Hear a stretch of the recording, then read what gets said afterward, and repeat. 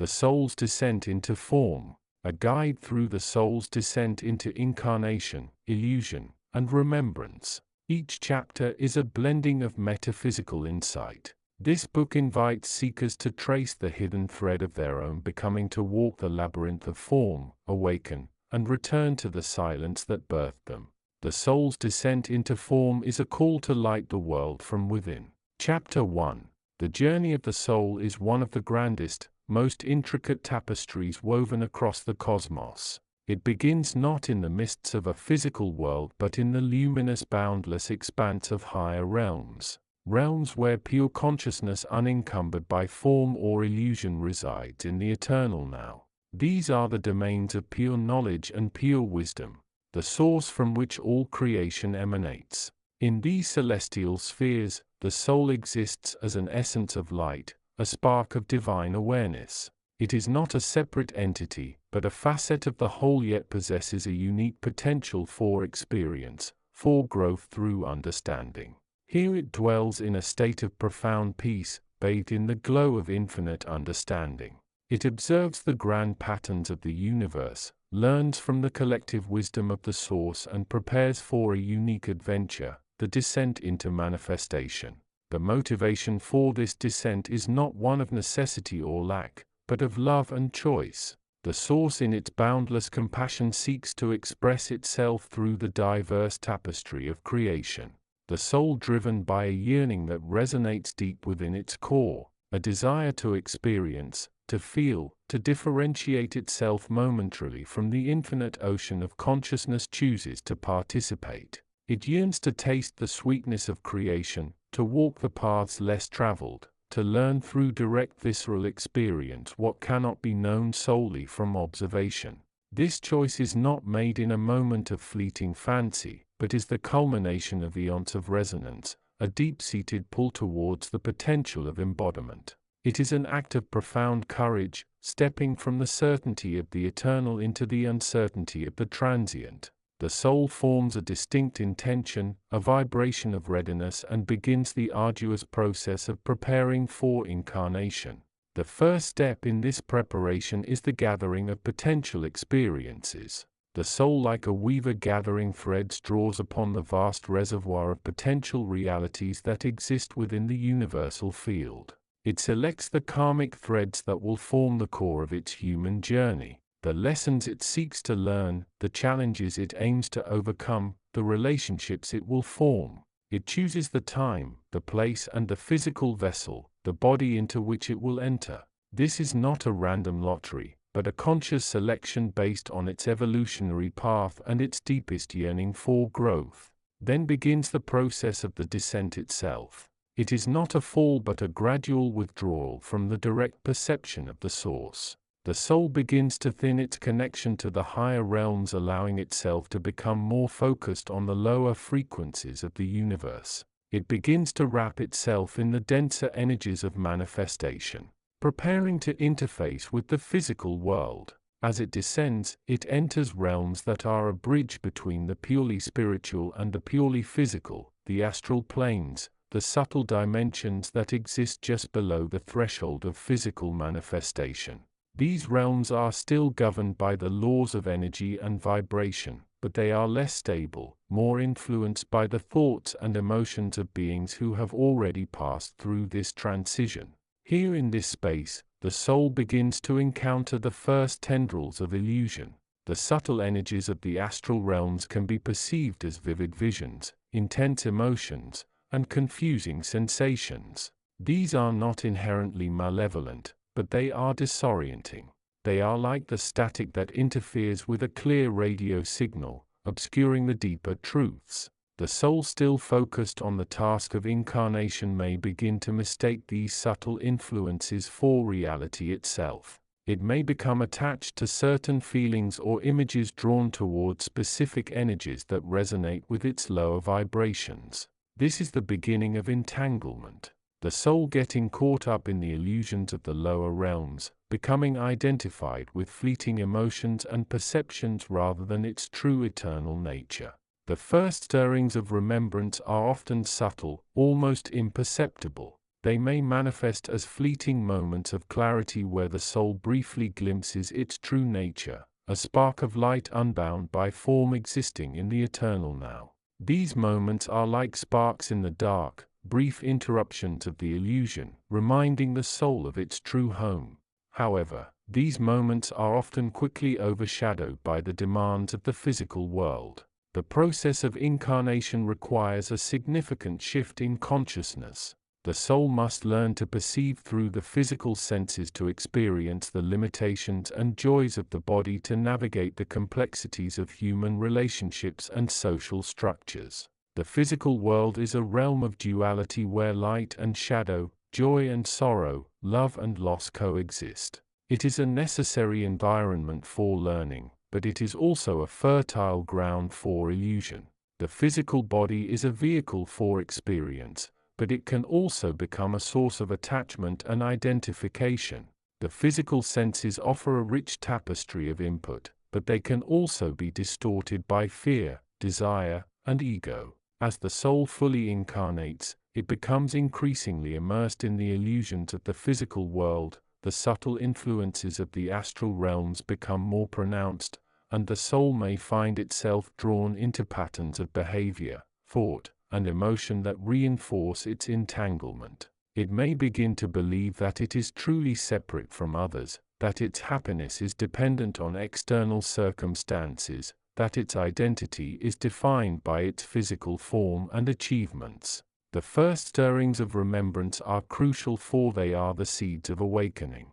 They are the reminders that the soul is not the body, not the mind, not the emotions. They are the invitations to look beyond the surface of the illusion, to recognize the underlying reality of its own light and consciousness. However, these stirrings are often easily dismissed. The soul may rationalize them away, attributing them to sleep deprivation, stress, or some other physical cause. The pull of the physical world is strong, and the desire to remain comfortable and secure within the illusion is powerful. Yet for those who are seeking, who are willing to look beyond the surface, these stirrings are the beginning of a profound journey. They are the first steps on the path back to the source, the path of awareness and awakening.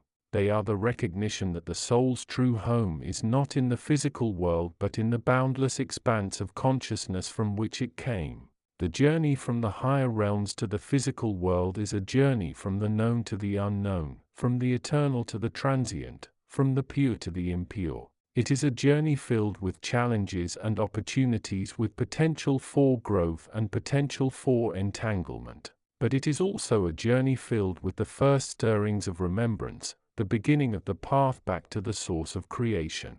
From this boundless source, the first seeds of differentiation began to bloom, not by decree, but by the inherent nature of consciousness itself, to explore, to know, to express. It is as if the pure light of the source in its infinite curiosity chose to cast a shadow, to perceive itself through the lens of non-existence in order to know existence more deeply. This initial act was not separation but rather a subtle turning inward, a choice to experience the vastness by contemplating its own potential absence. This first differentiation, this primordial impulse, gave rise to the first echoes of what we might call the Logos, the underlying principle or blueprint of the cosmos. It is the universal intelligence, the law that governs the dance of particles and the flow of energy, the unwritten script from which the grand drama of the universe unfolds. This intelligent principle is not separate from the source. It is the source expressing itself. The first step in the magnificent unfolding of creation within this nascent cosmos governed by the emerging Logos existed the first sparks of individual awareness, the precursors to the souls we know. These were not yet bound by form, but were pure radiant points of consciousness, fragments of the source itself, sent forth on a grand adventure. They existed in a state of profound unity, yet already possessing the inherent potential for diversity, for experience, for the journey. Their initial state was one of boundless joy and wonder, a direct perception of the source, the unadulterated truth of their being. They were eternally connected, bathed in the light of their origin, their consciousness clear and unobscured. They perceived the universe not as separate out there, but as an extension of their own being, a beautiful reflection of the Source's creativity. In this realm, beyond the veil of differentiation, lay the true abode of the soul, a state of pure awareness, unencumbered by illusion, existing in the eternal now of the Source. However, the Source in its infinite wisdom knew that true knowledge and wisdom could only be gained through experience, including the experience of limitation, of separation, and of the challenging journey back to remembrance. Thus, the plan for descent was conceived. It was not an act of punishment or neglect, but a deliberate offering of growth. The souls in their state of pure potential chose or were guided towards the path of incarnation.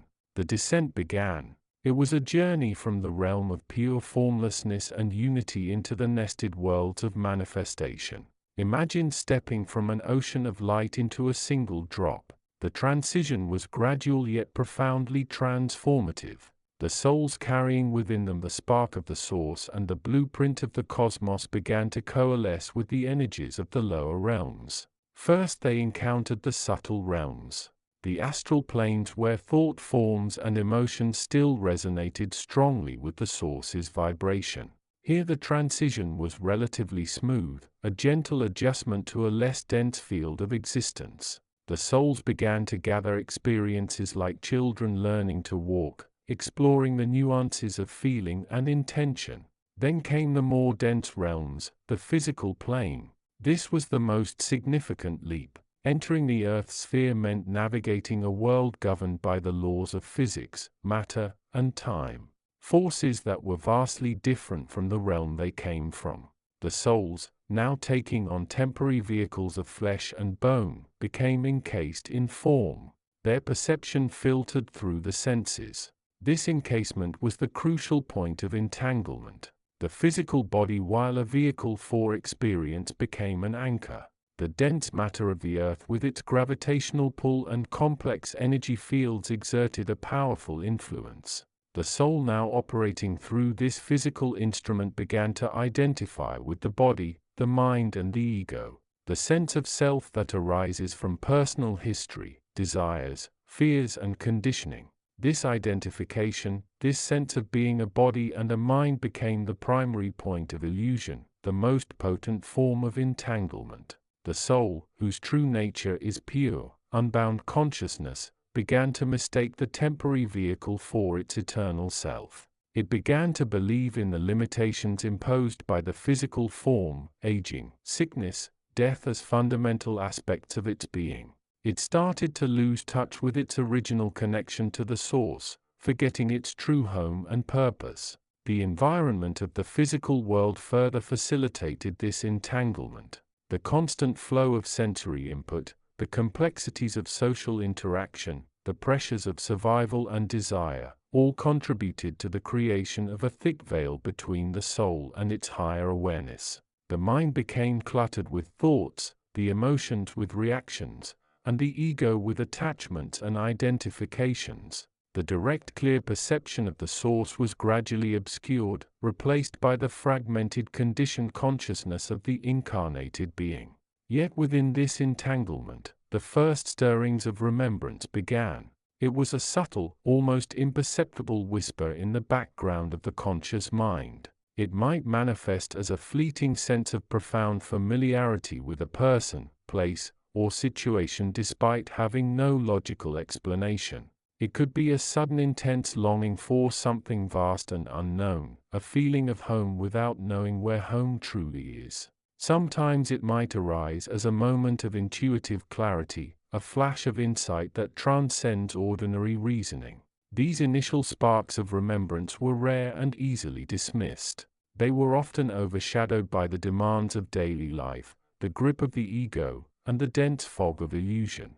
The soul, deeply embedded in its temporary form and its fabricated world, might not even recognize these signs for what they are, the echoes of its true nature, the faint call from the Source. But these stirrings are the beginning.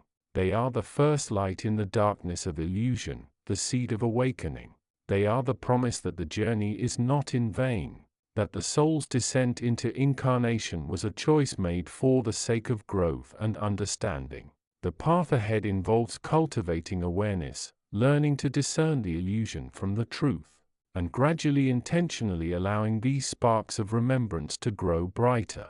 The journey from the source to the physical plane is a profound one, filled with both challenges and opportunities. It is the crucible where consciousness is forged, where wisdom is earned, and where the potential for ultimate transformation lies. And it begins not with grand gestures, but with the recognition of these first delicate stirrings of remembrance, the soul's gentle nudge, reminding it of where it truly came from. This is the foundation upon which the journey of self-discovery is built. It is the starting point for the seeker who yearns to penetrate the veils of illusion and reclaim the knowledge and wisdom that resides within their own radiant essence. The path unfolds from this point of initial entanglement and nascent remembrance towards the ultimate goal of conscious reunion with the Source. Chapter 2. The journey of the soul is a narrative woven across realms less tangible than the physical tapestry we perceive. Long before the spark of consciousness ignites within the cradle of a new body, the source of creation, the boundless wellspring of all that is, extends an invitation. It is an invitation not merely to exist but to experience, to learn, to become conscious of itself through the intricate dance of manifestation from the ethereal luminous realm spaces where thought shapes reality and the interconnectedness of all is an immediate lived truth. The subtle self and the soul prepare for their descent, moving toward the threshold of form with a quiet inevitability, a journey initiated by choice and stirred by a deep yearning for the taste of experience, the richness of interaction, the layered textures of love and the challenges that rise in its wake, all of it drawing the seeking presence into the unfolding field of becoming. This is not a flight from perfection, but a voluntary immersion into a realm of potential, a laboratory of consciousness. The descent itself is a process both subtle and profound. Guided by ancient currents of wisdom, the soul sheds the layers of its higher light. It transits through the shimmering veils separating the pure realms of being from the denser fields of potential incarnation. This transition is akin to stepping from a clear boundless ocean into a flowing river, then down into a sparkling stream, and finally to dip its toe into the shallow, sunlit pool of a new world. The destination is the physical plane, a realm vibrant with energy, but also riddled with the illusions born of time, separation, and duality. It is a world where the subtle vibrations of the universe are magnified, made manifest through the senses, yet simultaneously distorted by the very mechanism of perception. The human body, a temporary vehicle crafted from the earth's elements and infused with the spark of the divine, becomes the stage upon which this intricate drama unfolds. Upon arrival, the soul now embodied is initially enveloped in a state of profound amnesia. The vibrant clarity of its origins, the knowledge of its true nature, the recollection of the universal interconnectedness, all these are shrouded in the thick mists of physical existence. The senses become the primary focus, overwhelming the nascent consciousness with the constant influx of external stimuli.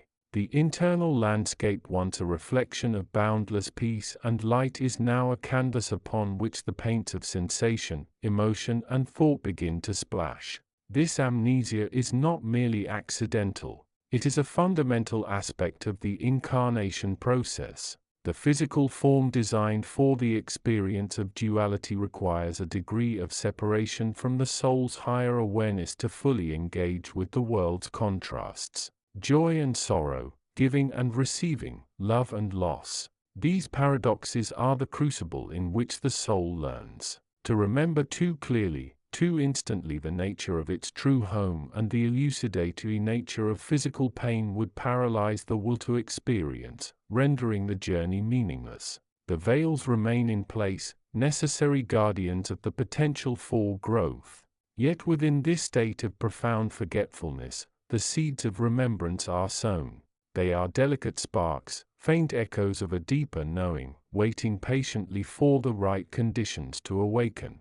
These first stirrings might manifest suddenly, a sudden, inexplicable sense of familiarity with a place or person unexplained by memory, a fleeting moment of profound peace or awe that defies the immediate circumstances, an intuitive understanding or a creative insight that bypasses conventional thought processes. These are the whispers of the soul reaching back towards its origins, the first tentative probes of consciousness seeking the edges of the illusion. The seeker, the individual who stands at the threshold of awareness, is one who begins to notice these whispers. They are the first rays of dawn breaking through the night, faint but promising. Recognizing these signs requires a degree of inner stillness, a willingness to look beyond the surface noise of daily life, and emotional reactivity. It requires asking questions. Where did I come from? What is this feeling? Why do I feel a pull towards certain ideas or experiences? This initial stage of remembrance is often met with resistance. The comfort of the familiar, the ease of being lost in the illusions of the ego can feel safer than confronting the vastness of what might be. The ego, the pattern of personality built up over lifetimes within the physical realm, works diligently to maintain its dominance, to keep the focus on the self and the immediate physical world. It defines identity through roles, possessions, and past experiences, reinforcing the illusion of separateness and forgetfulness. However, the very act of seeking, of turning the inner gaze towards these nascent memories and feelings is the beginning of the unwinding process. It is the first conscious step away from the automatic pilot of conditioned existence. Each moment of awareness, each recognition of a subtle echo of higher truth chips away at the densest layers of the amnesia. It is like gradually turning the lens of a camera, focusing from a wide shot of the physical landscape towards the finer details, the underlying patterns, the subtle energies at play. The atmosphere surrounding the seeker who cultivates this awareness is one of quiet intensity. It is the space between knowing and remembering, between the vastness of the source and the limitations of the current embodiment. It is a realm where the potential for transformation is immense. For the seeker stands at the cusp of reclaiming their power, their memory and their connection to the infinite. The path forward involves not just intellectual understanding, but deep inner work, the practice of mindfulness, the cultivation of presence, the willingness to explore the landscape of the self and beyond. The journey from the source into incarnation is a descent into the unknown, a forgetting intended to enrich the eventual remembering. The veils of illusion are the classroom and the first stirrings of remembrance are the first lesson. For the seeker, recognizing these sparks is the crucial first step on the path back towards the luminous truth of their own nature, towards the reunion with the boundless wisdom from which all creation flows. The journey has begun. Chapter 3. The journey of the nascent soul now taking root within the physical form is one of profound, often disorienting transition. It is a descent not merely in location but in the density and nature of its perceived reality from the vast luminous fields of its origin where consciousness flowed like pure energy amidst infinite possibility. The soul has entered a world governed by different laws, different frequencies. This new realm, the physical plane, is a crucible of experience. It offers the unique opportunity for focused learning, for the refinement of consciousness through the intricate dance of interaction. However, it also presents a significant challenge: the illusion known as the matrix or Maya. This is not an outright deception in the sense of active misdirection, but rather a fundamental aspect of this dense material existence, the quality of perception itself. The physical body, a complex and sophisticated vehicle, is intricately linked to the vibrational state of the soul. As the soul settles, its energy field, the aura, begins to interact with the electromagnetic field of the planet and the specific energies of the new vessel. This interaction, while necessary for embodiment, simultaneously initiates the soul's entanglement with the local vibrational signature of illusion. Imagine the soul as a highly sensitive radio receiver tuned to frequencies of pure knowledge and wisdom from its home. Upon entering the physical body, the receiver is exposed to a cacophony of frequencies emanating from the dense physical world. The primary among these is the frequency of separation. The physical form by its very nature experiences limitation, pain, desire, fear, and the stark contrast between self and other. These emotions and perceptions become the dominant resonance the soul absorbs. The soul in its initial state of embodiment is like a child entering a vibrant, chaotic new world. It absorbs the vibrations of the environment without immediate conscious discrimination. It feels the pull of the physical body's needs: hunger, thirst, sleep. It registers the stimuli of the five senses, the harshness of noise, the coldness of touch, the intensity of light, the complexities of taste and smell. These sensations become the new baseline of awareness, often overshadowing the fainter resonance of its higher origins. This absorption is the mechanism of entanglement. The soul's energy, its very essence, begins to vibrate in harmony with the dominant frequencies of the physical plane. It gets caught in the momentum of the body's biological cycles influenced by the gravitational pull, the planetary rotations, and the solar influences. It becomes identified with the physical form, the thoughts generated within the brain's chemical processes, and the emotional responses triggered by the external world. The illusion or Maya is this state of identification. It is the mistaken belief that the physical self is the entirety of the being, that the limitations of the body are the limitations of the soul, and that the pain and suffering experienced are the ultimate reality. The soul in this state forgets its intrinsic nature, one of infinite potential, unbound by form, time, and space. It forgets its connection to the source, the wellspring of all creation from which it emanated. This forgetfulness is not a conscious choice in the typical sense, but rather an unconscious immersion.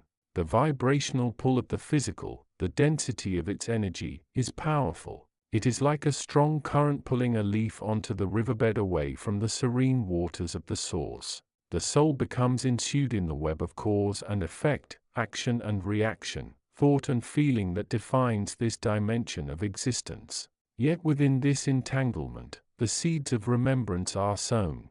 Though obscured by the thickening frequency of illusion, the faint echoes of the soul's true nature begin to surface. These are the subtle stirrings the chapter addresses. What are these first stirrings of remembrance? They often manifest as moments of profound insight or empathy that defy logical explanation. It might be a sudden overwhelming sense of connection to another person, a feeling of knowing something without knowing how, or a brief glimpse of a deeper reality beneath the surface of the physical world. These experiences are like cracks appearing in the dense wall of illusion, allowing a brief luminous glimpse of the soul's true home and state. Sometimes these stirrings appear as intense curiosity about life's fundamental questions, the nature of existence, the purpose of suffering, the sense of isolation amidst a vast universe. The soul inherently wise begins to sense a discordance between the reality it experiences and the deeper truths it intuitively grasps.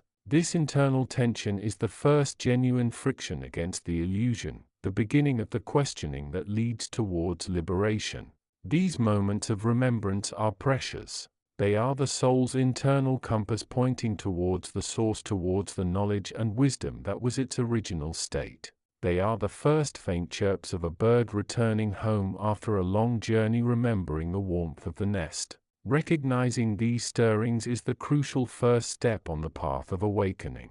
They are the inner call to the seeker, the signal that the journey back has begun. They are the light in the darkness, however faint, guiding the soul away from the dense embrace of illusion towards the radiant truth of its own nature. Understanding this process, the descent, the entanglement, the first flickers of remembrance, is the foundation upon which the subsequent chapters of this journey are built. It is the recognition of where one has come from, the nature of the web one finds oneself entangled in, and the first precious sparks of awareness that signal the potential for release and return. For the soul now incarnate, these initial stirrings are the beginning of its conscious exploration into the vast ocean of knowledge and wisdom available to all who dare to look beyond the veil. Chapter 4. The journey of the soul descending through the ethereal realms towards physical embodiment is a passage marked by both profound beauty and subtle peril. Having left the comforting embrace of the source, the nascent self still shimmering with pure potential begins its traverse into dimensions of increasing density. These are not mere physical spaces, but states of being, fields of energy and consciousness interwoven with the fabric of what is yet to be experienced. This transition is akin to stepping from a clear, boundless ocean of light into a shimmering, slightly misty forest. The higher realms, often perceived as realms of pure awareness and unconditional love, possess a simplicity and clarity that the burgeoning soul has known intimately. Yet the approach to the lower, more complex realms of manifestation is gradual. The soul, like a curious child reaching out a tentative hand, begins to interact with energies and frequencies vastly different from its place of origin.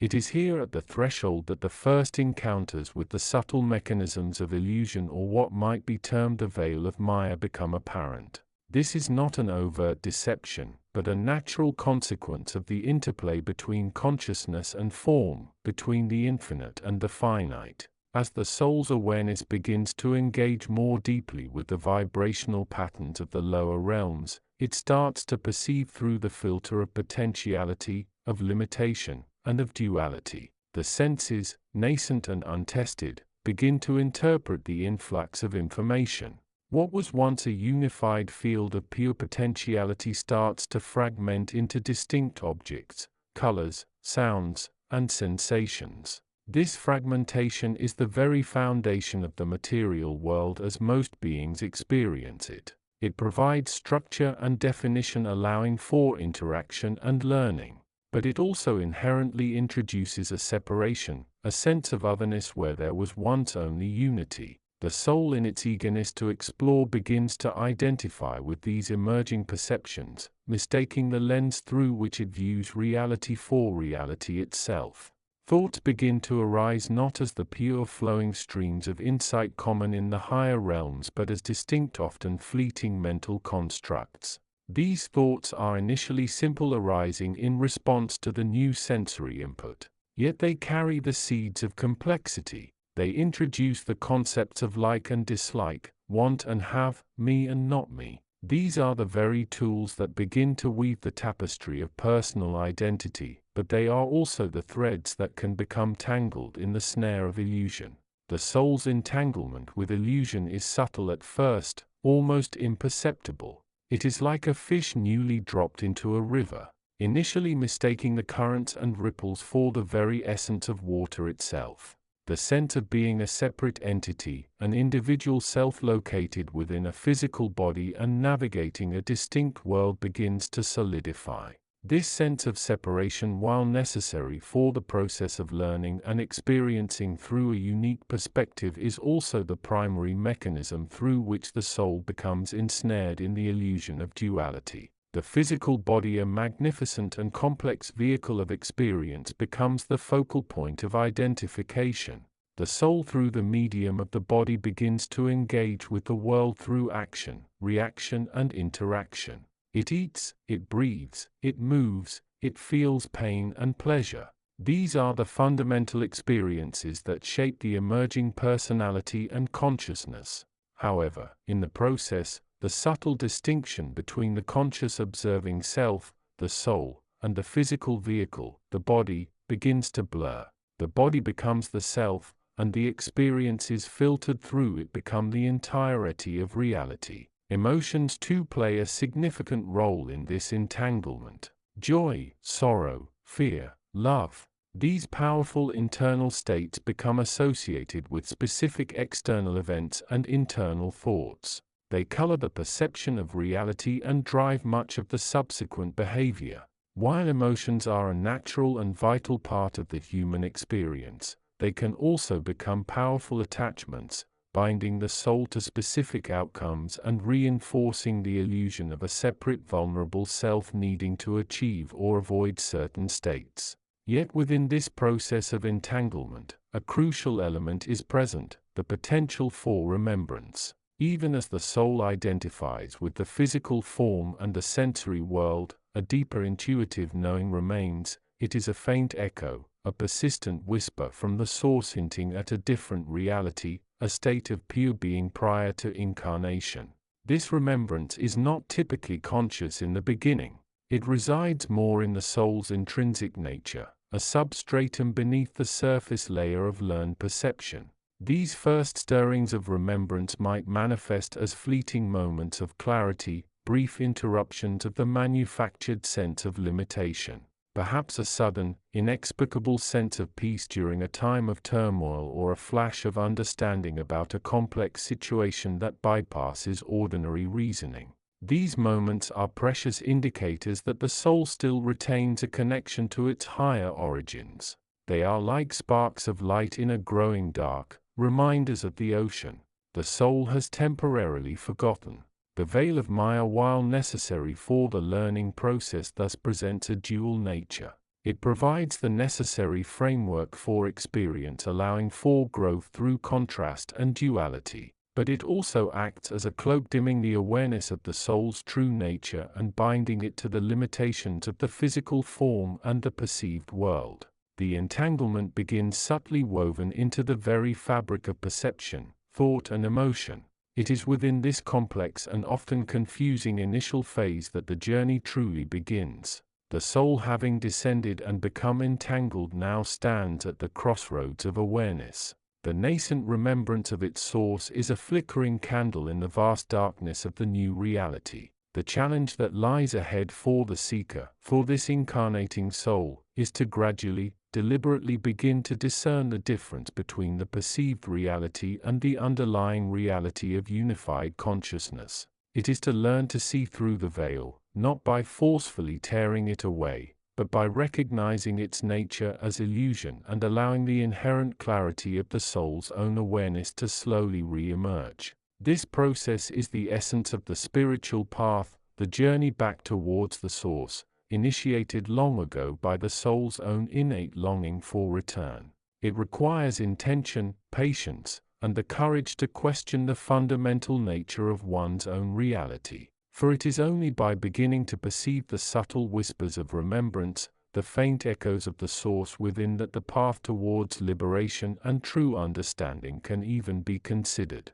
The veil remains for now a necessary yet challenging backdrop to the soul's grand of incarnation, and within that theater, the first tentative steps towards remembering the stage upon which it truly belongs are taking place. Chapter 5. The journey of the nascent soul, now woven into the fabric of this physical existence, is one of profound, often disorienting discovery. The dense vibration of the physical plane acts as a thickening glass, distorting the clarity of memory from its home in the higher realms. Yet within this distortion, seeds of understanding remain, waiting for the right conditions to sprout. The initial moments are a blur of sensation. The weight of the body, a stark contrast to the weightlessness of spirit. The cacophony of sounds, the relentless hum of traffic, the chatter of neighbors, the internal rumble of digestive processes overwhelms the delicate ears attuned to the subtle frequencies of the previous state. The air, thick with pollutants and unseen energies, feels heavy, foreign. The ground beneath the feet is solid, unyielding, a constant reminder of the physical anchor. This anchor, however, is not merely a constraint. It is the very crucible in which transformation occurs. The soul, though temporarily embodied, retains its inherent connection to the source, the wellspring of all creation. From this source flows the pure light of truth, the unadulterated vibration of wisdom. It is this light that begins to pierce through the veil of illusion, the dense energetic field that has subtly enveloped the soul upon entry into the physical world. The illusion born of the law of free will and the intricate dance of cause and effect is multi-layered. It is the illusion of separation from the self, from others, from the universe, and most importantly from the source. It is the illusion of permanence, where transient experiences are mistaken for absolute reality. It is the illusion of duality, perceiving only the stark contrasts of light and dark, good and evil, success and failure without understanding the underlying unity. Within the physical form, the soul begins its slow, painstaking process of recalibration. It learns the mechanics of breathing, the rhythm of the heart, the signals of hunger and thirst. These are the basic tangible anchors. But beyond the purely physical, a deeper learning begins. The soul starts to interact with the external world, forming connections, experiencing joys and sorrows, facing challenges and victories. These interactions, while part of the illusion, become the fertile ground for the first sparks of remembrance. Consider the simple act of looking at a tree. In a state of pure remembrance, such an object might be perceived as a complex interwoven system of energy, a living conduit of life force reflecting aspects of the universal pattern. In the densified state of the physical world, the tree is primarily a visual stimulus, a collection of leaves and branches, perhaps providing shade or timber. Yet within the observing soul, a subtle resonance may occur. A fleeting sense of peace, a recognition of inherent beauty, a memory of a similar form seen in a prior existence or glimpsed in a deeper dream. This is not a conscious recall but a vibrationary echo, a faint hum of recognition amidst the noise. Similarly, emotions serve as potent keys. Intense joy might momentarily lift the soul, offering a glimpse of the lighter, more expansive frequencies it knows. Profound sadness or grief can be agonizing.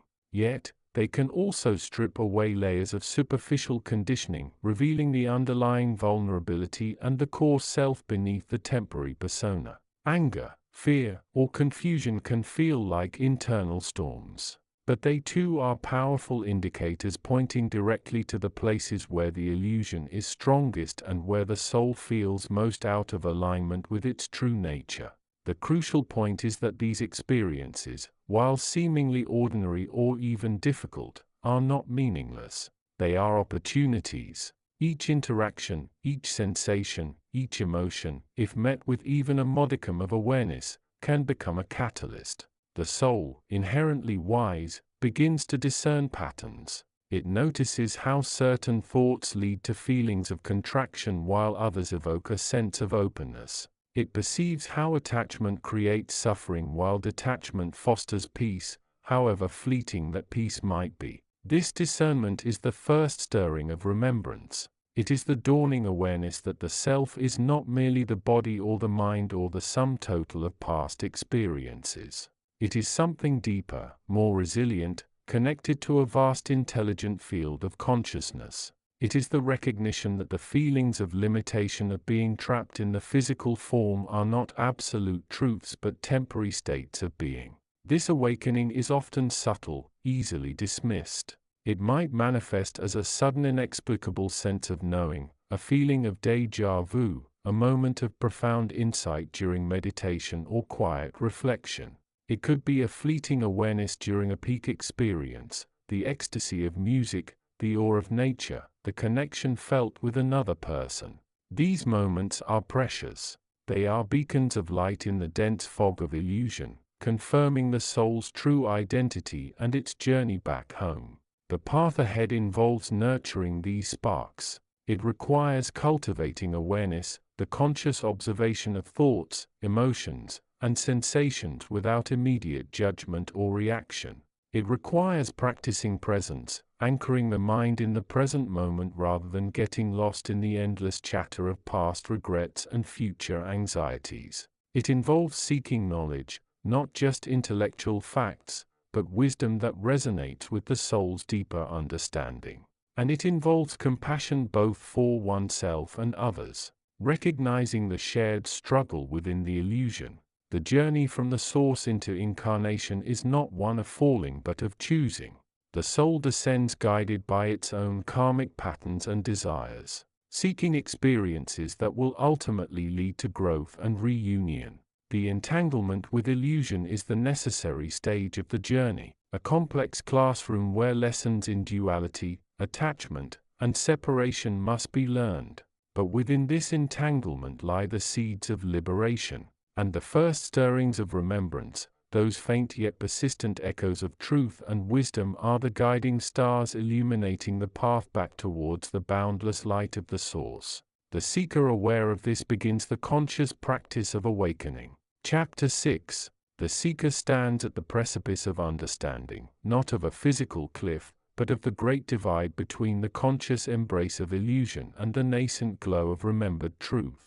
The journey thus far has been one of gradual awakening, like the slow turning of a massive celestial body towards a distant sun, feeling its warmth incrementally until light begins to pierce the longest night. This chapter delves into that pivotal moment, the first tentative stirrings of remembrance in the soul now ensconced within the physical vessel. The very instant the veil begins to thin, the descent from the higher realms is not a fall but a choice, a voluntary stepping into a field of experience designed for the refinement and expansion of consciousness. Yet the transition remains profound. The soul, a luminous essence carrying the echoes of infinite creation, enters the intricate dense fabric of the physical world. It does so with a pure intent to learn, to experience, to love, and to grow through the crucible of duality. It is like a master artist stepping into a canvas, vast and vibrant, ready to paint the grandest tapestry of existence. The initial moments within the human form are often shrouded in a thick fog of amnesia. The vibrant multisensory tapestry of the higher realms, the pure light, the resonant frequencies of unconditional love, the unwavering connection to the Source fades into the background, obscured by the constant chatter of the physical brain, the pull of instinct, and the immediate environmental stimuli. The soul now embodied is like a fish suddenly submerged in water. It feels the medium intensely, yet its true nature as something more is momentarily obscured by the sheer novelty and complexity of the experience. It is within this aquatic environment of the physical body that the entanglement with illusion begins. The physical world, while a stage for profound learning, is inherently woven with threads of illusion. These are not deliberate deceptions, but rather the natural consequences of limitation. Time with its relentless march and sense of past and future creates a framework that obscures the eternal present moment. Separation, the perceived distance between the self and others and between the self and the universe, fosters a sense of isolation that masks the underlying unity of all creation. The constant state of doing and the struggle for survival or gratification hook the soul into a cycle of reaction, pulling its focus away from its intrinsic nature as a point of pure awareness. The physical body itself becomes a significant teacher in this entanglement. Its needs for food, water, rest, security demand constant attention. Its pain and pleasure, its desires and fears become primary drivers of consciousness, often steering the soul's focus downwards into the realm of the personal ego rather than upwards towards the vastness of its own being. The mind, a magnificent tool for processing information, can easily become a cage filled with worries, judgments, memories, and projections, further reinforcing the illusion of a separate limited self. For years, perhaps decades, the soul lives within this framework. It learns, it loves, it grieves, it achieves, it fails. It builds a narrative, a story of its life, identifying deeply with its roles, its possessions, and its perceived identity. This identification is the primary mechanism of entanglement. The soul in its embodied state begins to mistake the temporary vehicle, the body and the constructed narrative, the ego self, for its true unchanging essence. The vibrant thread of its connection to the Source becomes dimmed, frayed, almost invisible beneath the layers of physical experience, learned conditioning and ego attachment. Yet within this seemingly dense and limiting matrix, the seeds of remembrance always exist. They are like tiny dormant buds waiting for the right conditions, the appropriate karmic lessons, the right combination of inner and outer experiences to begin to swell and unfurl. This awakening is rarely instantaneous.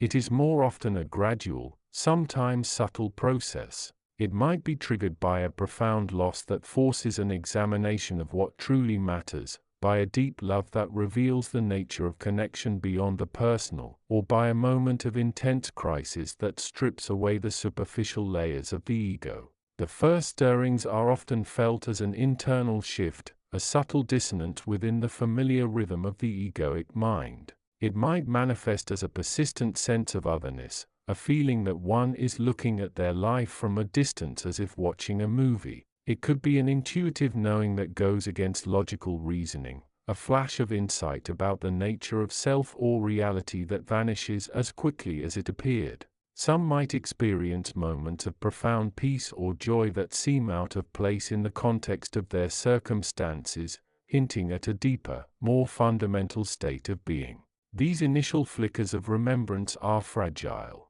The ego, the entity that has thrived on the illusion of separation and control, often perceives them with suspicion or fear. It may dismiss them as fleeting moments, anomalies, or even symptoms of psychological imbalance. The mind trained to cling to the known and predictable resists the unsettling nature of these glimpses into a different reality. The soul, gently stirring beneath the surface, begins to feel the pull of something greater, something beyond the confines of the physical and the personal. It is in these moments of nascent remembrance that the true work of the seeker begins.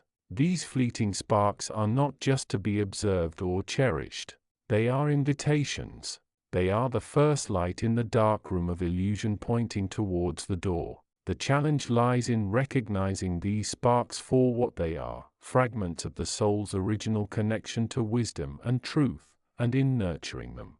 This nurturing begins with awareness, simply noticing the subtle shifts, the moments when the mind quiets, when a sense of peace arises unbidden, when intuition speaks. It involves observing the internal landscape without immediate judgment or reaction. It is about cultivating a gentle curiosity about the nature of one's own experience rather than automatically defaulting to the ego narrative. It also involves the practice of turning attention inward through techniques such as meditation, contemplation, or even moments of quiet reflection. The seeker can create the space necessary for these sparks to be seen. By reducing the constant mental chatter and focusing awareness on the inner self, the sensitivity to these subtle shifts increases. The first stirrings of remembrance are the soul's gentle nudge, its reminder that it is not merely a passenger on this earthly journey, but the conscious source of its own experience. They are the beginning of the unraveling of the entanglement, the first threads of the luminous tapestry of its higher reality being allowed to shine through the denser fabric of the physical. It is a humbling and exhilarating awareness, the dawning understanding that the vastness from which it came is not lost, but ever present, waiting to be remembered, one spark at a time. This awakening is the true beginning of the seeker's path, the path of return guided by the light of remembrance. Chapter 7. The veil lifted, the spark ignited. The journey of the nascent soul now woven into the fabric of this third density existence is one of profound contrast. Having passed through the final gatekeepers of the higher realms, the echoes of infinite wisdom and the vibrant energy of the source still linger within its essence. Yet it finds itself immersed in a vastly different reality, one characterized by density, separation, and the subtle pervasive influence of illusion. The initial moments are a blur of sensation and disorientation. The soul, previously a free luminous being navigating the ethereal planes, now encounters the physical form. It perceives through eyes that see, ears that hear, a body that feels pain, pleasure, and exhaustion. This is the crucible of incarnation, the opportunity to experience, learn, and grow, but also a potential prison of illusion.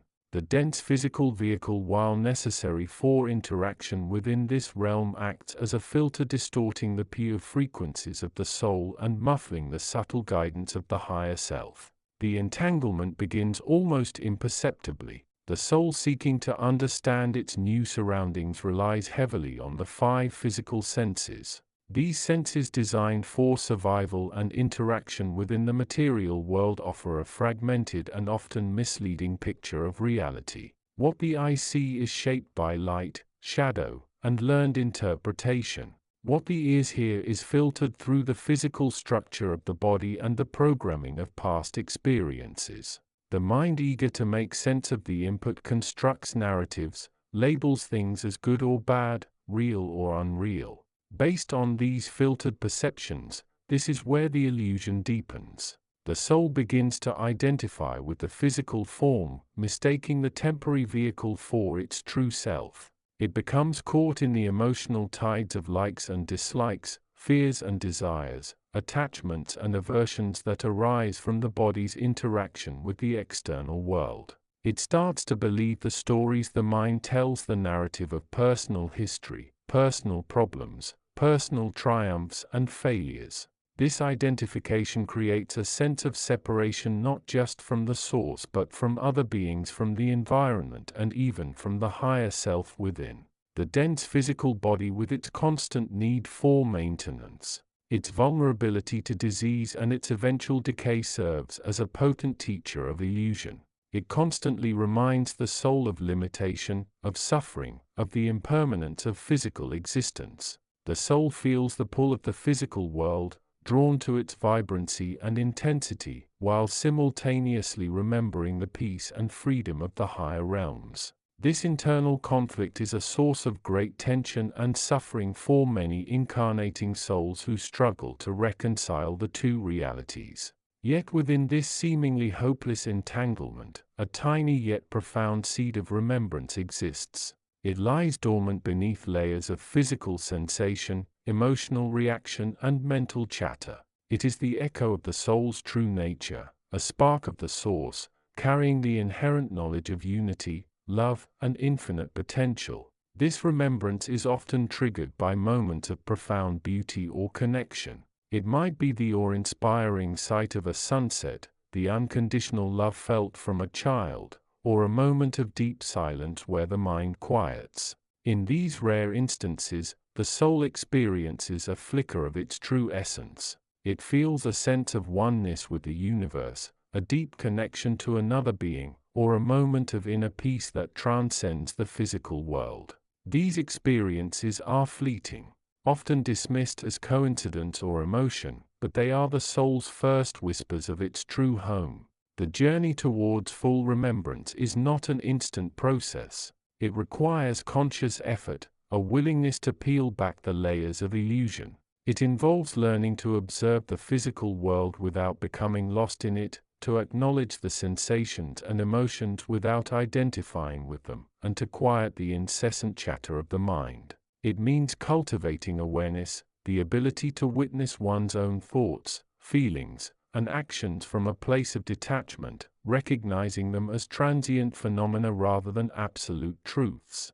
This process begins with simple practices. Mindfulness meditation, for instance, is a powerful tool. By focusing attention on the breath, on bodily sensations, or on the natural world, the meditator learns to observe the mind without getting swept away by its thoughts. This cultivates a sense of inner space, a quiet awareness that allows the soul to connect with its deeper nature. Other practices such as yoga, tai chi, and certain forms of dance can also help to bridge the gap between the physical and the spiritual. These disciplines encourage the integration of mind, body, and breath, fostering a sense of harmony and balance within the physical vehicle. They help to release tension, both physical and emotional, and create a greater awareness of the body as a tool for expression rather than a cage for the soul. The journey of remembrance is also a journey of love. Love in its purest form is the universal language of the soul, the energy that connects all beings to the source. By cultivating love for oneself, for others, and for the universe, the soul begins to dissolve the illusion of separation. Love is the key that unlocks the door to remembrance, allowing the soul to reclaim its true nature. As the soul progresses on this path, the veil becomes thinner, the distortions of the physical world lessen, and the soul begins to perceive the underlying reality of interconnectedness. It starts to recognize the hand of the source in all things, to see the divine spark within every being. The suffering caused by illusion begins to diminish, replaced by a growing sense of peace, joy, and purpose. The ultimate goal of this descent and subsequent journey of remembrance is not to escape the physical world but to bring the light of the source into it. By remembering who they are, incarnating souls have the opportunity to transform their own lives and through their actions to contribute to the evolution of the planet and all its inhabitants. They become beacons of light guiding others towards the remembrance of their own divine heritage. The journey is long and often challenging, but it is also filled with wonder and possibility. For those who are willing to embark on it, the path of remembrance offers a profound transformation, a return to the source, a reclamation of the soul's true nature, and a contribution to the unfolding mystery of creation. The veil may be thick, but the spark within remains, waiting to be ignited, waiting to shine its light once again. Chapter 8. The journey of the nascent soul now woven into the fabric of a physical form is one of profound contrast. Having passed through the veils of higher realms where existence was characterized by pure undifferentiated consciousness and the resonant hum of universal truth, the soul now finds itself immersed in a vastly different reality. This is the realm of manifestation of form and density where the subtle threads of illusion are spun thick and intricate. The setting is not one place but the entirety of the incarnating field, a complex tapestry of energies, thoughts, emotions, and pre-existing structures of consciousness collectively known as the collective unconscious or the matrix of human experience. The atmosphere is one of transition, a delicate balance between the soul's intrinsic wisdom and the overwhelming novelty and stimulation of the physical world. It is a space designed for learning, for experience, yet inherently fraught with challenges. The very air thrums with the frequencies of separation, of duality, the contrasts between self and other, joy and sorrow, light and shadow. These are not inherently bad, for they are the crucible in which consciousness is forged. However, they are potent tools of the illusion that the source in its infinite wisdom allowed to be woven into the cosmos. This illusion, this veiling is not a malevolent deception but a necessary stage, a playground where the potentials of free will and the complexities of relationship can be explored. The soul having recently entered this dense vessel is like a fish suddenly finding itself out of water. Its senses are bombarded, its awareness fragmented. The intricate patterns of light and sound, the subtle shifts in temperature and emotion emanating from the physical body it inhabits, and the myriad thoughts and feelings swirling within the mind. These are all entirely new data streams. The soul in its essence is pure awareness, but when encased in form, awareness becomes filtered, perceived through the specific lens of the body and its associated consciousness. For the first few moments, or perhaps days, weeks, or even longer, depending on the soul's journey and the nature of its embodiment, there is a deep foundational state of unconsciousness, not in the sense of sleep, but of a profound amnesia. The higher memory, the connection to the source, the echoes of its true nature, these are initially obscured, buried beneath layers of new sensory input and the subtle magnetic pull of the physical and emotional energies surrounding the new form. The soul is entangled not in a negative sense of being trapped but in the sense of being involved, participating, experiencing the richness and complexity of this new plane. It is like a musician stepping onto a grand stage for the first time surrounded by intricate instruments and the sounds of an orchestra. Initially overwhelmed but with an underlying potential for participation and creation, the entanglement with illusion begins suddenly. It starts with the mistaken identification with the physical body as the self. This is a fundamental shift from the non-local formless nature of the soul to the localized form-bound existence of the incarnate being. The soul begins to experience through the body's eyes, ears, nose, mouth, and skin. It feels the pull of hunger, the warmth of sunlight, the ache of fatigue, the thrill of excitement. These sensations become the primary source of its perceived reality and the self-concept becomes centered within this physical entity. This is the first layer of the veiling, the most basic identification with the temporary vehicle. Beyond the body, the soul becomes entangled with the emotional and mental currents of the collective unconscious. It absorbs the moods and energies of those around it, the anxieties of parents, the expectations of society, the emotional undercurrents of the environment. It picks up thoughts, beliefs, and conditioning from the culture it is born into. This is like a river flowing into a larger ocean, gradually taking on the temperature, salinity, and currents of its surroundings. The soul's own innate wisdom begins to be filtered, modified, or even overshadowed by these external influences. It starts to build a personal history, a narrative of self based on these accumulated experiences and beliefs, mistaking the story for the truth itself. Yet within this state of entanglement, a profound seed is present, the potential for remembrance. It is a flicker, a tiny ember glowing deep within the soul's core, barely perceptible amidst the noise and novelty of the new world. This remembrance is not a conscious recall in the way we remember a phone number. It is a deeper intrinsic knowing, a resonance with the truth of its origin. It is the echo of the source within, a subtle yearning that lies beneath the surface of all experience. The first stirrings of this remembrance often manifest as moments of profound insight or connection, occurring seemingly out of the blue. A child might look at the night sky and feel an overwhelming sense of belonging, a knowingness that transcends words. An adult might experience a flash of clarity about a complex problem, a solution arising not from logical deduction, but from an intuitive understanding that feels ancient and profound. These moments are the soul's brief, involuntary glimpses back towards the light from which it came. They are the cracks in the illusion, moments where the dense fabric of the physical world thins, allowing the underlying reality of pure consciousness to shine through. These initial stirrings might also appear as intense bursts of creativity, a desire to create art, music, or write that feels effortless and deeply fulfilling, connecting the soul to a higher, more authentic form of expression.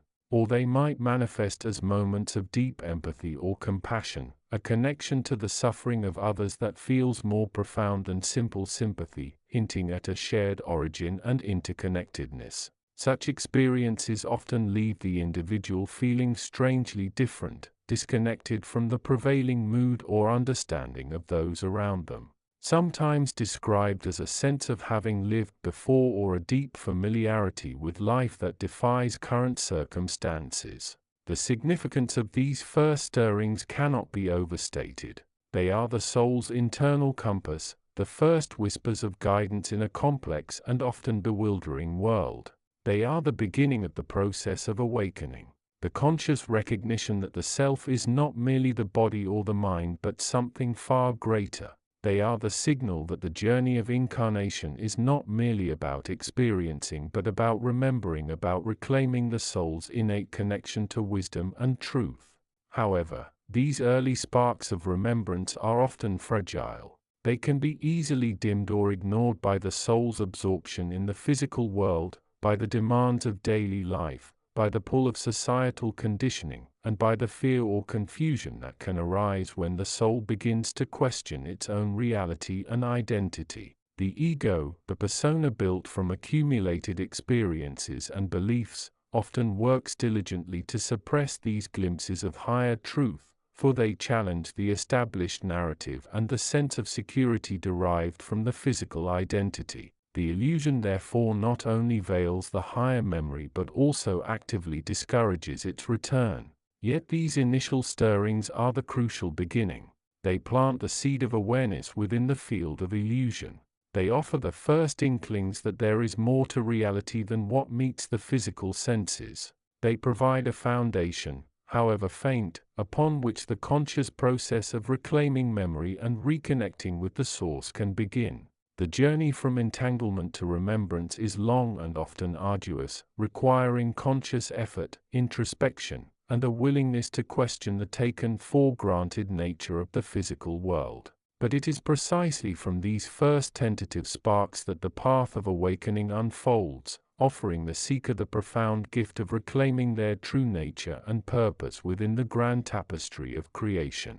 The knowledge and wisdom sought are not external treasures to be found, but internal potentials waiting to be remembered, illuminated by the first glimmer of returning light. Chapter 9. The journey of the nascent soul now woven into the fabric of a physical body is one of profound, often disorienting adjustment. The higher realms from which it originated were characterized by unity, clarity, and the unencumbered flow of pure consciousness.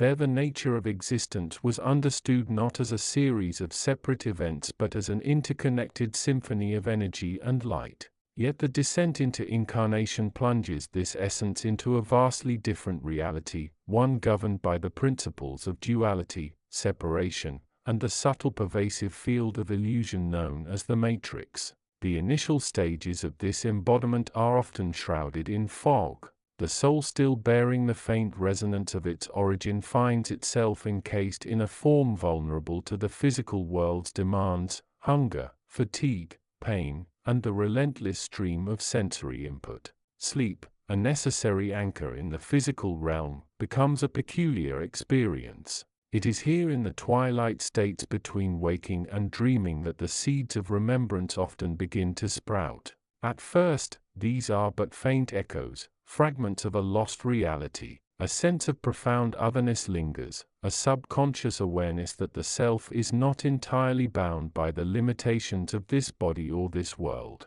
Dreams might offer fleeting vistas, glimpses of luminous landscapes, encounters with ethereal figures, or overwhelming feelings of peace and belonging that resonate deeply yet seem alien to the conscious mind. These are the first tentative ripples upon the still waters of the soul's newly formed consciousness. The matrix, the intricate web of illusion that underpins the physical dimension, works subtly to suppress these nascent memories. Its very nature is to create a sense of fragmentation and separation, to convince the incarnating soul that it is a distinct, isolated entity subject entirely to the laws of this realm and the limitations of its physical form.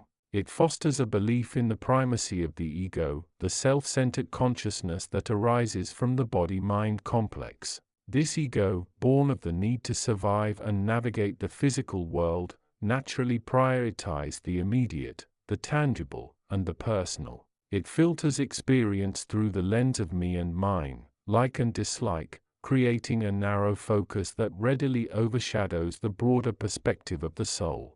The process of entanglement with illusion is insidious. The soul, seeking to experience, learn and grow through the challenges of incarnation, becomes involved in the intricate dance of cause and effect, action and consequence that defines physical life. It engages with others, forms relationships, pursues goals, and reacts to the environment. Each interaction, each experience further cements the soul within the physical framework and the associated illusions. The desire for sensory gratification, the fear of pain or loss, the ambition for recognition. These are powerful forces that draw the soul deeper into the matrix, effectively distracting it from its true nature and origins. Yet within this seemingly dense and isolating reality, the potential for awakening always exists.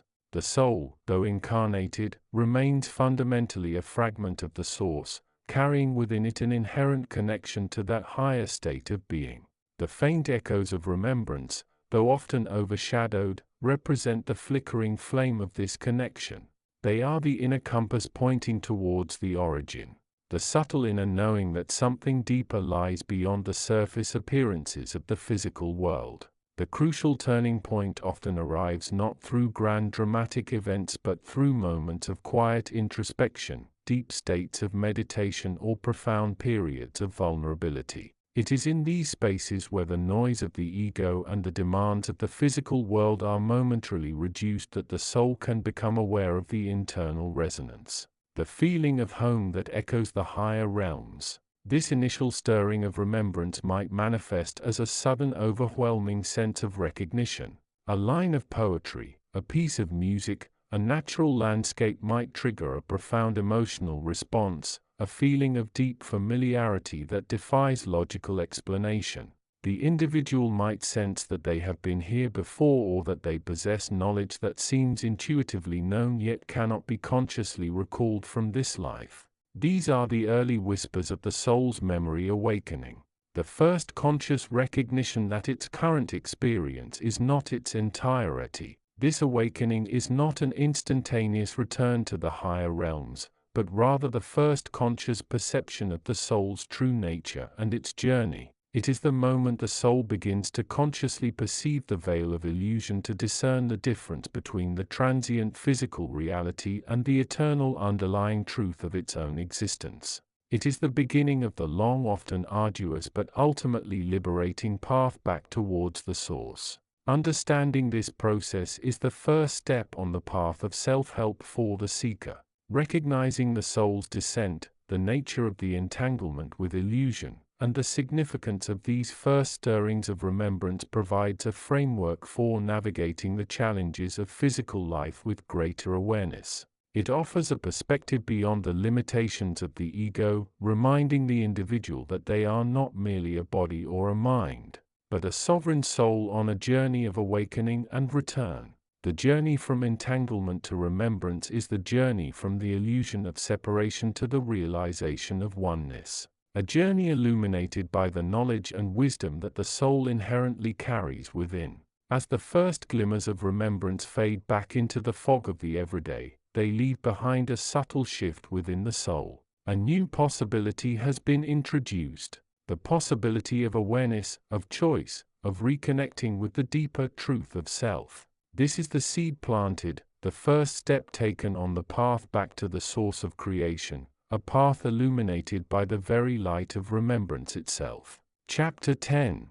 The journey of the nascent soul, now woven into the fabric of this third-dimensional existence, is one of profound, often disorienting discovery. The dense physical form, a temporary vessel of experience, begins to stir not merely with the biological imperative of life but with nascent awareness. It is a world vastly different from the luminous, boundless realms from which it originated. Here the air has weight, sound carries distinct edges, and the very fabric of reality feels thick, almost tangible, yet subtly distorted. From its higher state, the soul carried echoes of pure knowledge, fragments of the universal truth, the source of all creation. These weren't conscious memories in the human sense, but deeper knowing, an intrinsic connection to the fundamental nature of being.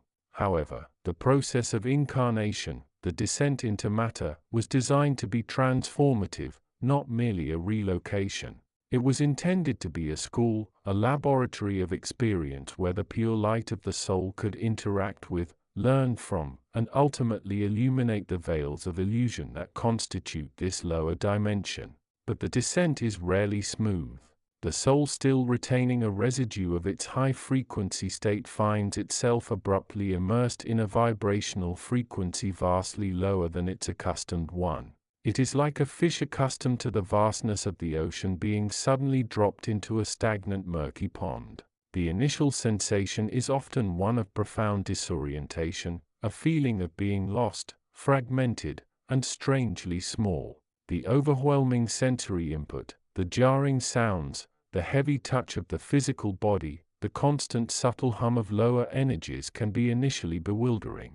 This is where the entanglement begins. The dense physical body bathed in the energies of the third dimension becomes an antenna picking up the pervasive frequencies of illusion.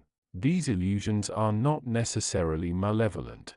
They are the inherent characteristics of the lower vibrational state. They include the illusions of separation, the belief that I am distinct from other, that the self is a solid independent entity rather than a transient expression of the source. They include the illusions of limitation, the belief in lack, in time, in space, in the permanence of pain and suffering. Most potent of all is the illusion of control, the desperate grasp for security and dominance in a world perceived as chaotic and unpredictable. The soul, in its initial state of lowered awareness, begins to absorb these energies, mistaking them for the reality of the world. Its inherent light, its connection to the source, starts to dim, becoming obscured by the thickening mists of illusion.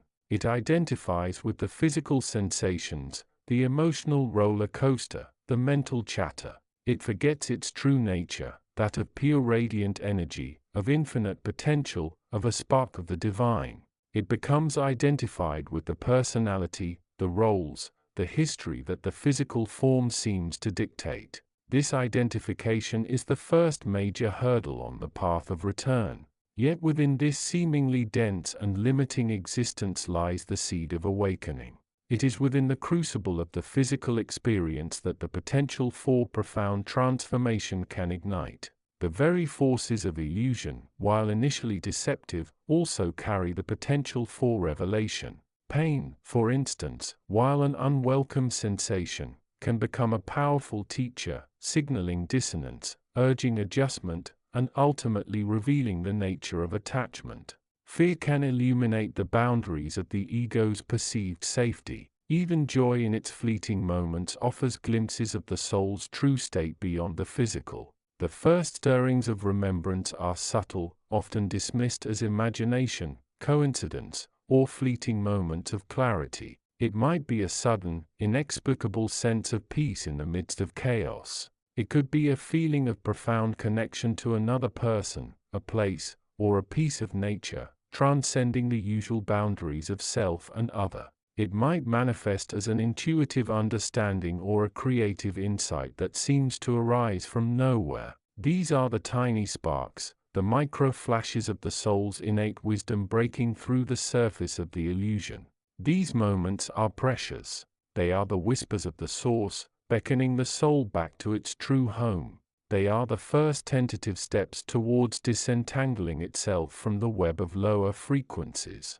Recognizing these moments, however faint they may seem, is the crucial first step on the path of conscious awakening. It requires a degree of self-observation, a willingness to question the prevailing narrative of the ego, the story of who I am and how the world works according to the perceived rules of this dimension. The journey from entanglement to remembrance is not linear. There will be moments of clarity followed by periods of deeper confusion.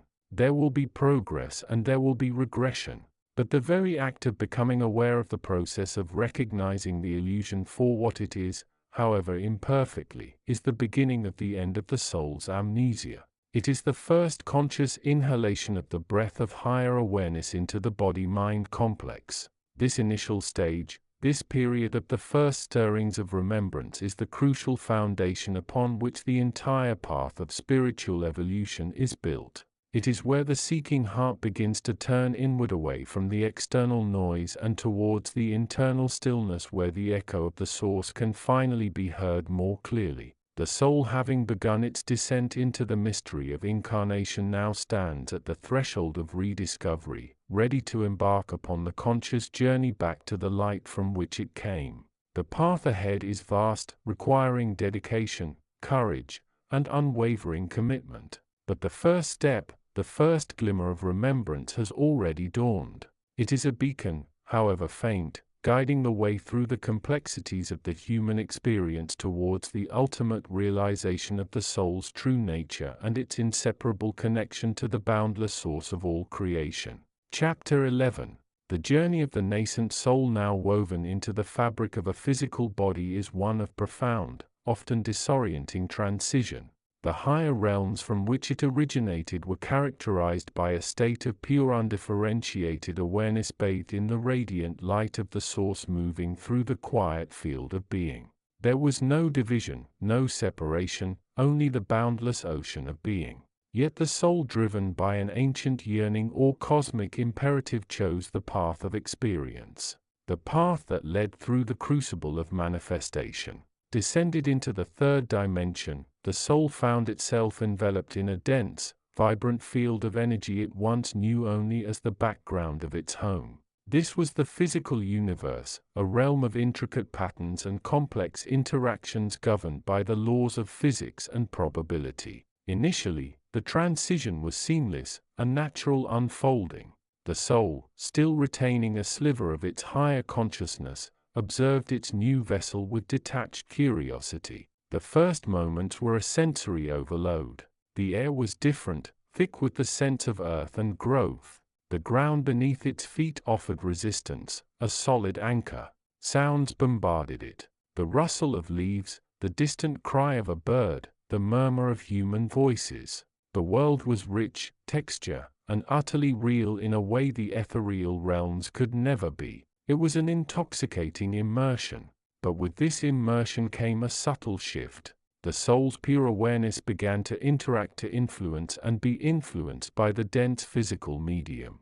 It learned to regulate the breath, to move the limbs, and to process the information streaming in through the newly formed senses. This learning process, however, became the first hurdle. The source of creation, the infinite wellspring of all that is, exists beyond the constructs of time and space. Its nature is unconditioned, unbound. The physical universe, however, is a domain defined by these very limitations. To incarnate means to participate in this domain, to be subject to its rhythms and its illusions.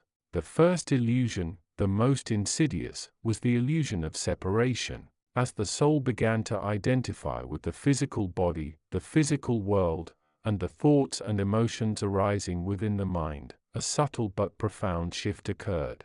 The sense of oneness with the source began to wane, replaced by the feeling of being an individual distinct from everything else. I am this body, it thought.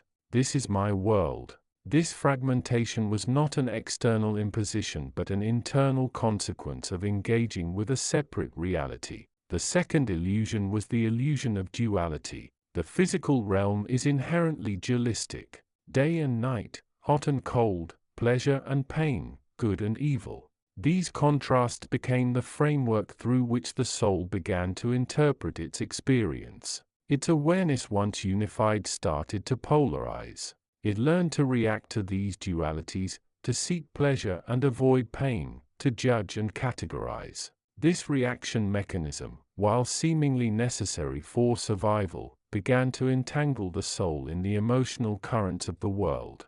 The third illusion was the illusion of linear time. The higher realms operate outside of linear progression. Events and experiences exist simultaneously in a state of eternal now. In the physical world, however, the soul found itself caught in the relentless march of clock time, the cycle of birth and death. It experienced the past as a fixed memory and the future as an uncertain projection, becoming caught in the psychological tangles of regret and anticipation. The seamless flow of awareness was fractured into a series of sequential moments. These illusions, subtle as they were, began to weave a cocoon around the soul. Its original connection to the source, the wellspring of pure wisdom and unconditional love, started to feel distant, almost mythical. The vibrant golden light of its true nature was dimmed by the overlay of physical sensation, mental activity and emotional response. It became entangled not in a force of darkness, but in the very density and richness of the physical experience itself. Yet within this entanglement, a nascent seed of remembrance was beginning to stir. It was a flicker almost imperceptible, like a distant star seen through a thick fog. It came during moments of quiet reflection or sometimes unexpectedly during a moment of intense beauty or profound sorrow. In these fleeting instants, the soul would catch a glimpse of something else, a sense of peace that transcended the current emotional state. A feeling of deep interconnectedness with all that surrounded it, a recollection of a lightness and freedom that predated the physical form. These were the first stirrings of awakening. The soul, still largely unconscious of the process, experienced these moments as brief interludes of clarity, moments where the illusion seemed thin and the underlying reality beckoned. It felt like a homesickness for a place it couldn't quite name.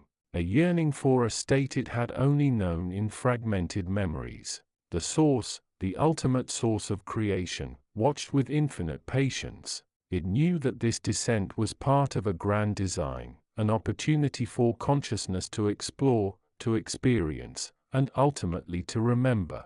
The entanglement in illusion was not a punishment but a necessary stage of the journey. The illusions of separation, duality and time were the very tools through which the soul could learn, grow, and eventually choose its path back.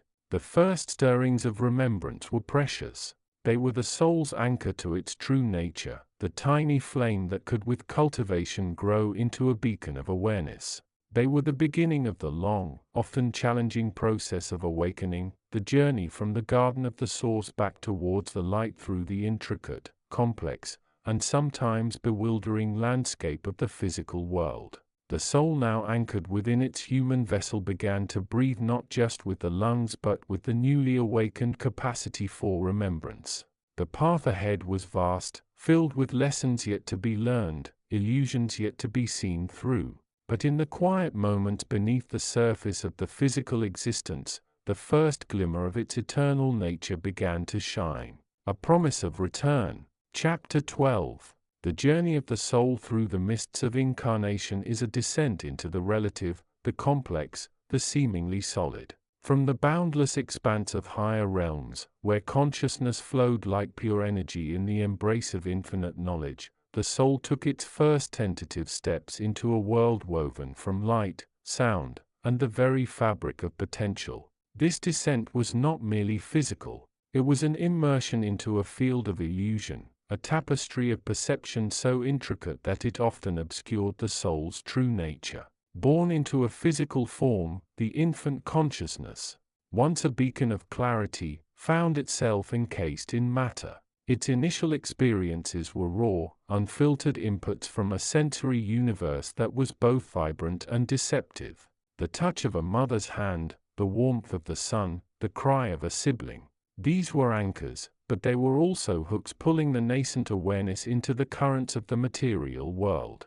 The source of creation, the wellspring from which all emanated, watched this intricate play with a love that transcended understanding.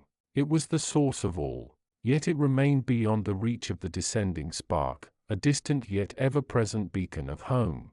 The entanglement with illusion began suddenly. The soul, seeking to understand its new reality, relied heavily on the constructs of time and space. Days turned into weeks, years into decades, and the linear progression felt absolute.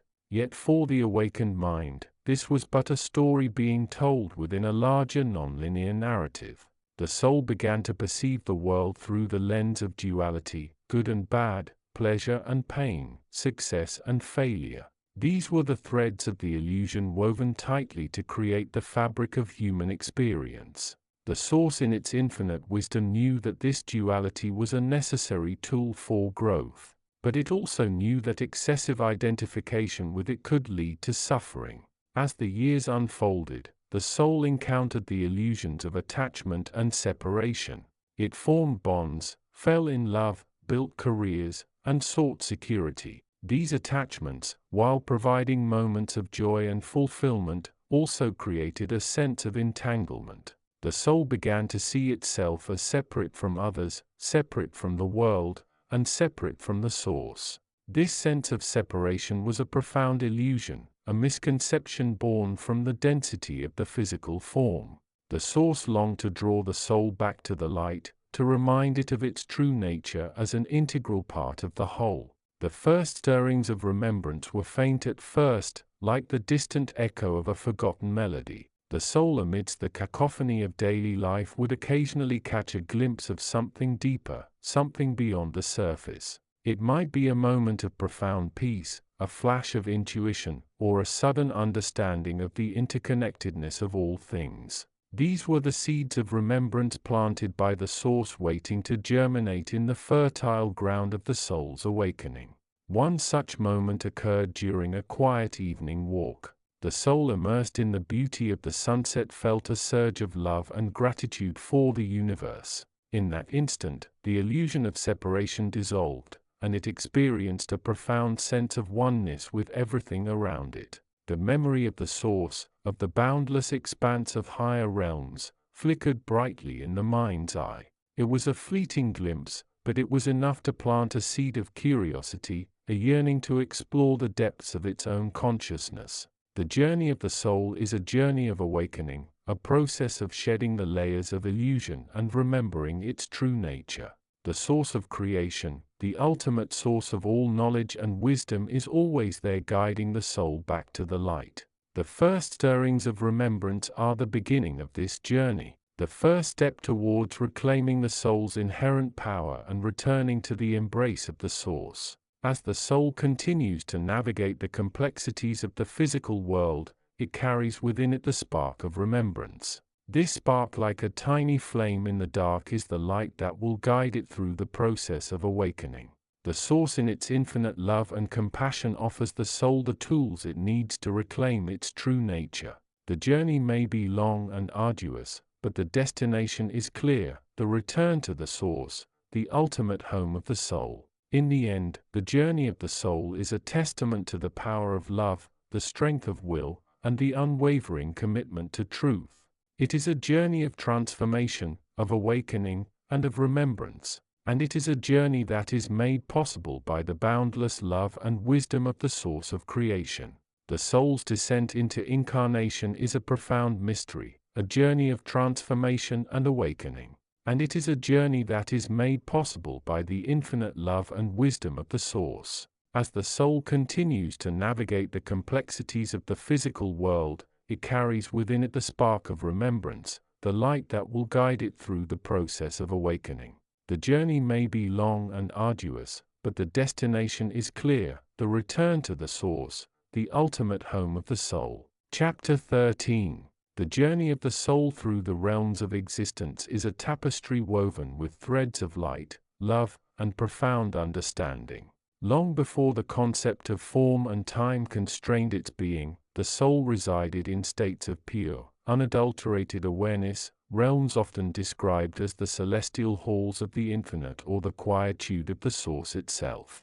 Here it knew no separation, no limitation, only the blissful unity of all that is. It was a state not of non-being, but of super-being, a consciousness so vast it encompassed the potential of every possibility. Yet the Source, in its immeasurable wisdom, perceived the richness and depth of experience that could unfold within the crucible of manifestation.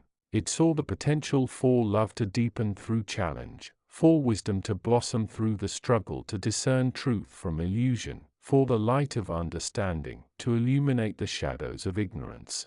And so a gentle yet profound impulse arose within the soul, the desire to participate, to experience, to learn through the dance of duality. This was not an act of separation from the Source, but rather an act of a choice to immerse itself in the vibrant, complex, and sometimes tumultuous ocean of creation. Driven by this innate yearning, the soul began its descent. It journeyed through the ethereal planes, each step taking it further away from the absolute stillness and oneness of its origin towards the shimmering potential field of manifestation. The first realms it entered were vast and relatively pure echoes of the Source's own light. But even here the seeds of illusion, the subtle distortions of perception that would become the fabric of the physical world, began to manifest. These were not malevolent forces, but rather the natural consequences of focusing awareness within the constraints of space and time. The inherent nature of manifestation is duality, light and shadow, joy and sorrow, creation and destruction. These opposing forces, while arising from the Source's unity, appeared as distinctions within the descending consciousness. The soul, now beginning to coalesce into a nascent form, experienced these distinctions directly. It felt the pull of attraction towards the vibrant energies of the physical plane, the siren song of sensory input, the thrill of interaction and experience. This was the beginning of engagement with the world. But it was also the point where the path of remembrance became fraught with challenge. Illusion in this context is not an external enemy to be fought, but an internal condition to be understood and navigated. It is the natural tendency of focused consciousness to identify with its particular experience, to mistake the temporary for the eternal, the effect for the cause. The soul, caught in the allure of the physical form and the richness of its sensory input, began to lose its sense of connection to its higher self, to the Source from which it came.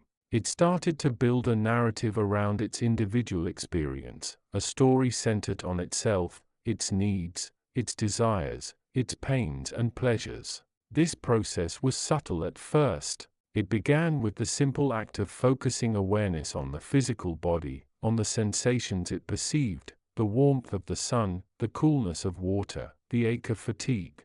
The soul in its eagerness to experience became identified with these fleeting perceptions. It forgot for moments at a time that these sensations were merely signals from a vehicle it was using, not its essence itself. As the descent continued, the illusions became more complex and intricate.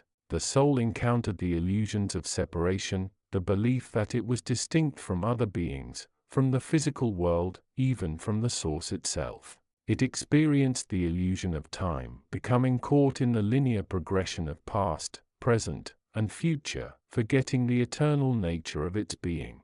It perceived the illusion of cause and effect as absolute, blinding itself to the deeper underlying connections of universal law and intention. The entanglement was profound. The soul, like a moth drawn to a flame, was utterly captivated by the light of the physical world. It immersed itself in the cycle of experience, incarnating again and again, drawn by the promise of new sensations, new loves, new challenges. Each incarnation offered the potential for growth, for glimpses beyond the illusions, but also for deeper entanglement. If the soul did not remain vigilant, and yet within this entanglement, the seeds of remembrance were sown. Even amidst the confusion and the illusion, the soul retained a flicker of its higher awareness. It was like a diamond buried deep in the earth, its inherent brilliance obscured but not extinguished. These moments of remembrance were rare at first, fleeting sparks in the darkness of illusion.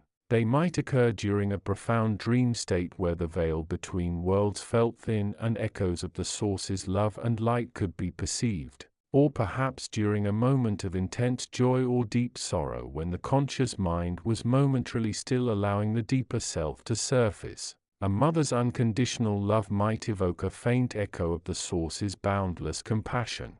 The awe-inspiring beauty of a starry night sky could trigger a distant memory of the cosmic home from which the soul originated.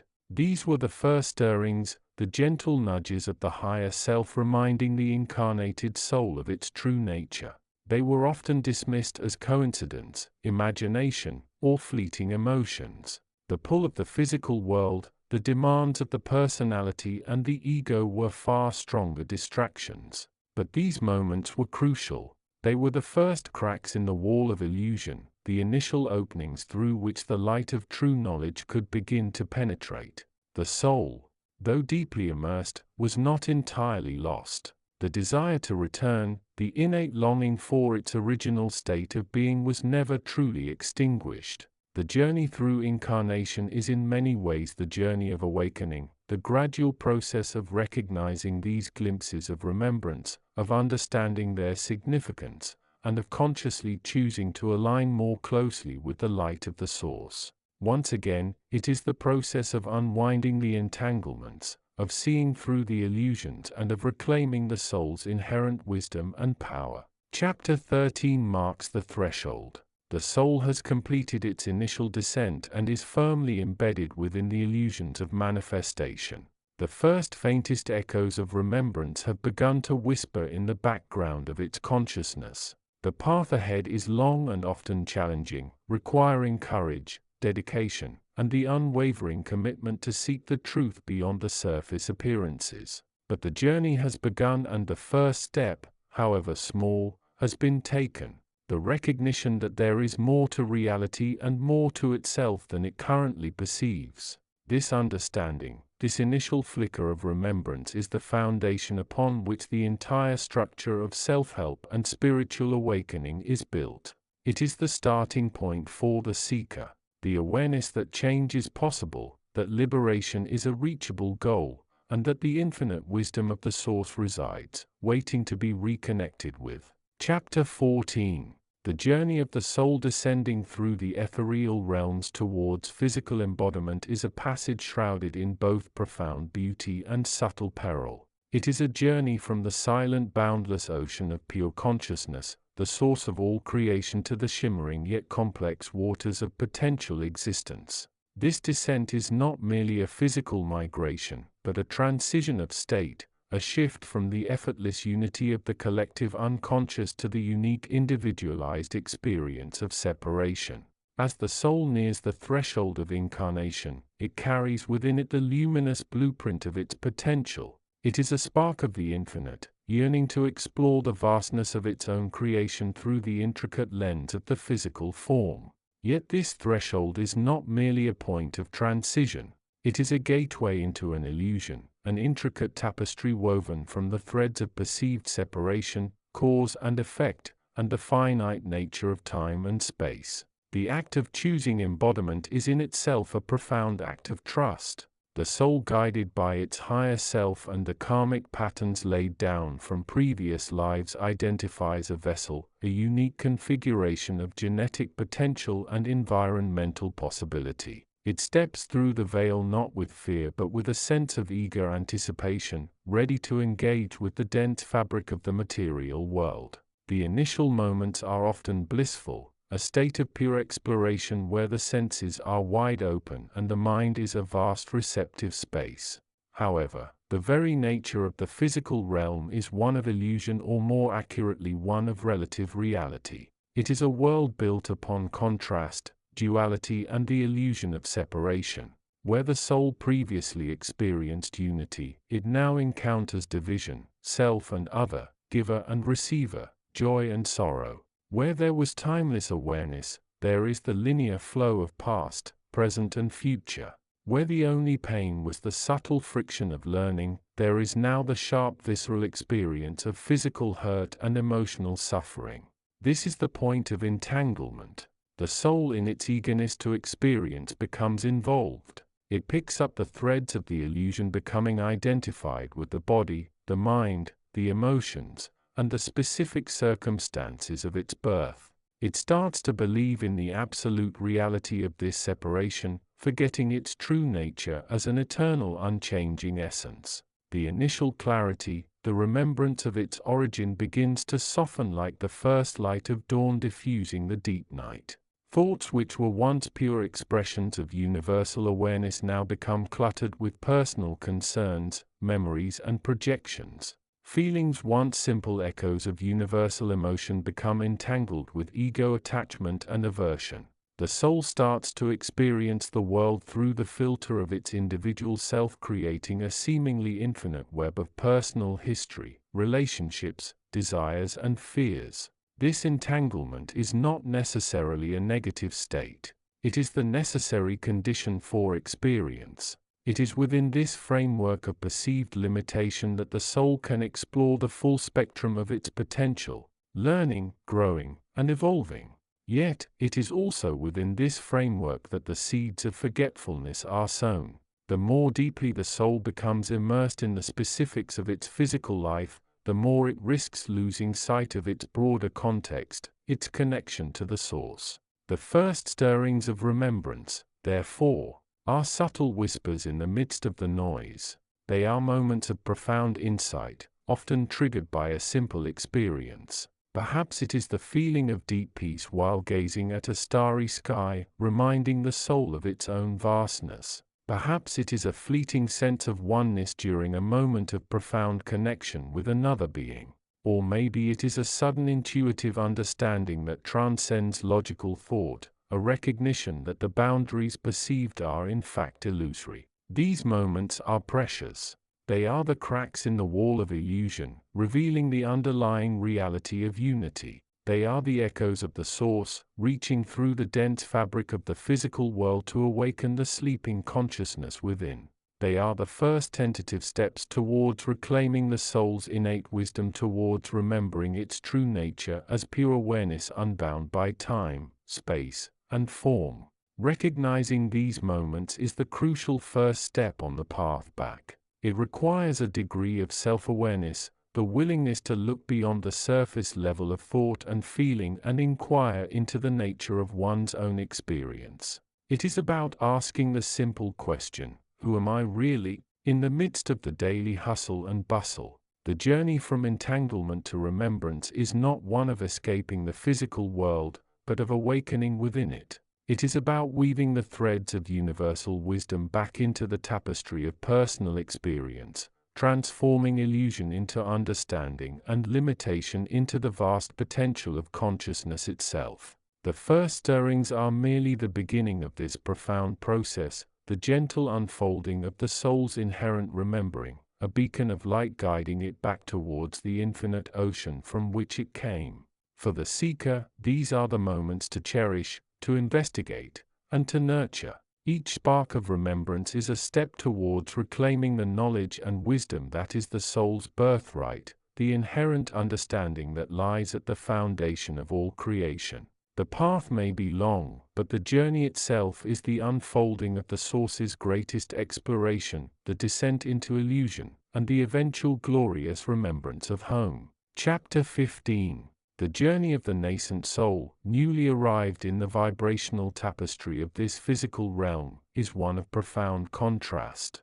Having traversed the ethereal landscapes of higher dimensions, bathed in the pure, unfiltered light of remembrance and unity, the initial descent is often marked by a serene clarity. Yet this clarity is quickly, almost imperceptibly clouded by the very medium through which the soul now experiences existence, the dense fabric of the physical world and the potent pervasive field of illusion it weaves. We speak of illusion not with a tone of condemnation but with the gentle understanding of a guide familiar with the landscape. This physical realm, this incarnation is a school. Its primary lesson is one of experience, duality and the intricate dance of consciousness within the constraints of form and separation and illusion, or Maya as the ancient wisdom calls it, is the fundamental lens through which this dance is perceived. Consider the soul arriving as a spark of pure potential within a newly formed human vessel.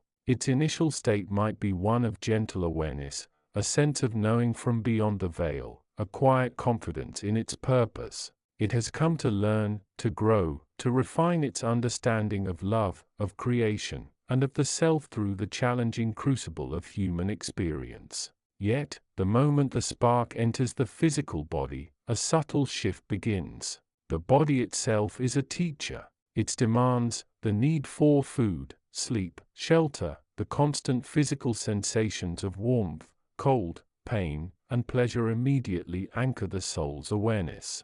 The vibrant multisensory input of the physical world, the visual spectrum, the auditory landscape, the tactile environment is overwhelming. It is a feast for the senses, but also a potential siren song drawing the soul's focus outward away from the resonance of its true nature. This is where the entanglement begins. The soul in its eagerness to experience engages with the world through the body's instruments. It sees, it hears, it feels, it thinks. But the thoughts, the interpretations, the judgments that arise in the mind of the newly incarnated being are often colored by the very illusion of separation. The soul originating from a state of unity now perceives itself as a distinct entity isolated within the confines of the physical form. It encounters other sparks encased in similar forms, and the illusion of otherness, self versus other, begins to take root. This separation is not inherently negative. It is a necessary stage for learning. To understand love, one must first experience the absence of it or the distortion of it within the context of perceived separation. To learn of limitation, one must first experience the sensation of boundary of self versus non-self. However, the challenge lies in recognizing the illusion behind this perceived separation. The physical form, the ego, begins to construct a narrative around this separateness, a narrative of individuality, competition, desire, and fear. These become the familiar threads of human existence, and the soul becomes entangled, identifying with the story being woven. The densest aspect of this illusion is the mistaken identification with the physical self. The soul, the eternal unchanging essence, begins to believe it is the body, the mind, the emotions, the roles it plays. It takes on the limitations of the form, carries the burdens of past incarnations held within the cellular memory of the body, and allows itself to be swayed by the ebb and flow of external circumstances and internal moods. This is the state of deep entanglement where the remembrance of source grows dim. obscured by the thick fog of physical existence and the mental constructs of the ego. But even within this entanglement, the seeds of remembrance are sown. The soul, despite its identification with the physical form, retains a deeper knowing. It might manifest as an intuitive nudge, a fleeting sense of familiarity with a person or place, a moment of profound peace or insight that doesn't fit the prevailing narrative. These are the first stirrings, the tiny embers of awareness that flicker beneath the surface of the conscious mind. Consider the phenomenon of déjà vu. It is a potent albeit brief experience of recognizing a situation or place from a prior, perhaps non-physical state. It is a momentary crack in the illusion, a brief glimpse back through the layers of time and space, reminding the soul of its deeper origins. Similarly, moments of profound creativity, acts of selfless love or experiences of awe in nature can momentarily pierce the veil, allowing the soul to touch the reality of unity and interconnectedness. These initial stirrings are precious. They are the whispers of the source beckoning the soul back to its true home. They are the first light in the encroaching darkness of illusion. Recognizing these moments, however faint they may be, is the crucial first step on the path of awakening. It is the recognition that beneath the surface of the physical experience, beneath the layers of thought and emotion, there lies a deeper current of awareness, a connection to something vast and timeless. The journey from entanglement to remembrance is not one of sudden revelation, but of gradual awakening. It requires conscious effort, the willingness to look beyond the surface, to question the narrative of the ego, and to cultivate awareness. It involves practices that help quiet the mind, that reconnect the individual consciousness with the deeper wellspring of wisdom and love, meditation, contemplation, self-inquiry, and the dedicated practice of love and compassion. As the soul begins to consciously engage with these practices, the illusion does not vanish entirely, for the physical realm requires the experience of duality to learn its lessons. However, the identification with the illusion weakens. The sense of separation diminishes, replaced by a growing awareness of oneness. The first stirrings of remembrance grow into a more persistent flame, guiding the soul through the complexities of human existence with an increasing sense of purpose and clarity. This is the work of the seeker, the individual who, having descended into the world of illusion, begins to awaken. It is a journey from the densest entanglement back towards the light of remembrance, back towards the source of creation from which the soul originally descended. And it is a journey that, once begun, unfolds with the inherent potential for profound transformation, leading the soul ever closer to its ultimate realization of its true nature and its eternal unity with all that is. Chapter 16. The journey of the soul through the realms of existence is a tapestry woven with threads of light, love, and profound understanding. Long before the concept of form and time constrained its being, the soul resided in states of pure undifferentiated awareness, realms often described as the cosmic ocean, the emptiness, or the source itself. Here it was a luminous point, unbound, interconnected with all that is, sharing in the eternal now of infinite possibility. This was its native habitat, a state of being so vast and simple that human minds struggle to comprehend its essence. Yet the source in its infinite wisdom also saw the potential for experience, for growth, for the exquisite dance of becoming. It was not enough for the soul simply to be. It needed to learn, to feel, to distinguish itself through the crucible of interaction, to understand the subtle nuances of creation through direct participation. This was the paradox of the source's love, the gift of a journey, a temporary descent into the unknown, into the realm of illusion, precisely in order to gain the invaluable wisdom of contrast, of choice, and of love experienced through separation. The decision to descend was not a random occurrence, nor was it driven by fear or ignorance. It was a conscious choice born of a deep yearning to participate more intimately in the unfolding drama of creation. The soul, like a curious child of the source, yearned to explore the edges of existence, to witness the interplay of light and shadow, to understand the nature of desire, joy and sorrow from within. It was an act of profound love. Love for the source. Love for the potential of experience and love for the other souls already navigating the intricate pathways of incarnation. The descent itself was a gradual process, a magnificent unfolding. The soul, still retaining its essential light, began to thin its connection to the higher realms. It started to perceive the vibrational frequencies of a lower dimension, a realm where the fabric of reality was woven differently. Time as a linear concept began to emerge along with the potential for linear thought. The infinite perspective began to contract into a more focused singular viewpoint. This initial entry point was often shrouded in a thick veil of illusion.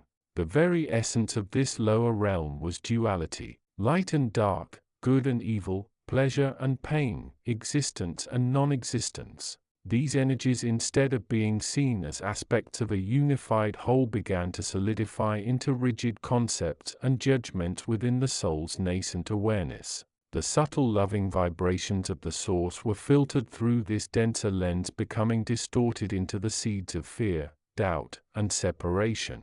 The soul arriving in this new complex environment felt a profound sense of disorientation. The overwhelming sensory input, the rapid-fire nature of perceived events, the intense emotional landscapes. It was all vastly different from the serene, boundless peace it had known. It was like a fish suddenly finding itself out of water, surrounded by an alien environment.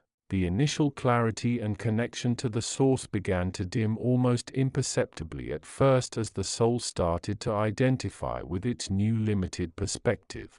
It began to take its thoughts as facts, to believe the stories it heard and the feelings it experienced as absolute truths. It started to build a personal narrative, a story of I distinct from the source and distinct from all other beings. This narrative, woven from the threads of its interactions and perceptions within the illusionary field, became a powerful force shaping its reality and its sense of self. It was the beginning of individuation, the formation of a separate identity necessary for the learning process, but also fraught with potential entanglement. The entanglement with illusion was subtle yet profound. The soul, in its eagerness to understand and interact, began to get caught in the loops of cause and effect, desire and fulfillment, pain and relief. It started to seek its security and validation within this lower realm, relying on external circumstances, relationships, and possessions for a sense of worth. It forgot for a time its intrinsic value as a child of the source, its inherent connection to all things. It began to mistake the perception of separation for absolute reality. It saw itself as isolated, vulnerable, and separate from the universe, forgetting the underlying unity that still pulsed beneath the surface of its awareness. The higher self, the part of the soul still connected to the source, might send whispers of truth, nudges of remembrance, but they were often drowned out by the noise of the ego, the personality built within the illusion. And yet within this very entanglement, the seeds of remembrance were sown. It was during moments of quiet reflection, of deep emotional intensity, or in the presence of profound beauty or suffering that flickers of a different reality began to appear. These were the first stirrings, the nascent awakenings to the deeper truth. Perhaps it was a fleeting sense of peace during a quiet moment, a feeling so pure and expansive that it seemed to echo the peace of the source. Or maybe it was a moment of profound empathy where the soul briefly transcended its personal narrative to feel the shared humanity, the shared essence of another being. These moments were precious, brief interludes where the veil seemed to thin, allowing a glimpse of the underlying unity. There might also be dreams, not merely random neurological firings, but perhaps messages from the higher self, echoes of past lives, or visions of the deeper reality that the conscious mind cannot access. Or it could be a sudden intuitive understanding that defied logical explanation, a knowingness that arose from a place beyond the ego. These were the first glimmers, the initial sparks of remembrance. They were often confusing, dismissed as imagination or coincidence. The soul, deeply embedded in its new reality, struggled to integrate these experiences into its existing narrative. Yet they were there, persistent whispers in the background noise of illusion. The significance of these first stirrings cannot be overstated. They are the very foundation upon which the path of return is built. They are the recognition that there is more to reality than what the senses and the ego present. They are the beginning of the awareness that the soul is not merely an inhabitant of this lower realm, but a sovereign being connected to a far vaster, more luminous reality. These initial sparks are the call to awakening. They are the gentle nudge from the source, reminding the soul of its true home, of the love that awaits, and of the potential for reclaiming its full power and perspective. They are the first step on a long and transformative journey, the journey back to the heart of the source, back to the simple, profound truth of who the soul truly is. The path ahead would be challenging, requiring courage to question long-held beliefs, discipline to cultivate awareness, and compassion for the self and others as they navigate their own journeys. But these first glimmers of remembrance were the essential beginning, the recognition that the light had not dimmed, that the connection had not been lost, and that the soul with every breath had the potential to awaken further, to reclaim the knowledge and wisdom that was its birthright. The journey had begun, and it was guided by the faint yet persistent light of remembrance. Chapter 17. The cosmos is a grand tapestry woven from the threads of consciousness, an infinite ocean of pure awareness known to some as the source, the ultimate ground of being.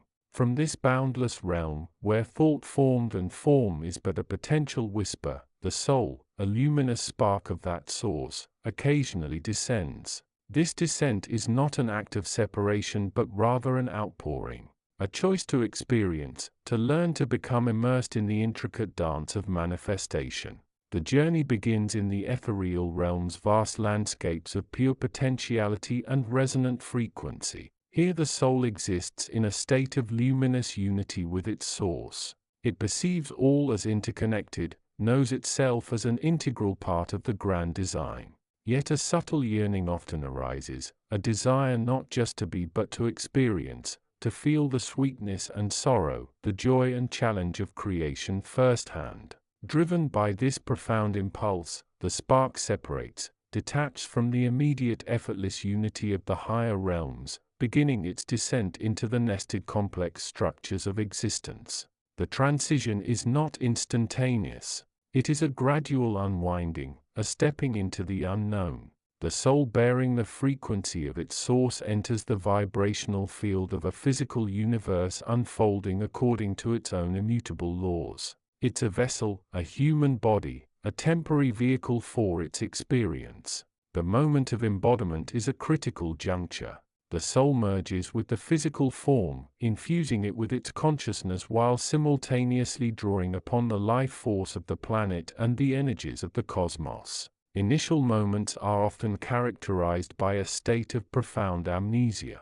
The soul, having consciously left the realm of perfect recall, finds itself encased in a form that operates according to biological imperatives and the dense fabric of time. The intricate web of illusion woven by the limitations of this physical perspective, the need for linear thought, the attachment to the separate self, the belief in duality begins to envelop the newly incarnated consciousness almost immediately. It is as if the soul walks into a grand elaborate theater and, having forgotten its role and the true nature of the production, begins to react purely to the stage lights, the costumes and the other actors, mistaking the performance for reality itself. For the first while, the connection to the source feels faint, like a distant radio signal barely audible amidst the static of the physical world. The soul is born into a specific family, culture, and set of circumstances, each imposing its own patterns and conditioning upon the nascent awareness.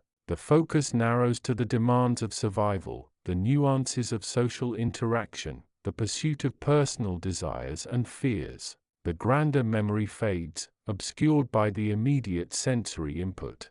The internal chatter of the mind and the emotional responses generated by the environment. Yet within this state of apparent forgetfulness, a crucial process begins, the slow, often imperceptible stirring of remembrance. It often manifests initially as a subtle sense of disconnection, a feeling of being other than the body or the life being lived. It might be a recurring, inexplicable sense of familiarity with a person, a place, or a situation that defies logical explanation. It could be an intense, fleeting dream that seems more real than waking life, echoing with colors, sounds, and emotions that resonate deep within the soul's memory bank.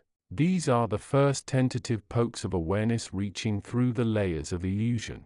They are like faint echoes of a melody the soul once knew intimately, now struggling to surface amidst the cacophony of the present. Perhaps in a moment of quiet reflection or deep emotion, the soul catches a glimpse of its own inner light, a sense of purity and peace that contrasts sharply with the turmoil of the outer world. Or maybe during moments of profound nature connection, it feels a resonance with the underlying unity of all things, a fleeting taste of the oneness it originates from. These initial stirrings are precious. They are the seeds of awakening, the first cracks in the dam of amnesia. They are subtle nudges from the source, reminding the soul of its true nature, of the vastness from which it came. They often go unnoticed or are dismissed as imagination, anxiety, or mere coincidence by the conditioned mind.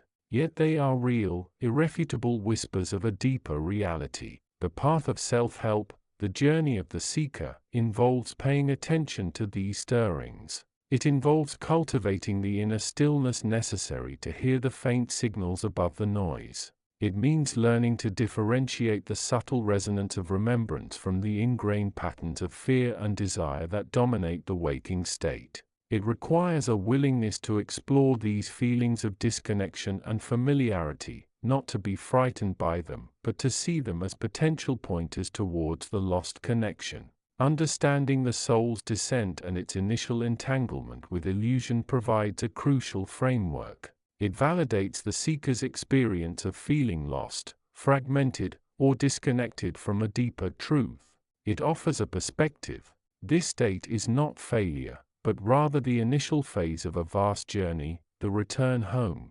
The first stirrings of remembrance are the most delicate stage. They are the beginning of the unwrapping, the slow turning of the soul's gaze inward away from the compelling distractions of the external world towards the luminous landscape of its own inner reality. These initial sparks, however faint, are the most precious gift the incarnating soul receives. The first beacon of hope guiding it back towards the source from which it came. The work of the seeker begins here in the quiet observation of these nascent awakenings, planting the seeds for a fuller flowering of remembrance to come. Chapter 18. The journey of the soul through the realms between existences is a journey of profound transition, a delicate balancing act between the clarity of higher realms and the potential muddiness of physical embodiment.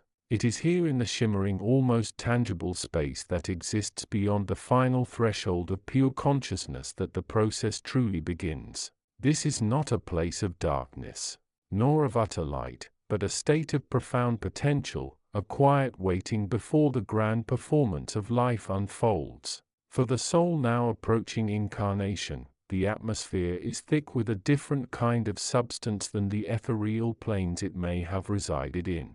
It is filled with the echoes of countless lives, the residual energy of intentions fulfilled and intentions left unmet, the subtle vibrations of universal law, and the complex tapestry of karmic threads. It is a realm where the rules are different, where potential is immense, but also easily diluted by the very forces it seeks to experience. The descent begins not as a fall but as a choice, a gentle turning inward, a letting go of the absolute freedom of the non-physical, driven by a deep, often ineffable yearning, a desire to experience, to feel, to learn through the intricate dance of duality. The soul begins to draw closer.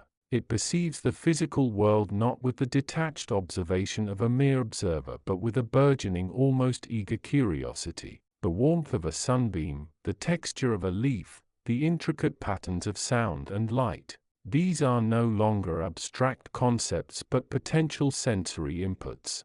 Beckoning this initial phase is crucial.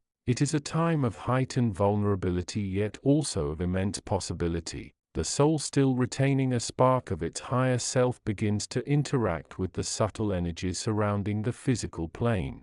It might connect with the life force of a particular planet, feel the resonance of a specific star system, or even perceive the collective consciousness of a potential vessel, the human body. In this case, this connection is the first step, the initial tethering to the physical experience. However, the physical world and the consciousness that permeates it is not composed solely of pure unadulterated reality. It is heavily infused with what can be termed illusion, or more accurately Maya. This is not necessarily a malevolent force, but rather the fundamental nature of manifestation itself, the tendency for the mind to create layers of perception that obscure the underlying truth of interconnectedness and unity. The physical senses are designed to interact with this manifested reality. They are tools for experiencing form, but they are also inherently limited and can become traps. The soul's entanglement with this illusion begins suddenly. As it draws closer to the physical form, it becomes more susceptible to the vibrational patterns of the lower densities that exist within the physical realm. Fear, doubt, separation, and the strong desire for specific outcomes can attach to the soul like unwanted passengers. These are often echoes of past life experiences, residual attachments, or karmic imprints that the soul has not fully resolved. They cling to the nascent consciousness like barnacles on a ship's hull, potentially weighing it down and coloring its perception from the very beginning. The process of incarnation itself is a delicate merging. The soul, now choosing a vessel, begins to infuse its life force into the developing physical form, particularly the developing nervous system and energy field. Simultaneously, the consciousness of the previous occupant, along with the accumulated energies and patterns, remains. It is during this critical window, this initial merging, that the entanglement can become most pronounced. The soul's pure energy-seeking expression can become mixed with the existing mental and emotional frequencies of the body. This is where the potential for confusion lies. The soul, carrying the wisdom of its higher journey, now finds itself within a framework governed by different rules. Its innate understanding of unity and flow can clash with the ingrained human tendencies toward separation, judgment, and resistance. The subtle influences of the physical environment, the collective consciousness of the time, and the specific family and cultural context all begin to shape the nascent self, often without the soul's immediate awareness. Yet, even within this potential entanglement, the seeds of remembrance are sown. It is a faint, almost imperceptible stirring within the soul's core consciousness. It is the echo of a higher knowing, a sense of more than what the physical senses currently offer. This remembrance might manifest as an immediate, overwhelming sense of déjà vu upon first opening the eyes, a fleeting glimpse of vastness behind closed eyelids, or a deep intuitive understanding of concepts that have never been learned. It could also be a quiet, persistent sense of purpose, a feeling of belonging that seems deeper than the current circumstances, or an unexplained aversion to certain people, places, or things that resonates with the past life memory or a karmic lesson. These are the first sparks, the tiny embers of awareness that indicate the soul's higher connection remains, however faintly, within the physical vessel. The significance of this first stirring of remembrance cannot be overstated. It is the soul's anchor to its true nature, the beacon that guides it through the fog of illusion. Even if these initial sparks are quickly overshadowed by the demands of physical life, the need to eat, sleep, work, socialize, react emotionally, they remain within. They are like dormant seeds waiting for the right conditions, moments of quiet introspection, periods of crisis, experiences of deep beauty or pain to awaken further. Recognizing these initial signs is the first step on the path of self-discovery. It is the moment the seeker begins to differentiate between the internal guidance, the echo of the source within, and the external noise, the pull of the physical world and its illusions. It is the beginning of the journey back, an inward journey towards reclaiming the soul's innate wisdom and light. Even while walking the path of physical existence, this initial phase, the descent and the first entanglement, is a necessary part of the grand design. It is through the experience of embodiment, through the full spectrum of joy and sorrow, through the intricate dance with illusion, that the soul gains the raw material for its growth. The first stirrings of remembrance are the crucial first sign that the journey has begun, that the soul is not lost, but actively engaged in the process of learning, evolving, and ultimately remembering its true nature.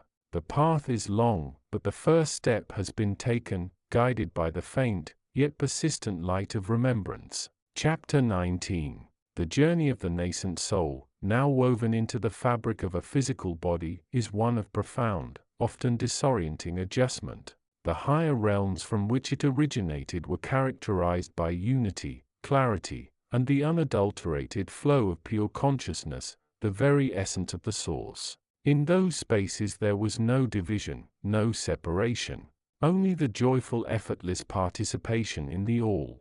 Yet the descent into incarnation marks a radical shift, a transition from the ocean of pure potential to the sometimes choppy waters of individual experience. Beneath the veil of physical existence, the soul retains echoes of its origin. These are not conscious memories in the conventional sense, but rather intrinsic knowing, a deep-seated resonance with truth. They are the faint scent of the cosmic ocean lingering on a beach after the tide has retreated, the echo of a melody heard in a distant realm still resonating within the soul's core. This innate wisdom is the guiding star, the hidden compass that points towards the source. Even when the soul is lost in the densest fog of illusion, the initial moments of awakening within the physical body are often shrouded in confusion. The senses bombard the newly formed consciousness with the cacophony of stimuli, the feel of skin against fabric, the rhythm of the breath, the distant hum of traffic, the internal churn of digestion. This is the world of form, the realm of separation, and it is overwhelming. The soul accustomed to the boundless space of the non-physical finds itself confined, restricted, and often deeply uncomfortable. It is within this initial discomfort that the seeds of illusion take root most firmly. The physical form with its constant needs and desires, its joys and sorrows, its limitations and sufferings, becomes the primary focus of the soul's awareness. The ego, that subtle but potent aspect of the self that arises to navigate this complex reality, begins to construct a narrative around these experiences. I am hungry. I am hurt. I like this. I dislike that. These personal sensations and preferences become the measure of all things, overshadowing the deeper, more universal truths that the soul carries within. The illusion in its most subtle form is the belief in the absolute reality of this physical experience. It is the mistaking of the temporary for the eternal, the effect for the cause, the dream for the waking state. The soul, caught in the web of its own creations, begins to identify with the body, the mind, and the emotions. It forgets its true nature, pure unbounded consciousness, and adopts the persona of a limited separate entity. This identification is the fertile ground upon which the illusion of duality blossoms. The physical world, with its intricate tapestry of cause and effect, its constant flow of birth and death, its pervasive sense of limitation, is a powerful teacher. It is a crucible designed to refine the soul, to strip away the layers of illusion, and to awaken the remembrance of its true origin. Yet the process is often painful. The soul is subjected to a myriad of challenges: loss, betrayal, suffering, disappointment. These experiences, while difficult, are not meaningless. They are opportunities for growth, for learning, for the soul to gain a deeper understanding of itself and the nature of reality. As the soul begins to navigate the complexities of physical life, the first stirrings of remembrance may begin to emerge. These are often fleeting moments of clarity, glimpses of a deeper reality that lie just beyond the veil of illusion. It might be a sudden sense of peace in the midst of chaos, a feeling of profound interconnectedness with all things, or a flash of insight that transcends the limitations of conventional thinking. These moments are precious. They are the cracks in the wall of illusion, the openings through which the light of the source can shine. They are the first tentative steps towards awakening, towards reclaiming the soul's true nature. They are the whispers of the source calling the soul back home. The journey towards remembrance is not a linear one. There will be periods of progress and periods of regression. There will be moments of clarity and moments of confusion. Yet the overall trajectory is one of awakening, of increasing awareness, of growing realization. The soul, guided by the innate wisdom it carries within, slowly begins to peel away the layers of illusion, to see beyond the surface appearances, and to reconnect with the source. This process requires patience, perseverance, and a willingness to embrace the full spectrum of human experience. It requires the courage to question, to explore, and to seek. It requires the humility to acknowledge that there is much that is unknown, much that is yet to be discovered. The journey from the higher realms to physical incarnation is a profound mystery. It is a journey of transformation, of refinement, of awakening. It is a journey from the ocean of pure consciousness to the shores of individual experience and back again. And it is a journey that is ultimately about remembrance. The remembrance of the soul's true nature, the remembrance of its connection to the source, and the remembrance of its own infinite potential. As the soul begins to awaken within the physical body, it carries within it the seeds of its own liberation. It carries within it the knowledge that it is not merely a body or a mind or an emotion. It carries within it the awareness that it is a sovereign being connected to the source and capable of experiencing the full spectrum of human consciousness. The journey towards remembrance is the journey towards reclaiming this knowledge, this awareness, this truth. It is a journey that begins within the heart of the individual, but one that ultimately expands to encompass the entire universe. For the soul incarnated in the physical world is not just a traveler on this journey. It is a vital part of the unfolding creation, a beacon of light in the vastness of space and time, a testament to the enduring power of consciousness. And so the journey continues. The soul, guided by the light of its own intrinsic wisdom, slowly but surely begins to awaken to its true nature. It begins to see beyond the illusion, to reconnect with the source, and to embrace the fullness of its own potential. It begins to write its own story, a story of awakening, of transformation, and of ultimate liberation. Chapter 20. The cosmos is not merely a vast expanse of matter and energy. It is a tapestry woven from the very fabric of consciousness. At its absolute core, there exists a singular ineffable point, the source of all creation, the wellspring of being, the unmanifest potential from which everything arises. From this primordial state of pure awareness, the first gentle ripples of differentiation begin, a subtle unfolding that eventually coalesces into the myriad realms of existence, each a step further away from the source's absolute unity. Within this grand design, the journey of the soul is both intricate and profound. It begins not in the dense physical world we perceive, but in the shimmering luminous realms of higher consciousness, realms of pure light, unbound love and infinite wisdom. These are the home grounds of the soul between incarnations, places of profound peace and deep connection to the universal flow. Yet even in these blessed spheres, the soul, driven by a subtle ancient yearning, a yearning for experience, for the expression of its own unique light in the vastness, prepares for its descent. The process of descent is not one of falling, but of choosing to become more focused, more grounded. It is an act of will fueled by the soul's innate desire to engage with the complexities, the joys, and the sorrows of manifestation.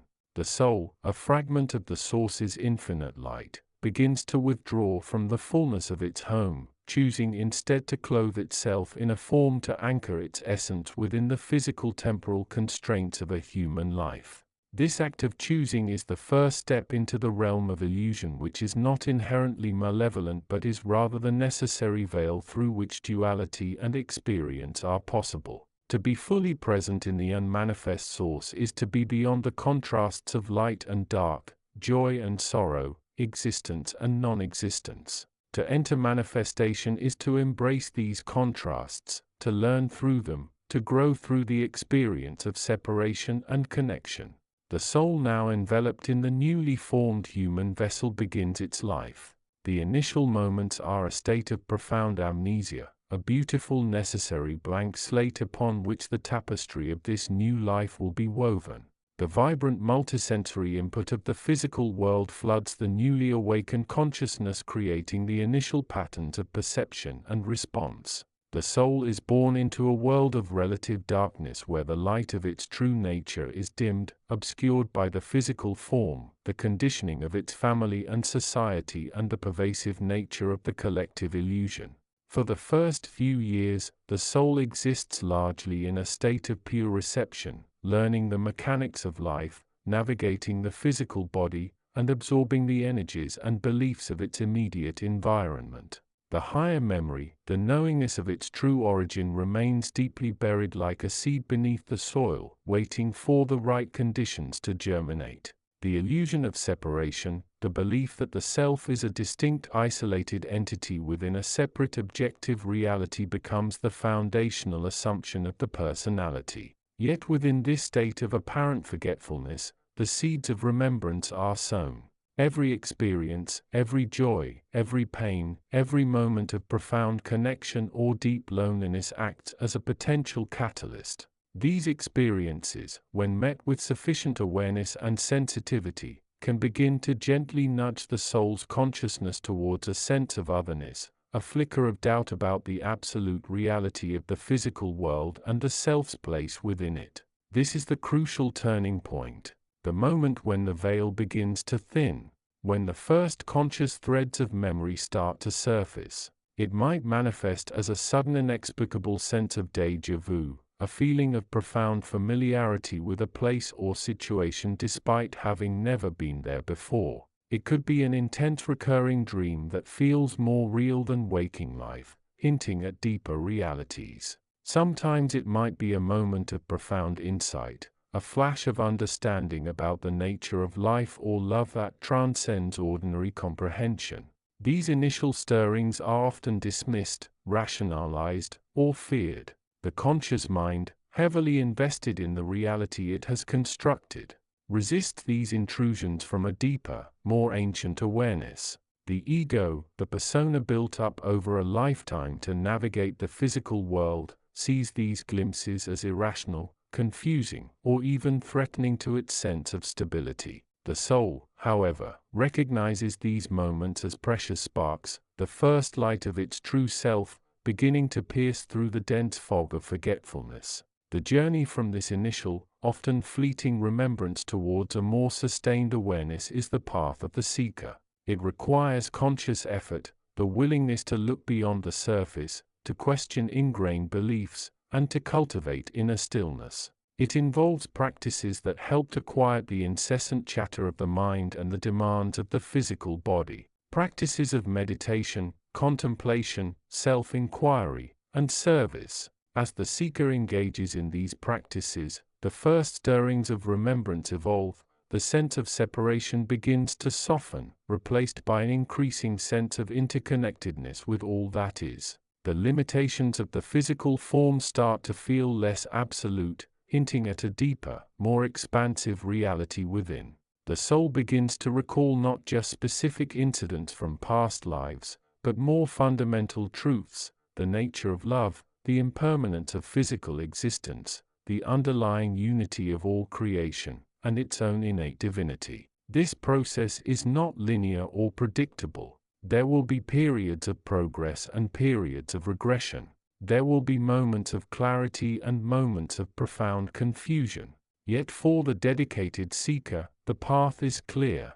It is the path back towards the source, back towards the fullness of awareness from which the soul originally descended. Each glimpse of remembrance is a validation, a confirmation that the journey is real, that the soul remembers, and that the light of its true nature is beginning to rekindle within the heart of the illusion. The first stirrings are but the dawn of a long journey home. They are the whisper of the eternal within the temporary, the promise of return to the infinite embrace of the source. For the soul that dares to listen to these whispers, the path unfolds leading towards greater wisdom, greater love, and the eventual glorious reunion with the ultimate reality from which it came. The journey has begun in earnest, guided by the faint but growing glow of remembrance. Chapter 21. The journey of the soul through the cosmic expanse is a narrative woven in the threads of eternity, a story less of linear progression and more of spiraling return. We have traced its descent, a gentle yet profound surrender from the luminous fields of its source, the pure undifferentiated awareness that is the very foundation of all creation. We have witnessed the transition through the subtle realms, the vastness of the astral planes until the moment of convergence with the physical, the moment of embodiment. This descent is not merely a physical event. It is a profound shift in orientation. The soul accustomed to the boundless perspective of the higher realms where time is a concept rather than a dimension and space is an illusion rather than a container, now finds itself encased in a form with finite senses, a linear perception of time and a body subject to the laws of the dense physical world. It is like a fish suddenly pulled from the vast ocean of consciousness into a small contained aquarium. The initial moments of incarnation are often characterized by a state of profound amnesia. The soul eager to experience the richness of the physical tapestry willingly agrees to the conditions of embodiment. However, the transition itself, the very act of merging consciousness with the newly formed physical vessel involves a necessary, though often forgotten act of surrender. In this surrender, the overwhelming totality of the soul's memory, its history across countless lifetimes, its connection to the source, its inherent wisdom is temporarily veiled. It is as if a vast library containing every book ever written is sealed behind a single unassuming door. The soul enters the body, but the key to the vast archive of its own being is left behind, initially inaccessible. The first few incarnations, for most souls, are a period of exploration and adaptation. The senses are new. The physical world is complex and demanding. The soul navigates the mechanics of breathing, moving, feeling, and interacting within the constraints of the body and the linear flow of time. It learns the language of the physical world. It forms attachments. It experiences joys and sorrows, successes and failures. These are the lessons of the school of incarnation, the crucible where potential is forged through experience. Yet within this initial fog of amnesia, seeds of remembrance are sown. These are not sudden overwhelming flashes of past lives, but rather subtle echoes, faint whispers beneath the surface of current awareness. They manifest in various forms, often dismissed or misinterpreted by the conscious mind. Consider the phenomenon of intuition, a sudden inexplicable feeling or knowing about a person, a situation, or a decision. It arises from the soul's deeper connection to the universal field of information, a remnant of its access to knowledge before the physical senses became the primary filter. It is the echo of a past life connection, the recognition of a familiar energy or the activation of a latent potential.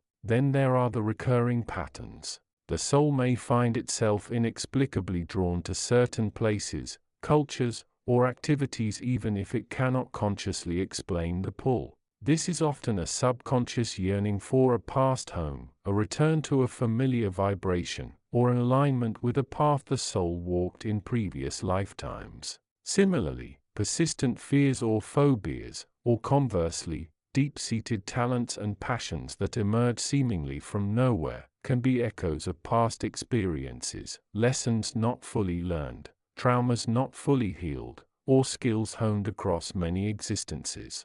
Dreams also serve as crucial conduits for these first stirrings of remembrance. While often symbolic and open to interpretation, dreams can bypass the conscious filtering mechanism and offer glimpses into the soul's subconscious landscape. They may reveal past life scenarios, karmic connections, unresolved emotional energies or messages from the soul's deeper self-seeking integration.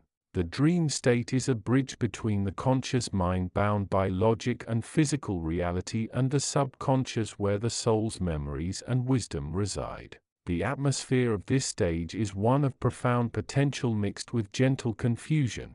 The soul, having chosen embodiment, is inherently motivated to reclaim its connection to the source, to integrate its experiences, and to fulfill the purpose of its incarnation. The subtle echoes of remembrance are the first light in the fog, guiding the soul towards its deeper truths. They are the breadcrumbs left by the soul itself, pointing towards the hidden library behind the door. Recognizing these signs is the first step on the path of self-discovery. It requires a degree of self-awareness, a willingness to look beyond the surface of immediate experience and inquire into the deeper layers of the psyche. It asks the seeker to question the nature of their memories. Are they solely the product of this lifetime, or could there be other currents influencing their present understanding of self and reality? The journey from amnesia to remembrance is not always instantaneous or straightforward. It is a gradual process, often punctuated by moments of clarity that may be quickly overshadowed by the demands of daily life. Yet these initial stirrings are vital. They are the first inklings of the soul's vastness, the recognition that the self is not confined to the narrow confines of this single lifetime or this single body. They are the first whispers of the source of creation speaking through the individual, offering guidance, wisdom, and the promise of return.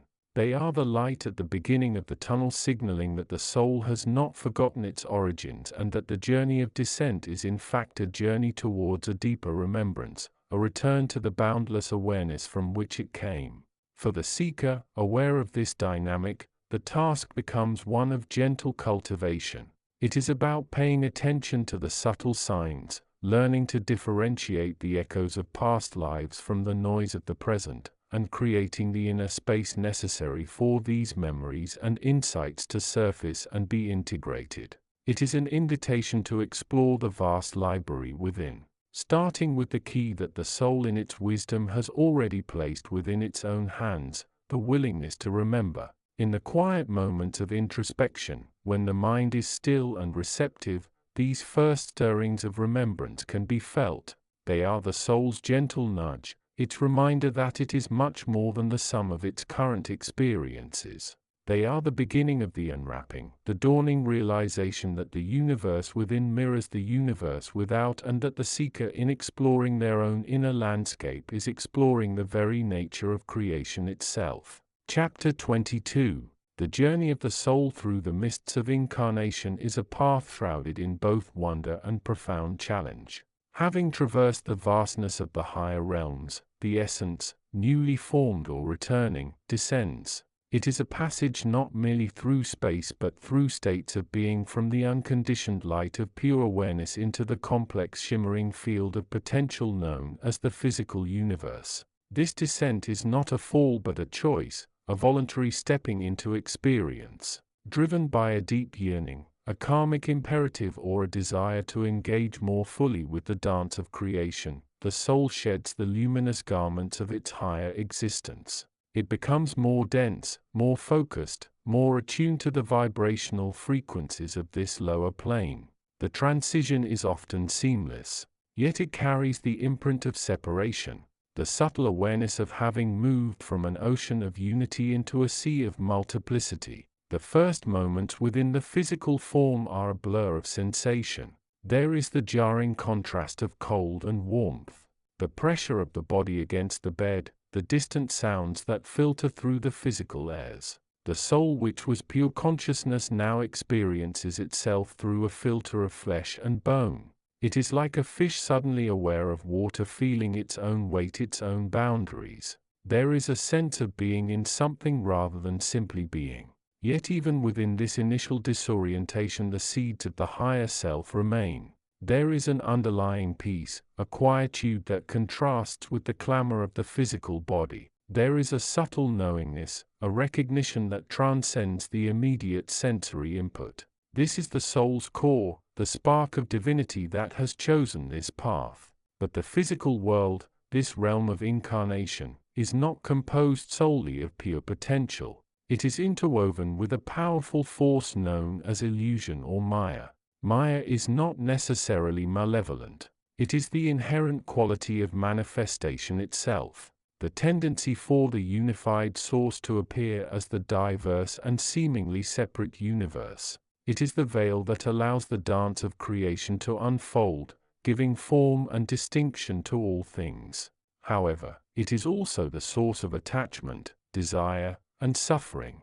As the soul becomes entangled in the stories and identities born within this realm, from the moment of descent, the soul begins to interact with Maya.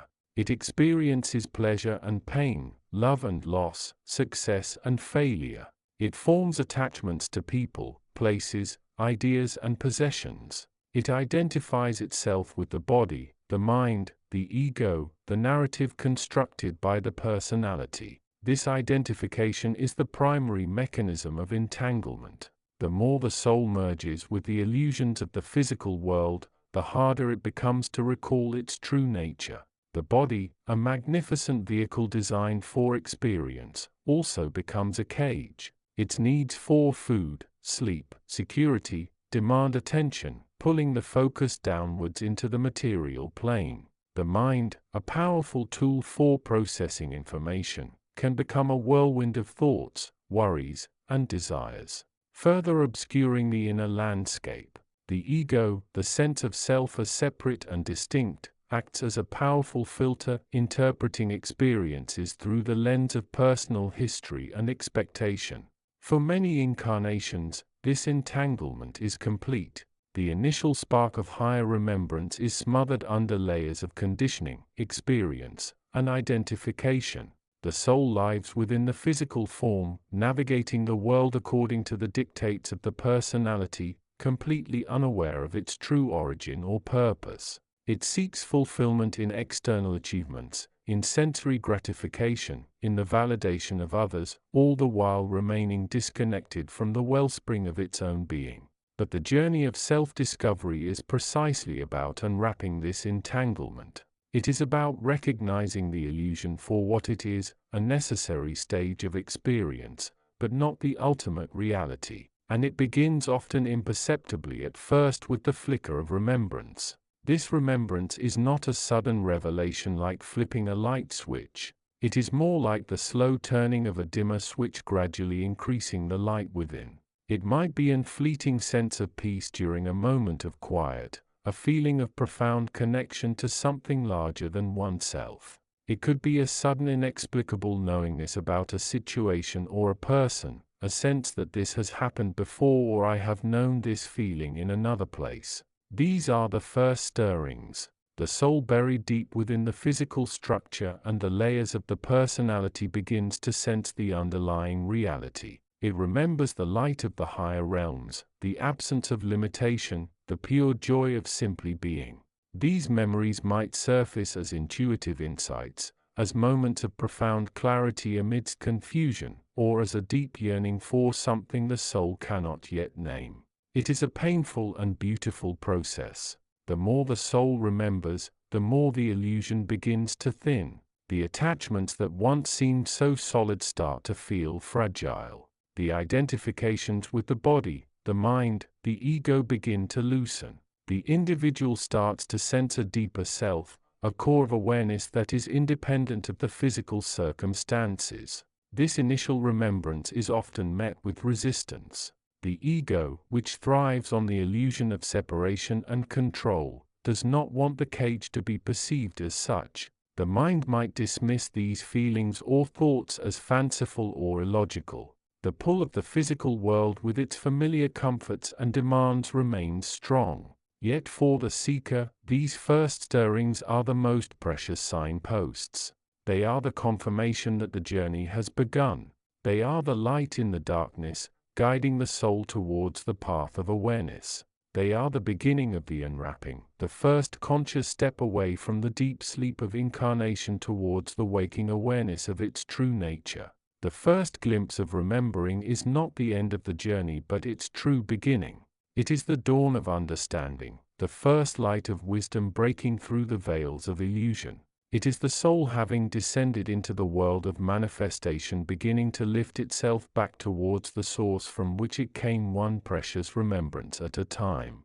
The path ahead is long and requires conscious effort, but the first glimpse, however faint, is the most certain guide. This is the knowledge and wisdom offered to the seeker, patiently waiting to be recognized within the heart of the experience itself. The journey has begun, and the first step is the recognition of the first step. Chapter 23. The journey of the nascent soul, now woven into the fabric of a physical vessel, is one of profound, often disorienting transition. Having passed through the veils of higher realms where the nature of existence was perceived with pure, unadulterated clarity, the soul now finds itself immersed in a vastly different reality. This is the realm of manifestation of form and density, a landscape governed by principles often at odds with the soul's intrinsic light. The initial moments are a blur of sensation. The gentle, unified field of being is replaced by the jarring input of the five senses. The air is breathed, its temperature felt. A surface is touched, its texture discerned. Sounds penetrate the awareness, ranging from the subtle hum of life to the cacophony of the external world. The physical body, this temporary abode, becomes the primary focus of experience. Its needs, hunger, thirst, rest, assert themselves with undeniable urgency, pulling the soul's attention into the present, the tangible, the immediate.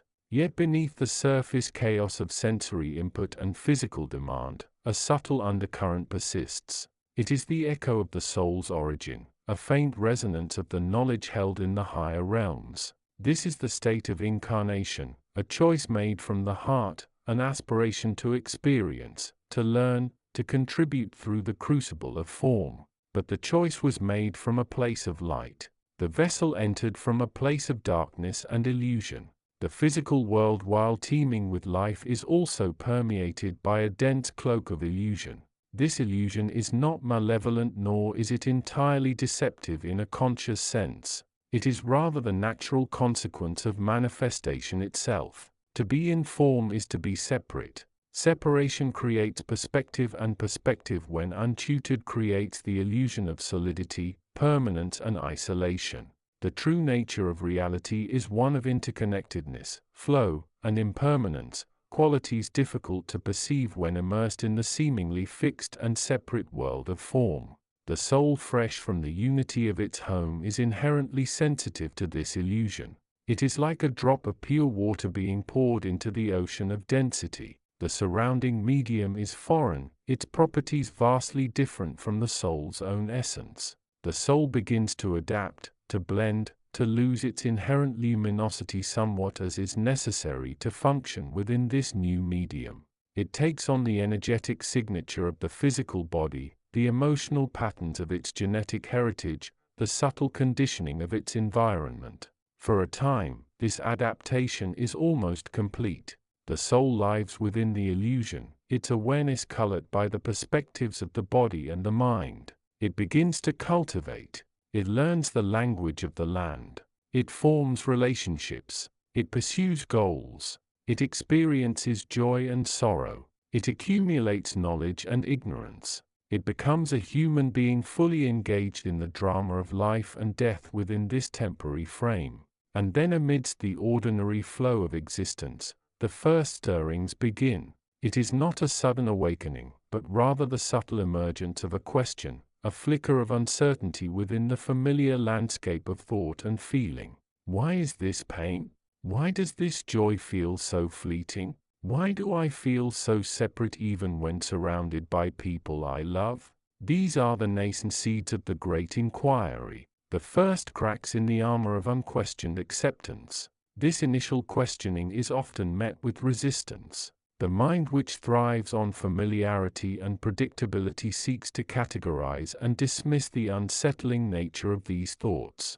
They are labeled as problems, anxieties, or simply ignored. The soul, still largely identified with the personality and its concerns, may feel overwhelmed or confused by these internal nudges. It is as if a quiet voice begins to whisper from a distant land, reminding the listener of a home they barely remember. But the whisper persists. It may manifest as a recurring image, a sudden inexplicable emotion, a sense of longing for something beyond the immediate circumstances, or a deep resonant feeling that life is more than what the senses and the mind present. These are the early echoes of remembrance, the faint recollection of the soul's true nature, the echo of the knowledge held in the source. The first glimpse is often fleeting. It might be a moment of profound peace standing alone in nature where the usual mental chatter subsides and a sense of oneness, however brief, touches the awareness. Or it could be a moment of awe, witnessing the birth of a child or the first bloom of a flower, where the inherent beauty and sacredness of life becomes momentarily visible through the veil. These experiences are like sparks momentarily illuminating the darkness of illusion before the familiar currents of consciousness pull the awareness back. These sparks are precious. They are the first tangible proof, however subtle, that there is more to reality than meets the eye. They are the confirmation that the soul's journey is not merely one of suffering and confusion, but is underpinned by a deeper purpose, a connection to a vast luminous reality. For the seeker, these first stirrings are the crucial turning point. They are the recognition that the illusion exists, that there is a way out, and that the path back involves conscious awareness. It is the moment the soul, having been lost in the dream of separation, begins to rouse itself, to look towards the light it remembers. This awakening is rarely dramatic. It often begins with small shifts in perspective, a growing awareness of the mind's patterns, a practice of quieting the internal noise. It is the beginning of the conscious choice to observe the world through the lens of remembrance rather than solely through the filter of the personality and its conditioning. The journey from this point is vast, requiring dedication, courage, and unwavering commitment. But it begins with this first fragile glimmer, the remembrance that dawn is not the entirety of the journey, nor is it the entirety of the soul's history. It is the beginning of the return, a conscious intentional journey back to the source of creation towards the full realization of the soul's luminous nature hidden for now within the temporary yet profound experience of incarnation.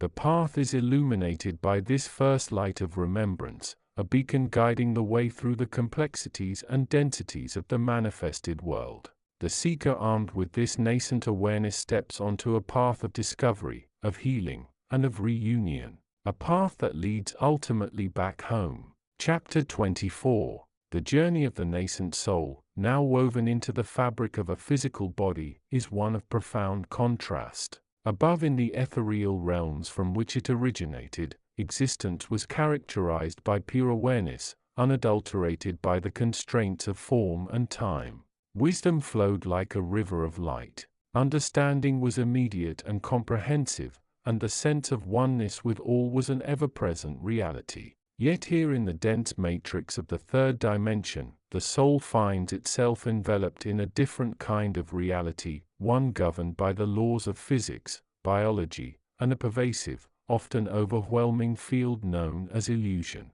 Illusion in this context is not meant to be denigrated. It is the necessary lens through which the soul experiences duality, learns through contrast, and discerns the nature of separation. The physical world with its intricate systems of cause and effect, its joys and sorrows, its fleeting moments of intense feeling provides the crucible for growth that the higher realms alone could not offer. However, this very richness makes the illusion itself potent. The sensory input, the emotional responses, the constant chatter of the mind, these become the primary focus, effectively drowning out the faint undercurrent of higher awareness that the soul still carries within it. For the first few years, the process is largely unconscious. The soul, like a seed planted in fertile soil, begins to adapt. It takes in the oxygen, the nourishment, the stimuli of the new world. It learns the language, the customs, the physical mechanics of breathing, eating, moving. This initial phase is one of integration where the threads of the soul's essence begin to align with the functions of the newly formed body. It is a period of relative peace as the soul simply is observing and absorbing its true purpose yet obscure. Then subtle shifts begin. The dense physical form, while necessary for learning, also acts as a filter muffling the higher frequencies of awareness. The constant demands of the body, the need for sleep, food, shelter, consume a significant portion of the soul's subtle energy, the vital force that connects it to its true nature. The mind, initially a blank canvas, quickly fills with the specifics of the world, facts, figures, narratives, judgments. This mental activity, while seemingly external, begins to create internal patterns, often pulling the soul's focus downwards into the realm of the personal ego and its concerns. The entanglement with illusion deepens as the individual begins to identify with the body, the mind, and the personal history being created. The sense of I solidifies, becoming the center of the universe. The broader reality of interconnectedness, the awareness of the soul's origin, fades further into the background, perceived as abstract concepts or perhaps fleeting dreams during deep sleep, but not as the lived tangible reality. The ego born of this identification seeks security, validation, and gratification within the physical framework. It builds a narrative around its experiences, reinforcing the belief in its separate existence and the reality of the world it perceives through its senses. Yet within this seemingly solidified state of illusion, the seeds of remembrance are quietly planted. They are tiny sparks, often unnoticed, flickering beneath the surface of conscious awareness. What triggers these moments of insight? It could be a profound beauty, the sight of a breathtaking sunset, the sound of pure music, the unconditional love of a child. It could be an intense experience of loss or pain, which paradoxically sometimes pierces through the ego's defenses and offers a glimpse of something deeper. It might be during moments of deep meditation, prayer, or even in the stillness before sleep when the mental noise softens. These moments are brief, often elusive. The soul might experience a fleeting sense of déjà vu, a feeling of profound familiarity with a person or place it has never encountered before. It might catch a glimpse of a higher reality in a dream filled with light and color and unconditional peace. It could be a sudden inexplicable wave of compassion or a profound sense of connection to all living things, transcending the boundaries of the personal self. These are the first stirrings, the gentle nudges from the soul's deeper wisdom, reminding it of its true home and purpose.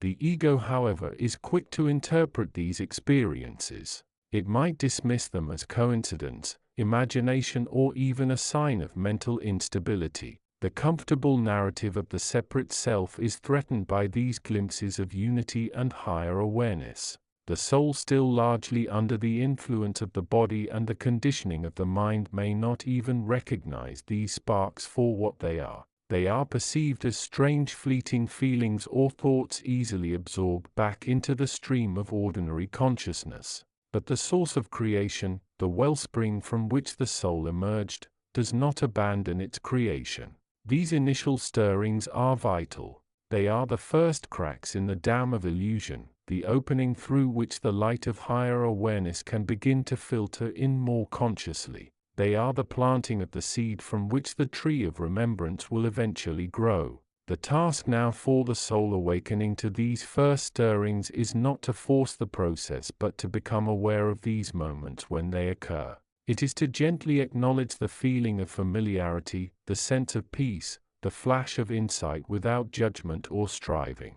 It is to learn to distinguish these subtle nudges from the constant noise of the ego and the physical world. This is the beginning of the seeker's path. It is the moment the veil is first perceived, thin and shimmering, though still largely opaque. The journey from this point forward involves cultivating awareness, nurturing these nascent memories, and gradually learning to trust the deeper wisdom that lies within. It is a process of awakening, of consciously choosing to turn the gaze inward beyond the surface of the physical and mental constructs towards the vast luminous reality of the soul and its connection to the source from which all creation flows.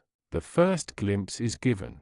The rest is a matter of conscious attention and the courageous choice to remember. Chapter 25. The journey of the soul through the mists of incarnation is a profound descent, a transition from the boundless clarity of higher realms into the complex, shimmering, and often bewildering field of physical existence. We have traced its origin, its longing, and its initial steps into the dense veil of illusion, the matrix of form, time, and separation that constitutes the earthly game.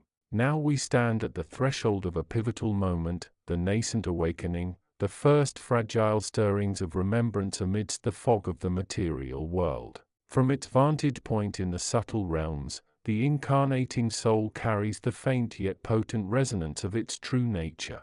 It is a spark of the infinite, a fragment of the source itself, imbued with potential and purpose. Yet upon entering the human form, this inherent connection begins to fray, to become obscured by the very substance of the illusion it has chosen to experience. The dense physical body, the relentless demands of the ego, the constant chatter of the mind, and the pervasive influence of the collective consciousness, all work together to draw the soul's attention downwards into the experience of separation and limitation.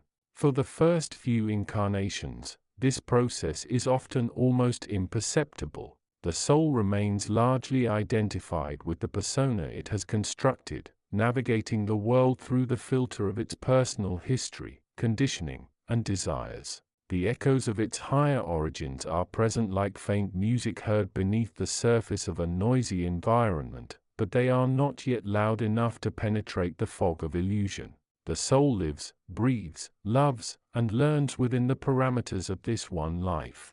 Its true identity largely dormant, waiting for a catalyst, a moment of profound vulnerability or insight. But the journey is not one of perpetual dormancy. Within the heart of every human being lies the seed of remembrance.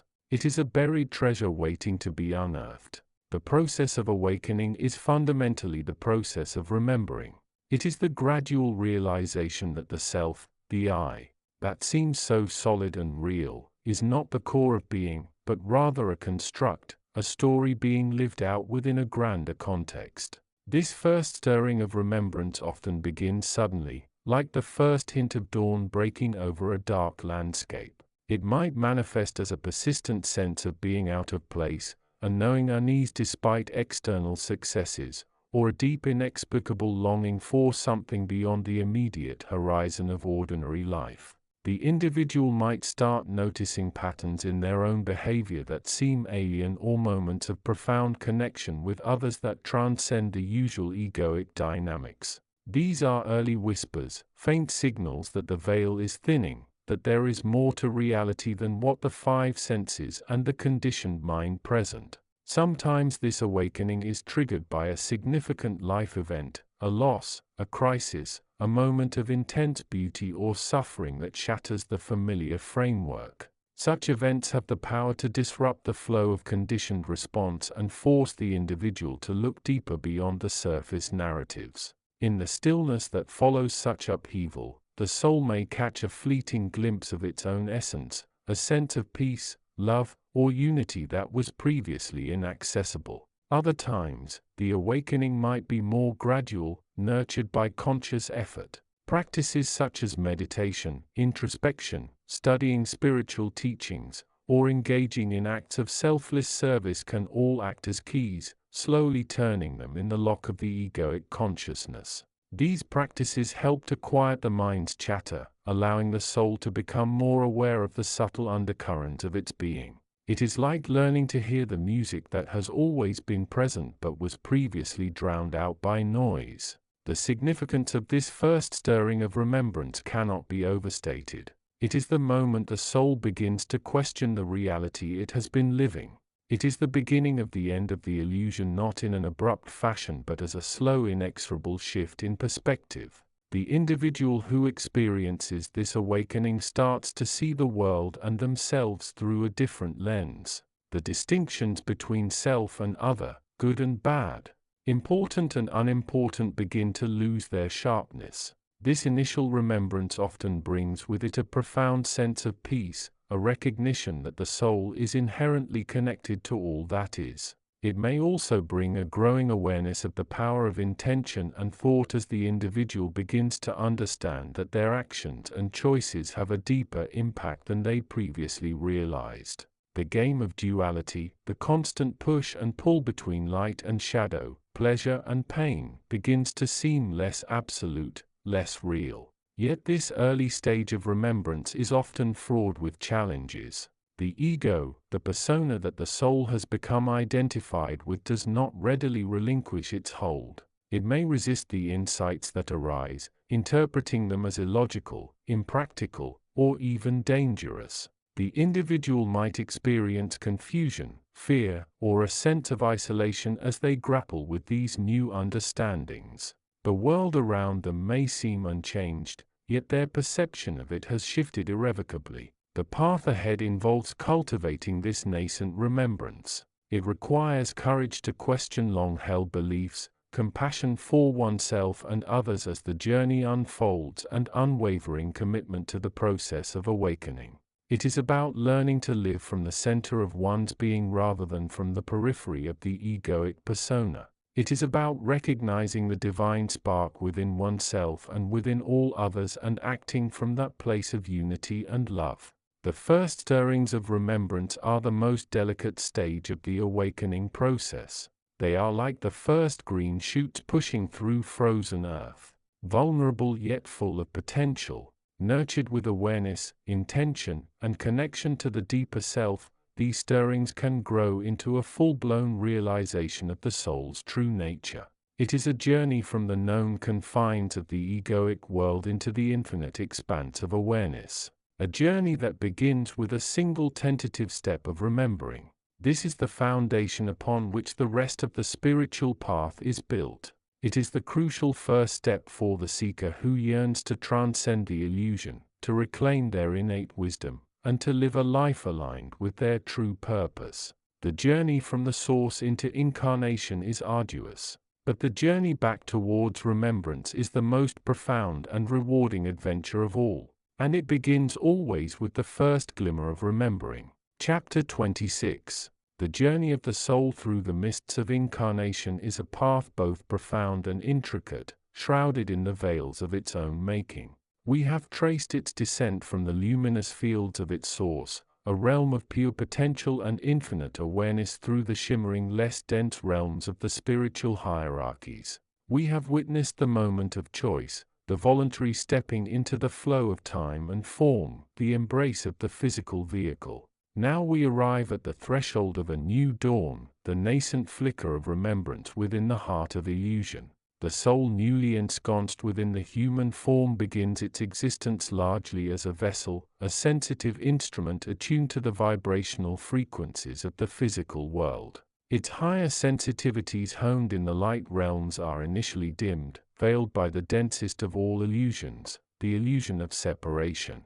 The innate connection to the source, the feeling of oneness that permeated its being, is softened, almost forgotten, like the memory of a dream upon waking. Yet the seat of awareness remains. Buried deep within the subconscious mind, which acts as the soul's repository in the physical dimension, lies the echo of its true nature. It is not erased, merely obscured, submerged beneath layers of conditioning, experience, and the constant influx of sensory data from the external world. The first stirrings are subtle, almost imperceptible to the conscious mind. They might manifest as a recurring, inexplicable sense of familiarity with a place, a person, or a feeling. It is as if the soul is subconsciously recognizing faint echoes of its previous existences or its original home. One might find themselves unexpectedly moved by a piece of music, a painting, or a landscape, experiencing an emotional resonance that defies logical explanation, hinting at a deeper pre-incarnational memory. Then comes the inner quiet, the persistent whisper beneath the roar of daily life. In moments of stillness, perhaps during meditation, contemplation, or even profound boredom, the soul may catch a fleeting glimpse of something beyond the immediate. A sense of peace that transcends current circumstances. A feeling of profound interconnectedness with all things, however briefly. These are the early harbingers, the first tentative rays of sunlight piercing the dense clouds of illusion. The physical body, though a vehicle of denseness, also holds keys. The chakra system, a network of energetic centers, acts as a conduit for spiritual influx. In the early stages of incarnation, these pathways are often constricted, blocked by past trauma, emotional attachments, and ingrained negative patterns. However, the very act of seeking, of turning the inner gaze towards the self and beyond begins to gently coax these pathways open. As the soul starts to consciously seek, the process accelerates. This seeking is not merely intellectual, it is an energetic yearning, a turning of the will towards the light. It is the soul's innate desire to reclaim its true nature, to remember the source from which it came. This conscious effort acts like a key, slowly turning in the lock of the subconscious, dislodging the veils bit by bit. The first conscious remembrance might be abstract, a sense of home, not as a place, but as a state of being, a feeling of belonging that resonates deep within the bones. It might be accompanied by a sense of urgency, a knowing that this life offers a unique opportunity for evolution, for reunion. This burgeoning awareness often fuels the initial motivations behind spiritual practice, the desire to understand the why of existence, the yearning for peace, the aspiration to overcome suffering. This period is crucial. It is the fertile ground where the seed of remembrance begins to sprout. The seeker armed with this nascent awareness embarks on the real work. It requires patience, perseverance, and unwavering commitment. The path is often fraught with challenges. The illusions of the physical world, the ego's desires, fears, attachments, the constant distractions of the material realm will inevitably pull the soul back into the dense matrix. Yet, the very existence of these challenges provides the crucible for growth. Each time the soul recognizes a pattern of illusion, each time it consciously chooses a higher path over the ego impulse, it strengthens its connection to its source. It chips away at the veils, clearing the channels for more light to enter. The atmosphere surrounding the seeker in this phase is one of potential and duality. There is the immense hope and possibility inherent in the beginning of this journey home. Yet there is also the constant struggle against the inertia of the physical form and the pervasive nature of the illusion. It is a time of inner quiet mixed with the potential for profound breakthrough.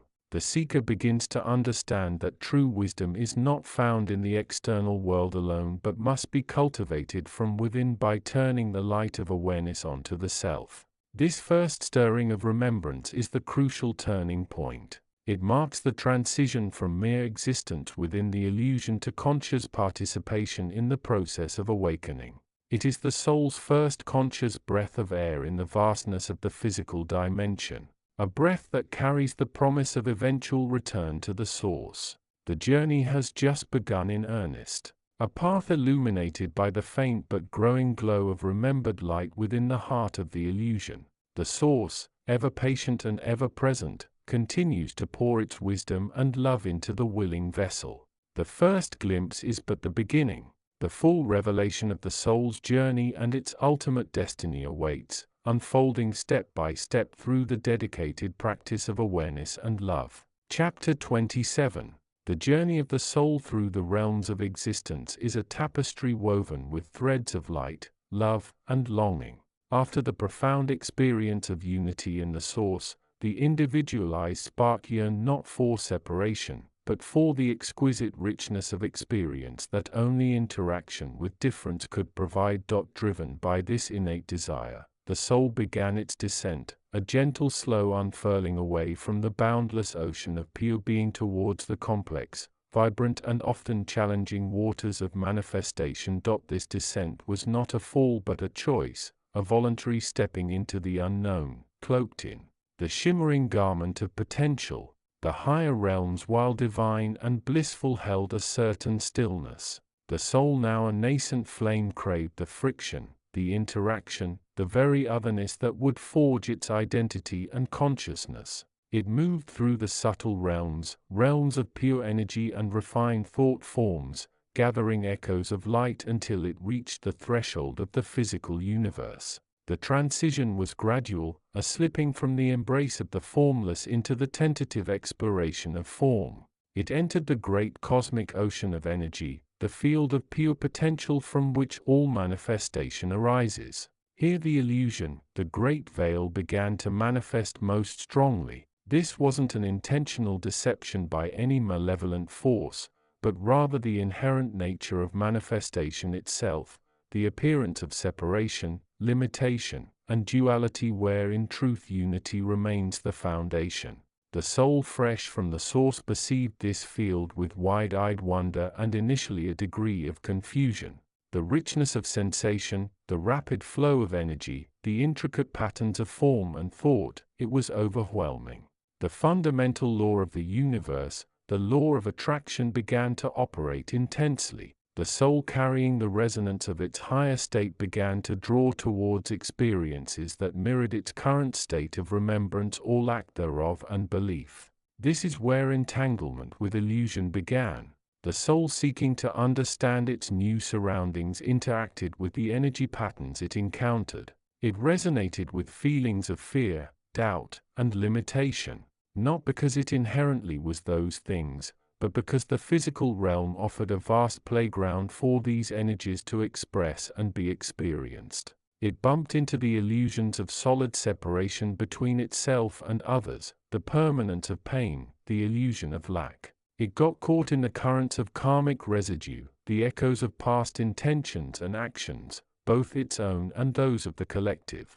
The soul began to build a personal reality, a tapestry woven from these interactions and resonances. It formed attachments to sensations, to thoughts, to the forms it perceived as self and other. It began to identify with the body, this remarkable vehicle of experience, and with the mind, this tool for navigating the complex energies. These attachments, while necessary for the learning process, began to act like anchors, tethering the soul more firmly to the physical plane and gradually dimming the recollection of its true nature.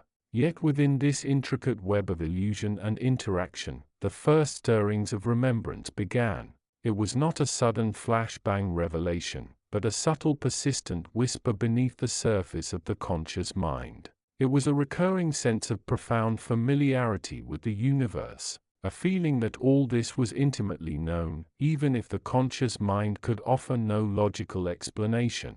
These moments of remembrance might occur during moments of deep peace in the stillness before sleep, or during times of intense beauty or awe.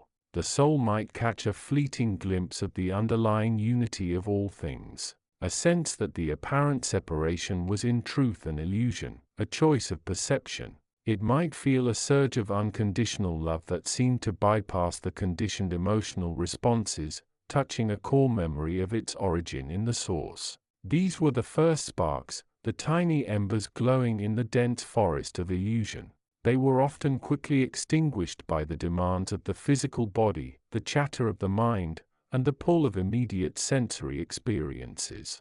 The soul might experience a fleeting sense of home or a yearning for something beyond the current reality, only to be pulled back by the urgent business of living. But these moments were crucial. They were proof that the connection had not been entirely severed. They were invitations to look deeper, to question the nature of the reality being perceived.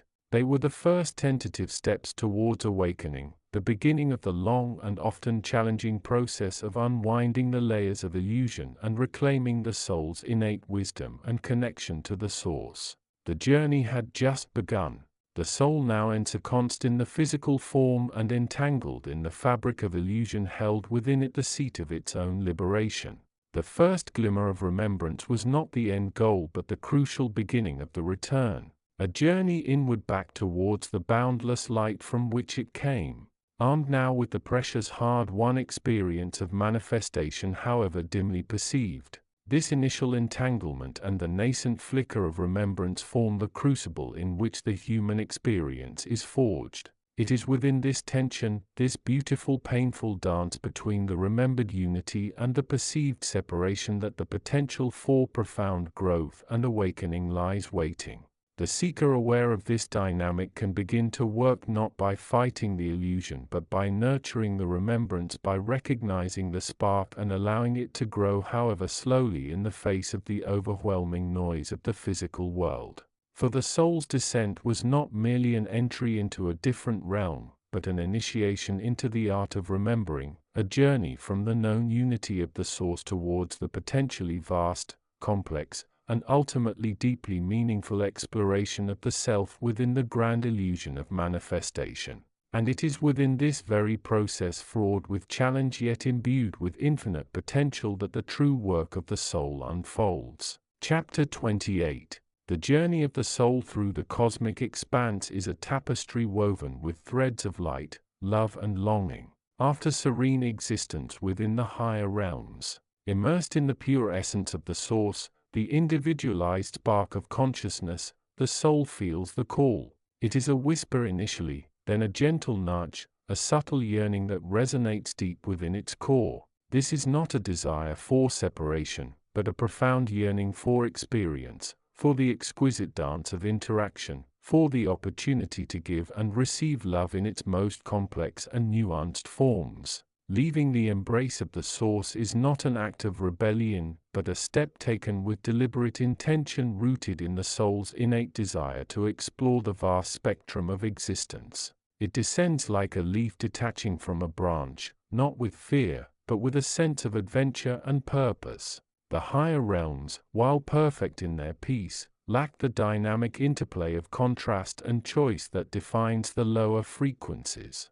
The soul yearns to witness the interplay of light and shadow, to taste the sweetness of joy and the bitterness of sorrow, to understand the nuances of free will and consequence. Its descent is a gradual process, a transition from the vibrational frequencies of unity into the more dense and varied spectrum of the physical universe. It moves through realms of increasing complexity, each layer offering a different perspective, a different lesson. As it approaches the lower frequencies where the physical realm resides, the air becomes thick with the energies of illusion. Illusion in this context is not inherently malevolent. It is the natural consequence of duality. Where there is light, there must be shadow. Where there is joy, there is potential sorrow. Where there is creation, there is destruction. The physical realm is a place of stark contrasts, of intense emotions and compelling desires. It is a realm where the individual self, the ego, begins to form and solidify. The soul in its pristine state is pure consciousness, unbound by the limitations of form and identity. However, as it interacts with the dense energies of the physical plane, it becomes entangled. It picks up the vibrations of the environment, the emotions of those around it, the collective consciousness of the planet. It begins to identify with its physical form, its name, its history, its circumstances. This identification is the first step into the web of illusion. The ego, the sense of self, arises as a necessary shield and framework for navigating the complexities of the physical world. It provides a sense of orientation, a point of reference in a sea of constant change. However, the soul's original purpose was not to be bound by this framework. It was meant to be a free-flowing river of consciousness, interacting with the world but not becoming attached to it. The entanglement deepens as the soul experiences the joys and sorrows of life. It forms attachments to people, places and things. It develops beliefs and opinions, fears and desires. These attachments, while natural, can become chains pulling the soul away from its true nature. The ego, in its desire to protect and perpetuate itself, can create a powerful illusion of separation. Separation from the source, separation from others, and even separation from itself. The soul, now incarnated within a physical body, begins its journey of exploration. It wakes up in a world that feels both familiar and alien. Its higher self, the part of it that still resonates with the source, sends faint echoes of remembrance. These echoes are the first stirrings of awareness, the seeds of understanding that something deeper is possible. At first, these stirrings are subtle, a sense of being disconnected, a feeling of being lost in a dream.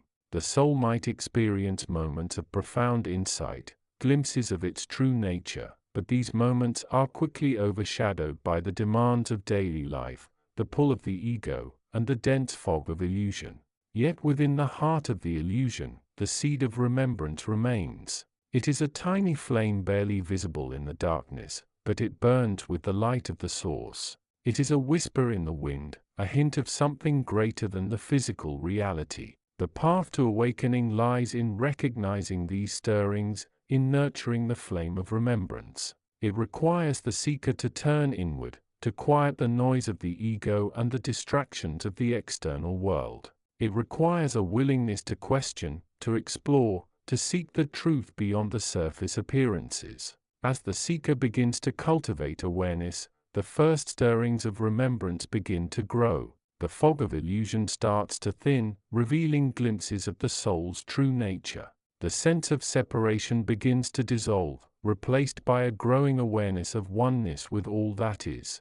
The journey from entanglement to remembrance is not an easy one. It requires courage, perseverance, and a deep commitment to the path of knowledge and wisdom. But for those who embark on this journey, the rewards are immeasurable. They begin to experience life from a higher perspective, guided by the light of their own consciousness. They move beyond the limitations of the ego into a state of greater freedom, love, and understanding. They become living expressions of the source, bringing light and wisdom to the world.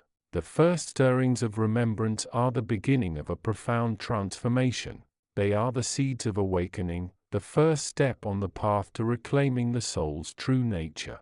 For the seeker who is willing to embrace the journey, the path ahead is filled with light, love, and the infinite possibilities of the self. As the soul begins to awaken, it realizes that the physical realm is not an illusion at all, but a classroom, a laboratory, an opportunity to explore the vast spectrum of consciousness. It is a place where the soul can learn, grow, and evolve, returning to the higher realms with a deeper understanding of itself and the universe. The journey from the source to the physical realm is a journey of transformation, of exploration, and of awakening. It is a journey that begins with the first stirrings of remembrance, a tiny flame of awareness in the darkness of illusion. For those who are willing to follow this path, the journey is filled with light, love, and the infinite possibilities of the self. Chapter 29. The architecture of being is intricate, a tapestry woven across dimensions far beyond human comprehension. At the very pinnacle, amidst the undifferentiated silence that is also the boundless potential of the source, lie the realms of pure consciousness. These are not places of rest but of profound activity, the activity of knowing, the activity of creation. From this silent radiant heart, the universe unfolds, a grand experiment in experience, a vast classroom where consciousness learns through doing, through feeling, through the intricate dance of becoming. It is within one such realm bathed in the light of infinite possibility that a distinct spark of awareness begins to coalesce. This is not a new creation but a re-emergence, a descent through the nested layers of existence. We call this evolving consciousness a soul, a fragment of the source, seeking the richness of manifestation, yearning for the experience of limitation in order to know the boundless through the finite. The journey commences, driven by an impulse almost indistinguishable from love, a love for the potential of creation, a love for the other sparks that will follow. The soul begins its separation. It detaches from the immediate comforting embrace of the source like a drop of water considering the vast ocean from which it came. This is not an act of rebellion but an act of exploration. The source in its infinite wisdom allows this separation, knowing that the richness of experience requires contrast, requires the interplay of light and shadow, of giving and receiving, of joy and sorrow. The descent is gradual, a slipping through the veils of pure being into realms where differentiation begins. First it encounters the subtle echoes of other consciousnesses like faint whispers on the cosmic wind. Then the densities increase, the vibrations slow and the soul enters the realm of pure potentiality, the cosmic ocean of formless matter and energy, the primordial substance of the manifest universe. It is here amidst the swirling currents of potential that the crucial choice is made. The soul, now a distinct point of awareness within the vastness, faces the great illusion. This is not a place of darkness necessarily, but of overwhelming presence. The fundamental nature of manifestation is duality, light and dark, creation and destruction, joy and pain, love and fear.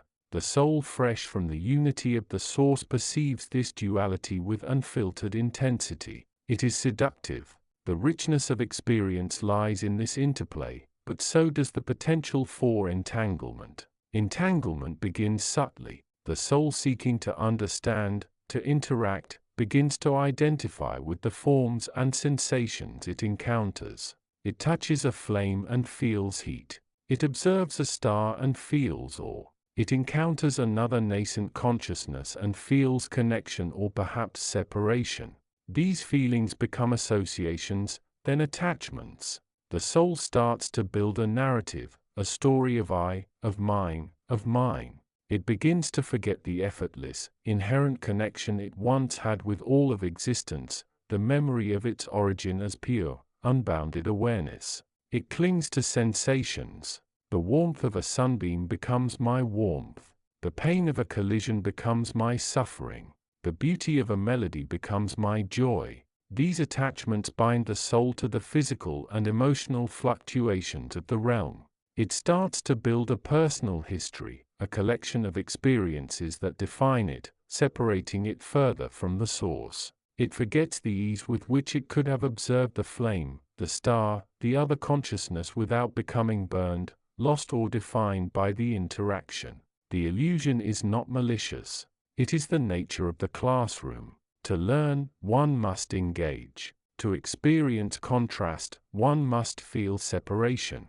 However, the danger lies in mistaking the classroom for the only reality, mistaking the lessons for the essence. The soul in its entanglement begins to lose the subtle intuitive connection to its higher self, the remembrance of its true nature.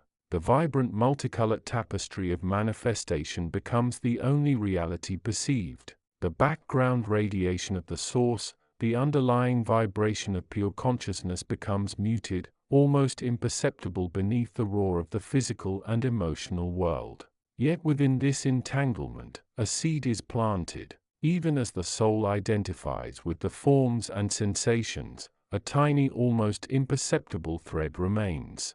It is the echo of the source, the inherent wisdom that permeates all things. It is the subtle feeling of oneness that occasionally surfaces during moments of deep peace or profound connection, a fleeting sense that this too is me. And it is within this framework that the first stirrings of remembrance begin. It is not a sudden awakening but a nascent flicker, a tiny spark of questioning in the overwhelming landscape of sensation and narrative. It might be felt as a moment of profound loneliness standing amidst a crowd, a sudden inexplicable ache that resonates with a deeper forgotten truth. Or perhaps it is a moment of intense joy, so pure and overwhelming that it momentarily dissolves the sense of the separate I, leaving a brief taste of unity. These are the first whispers of the source reaching through the veils of illusion. They are subtle hints that the soul's journey is not merely about experiencing the manifest world, but about remembering its own nature within it. They are the beginning of the long, often arduous process of unwinding the entanglements, of reclaiming the memory of the source from which it came. The first stirrings are fragile. They are easily drowned out by the demands of the physical body, the pulls of emotional attachments, the constant chatter of the mind constructing its personal narrative. Yet they are there like a tiny hidden current beneath the surface of a rushing river. They exist. They represent the beginning of the seeker's path. The moment the soul, lost in the beauty and complexity of creation, first turns its awareness inward towards the profound mystery of itself and whispers the question that will guide its journey home. Who am I? The answer, faint and distant yet undeniably present, begins with the simple yet revolutionary understanding that it is in truth much more than the story it has begun to write. Chapter 30. The journey of the nascent soul newly arrived in this realm of duality is one of profound adjustment. Having traversed the luminous, formless expanse of higher realms, realms where the pure essence of being resonated with the unadulterated vibration of love and intelligence, the soul arrives here bringing a residue of that higher frequency. It enters the body, a temporary vehicle crafted from the stuff of this physical world, carrying within it the blueprint of its true nature and the faint echo of its origin. The initial moments are a blur of overwhelming sensation. The crisp thin air of the higher realms gives way to the denser atmosphere of Earth. The subtle internal resonance of universal harmony is muted by the constant external chatter of physical existence. The soul, accustomed to the stillness and clarity of its home, finds itself bombarded by a cacophony of sounds, smells, textures, and emotional stimuli.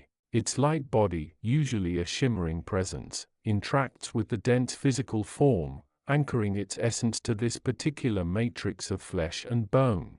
This is the crucible of incarnation.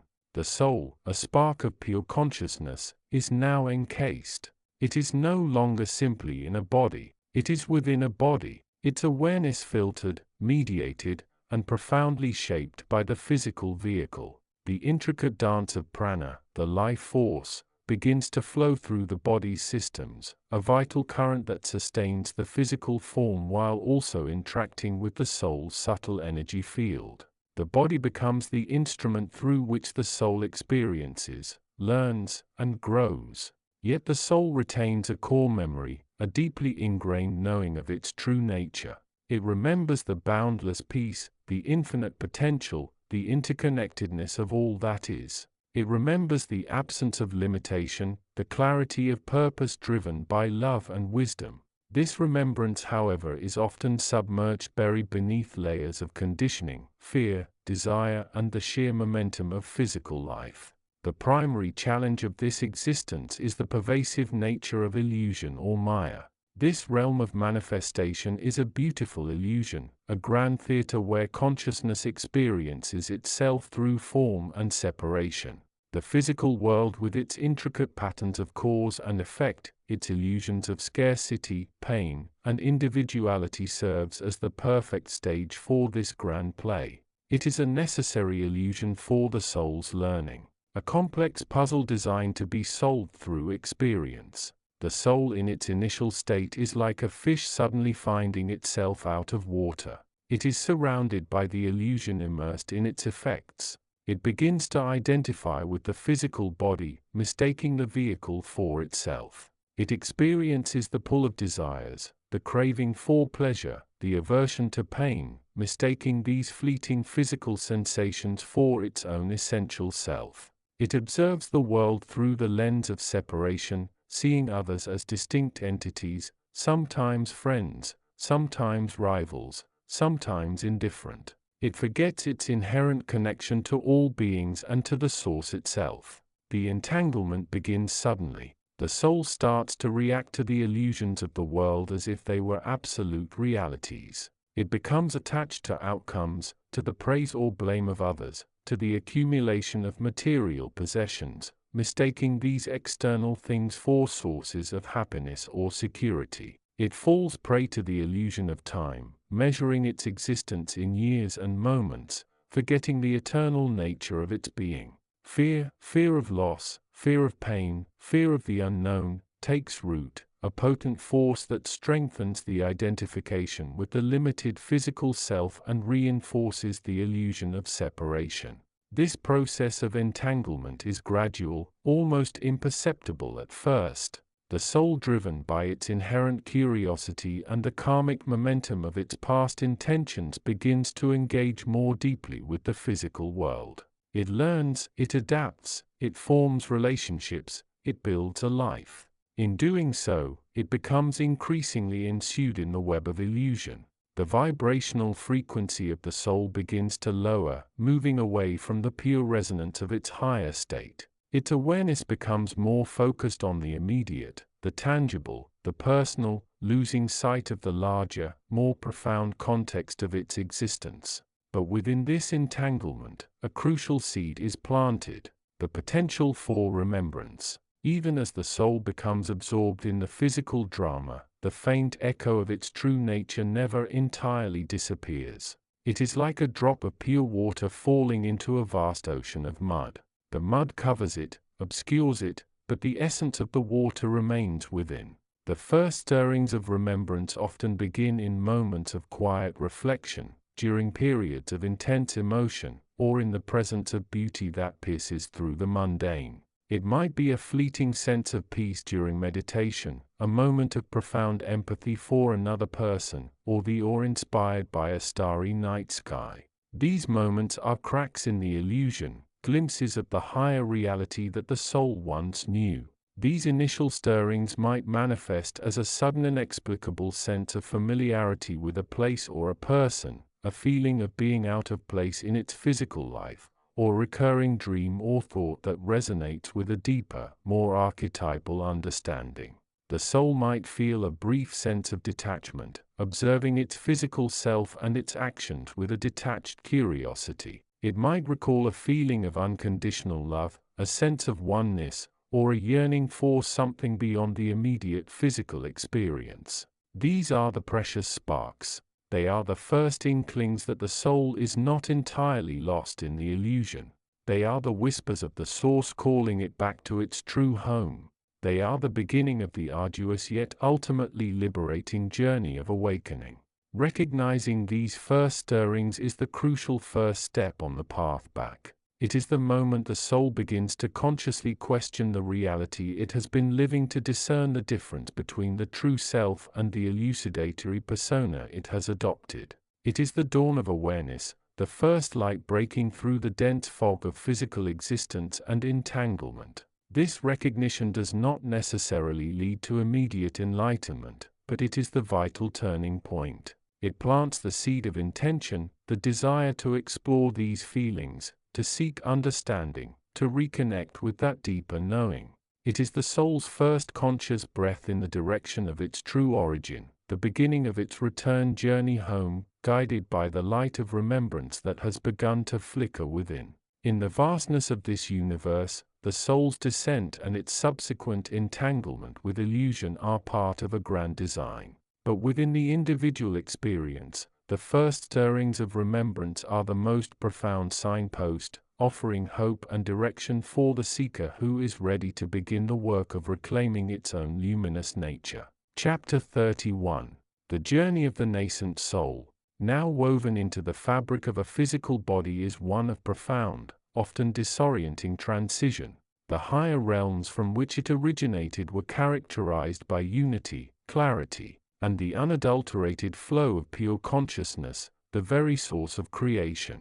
Yet the descent into embodiment is a plunge into duality, into a realm saturated with potential, possibility, and the intricate shimmering tapestry of illusion. This chapter explores the soul's initial steps within the physical world, the subtle mechanisms of its entanglement with illusion, and the delicate, almost imperceptible first stirrings of remembrance that begin to pierce through the veils of the material existence. The physical world, a grand and complex experiment in consciousness, offers a unique playground for the evolving soul. It is a realm of dense matter of time and space as we perceive them, governed by the laws of physics and chemistry that feel utterly foreign compared to the boundless freedom of the non-physical. The body itself, this temporary vehicle, is a living, breathing ecosystem, a complex network of nerves, muscles, and organs constantly interacting with its external environment. For the newly arrived soul, the experience is overwhelming. The sensations are novel: the pressure of gravity, the warmth of the sun on skin, the coolness of water, the intricate dance of hunger and fullness, the pull of sleep. These are the raw data of physical life, the very foundation upon which the perception of self is initially built. But this physical world, beautiful and vibrant as it is also a potent field of illusion. The source of creation, in its infinite wisdom, designed the physical realm with a specific purpose to facilitate the soul's evolution through the experience of duality, love and pain, joy and sorrow, success and failure, light and dark. These contrasts are the crucibles in which consciousness is forged. However, the nature of physical existence is such that these dualities become deeply ingrained, often leading to attachment and aversion. The soul, still relatively unseasoned, begins to identify with these experiences. It feels the sting of a perceived injustice. It revels in the warmth of praise. It becomes attached to comfort and fearful of discomfort. This identification is the first step towards entanglement. Illusion in this context is not necessarily malevolent or deceptive in intent, but rather a consequence of the medium itself. The physical world filters reality through the lens of the five senses and the mind's interpretive processes. These mechanisms are excellent for navigating the physical realm, but they inherently distort the perception of the deeper, more unified reality. Colors appear vivid, but are merely interpretations of light frequencies. Sounds resonate but are abstracted from vibrations in the air. The self, perceived as a separate entity within the body, is a construct built upon these sensory inputs and mental associations. The soul, mistaking this constructed reality for the entirety of existence, begins to operate within its parameters, forgetting its true nature and origin.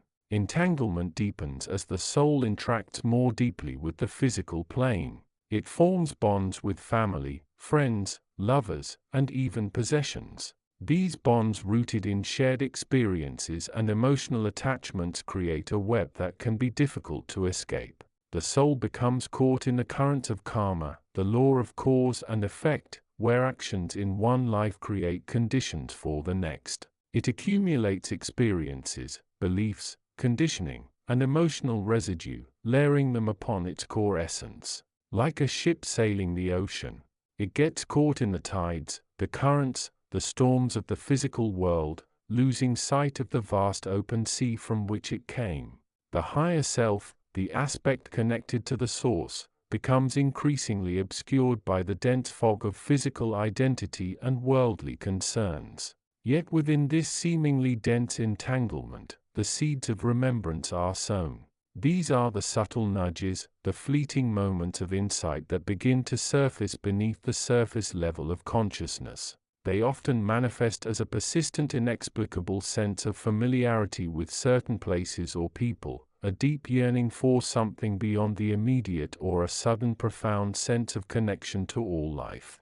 These feelings, dismissed as coincidence or mere curiosity by the conditioned mind, are the soul's inner compass pointing towards its true home. The first stirrings might be experienced as a recurring dream that feels unnervingly real, depicting scenes or landscapes that resonate deeply but have no apparent connection to the soul's current life. Or it could be a moment of profound silence where the noise of the world fades away and a sense of peace and oneness briefly touches the awareness, leaving behind a faint echo of something greater. It might also arise through moments of intense beauty, the sight of a breathtaking sunset, the sound of pure music, the quiet presence of nature, where a sense of awe transcends the ordinary and touches the core of being. These initial sparks of remembrance are precious and delicate. They are often overshadowed by the demands of daily life, the noise of the mind, and the pull of attachments. The conditioned self, protective of its established identity, may quickly rationalize or suppress these experiences, attributing them to imagination, stress, or other conventional explanations. However, they are undeniable whispers from the soul's true nature, hinting at a reality beyond the physical, a reality where it originated in unity and wisdom. Recognizing these first stirrings is the crucial first step on the path back. It requires a degree of introspection, a willingness to look beyond the surface level of experience and inquire into the nature of one's own consciousness. It involves cultivating awareness, noticing the subtle feelings, the fleeting thoughts, the underlying currents of perception. It asks the questions: where did I come from? What is the nature of this reality? What is my true identity? These questions, when genuinely posed from the heart, open the door to the vast ocean of knowledge and wisdom that resides within the soul, connected directly to the source of creation. The journey from entanglement to remembrance is not an instant process but a gradual awakening. It requires patience, persistence, and a commitment to the inner exploration. As the soul begins to consciously recognize and differentiate between the illusion and its deeper truth, the entanglement loosens its grip. The first glimmers of remembrance illuminate the path, offering hope and guidance for the soul's continued descent into consciousness, eventually leading towards the full realization of its divine origin and purpose. This awakening, this return of remembrance, is the very essence of the soul's journey through incarnation. It is the light that begins to pierce the darkness of illusion, guiding the way back home to the boundless source from which all things arise. Chapter 32. The journey of the nascent soul, newly arrived in the physical realm, is one of profound contrast. Having traversed the ethereal landscapes of higher dimensions, bathed in the pure, unfiltered light of awareness, the initial moments of incarnation are often characterized by a state of heightened sensitivity, almost an acute awareness of the vibrational differences between those realms and this one. The body, a temporary vehicle constructed from the earth's elements and infused with life force, presents a dense, complex, and often overwhelming field of experience. In the earlier stages, the soul might perceive the world with startling clarity, recognizing the underlying patterns of energy that weave through all things. Yet this clarity is immediately challenged, if not entirely obscured, by the phenomenon known as illusion, the dense fabric of separation that defines the third-dimensional experience. This illusion isn't necessarily malevolent.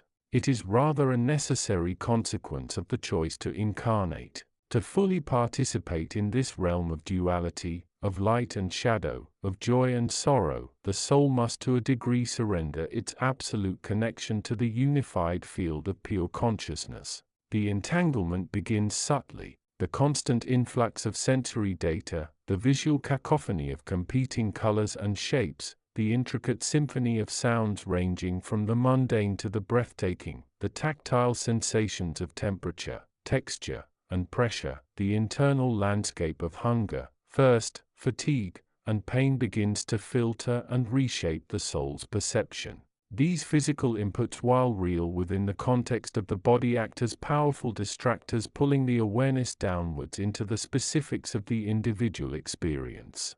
Thoughts too become a significant factor. The mind, a tool usually employed for navigating reality in higher realms, now finds itself bombarded with internal chatter.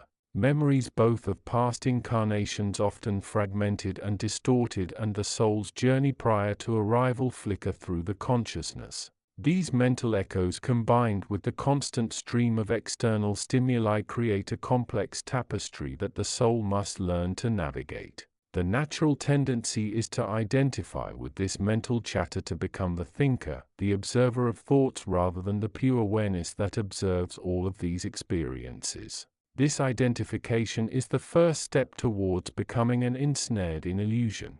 The soul, seeking a sense of stability and continuity in the fluidity of physical existence, anchors itself to these thoughts, these memories, these physical sensations. It constructs a narrative around them, a personal story of me experiencing the world. In doing so, the sense of separateness deepens. The unified awareness begins to fragment, believing itself to be contained within the physical vessel, separate from the environment, separate even from the vast ocean of other souls sharing this same dense playground.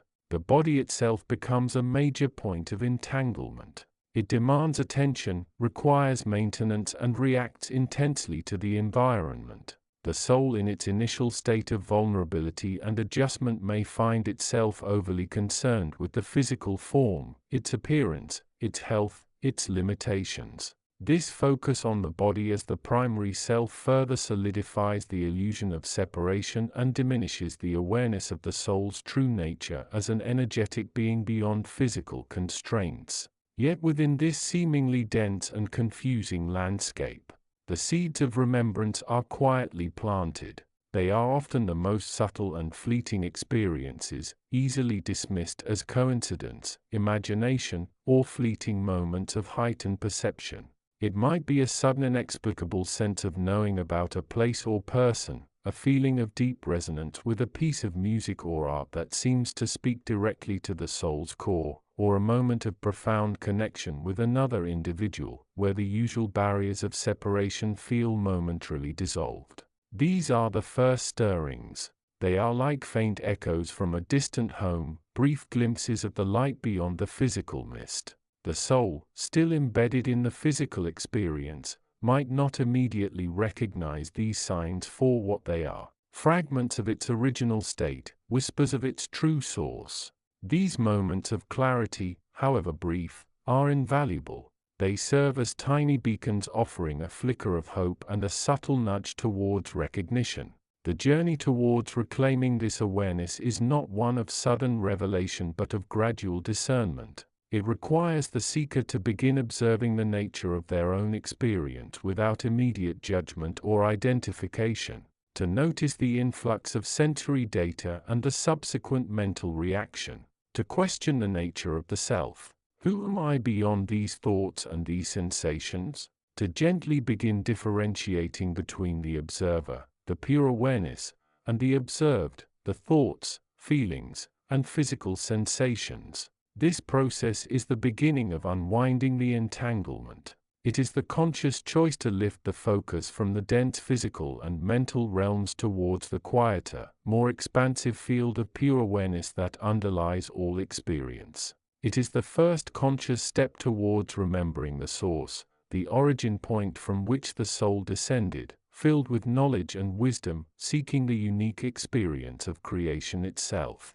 The path is long and the illusion is potent, but these initial stirrings of remembrance are the crucial first light guiding the seeker away from the illusion of separation and back towards the recognition of oneness, towards the profound journey of understanding the self as a reflection of the infinite source. The soul, having taken its first tentative steps into the physical, now begins the intricate dance of remembering why it came. Chapter 33. In the vast luminous expanse of the higher realms, where thought resonates as pure energy and being is woven from the fabric of infinite consciousness, dwells the source of all creation.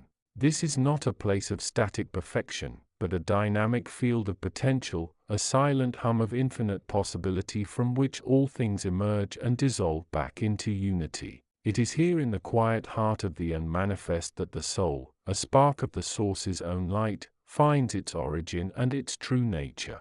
The journey of the soul is one of magnificent descent, an intentional unfolding designed for experience, growth, and the refinement of understanding.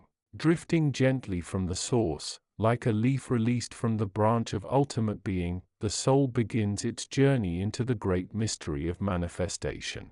It carries within it the blueprint of its essence, the echo of its home, the unwavering knowledge of its divine origin. Yet it is also imbued with a profound curiosity, a yearning to explore the vastness of creation, to feel, to learn, to love, and to understand the nature of limitation itself. The first stage of this descent is one of transition, a subtle shift from the realm of pure potential to the vibrational field of the physical universe. It is like stepping from the clarity of a starry sky into the shimmering complex tapestry of earthly existence. The soul, still a point of focused consciousness, begins to interact with the denser energies of the manifest world. It encounters the fundamental forces: gravity, electromagnetism, the flow of life force, and perceives them through the nascent lens of its own emerging awareness. This is where the entanglement begins. The physical universe, while a manifestation of the source, is also a realm governed by specific laws, rules, and energetic patterns. It is a world of duality, of light and shadow, creation and destruction, pleasure and pain. For the newly arrived soul, these energies are fresh, overwhelming, and utterly fascinating. It begins to gather experiences to absorb the vibrations of the world around it. The joy of a sunrise, the sorrow of a parting, the thrill of discovery, the ache of loss. It is in this process of absorbing and integrating these experiences that the soul becomes subtly then increasingly entangled with illusion. The physical world with its intricate web of cause and effect, its constant flux of sensory input and emotional response offers a rich, compelling, yet ultimately deceptive field for consciousness. It presents a seemingly solid reality complete with limitations, structures, and a pervasive sense of separation. Separation from others, separation from the self, separation from the source. This illusion is not malicious. It is a necessary aspect of the learning process. The physical realm is a classroom of immense complexity where souls can explore the consequences of choice, the nature of desire, the mechanics of attachment, and the experience of free will within the framework of consequence. The denser the physical form, the more profound the potential for illusion to take root. The body with its needs and desires, its pain and pleasure becomes a powerful anchor pulling the soul's awareness deeply into the material plane. The soul begins to identify with its physical form, its thoughts, its emotions, its place within the social and material structures of the world. It builds a narrative around its life, a story of personal history, of achievements and failures. This narrative becomes deeply ingrained, shaping its perception of reality and its sense of self. It forgets or perhaps never truly grasps the profound truth that the body is merely a vehicle, a tool for experience, not the core of its being. The sense of separateness deepens, becoming the normative experience of existence. Yet within this dense field of illusion, the seeds of remembrance are also sown. Even as the soul becomes absorbed in the physical world, fragments of its higher awareness remain. These are the subtle echoes of its origin, the innate knowing that resonates beneath the surface of conscious thought. They manifest as moments of profound insight, fleeting glimpses of interconnectedness, sudden waves of peace that arise for no discernible reason, or a deep aching longing for something beyond the immediate. These are the first stirrings. They might be felt as an intuitive nudge, a sense of otherness when observing the behavior of others, or a quiet recognition that the problems and pains of the world are not absolute, but part of a larger unfolding drama. Perhaps it is a memory not of a past life necessarily, but of a feeling of profound peace or unity experienced in a prior state of being, a sense of belonging to something vast and timeless. These initial sparks of remembrance are often subtle, easily dismissed, or overshadowed by the demands of daily life and the powerful grip of the physical form. They might be felt as a sense of déjà vu, a knowingness that transcends logical reasoning, or a moment of profound empathy for another's suffering that feels deeper than simple compassion. The soul, still navigating the complexities of the physical world, may not yet understand the significance of these moments. They are, however, the crucial first steps on the path back home. The journey from the source into incarnation is a profound mystery, a voluntary descent into the school of experience. It is a path where the soul bearing the light of its own divinity becomes immersed in the vibrant, complex and sometimes bewildering tapestry of the physical world. It becomes entangled with the illusions of separation, form and limitation. Yet within this entanglement, the seeds of remembrance are inevitably planted. These first stirrings, though faint and often fleeting, are the most precious gifts of this descent. They are the whispers of the source, the echoes of home, reminding the soul of its true nature and its ultimate destination. They are the light within the darkness, the anchor in the storm, the first beacon guiding the way back towards the infinite love and wisdom from which it all began. Recognizing these stirrings, however faint, is the crucial first step in the soul's journey of awakening, the beginning of the return to the fullness of its own being. And so the soul continues its journey, navigating the intricate landscape of illusion, holding on to the subtle flame of remembrance, ever drawn back towards the source of creation, the ultimate home of its consciousness. Chapter 34. The journey of the nascent soul, now woven into the fabric of a physical form, is one of profound transition. It is a descent from the luminous fields of its origin, where the nature of pure being was its only reality, into a realm governed by the subtle, complex and often misleading interplay of energy and form known as the physical universe. This descent is not merely a geographical shift. It is a fundamental change in perception, orientation, and the very way consciousness interacts with existence. From its higher abode, the soul possessed an intimate, unwavering knowledge of its true nature, unbounded, eternal, and infinitely capable. It resonated with the fundamental truths of the universe, the underlying harmonies of creation, and the interconnectedness of all things. Yet this state of pure awareness, while blissful, lacked the dynamic potential for experience and expression that the physical realm offers. It was a realm of perfect understanding but not of lived-tested wisdom. Drawn by a cosmic imperative, a longing that transcends even the deepest understanding, the soul begins its journey towards embodiment. This process is initiated by a choice, a subtle turning inward, a willingness to engage with the challenges, learnings, and joys of manifestation. Guided by higher spiritual principles, it navigates the vast energetic corridors between realms, drawn towards a suitable vessel, a suitable time, and a suitable karmic context. The moment of incarnation is a pivotal event. It is the transition from the relative stillness and clarity of the spiritual realms into the vibrant, chaotic and intensely sensory world of the physical form. The soul, now enfolded within the developing embryo, begins to adapt. It becomes integrated with the biological processes, learning to draw energy through the breath, to nourish itself with physical sustenance, and to experience the world through the intricate network of the nervous system. The initial weeks and months are a period of profound adjustment. The soul, bearing its inherent wisdom, finds itself submerged in a new reality. The physical world presents a dizzying array of sensations: the warmth of the mother's body, the rhythmic sound of her heartbeat, the internal landscape of the womb. These are experiences utterly foreign. Yet the soul, with its deep-seated connection to all of creation, begins to intuitively understand and adapt. However, the physical realm is not one of pure unadulterated truth. It is a realm where the principles of duality are starkly apparent. Light and dark, pleasure and pain, creation and destruction, life and death. It is a realm where the subtle illusions inherent in the physical structure of reality begin to take hold. The most potent of these illusions is the illusion of separation.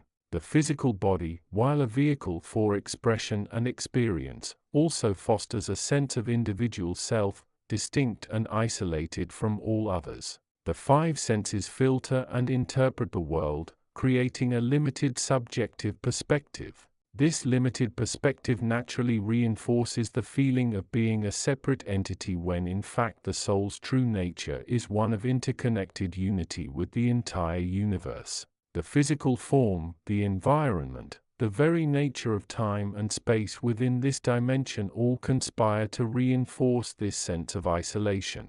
Furthermore, the soul arrives in the world carrying its own unique tapestry of potentialities shaped by past experiences in other lifetimes, its karma. These karmic patterns, like ingrained energetic pathways, begin to influence its thoughts, feelings, and actions.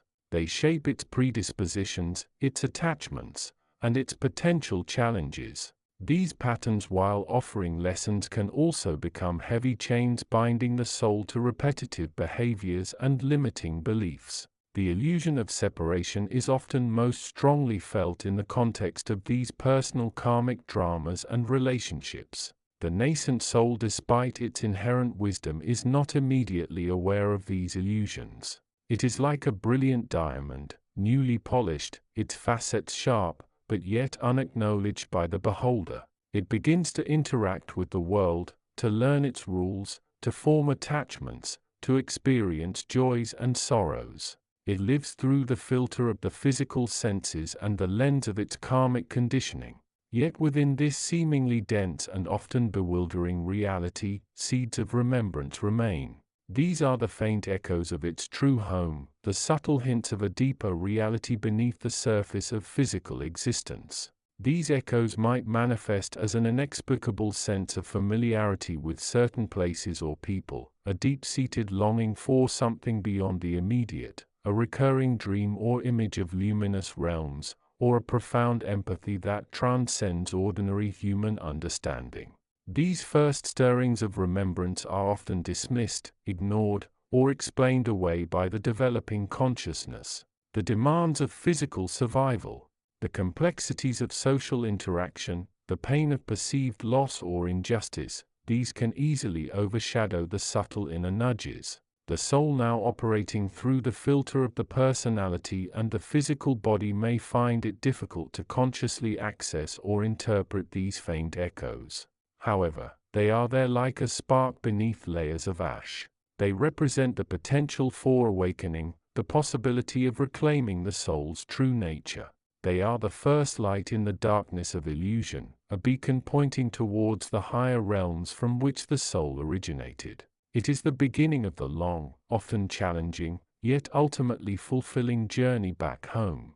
The path ahead involves the conscious cultivation of awareness. It requires the willingness to look beyond the surface appearances, to question the nature of reality as perceived through the physical senses, and to explore the deeper layers of the self. It involves recognizing the patterns of conditioning, understanding the illusions of separation, and learning to trust the inner guidance that stems from that deeper connection. This is the stage where the true work begins. The soul, having taken its first tentative steps into the world, now faces the profound task of integrating its higher wisdom with the lessons of the physical realm. It is the beginning of the arduous yet profoundly rewarding process of awakening. The journey from entanglement with illusion towards the full remembrance of its own boundless source. The first glimpse is shed. The path of return is now discernible, however faintly, in the light of nascent awareness. This marks the threshold, the point of no return from the higher realms in a conscious sense. The true seeker's journey has truly begun. Chapter 35. The journey of the nascent soul newly arrived in this realm of duality is one of profound transition. Having traversed the ethereal landscapes of higher dimensions, its essence was marked by a purity and clarity that bordered on the ineffable. Yet the choice to descend, to experience, to learn through the intricate dance of contrast was a step into a realm fundamentally different from its origins. It entered the vibrational field of a physical body, a temporary vessel woven from the stuff of this world, and immediately became subject to its laws and limitations. The initial moments were a blur of sensory input, overwhelming and disorienting. The familiar peace of the source was replaced by the cacophony of the physical world, the relentless pounding of a heart, the rush of blood, the stimuli of sight, sound, and touch bombarding the newly formed consciousness. The soul, once a singular, unencumbered presence, found itself fragmented, experiencing the world through the narrow lens of this particular body. It was as if the vast ocean of its being had been contained within a single drop, beautiful but limited. In this state of initial embodiment, the soul began its entanglement with the primary force governing this plane of existence, illusion, or more accurately, Maya. Maya is not inherently malevolent. It is the fundamental nature of manifestation, the interweaving of the apparent with the real, the veiling of the source's infinite wisdom with the complexities of perceived reality. It is the friction between the eternal and the transient, the echo of the absolute within the relative. The descent itself was a process of gradual separation, the soul still connected by a faint shimmering thread of awareness to its higher self, and the source began to identify more strongly with the physical form and its immediate surroundings. Thought started to arise not as pure insights from the inner realm but as reactions to external stimuli, desires, fears, needs. Emotions flickered, born of the body's biochemistry and the interpretations placed upon sensory experiences. The sense of being isolated becoming centered within this body, this life. This subtle shift, This focusing of awareness onto the personal ego was the first step into entanglement. The illusion or Maya manifested most powerfully through the constructs of time and separation. The soul originating from a timeless state now experienced the world in linear increments. Past, present, and future began to define its perception, creating a sense of limitation and progression. It forgot its inherent connection to all of existence, viewing itself as a separate entity, an isolated individual navigating a vast, often confusing universe. The intricate web of cause and effect, the interconnectedness of all things became obscured by the immediacy of personal experience and the illusion of discrete objects and beings. Furthermore, the physical body itself became a source of illusion and attachment. The soul seeking stability and experience began to form attachments to the physical sensations, the familiar routines, the people and things within its immediate environment. It started to build a narrative around its identity shaped by its successes, failures, relationships, and perceived circumstances. This narrative, this personal story became deeply ingrained, reinforcing the illusion of a fixed self, separate from the source and from others. The body, originally a tool for experience, began to feel like a permanent fixture, its limitations and pains becoming sources of suffering and resistance. Yet within this seemingly dense web of illusion and entanglement, the seeds of remembrance were quietly sown. They were faint echoes, subtle nudges from the deeper self, the part of the soul still connected to its origin. These stirrings were often experienced as moments of profound insight, fleeting glimpses of a deeper reality beneath the surface of apparent existence. It might manifest as a sudden inexplicable sense of peace during a time of turmoil, a reminder of a peace that transcends circumstance. It could be a flash of understanding about the interconnectedness of all life felt deeply in the heart, cutting through the illusion of separation. Sometimes it arose in moments of deep silence when the noise of the external world faded, allowing the soul to briefly hear its own intrinsic frequency, the resonance of its connection to the source. These moments of remembrance were precious, though often quickly dismissed or overshadowed by the demands of daily life and the pull of the ego. The soul caught in the grip of Maya might attribute these feelings of peace or insight to external factors. A beautiful sunset, a kind word, a fortunate event. The subtle persistent thread of connection to the higher self remained, but its clarity was often obscured by the fog of illusion. However, these first stirrings were crucial. They were the sparks that could ignite the flame of awareness. They were the whispers of truth in the midst of illusion, offering a glimmer of the reality that lay beyond the veils. They served as a compass, however faint, pointing towards the source, towards the inherent nature of the soul. The seeker aware of this process understands that these moments of remembrance are not random occurrences but significant indicators of the soul's journey back. They are the first cracks in the illusion, the opening of the mind and heart to the possibility of a deeper truth. Recognizing these sparks, nurturing them with awareness and contemplation becomes the initial step on the path of awakening. The journey from the source into incarnation is not one of loss but of potential. The soul descends to experience to learn to integrate the wisdom of duality. The entanglement with illusion is the necessary context for this learning, providing the contrasts and challenges that forge understanding. And within this entanglement, the first stirrings of remembrance offer the soul the guiding light, the promise of return to its true home of infinite knowledge and wisdom. The path has begun, and the first step, however small, is the recognition of the journey itself. Chapter 36. The journey of the soul through the realms between existences is a tapestry woven with threads of light, memory, and purpose. It is a journey less traveled by the conscious mind, yet one that shapes the very essence of the incipient spark as it descends towards the physical plane.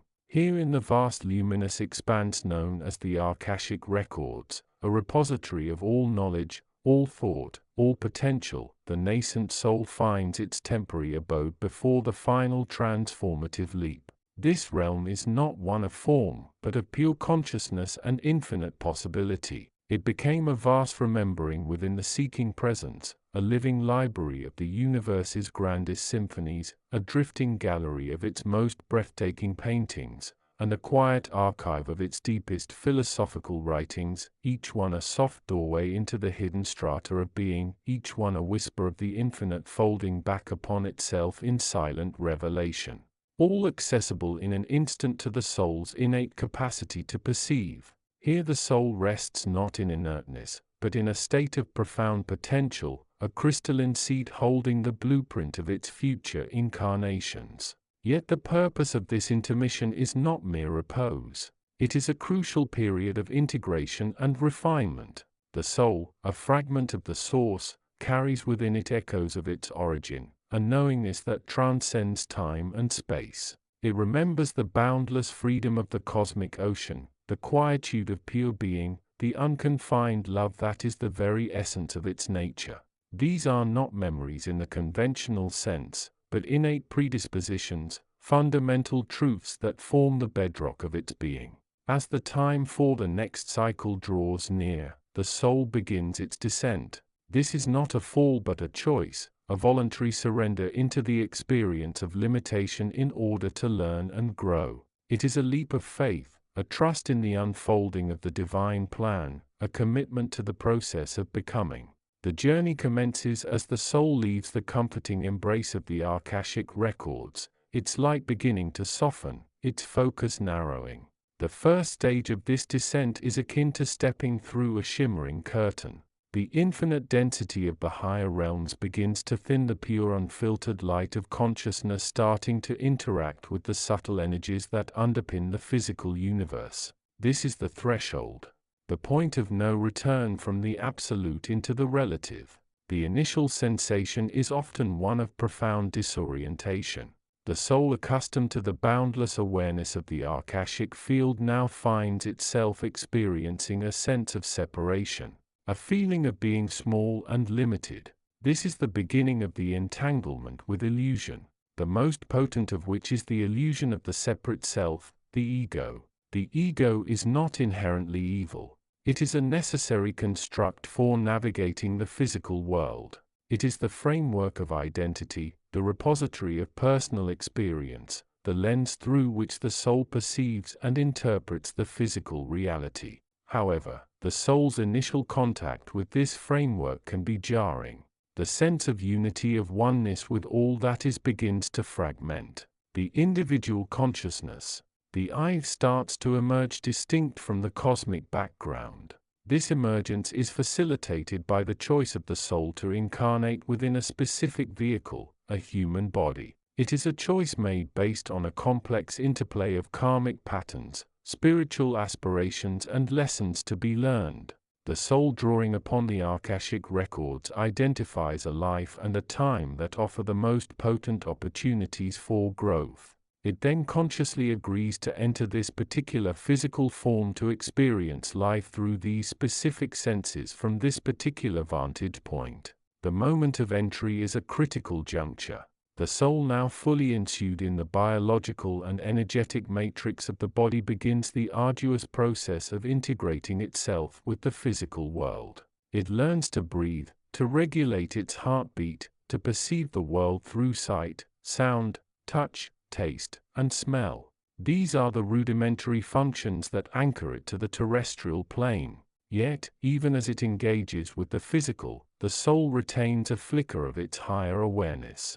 This is the first stirring of remembrance, a subtle, often unrecognizable sense of something deeper, a knowingness that transcends the immediate moment. It might manifest as a brief, inexplicable feeling of peace when surrounded by nature, a sudden intuitive understanding of a complex problem, or a profound empathy for another person's suffering.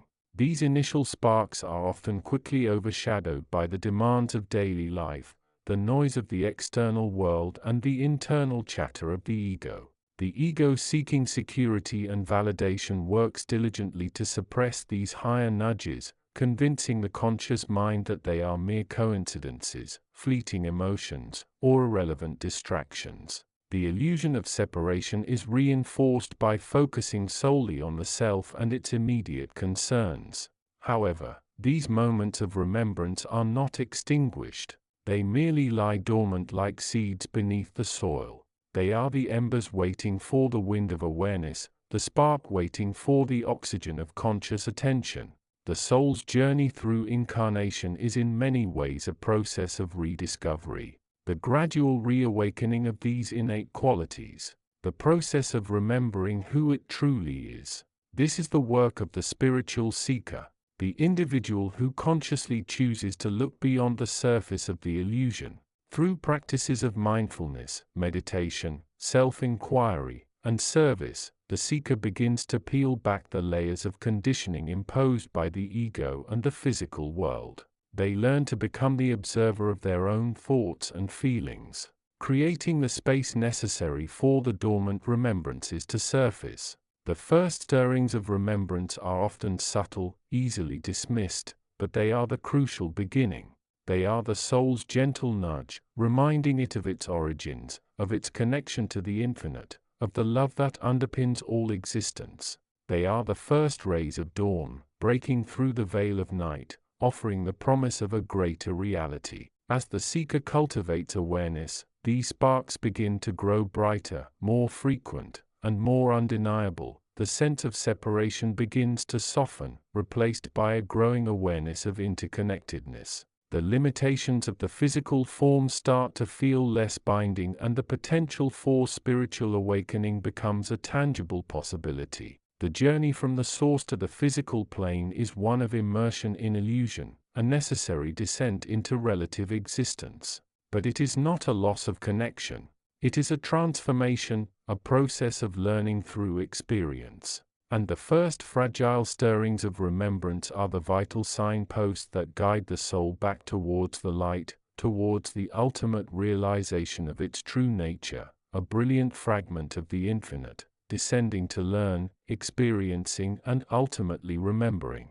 The path is long and the illusion is potent, but the seed of remembrance has been planted. And in the heart of every seeking soul, it finds the fertile ground of awareness waiting to blossom into the full flowering of wisdom and union. Chapter 37. The journey of the nascent soul newly woven from the pure stuff of consciousness in the higher realms is a passage marked by both profound beauty and subtle peril. Having completed its cycle of learning and preparation in the ethereal light, the entity known as the source of creation spark prepares for its descent. This is not merely a physical journey into a physical body, but a profound immersion into the school of experience, a crucible designed to refine and reintegrate the fragmented aspects of the self. The transition across the threshold is neither instantaneous nor entirely painless. It is akin to stepping from a cool luminous garden into a vast echoing hall filled with flickering lights and complex intricate patterns. The higher realms, characterized by unity, simplicity, and direct perception of truth, are starkly different from the dense layered reality of the physical plane. Here the senses are overwhelming. The mind is bombarded with stimuli, and the very fabric of existence is woven with threads of illusion. The illusion of separation, of limitation, of duality. The first moments are a blur of sensory input. The air is different, thick with the scent of earth, of growing things, of countless diverse life forms. The sounds are a cacophony, the rustling of leaves, the cry of birds, the distant rumble of machinery, the closer murmur of human conversation. The visual field is rich and detailed, a tapestry of colors, shapes, and movements far more complex than the simple radiant forms of the higher realms. The body, this temporary vessel, feels foreign, heavy, fragile. Its needs, hunger, thirst, the need for rest, are immediate and demanding, pulling the focus outward away from the inner self into this complex tapestry. The soul is born. It enters the body at the moment of incarnation, a process orchestrated by the subtle energies and intentions aligned with its purpose. The first breath drawn by the new vessel is not merely air. It is the activation of the soul's connection to the physical world. It is the moment the thread of higher awareness is anchored. the moment the journey begins. The initial consciousness is one of profound disorientation. The soul accustomed to clarity and unity finds itself fragmented, experiencing the world through the limited filter of the physical senses and the nascent, often chaotic consciousness of the host personality. It is as if a drop of pure water is dropped into a vast ocean of mud and mire.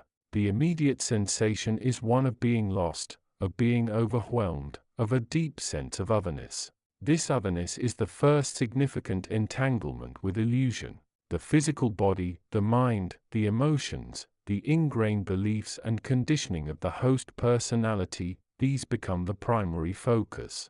The soul, seeking to anchor itself and understand its new reality, begins to identify with this vessel, mistaking the limitations of the physical form for its own reality. It forgets for a moment its true nature as an eternal formless consciousness. The sense of separation from the physical world, from other beings and even from the higher realms becomes deeply ingrained. This is the first layer of the illusion of the separate self, the ego. The environment plays a crucial role in this entanglement. The social structures, the cultural norms, the prevailing belief systems, the pressures of daily life, all contribute to reinforcing the illusion of separation and limitation.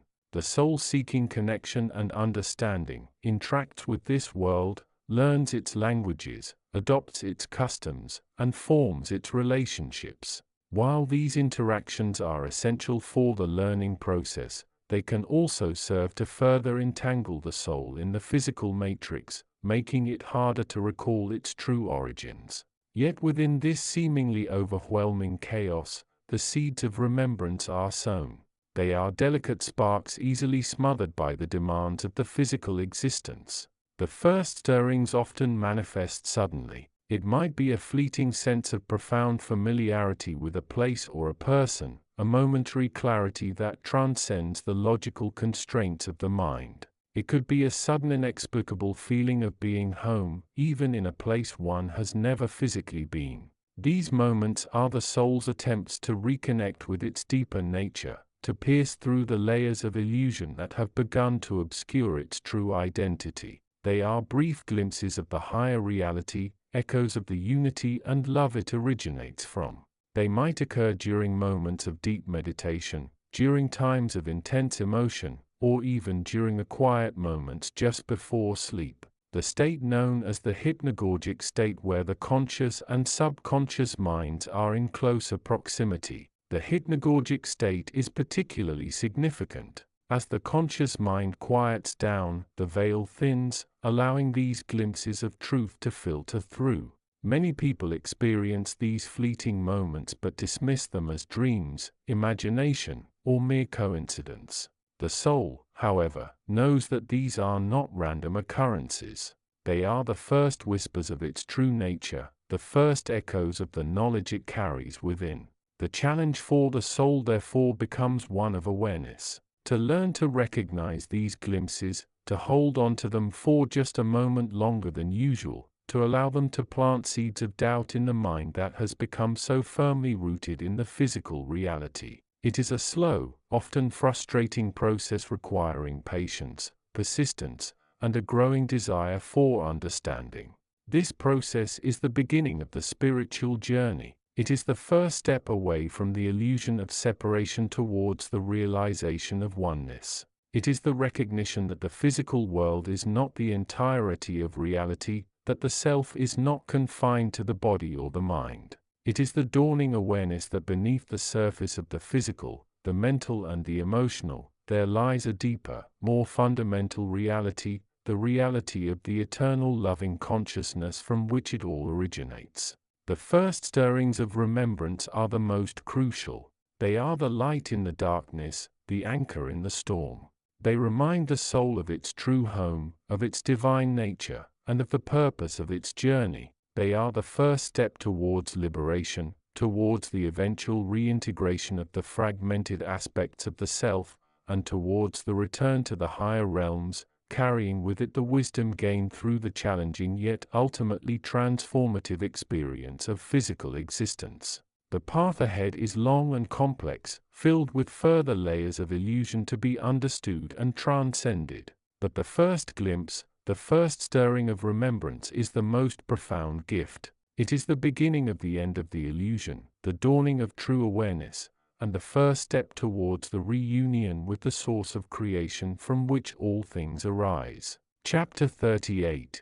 The journey of the nascent soul newly arrived within the vibrational tapestry of this physical realm is less a journey through space and more a navigation through states of consciousness. Having passed through the initial, often tumultuous stages of incarnation, the shock of separation, the bewildering assault of sensory input, the immediate immersion in the dense fabric of collective human experience, the soul begins to settle, albeit precariously. It finds a temporary anchoring point, a biological vessel through which to interact, learn, and experience. This is the crucible where the seeds of remembrance are first sown, though often buried deep beneath layers of new conditioning and perceived reality. From its origin in the boundless luminous fields of higher realms, realms where the nature of self is understood as fluid, interconnected and eternally aligned with the source of all creation, the soul descends a faint, almost imperceptible resonance of that original state.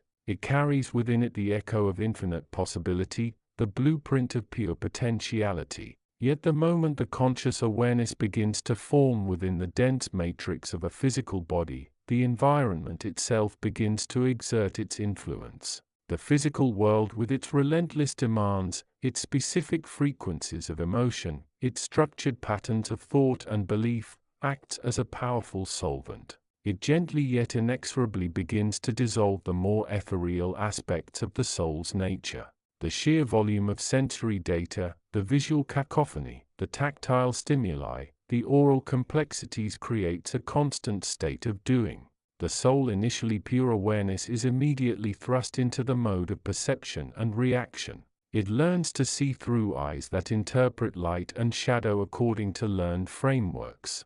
It learns to hear through ears that translate vibrations into specific sounds laden with cultural meaning. It learns to feel through a body that registers pleasure and pain, hot and cold, as distinct and often overwhelming experiences. This is the first stage of entanglement. The soul seeking to understand its new vessel and its new landscape begins to identify with the physical form and its immediate experiences. It mistakes the limitations of the body for the limitations of itself. The arising of thoughts, the constant internal monologue, the chatter of anxieties, desires, judgment becomes the primary focus of awareness. The soul starts to think it is the thinking mind rather than the awareness behind the thoughts. It becomes lost in the narrative of the personal ego, the story of I with its history, its desires, its fears, its attachments. This narrative woven from the threads of personal experience and filtered through the lens of collective conditioning becomes the primary framework through which the soul interprets reality. It is an incredibly potent form of illusion. The illusion is not necessarily that the physical world is entirely unreal. It is undeniably real on its own plane of existence. The illusion lies in mistaking the map for the territory, the story for the substance of reality. The soul begins to believe that its thoughts are its reality, that its emotional responses are its truth, that its identification with the physical self is its essential nature. The higher resonance, the faint echo of the source, begins to feel distant, almost mythical. It gets submerged under the weight of daily concerns, under the complexities of relationships, under the pursuit of external validation and material security. The soul in its new embodiment starts to operate primarily from the lower, more dense aspects of its being. It engages with the world based on survival instincts, immediate gratification, and the reinforcement of the ego identity. The subtle vibrations of higher wisdom, the innate connection to universal love and intelligence are overshadowed by the louder, more urgent frequencies of the physical plane. Yet within this seemingly dense entanglement, the first stirrings of remembrance begin. It often manifests suddenly, almost imperceptibly, like a distant melody heard faintly beneath the noise. It might be a moment of profound peace or, in the midst of chaos, a fleeting sense of recognition in a strange place, a sudden clarity about a complex situation that seems to transcend logical reasoning. These are the initial sparks, the tiny embers of awareness that something else exists beyond the confines of the personal ego and the physical experience. Sometimes this remembrance comes through a powerful sensory experience, the sight of a breathtaking sunset, the sound of pure music, the feeling of profound connection with another being. These moments momentarily break through the illusion, offering a glimpse of a deeper, more resonant reality that the soul instinctively recognizes, even if it cannot yet articulate it fully. These are precious opportunities for the awakening consciousness to catch its breath and acknowledge the underlying unity of all things, a unity that it faintly remembers from its origin. The process of entanglement is not necessarily negative or something to be feared. It is the necessary stage of embodiment, of learning, of experiencing the full spectrum of existence. The physical realm offers a unique laboratory for the soul to explore consciousness in its most intricate and challenging form. However, the goal, the inherent purpose of the soul's journey lies in the gradual awakening of consciousness to this illusion, to the realization that the physical self is but a temporary vehicle, a tool for experience, and that the true self remains infinitely more vast and luminous. The first stirrings of remembrance are the crucial beginning of this awakening. They are the whispers of the source reaching the soul's consciousness within the physical world.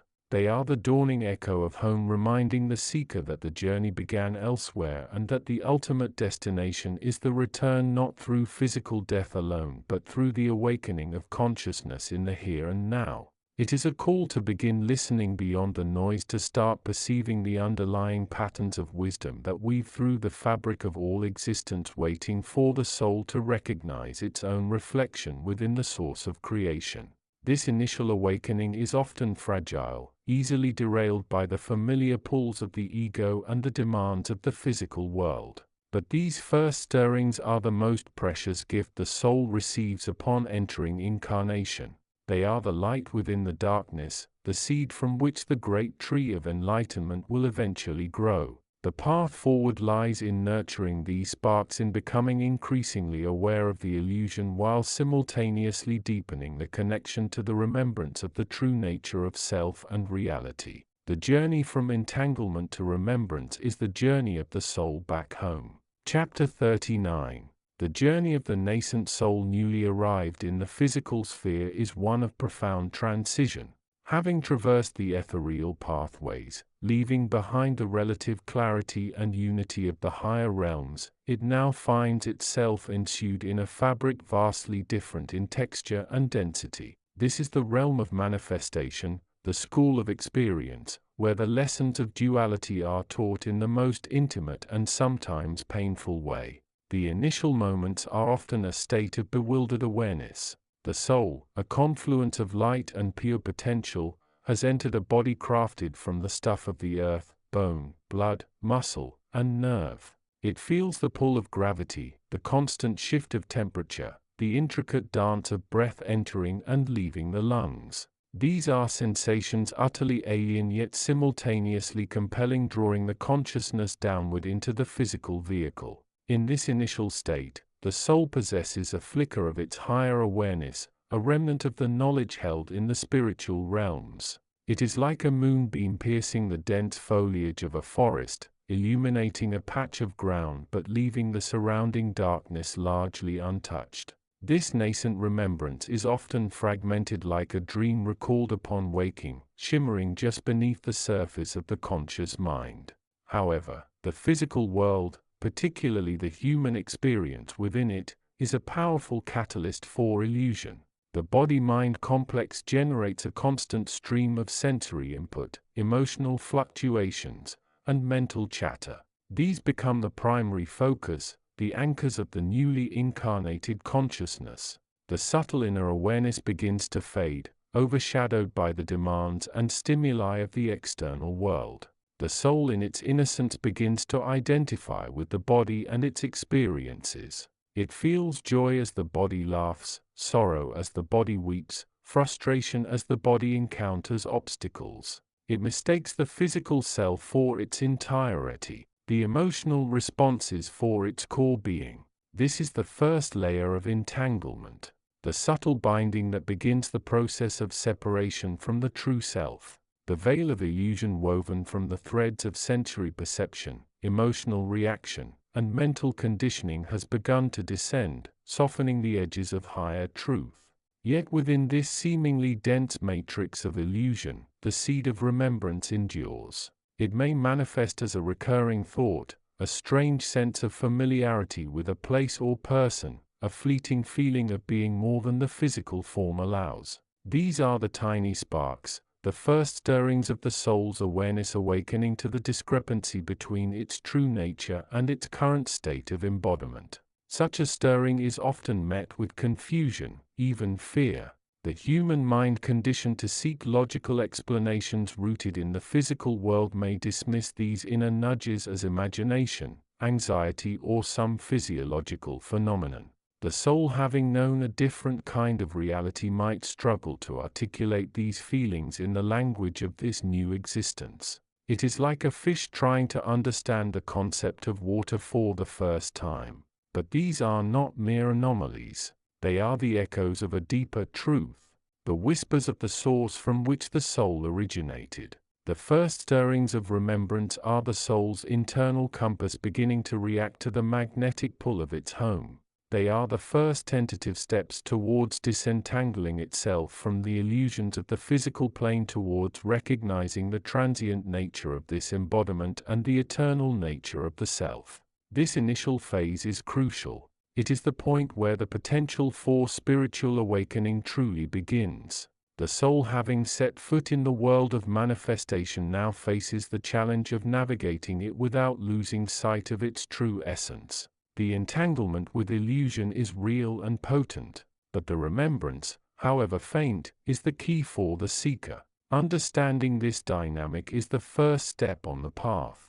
Recognizing the difference between the transient self, the body-mind complex, and the eternal self, the soul, is not about intellectual debate, but about cultivating awareness. It requires paying attention to those subtle inner nudges, those moments of familiarity or insight that cut through the surface noise. The journey from this state of initial entanglement towards fuller remembrance is one of conscious choice. It involves nurturing the inner spark like tending a small flame in a vast windy landscape. It means learning to differentiate between the soul's guidance and the mind's chatter, between true remembrance and conditioned reaction. It requires patience, self-compassion, and a persistent inquiry into the nature of one's own reality. The atmosphere of this stage is one of profound potential mixed with the challenge of adaptation. The seeker enters this chapter of life not just as a physical being, but as a soul carrying the weight and wonder of its origins. The world around offers lessons in duality, in separation, but within the soul lies the unwavering truth of unity and connection to the source. The first stirrings of remembrance are the soul's gentle insistence that this truth, though obscured, remains its foundation.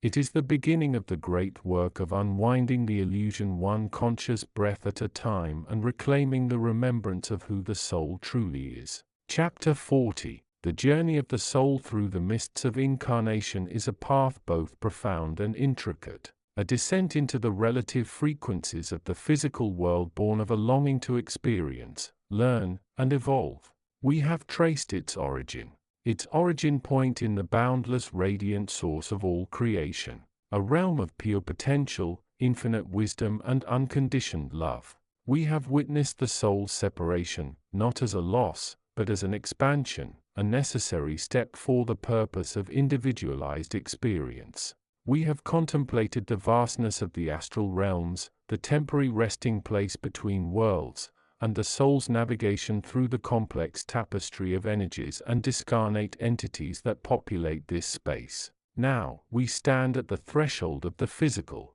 It is here within the dense matrix of matter that constitutes the earthly sphere that the most challenging yet potentially most rewarding phase of the journey begins. The soul, carrying the spark of its higher self, the echo of its source connection, descends into the womb of a new vessel, the body. The transition is often described in metaphorical terms, a fall from grace, a plunge into the unknown. Yet, it is less a catastrophic event and more a gradual merging, a subtle coalescence of the non-physical essence with the physical form. The soul, ever seeking experience, willingly engages with the densest of all known realities, the realm of solid matter and linear time. It is a choice born of evolutionary imperative, a step necessary for the accumulation of specific lessons and the refinement of consciousness. The initial moments within the physical body are shrouded in profound amnesia. The dense physical form acts as a significant barrier, muffling the subtle frequencies of the soul's true nature.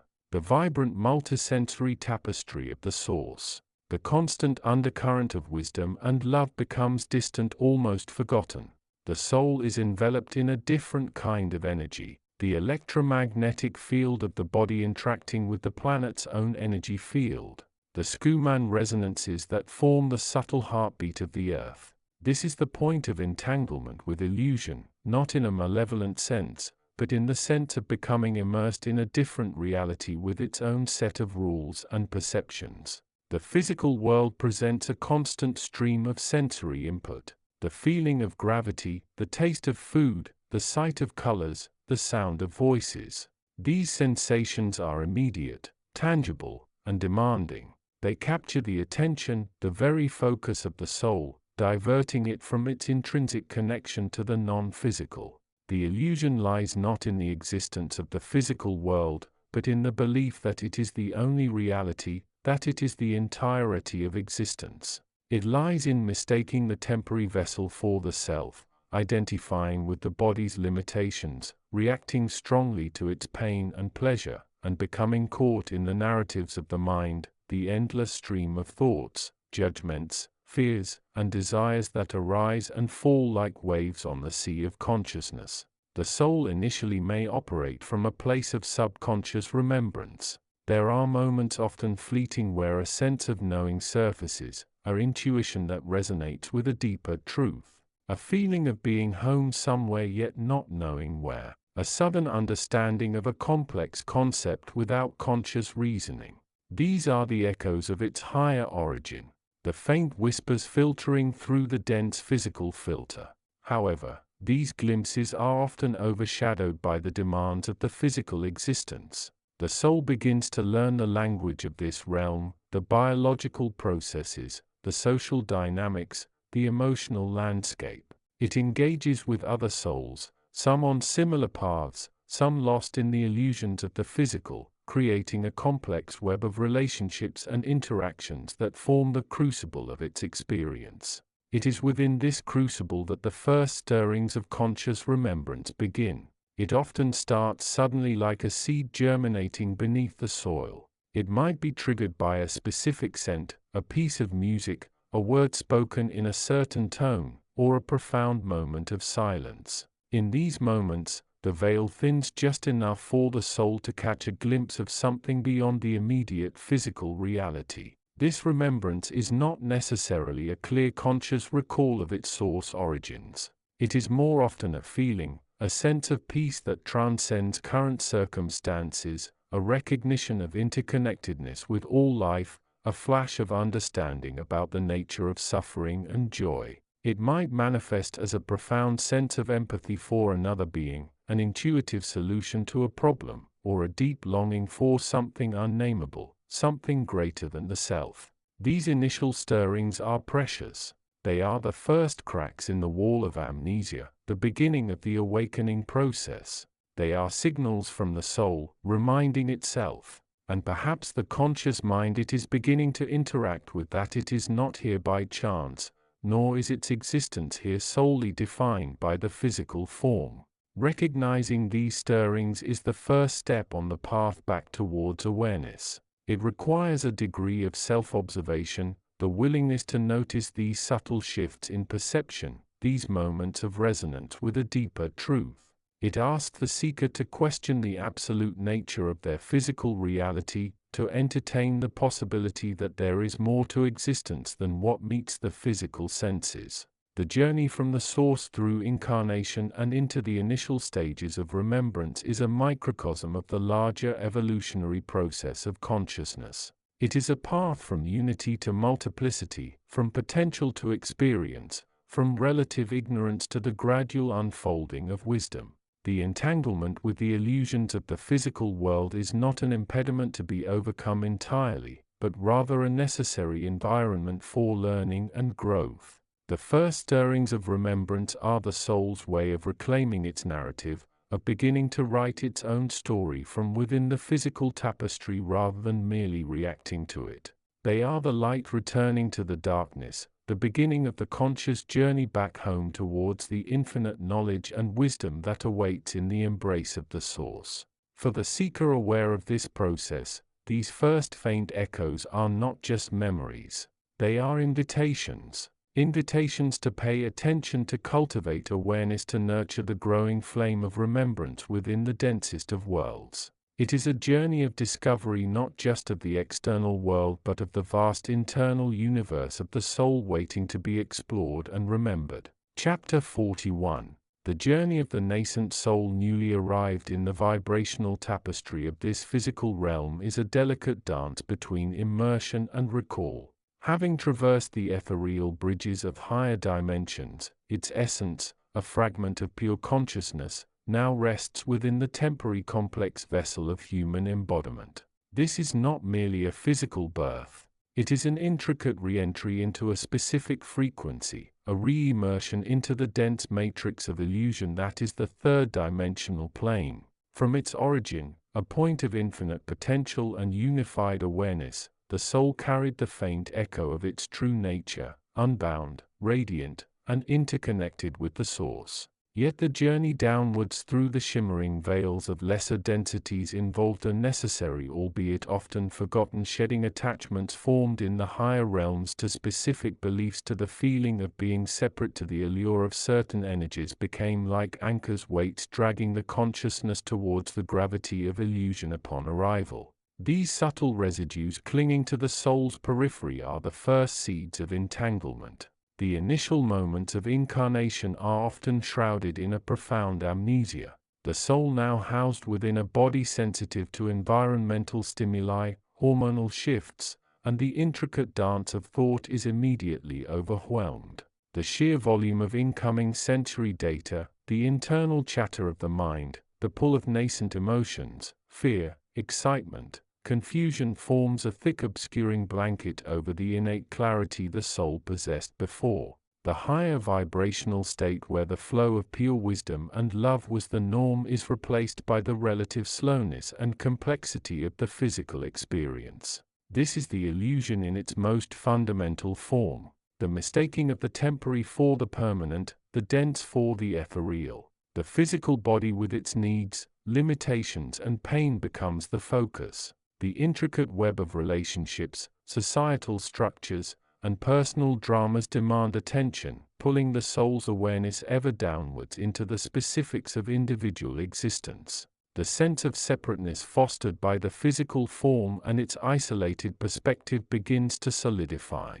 The expansive awareness of the source feels like a distant memory, a myth from a past life or a higher dimension rather than the foundational truth. But within this seeming oblivion, within the densest part of the illusion, lies the seed of potential recall. It is a tiny, almost imperceptible spark hidden beneath layers of conditioning and forgetfulness. It is the echo of the soul's true home, the resonance of the source that first called it into this particular experience. What triggers this initial flicker of remembrance? It is often something seemingly insignificant yet profoundly significant. It could be a moment of profound beauty, the iridescent shimmer of a soap bubble, the silent majesty of a starlit sky, the unexpected kindness of a stranger. These moments momentarily break through the constant stream of lower vibrational input, creating a space of stillness and awe. In that space, the soul's inherent sensitivity can catch a glimmer of its own higher nature, a taste of the unconditional love and peace it originates from. Alternatively, the remembrance might be sparked by a profound emotional experience, a moment of overwhelming grief, loss, or even intense joy when the rational mind is momentarily overwhelmed can force the soul to confront its own depth. In the vulnerability of such moments, the veil thins slightly, allowing a brief perception of the deeper self, the part that transcends the temporary emotional landscape of the personality. It might also be an encounter with another soul who operates from a higher frequency, a quiet presence radiating peace and understanding.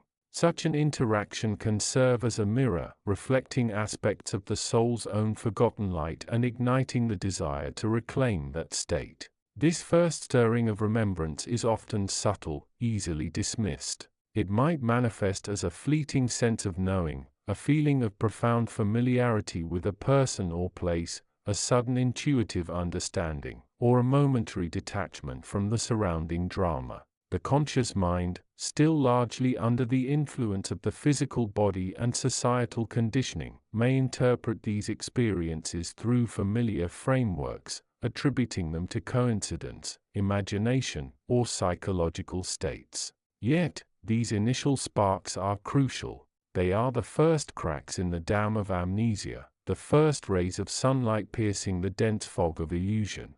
They are the whispers of the source, reminding the soul of its true origin and potential. They plant the seed of the question, who am I? Where did I come from? Why am I here?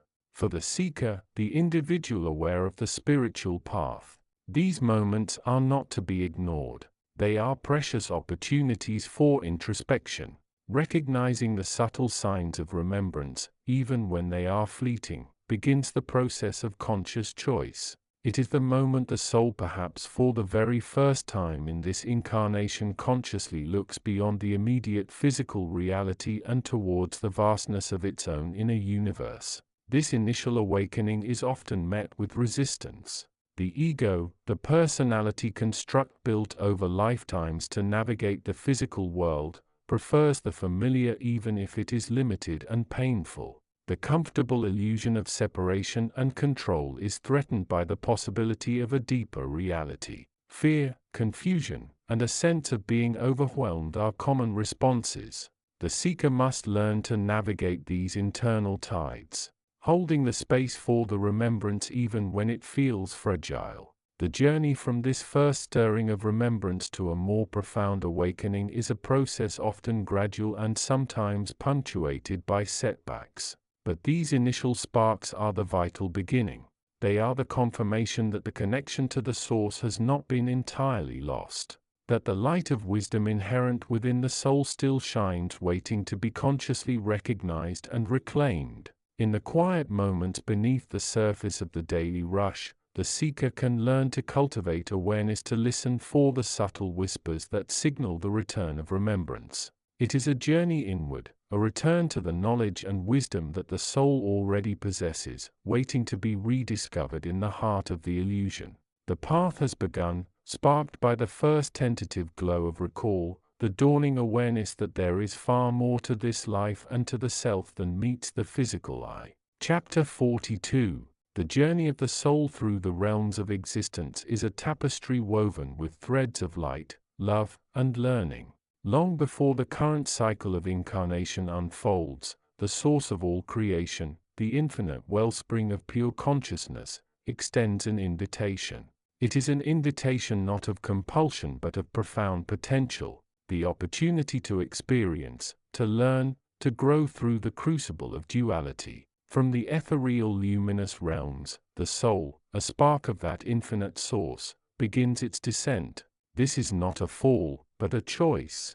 It is an intentional stepping into a field of experience rich with contrast, complexity, and consequence. The higher realms, while filled with peace and understanding, offer a perspective that is vast and sometimes abstract. The source yearns for its sparks to engage directly with the tangible, the emotional, the challenging, and the joyous in a way that mere observation cannot provide. The descent is a gradual process. The soul carrying within it echoes of its origin enters dimensions of increasing density. It moves from realms of pure thought forms to planes where energy takes more physical shape. The air it breathes changes from pure light stuff to atmospheres thick with emotional resonance and subtle vibrations of thought. It is a transition from the absolute silence of pure being to the symphony of potential experience. The first stage of incarnation finds the soul, or what we might call the conscious mind, emerging into is often shrouded in profound amnesia. The dense physical form, the complex brain with its intricate neural pathways, acts as a powerful filter and separator. The higher frequencies of the soul attuned to the realms of origin are significantly dampened, if not entirely blocked, by the physical body's energy field and the electromagnetic noise of the dense world. This is the point of entanglement with illusion. The physical world, with its rigid laws of cause and effect, its focus on the material, the separate self, and the constant stream of sensory input, becomes the primary reality. The soul, now embodied, begins to interpret the world through the lens of this new limited perspective. The subtle energies, the undercurrents of intention, the influences from higher realms, these become difficult, if not impossible, to perceive directly. The mind, trained to analyze, categorize, and react based on past experience within this physical framework, constructs a narrative that is largely separate from and often unaware of the soul's deeper nature and its true origins. The body itself becomes an anchor. It demands attention, nourishment, and rest. It experiences pain, pleasure, sickness, and health. These immediate visceral realities demand focus, pulling the soul's awareness downwards into the physical and emotional landscapes of the self. The sense of I becomes centered within this body, this life, this specific set of circumstances. The vastness of the source, the interconnectedness of all things, the memory of higher realms, these recede into the background, lost beneath layers of conditioning, belief systems, and personal history. Yet within this state of amnesia and entanglement, the seeds of remembrance are sown. They are tiny sparks, faint echoes of a deeper truth. These first stirrings might manifest suddenly, perhaps a recurring dream with a strange resonant symbol, maybe an unexplained sense of familiarity with a place or person. It could be a moment of profound insight or peace that defies logical explanation, a fleeting glimpse of a deeper reality just beyond the edge of perception. These initial stirrings are often dismissed, misinterpreted, or simply ignored. The mind, protective of its established reality, seeks logical, rational explanations. It was just a dream. I must be tired. It was just a coincidence. The ego, the persona built within the physical structure, resists anything that might challenge its perceived dominance and the narrative it constructs. However, these moments, though faint, are crucial. They are the first cracks in the wall of illusion, the initial winks from the source back to its descending spark. They are invitations to look beyond the surface, to question the limitations of the current perspective. They are the beginning of the arduous yet profoundly rewarding process of awakening.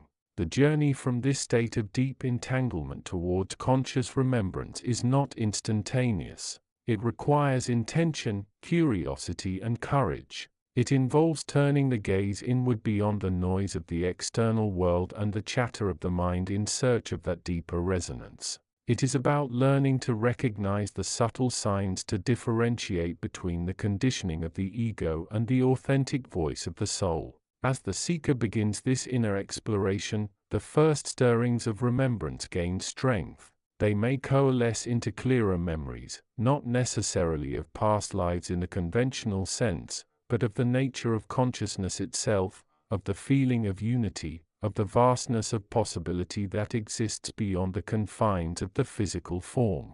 These memories might come through intuitive flashes, synchronicities that seem too meaningful to be random, or moments of profound empathy and connection with others, hinting at a deeper interconnectedness. This awakening is the soul's journey back towards the source, a process of reclaiming the awareness that was always inherent within it, but temporarily obscured. It is the beginning of the great work of self-help, not merely improving the current life, but remembering the true nature of the self and its relationship to the infinite. It is the first step towards reclaiming the power, the wisdom, and the love that originates from the source of creation, illuminating the path forward through the illusion and back towards the embrace of the infinite. The first glimpse, however faint, is the most crucial. It is the recognition that there is more to reality, more to the self than what the physical world and the conditioned mind present. It is the dawning understanding that the journey began in a realm of pure potential and awareness, and the current path, though challenging, is one of rediscovery and reintegration. The soul, having taken its first step into the denseness of incarnation, now begins the inward journey towards the light from which it came. Chapter 43. The journey of the nascent soul newly arrived within the dense fabric of a physical vessel is one of profound transition. Having traversed the ethereal pathways of higher realms, its essence, previously unburdened by the tangle of form and time, now finds itself immersed in a radically different reality. This is not the realm of pure spirit where thought shapes existence and the flow of universal energy is the only law. Here in the terrestrial sphere, the laws of physics, gravity, and biological function dictate the immediate experience. The soul, a fragment of pure awareness, is housed within a fragile biological instrument poised precariously between the known and the unknown. The initial moments are a blur of overwhelming sensation. The intricate dance of neurons firing, the subtle pressures of the body, the constant influx of sensory data, light, sound, touch, taste, smell, forms a cacophony that the unaccustomed consciousness struggles to process. It is like a drop of pure water being suddenly submerged in the turbulent sea, finding itself buffeted by waves it cannot yet comprehend. The higher resonance, the quiet hum of universal wisdom that characterized its home is initially drowned out by the frantic rhythm of the physical world. Yet within this chaos, a subtle undercurrent begins to emerge. It is the first tentative whisper of the soul's true nature, a flicker of awareness that seeks to pierce through the sensory overload. This nascent consciousness, still largely identified with the body and its immediate environment, begins to discern patterns within the noise. It starts to recognize the regularity of heartbeat, the rise and fall of breath, the cycles of light and dark filtering through eyelids heavy with the memory of the journey. These are not just external stimuli.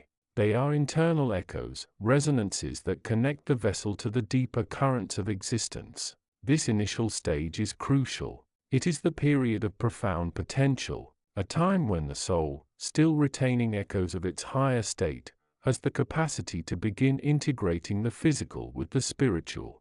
However, the terrestrial realm is not one of pure light. It is a place where illusion woven from the very fabric of its reality begins to take hold.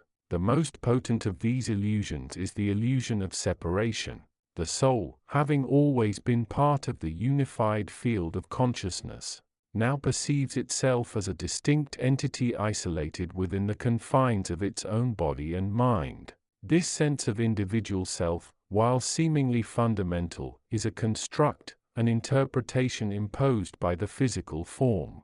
The body designed for survival and interaction within a specific framework of time and space constantly reinforces the sense of separation.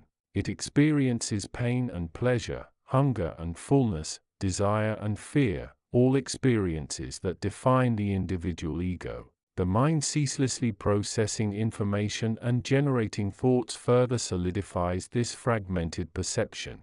It builds a narrative around the self, creating a story of past and future, success and failure, likes and dislikes. This narrative, while seemingly real, is a projection, an interpretation of reality filtered through the lens of the limited ego. The soul in its wisdom knows that this separation is an illusion, a necessary phase for experience, but one that can become deeply ingrained if not consciously addressed. It understands that the physical form is a tool, a means to explore the diversity of manifestation, but not a definition of the self. The challenge lies in maintaining a connection to that deeper truth while navigating the complexities of the physical world. It is during this delicate phase as the soul begins to process sensation and integrate experience that the first stirrings of remembrance begin. These are not conscious recollections of past lives or higher realms but subtle inklings, intuitive nudges that hint at a different reality. It might be a sudden inexplicable sense of familiarity with a person or place, a feeling of knowing something without having learned it, or a fleeting awareness of a deeper purpose that transcends the immediate physical needs. These moments are precious. They are the cracks in the wall of illusion, glimpses of the underlying unity of all things. They are the soul's internal compass, pointing towards its true home and reminding it of its higher nature.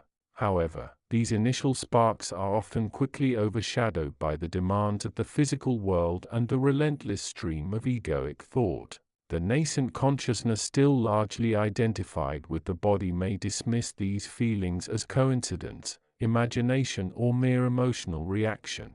Yet for the seeker, for the individual who is consciously navigating this journey, these moments of remembrance are vital signposts.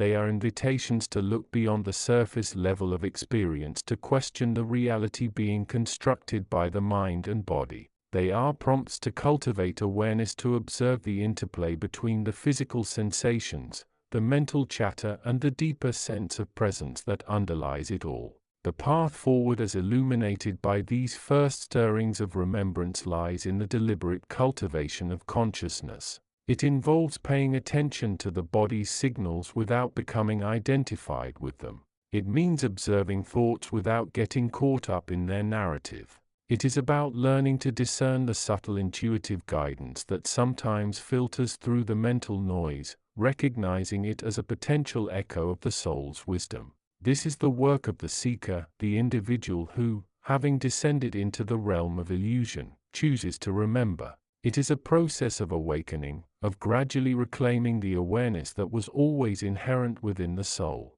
but now needs to be reintegrated with the physical instrument. It is about learning to navigate the world of form while remaining connected to the formless source from which all things arise. The first stirrings of remembrance are merely the beginning of this profound journey. They are the dawning of consciousness in a world veiled in illusion. They are the first step towards reclaiming the soul's true nature, towards realizing the profound interconnectedness of all existence, and towards finding the knowledge and wisdom that lies at the heart of the self and the universe. The path is long, but these initial sparks offer the first glimpse of the light that guides the way home. Chapter 44. The journey of the nascent soul, newly woven from the pure stuff of consciousness in the higher realms, is a passage marked by both profound beauty and subtle peril. Having completed its cycle of learning and contemplation in its celestial home, the soul, now imbued with experience and a desire for further growth, prepares for its descent. This is not a journey undertaken lightly, nor is it one devoid of purpose. It is a step taken out of the unwavering light and into the complex, shimmering, and sometimes challenging tapestry of physical existence. The descent itself is a process, not a single event. It is a gradual unfolding, a movement from the realm of pure potential and unadulterated awareness into a field of nascent possibility still forming and shaped by the collective consciousness and the intricate laws of manifestation.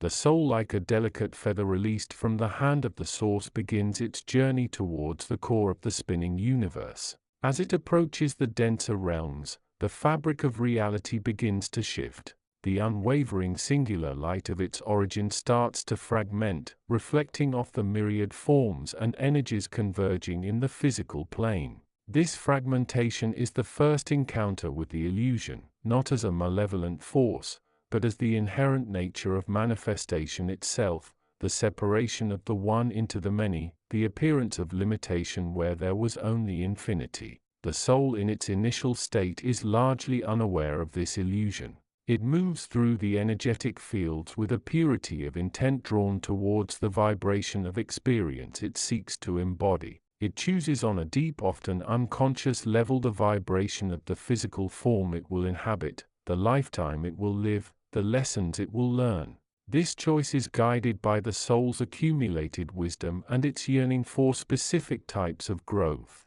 Yet the very act of choosing and entering a physical body means choosing to interface with the world of illusion. The body itself is a vessel, a complex system attuned to the vibrational frequencies of the physical plane.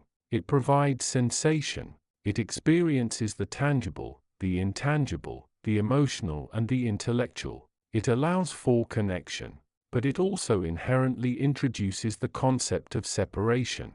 I and other self and not self. This is where the entanglement begins. The soul now housed within the physical form becomes immersed in the sensory input, the emotional responses, the social dynamics, the relentless flow of information and experience that constitutes life on Earth. It begins to identify with the body, with its thoughts, with its feelings, with its history and its perceived limitations. This identification is the very mechanism of entanglement. The soul which once knew itself as pure unbounded consciousness now filters its perception through the lens of the physical self. The illusion, the separation is subtle but potent. It creates a sense of duality, joy and sorrow, success and failure, love and loss, self and the external world. These dualities are not inherently bad.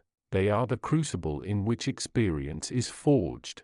However, they can become the source of suffering when the soul forgets its true nature and becomes overly attached to the outcomes of this physical existence, to the validation or invalidation it receives from the world. For the soul, the first stirrings of remembrance are often faint, almost imperceptible whispers in the background of the mind. They arise during moments of profound silence, deep meditation, or intense emotion. When the conscious mind quiets down, these whispers are echoes of its origin, fragments of the pure light it came from. One might experience a sudden overwhelming sense of peace during a quiet walk in nature, a feeling so profound and unconditional that it contrasts sharply with the usual mental chatter and emotional fluctuations. Or perhaps during a moment of deep connection with another person, a sense of recognizing an old familiarity, a kinship that transcends the superficial identities of the physical world.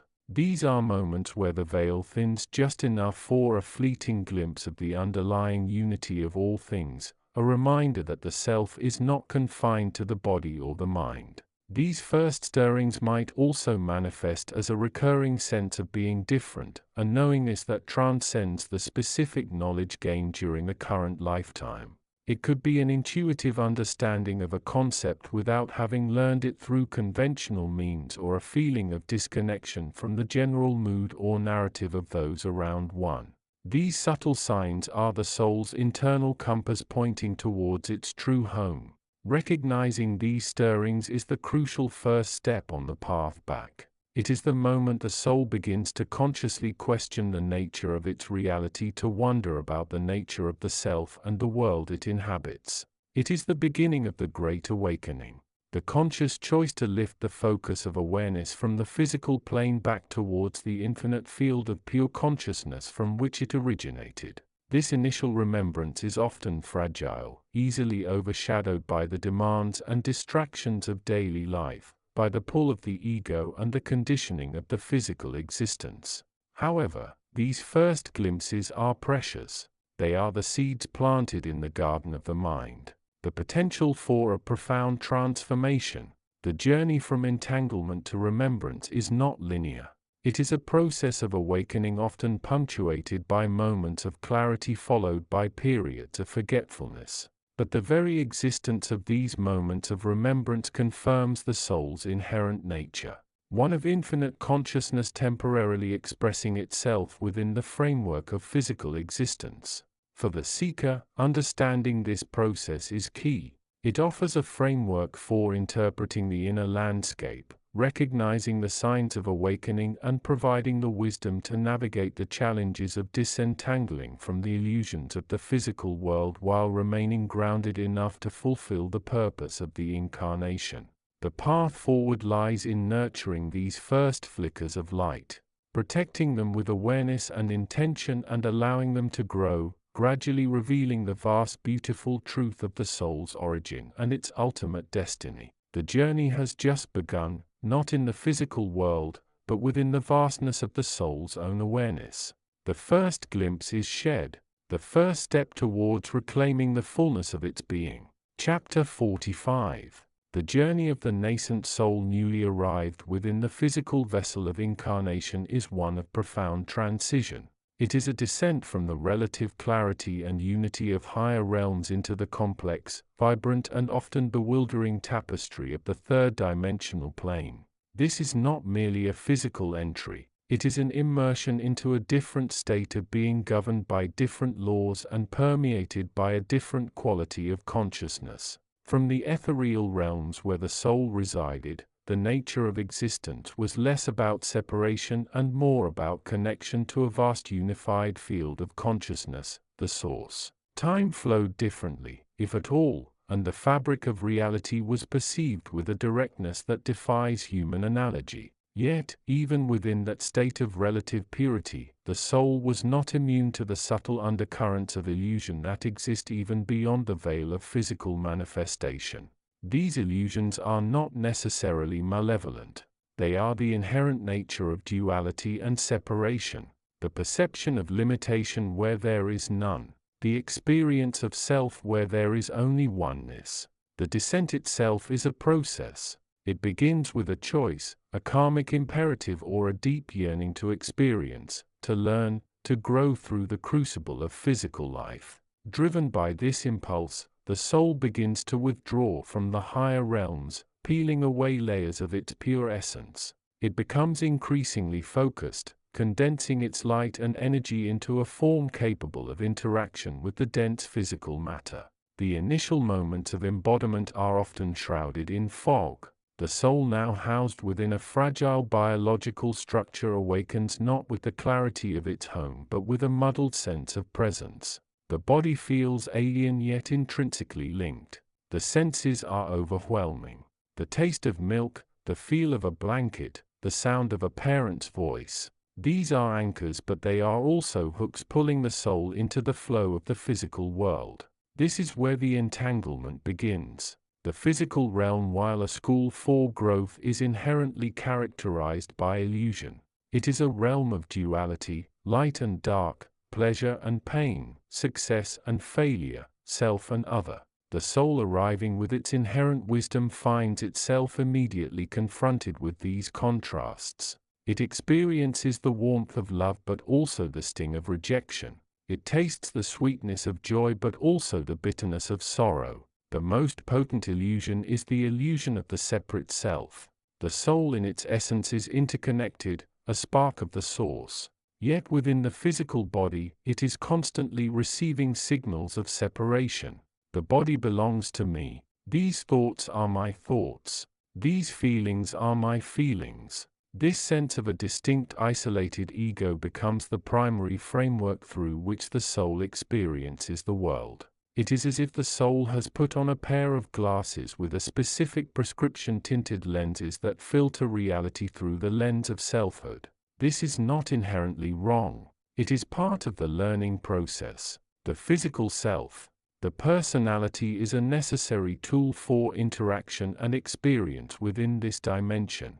However, the danger lies in mistaking the tool for the user, the lens for the eye. The soul can become identified with the body, the mind, the emotions, forgetting its true nature as an eternal spiritual being. The fog of physical existence thickens. The soul's connection to the higher realms weakens, buffered by the dense physical shell and the constant influx of third-dimensional sensory input. The subtle vibrations of its true home become muted, the sounds of the source replaced by the roar of the physical world. The constant underlying sense of unity begins to feel distant, replaced by the immediate, often chaotic demands of the ego self. Yet within this fog, the seeds of remembrance are sown. They are faint sparks barely perceptible amidst the noise. It might be a moment of profound peace during sleep where the sense of separation dissolves for a fleeting instant, revealing a glimpse of oneness. It might be a feeling of deep empathy for another person, a recognition that their joys and sorrows are connected to one's own. It might be a sudden intuitive understanding that transcends logical thought, a flash of insight that feels like it comes from somewhere else. These moments are the soul's first stirrings of awakening. They are the cracks in the wall of illusion, the openings through which the light of its true nature begins to filter back in. They are often dismissed as coincidence, imagination, or fleeting emotions, but they are crucial signposts on the path back to awareness. The journey of the soul within incarnation is in many ways a journey back. It is an opportunity to experience the physical world while remembering its true source. It is a process of navigating illusion, learning through contrast, and gradually, painstakingly reclaiming the sense of unity that is its birthright. The first stirrings of remembrance are the most delicate. They require tenderness, curiosity, and a willingness to look beyond the surface of the physical experience.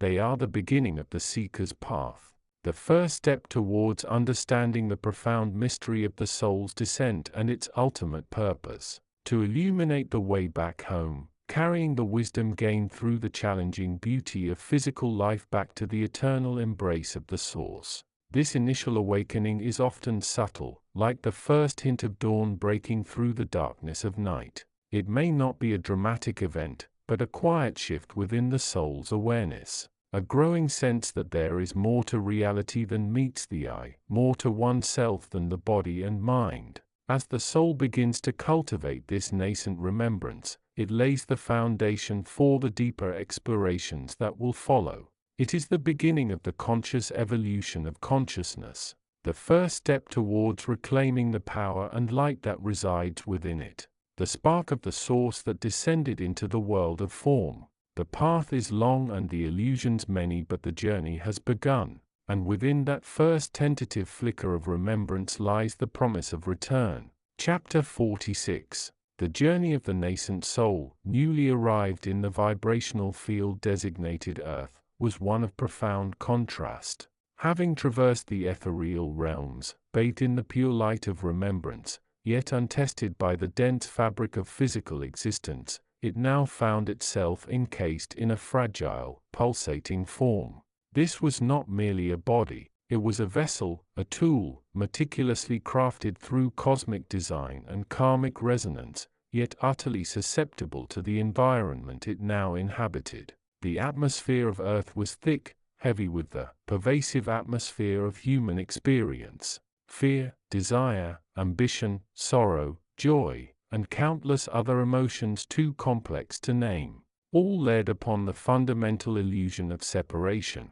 The soul upon its initial entry was like a drop of pure water being poured into a vast ocean of salt. It retained its essential purity, its innate connection to the source, but it immediately began to interact, to influence, and to be influenced by the surrounding energetic soup. Its first moments were a blur of sensory input, overwhelming and disorienting.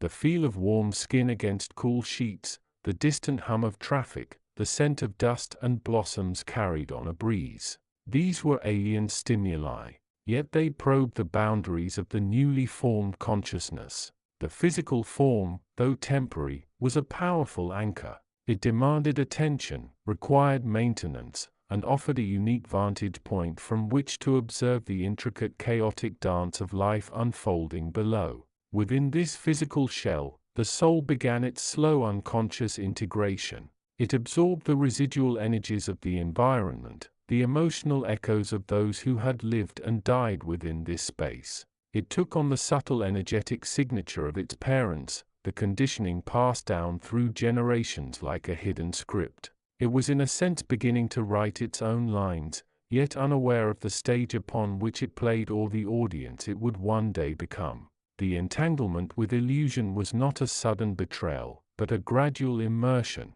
The fundamental nature of physical reality on Earth is duality, day and night, hot and cold, pleasure and pain, success and failure.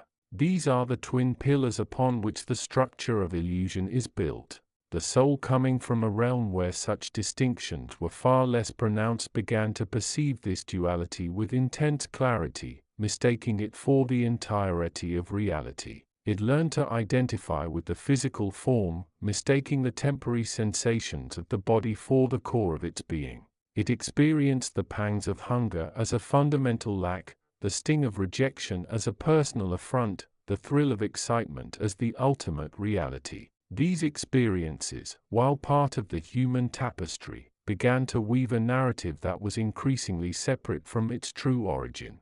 The sense of I solidified, centered within the ego, a protective cover that simultaneously shielded and imprisoned. Yet within this matrix of illusion, the first stirrings of remembrance began, faint whispers in the background noise of daily existence. It was often triggered by something seemingly insignificant. A melody might evoke a distant echo of cosmic harmony. A sight of vast open sky might momentarily connect with the expansive awareness of the higher realms. A moment of profound peace, even if fleeting, could feel like a distant homecoming. These moments were rare, easily dismissed or quickly submerged by the demands of the physical world. The conscious mind, trained to focus on the immediate and tangible, often filtered them out as anomalies, imagination, or mere coincidence. The soul, still largely unaware of its own nature, might feel a strange sense of familiarity, a pang of longing for something unspoken. But it lacked the language, the context, or the belief system to understand what it was experiencing. The ego, sensing this dissonance, often actively suppressed these inklings. It preferred the familiar, the predictable, the solidified identity built upon past experiences and future expectations. To entertain the possibility that the physical life was not the entirety of existence, that there was a deeper source of self, was threatening. It was to question the very foundation upon which the ego had been constructed. But the remembrance was persistent, like a seed buried beneath layers of soil. It could not be entirely extinguished. It resided within the soul's core, a flickering candlelight beneath the heavy veils of illusion. It was a promise, an echo of a higher truth, waiting for the moment when the soul, through experience, through introspection, through the guidance of wisdom, would turn its gaze inward. This turning inward was the crucial first step. It required a conscious decision to look beyond the surface, to question the narratives imposed by society, by the media, by the collective unconscious. It required the courage to acknowledge the subtle whispers of remembrance, to explore the nature of the self beyond the physical form. It was the beginning of the great work, the conscious evolution of the soul back towards its source, back towards the knowledge and wisdom for which it had originally sought the human experience. The journey was long, arduous, and often hidden from the world. But within the quiet moments of introspection, within the resonant echoes of profound experience, the first stirrings of remembrance were the guiding star, the unwavering beacon of light that promised to return to the boundless ocean of the source from which all creation flowed and to which all creation returned. Chapter 47. The journey of the nascent soul newly arrived in this realm of incarnation is less a grand arrival and more a gradual awakening within the confines of a physical vessel. It is a descent not merely of form but of consciousness from the vast, relatively unbound expanses of higher realms into the intricate, dense, and often bewildering field of material existence. We, the all-seeing chroniclers of this unfolding, observe the delicate process with a profound sense of understanding. From its origin, the soul, a spark of pure potentiality, radiating with the light of unwavering knowledge and wisdom, begins its passage into the physical world. This transition is not instantaneous. It is a process of integration, emerging with the biological, the emotional, and the energetic tapestry of a chosen vessel. The initial moments are a maelstrom of sensation, the hum of the physical body, the rush of air into the lungs, the intricate dance of neurons firing for the first time. It is overwhelming, a stark contrast to the relative peace and clarity of its previous state. The true challenge, The crux of the matter that forms the substance of this chapter lies in the nature of the realm into which the soul descends. This physical world, this plane of existence, is not one of pure, unadulterated reality as perceived by the soul's true home. It is a realm saturated, permeated, and indeed largely defined by what we term illusion. But understand, this is not illusion in the sense of outright falsehood. Rather, it is a complex multilayered mire availing of the underlying truth by the very nature of its manifestation. The physical form itself is the primary agent of this entanglement. It is a vehicle, yes, but it is also a cage. It demands attention, maintenance, and response. The soul, once accustomed to the fluidity and freedom of its non-physical state, finds itself anchored by the needs of the body: hunger, thirst, sleep, pain, pleasure. These basic drives, while necessary for survival in this context, inevitably divert the soul's focus, conditioning its awareness towards the immediate and the tangible. The constant chatter of the mind, the endless stream of thoughts, memories, and fleeting emotions generated by the brain and its hormonal landscape further ensnare the consciousness. The soul, once a silent observer, becomes momentarily the observed, lost within the internal landscape it now inhabits. This is the point of entanglement. The soul, in its eagerness to experience, to learn,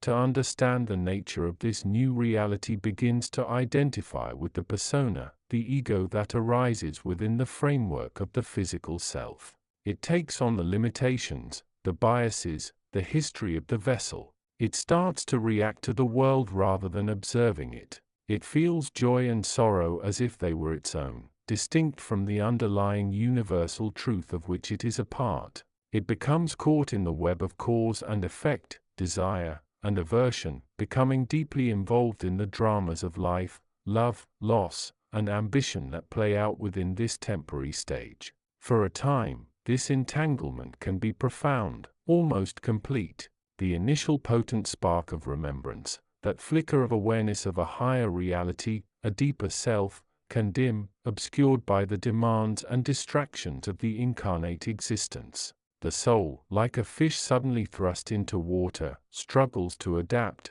its true nature submerged beneath the surface of physical experience. It may forget its origins, its inherent wisdom, its connection to the universal source from which it came. This forgetting is not necessarily a conscious act of rejection, but rather an almost inevitable consequence of immersion in a vastly different environment. Yet within this state of entanglement, the seeds of awakening are sown. Even amidst the densest fog, the possibility of light exists. The first stirrings of that precious remembrance begin, often subtly, almost imperceptibly at first. It might manifest as an inexplicable sense of déjà vu, a feeling of being out of place in one's own life, a sudden profound longing for something beyond the immediate, a flash of intuition that defies logical explanation. These initial stirrings are the soul's way of reaching out, of remembering the thread that connects it to its true home. They are the whispers of the source echoing within the physical, forming the soul of its deeper nature. Perhaps it is a fleeting moment of deep peace amidst chaos, a sense of unity with nature or another person that transcends the ordinary, or a sudden intense appreciation for beauty that feels archetypal rather than personal. These moments are precious. They are the cracks in the veils of illusion, the openings through which the soul can glimpse the underlying reality. They are invitations to look beyond the surface, to question the nature of the self and its experience. They are the very beginning of the arduous yet profoundly rewarding journey back towards remembrance. The soul, having begun its descent into the physical, now embarks upon the ascent of awareness, the path of reclaiming its innate connection to the source of creation and the boundless knowledge and wisdom that resides within it, waiting to be rediscovered. The journey has begun in earnest. Chapter 48. The journey of the soul through the realms of existence is a tapestry woven with threads of light, love, and learning. After traversing the vast luminous expanse of the higher realms, the individualized spark, newly formed and imbued with the pure potential of the source, begins its descent. This is not a fall but a choice, a voluntary stepping into a field of experience rich with possibility, challenge, and the profoundest opportunity for growth. Leaving the serene, boundless environment of its origin, the nascent soul enters the subtle shimmering fields that border the physical universe. These are the thresholds, places of transition where the density of reality begins to coalesce. The air is thick with potential, a mixture of pure energy and the nascent structures of illusion. The veils that separate the underlying truth of existence from the perceived reality of form. The first sensation is one of overwhelming novelty. The familiar vastness gives way to a different kind of presence, one that is both infinitely detailed and subtly distorted. The soul in its essence is light, unbound and free. Here it begins to interact with the vibrational patterns that constitute the lower densities of creation. These patterns, while originating from the same source, have become entangled, interwoven with the energies of duality, creation and destruction, pleasure and pain, love and fear. Entanglement is not a negative term in this context. It is the mechanism through which experience is gained.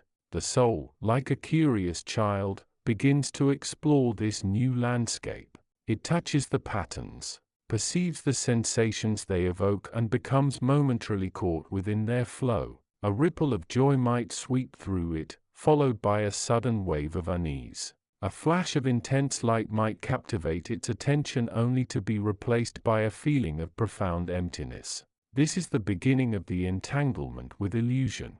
The soul in its exploration begins to identify with the sensations, the forms, the perceived outcomes. It starts to build a narrative based on these interactions. This feeling is me. It might tentatively conclude.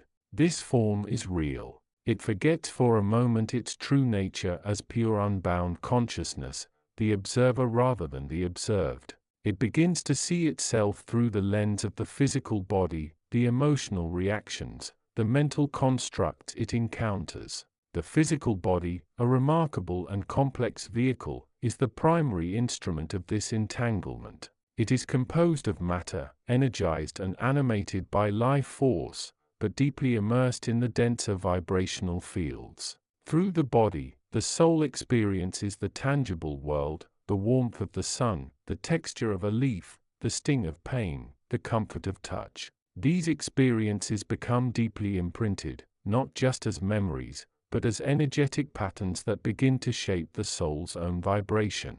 The mental and emotional fields are equally potent arenas of entanglement. The mind constructs, elaborates stories, analyzes, judges, and projects desires and fears onto the world. The emotions color every perception, creating a rich but often turbulent inner landscape. Love, hate, ambition, fear. These powerful energies become associated with the soul state within this new denser reality. It identifies with its thoughts, its worries, its hopes, losing sight of the vast quiet awareness that underlies them all. This process is gradual, almost imperceptible at first. The soul, driven by its innate curiosity and the universal law of seeking, dives deeper into the experience. It might incarnate repeatedly, exploring different facets of existence through various life forms and conditions. Each lifetime adds layers of conditioning, of identification with the temporary self, the personality, the physical form. And then, after cycles of learning and experiencing the full spectrum of duality, the first stirrings of remembrance begin. It is often a subtle, almost imperceptible feeling, like a distant chord echoing within the soul. It might be a moment of profound peace in the midst of chaos, a flash of intuitive understanding that transcends logical thought, or a brief glimpse of oneness when gazing at a star or feeling the sun. This remembrance is the beginning of the awakening process. It is the recognition, however faint, that the sensations, the forms, the thoughts and emotions are not who it is, but merely what it is experiencing. It is the dawning awareness that there is a deeper reality beneath the surface, a source of peace and wisdom that has become obscured by the veils of illusion. This first flicker of remembrance is precious. It is the seed from which the entire journey of awakening grows. It is the recognition that comes with seeing a reflection and remembering that it is merely a reflection, not the whole picture. It is the understanding that the self as perceived within the physical and mental realms is temporary, a tool for learning, not the essence of being. From this first stirring, the path forward unfolds. It is the path of increasing awareness, of choosing consciousness over identification, of discerning the true from the apparent. It is the journey back towards the source, not through a literal return but through the transformation of the soul itself as it sheds the layers of entanglement and illusion, reclaiming its original light and love. The journey is vast and the first step is often the most profound. It is the recognition that lies at the heart of all self-help and spiritual seeking, the understanding that the power to transform, to awaken, resides within the seeker itself, waiting to be remembered. The source of creation from which the soul descended remains the ultimate destination, the wellspring of all knowledge and wisdom, calling the wayward spark back home. Know this, seeker, that every sensation, every challenge, every moment of joy or pain is a potential opportunity for remembrance. The entanglement with illusion is not an affliction, but the very matrix through which the soul learns to remember its true nature. And the first stirrings, however faint, are the most beautiful confirmation that the journey has truly begun. Chapter 49. The journey of the soul descending through the ethereal realms towards physical embodiment is a passage shrouded in both profound mystery and subtle illumination. It is a transition from the vast, relatively unbound state of pure consciousness, bathed in the light of its own essence and connected to the source, to the intricate, focused experience of a limited lifespan within the matrix of form. This descent is not merely a physical event. It is a profound shift in perspective, a movement from the realm of potential and all-encompassing awareness into the realm of choice, consequence, and the challenging beauty of manifestation. As the nascent self, still resonating with the frequencies of its higher origins, begins its integration into the vibrational signature of a potential vessel, a delicate process unfolds. It is here at the threshold of incarnation that the interplay between inherent wisdom and the allure of the lower densities becomes most critical. The physical body, a complex tapestry woven from the energies of the planet and the specific karmic patterns of the soul, presents a unique energetic landscape. It is within this landscape that the soul begins its initial orientation. The first moments are often characterized by a state of profound amnesia. The soul, having resided in realms where memory is less bound by linear time and where the self is perceived as inherently interconnected with all existence, finds itself isolated within a singular point of focus. The nascent consciousness within a physical form, the intricate web of the physical world with its demands, its sensory inputs, its emotional fluctuations, and its pervasive sense of separation from other points of focus, begins to overlay the soul's intrinsic awareness. This overlay is the first encounter with the illusion, the veiling that is necessary for the experience of free will and individuality, but which can also lead to entanglement and forgetfulness of the true nature of the self. This entanglement begins subtly. The soul, seeking orientation, engages with the physical senses. The feel of the skin against fabric, the sounds of the world rushing in, the internal sensations of hunger and fatigue. These are the anchors, the points of contact with the new reality. However, these very points of contact can become hooks, pulling the awareness downward into the specifics of the immediate experience, away from the broader resonance of the self. The physical form designed for embodiment operates on frequencies of need, desire, and reaction.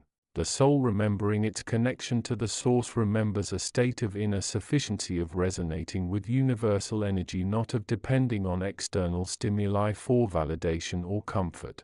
Thoughts begin to arise not as the pure expressions of universal wisdom the soul knows, but as reactions, evaluations, and projections born of the physical mind's interaction with the environment. Fear of the unknown, attachment to comfort, the desire to fulfill perceived roles. These are the seeds of illusion planted early on.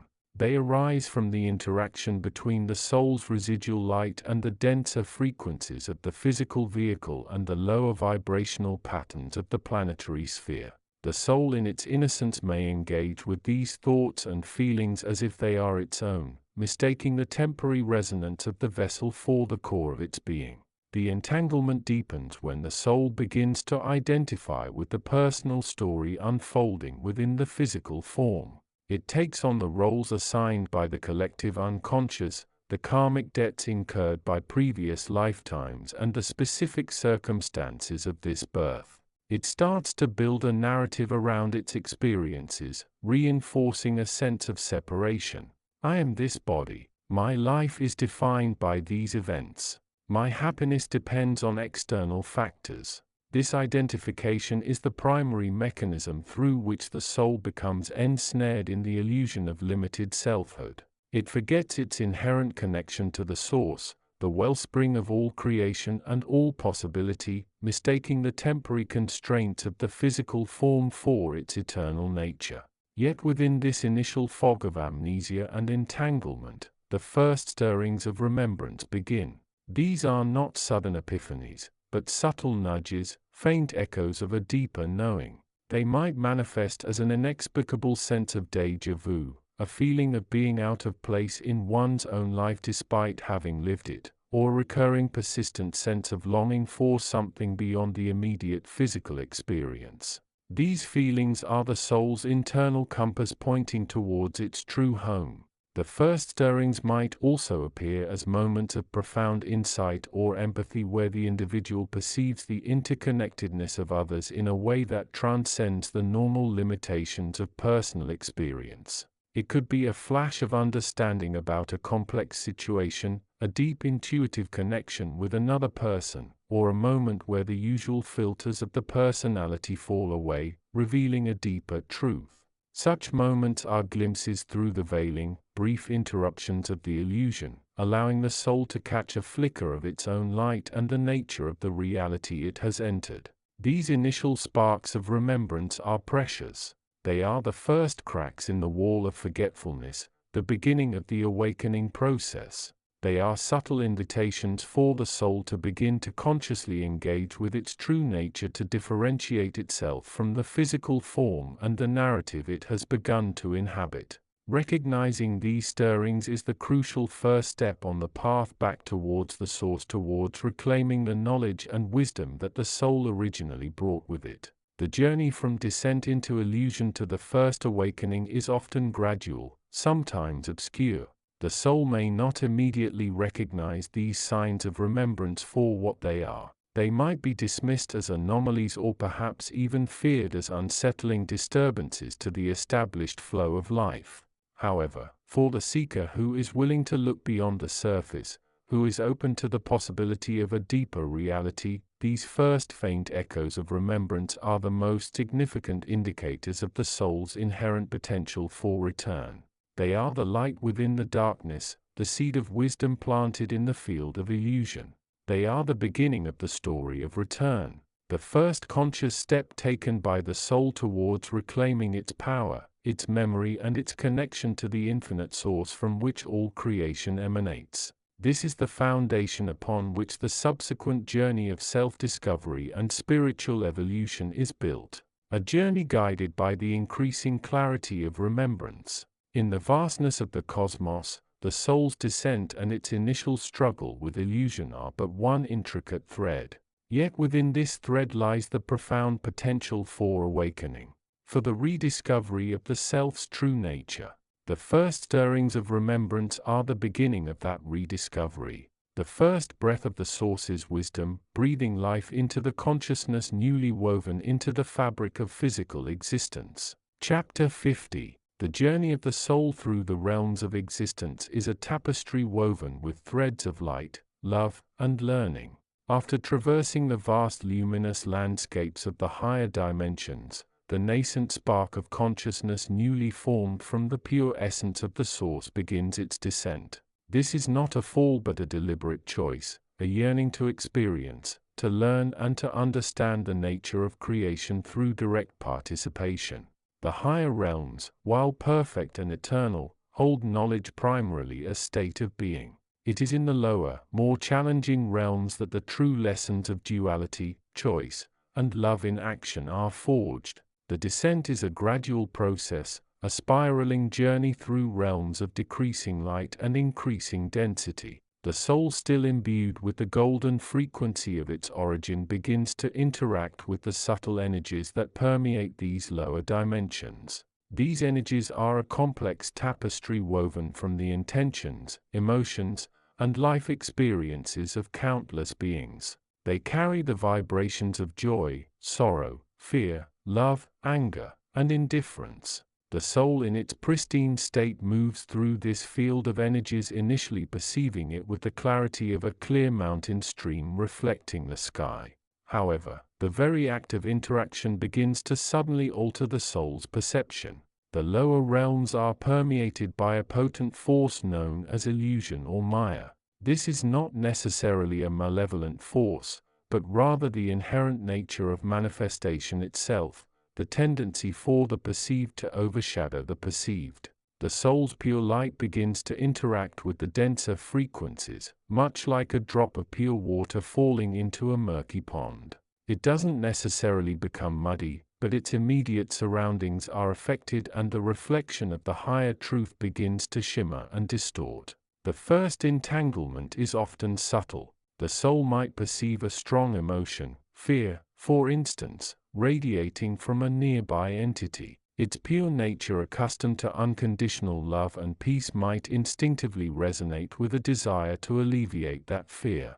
It extends a thought, a vibration of compassion, but the fear is deeply rooted, tangled with other complex emotions and beliefs. The soul's compassionate thought interacts with this complex web, not necessarily changing it, but its own perception of reality is suddenly shifted. It now sees the fear more clearly, but also feels the weight of it, the pain associated with it. This is the first step into the experience of duality, the ability to perceive both light and shadow, love and fear, presence and absence. As the descent continues, the soul becomes more immersed in the vibrational field of the lower realms. It begins to have experiences, what might be termed lives, taking on forms, interacting with other souls, engaging in the dramas of creation.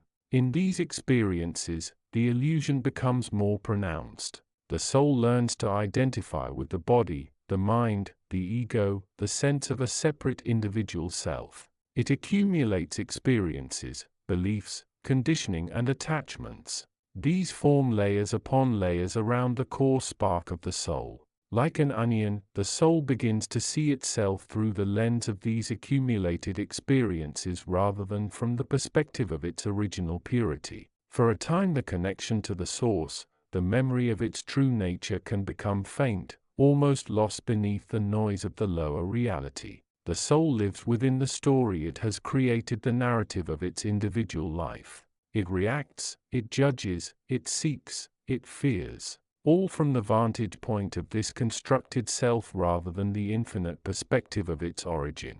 It becomes entangled in the illusions of separateness, limitation, and the belief in the inherent reality of the physical world as the only reality. Yet within this seemingly dense and complex existence, the potential for awakening always remains. It is the inherent nature of the soul to remember. This remembrance is not a sudden event, but a gradual stirring, a flicker of light in the densest darkness. It begins as the most subtle of sensations, a whisper beneath the surface of conscious awareness. It might be felt as a recurring sense of déjà vu, a feeling of being from somewhere else. It might manifest as a persistent, inexplicable longing for something beyond the current circumstances, a yearning for a home it doesn't recognize. It could appear as moments of profound insight or synchronicity where events seem to align in ways that defy ordinary explanation, hinting at a deeper interconnected reality. These are the early signals,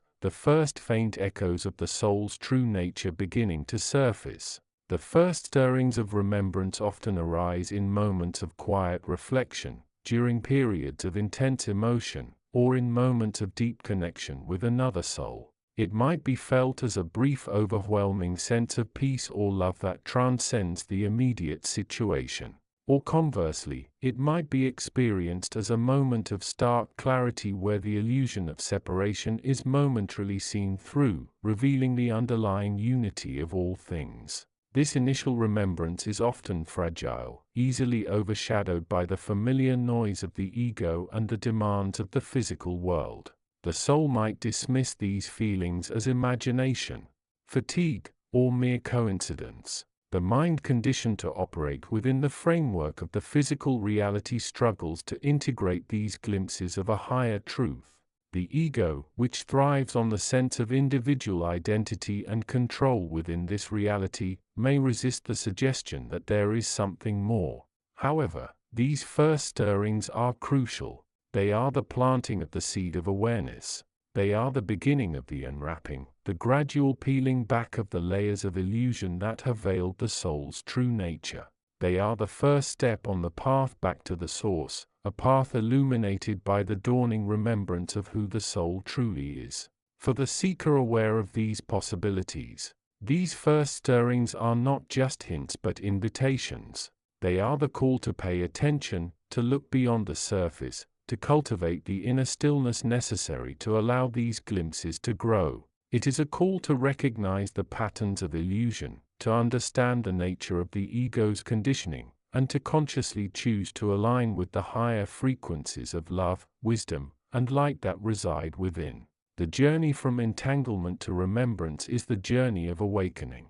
It is a journey inward beyond the noise of the outer world to the quiet sanctuary of the soul's own nature. These first glimmers, though faint, are the most precious guideposts, offering hope and direction on the path towards reclaiming the fullness of the soul's heritage, the boundless knowledge and wisdom that is its birthright, waiting patiently in the eternal embrace of the source. The path has begun, and the first step, however small, has been taken. Chapter 51. The journey of the soul through the mists of incarnation is a path both profound and intricate, a descent from the boundless clarity of higher realms into the relative densities of physical existence. We have traced its transition, its initial immersion into the sea of illusion, the veils of Maya that obscure the true nature of reality. We have witnessed the soul's choice, or perhaps more accurately, its initial alignment with the path of experience drawn by the subtle currents of desire and the promise of growth intertwined with the potential for suffering.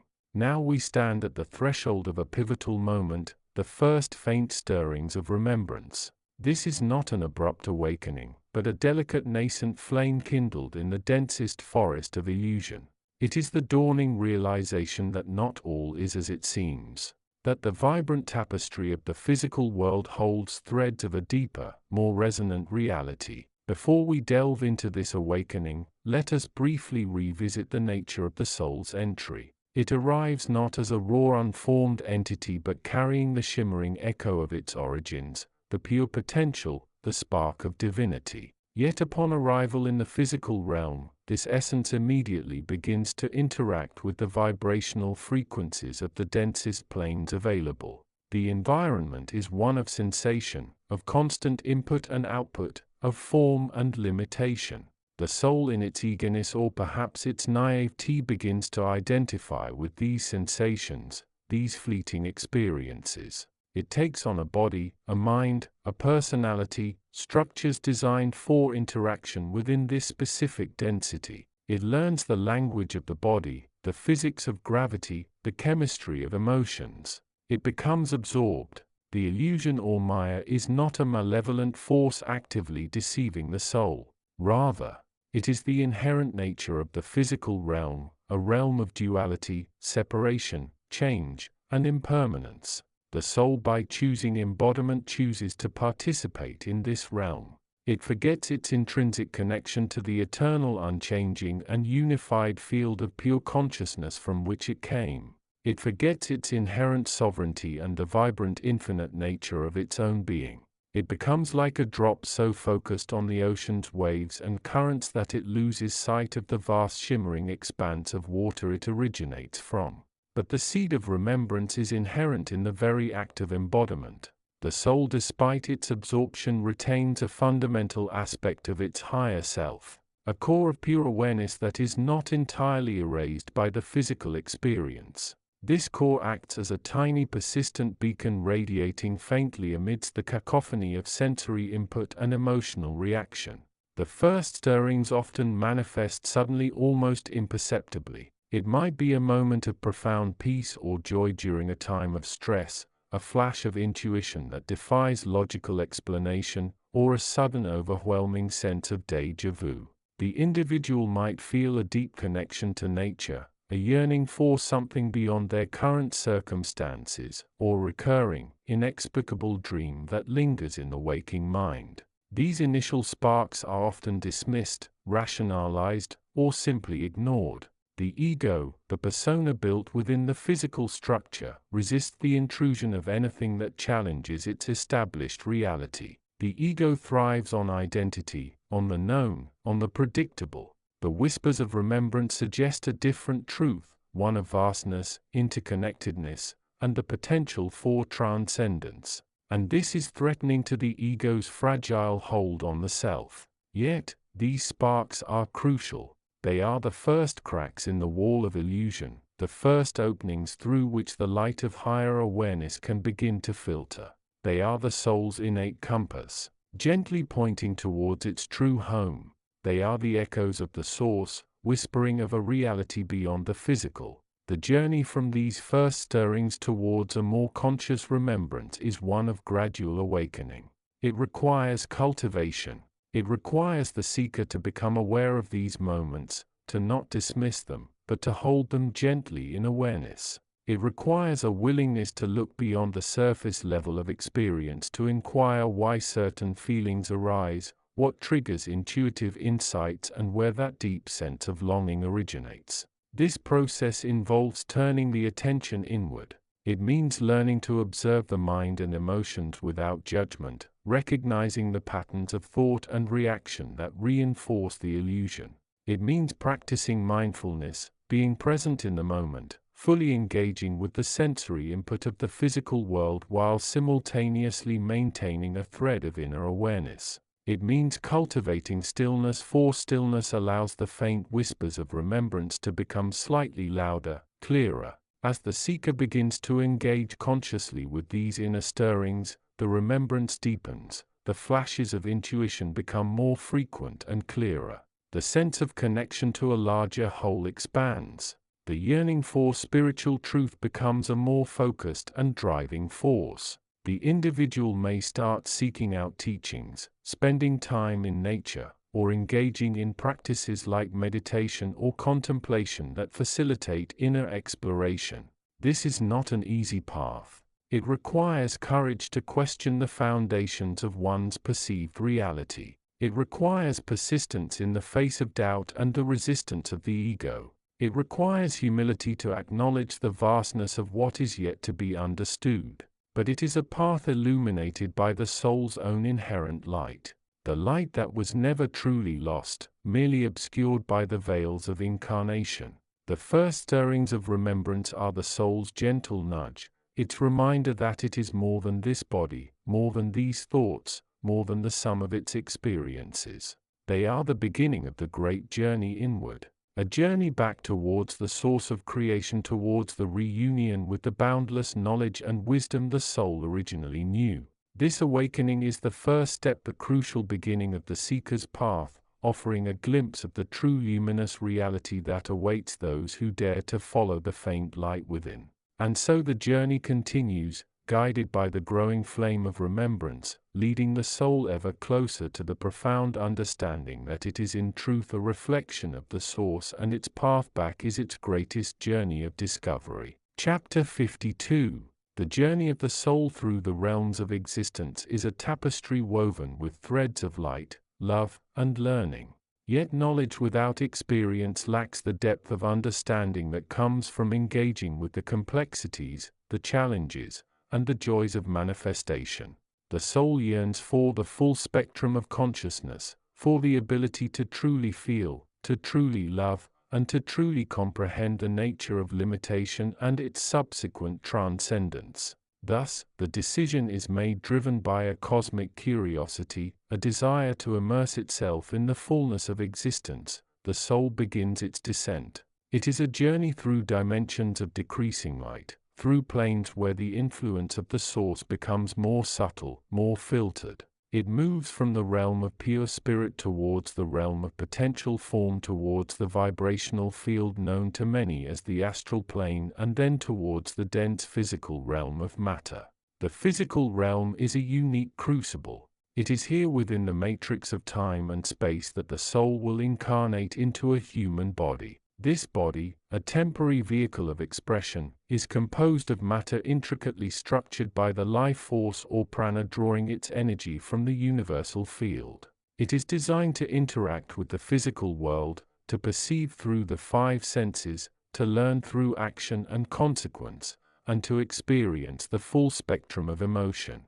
However, the physical realm is also the most potent field for illusion. The very fabric of this dimension is interwoven with the illusions of separation, duality, fear, and the ego. The ego, often described as the personal self or the I consciousness, is the aspect of the soul that becomes identified with the physical form.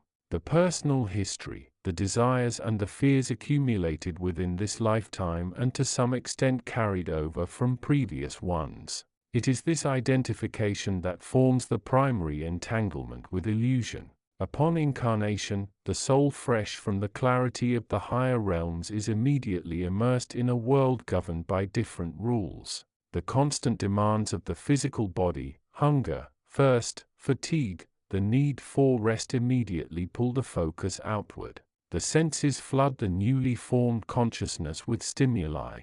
The sights, sounds, smells, tastes, and textures of the external world. These stimuli, while real in their impact, are also interpretations filtered through the physical nervous system and the developing ego. The primary illusion is the illusion of separation.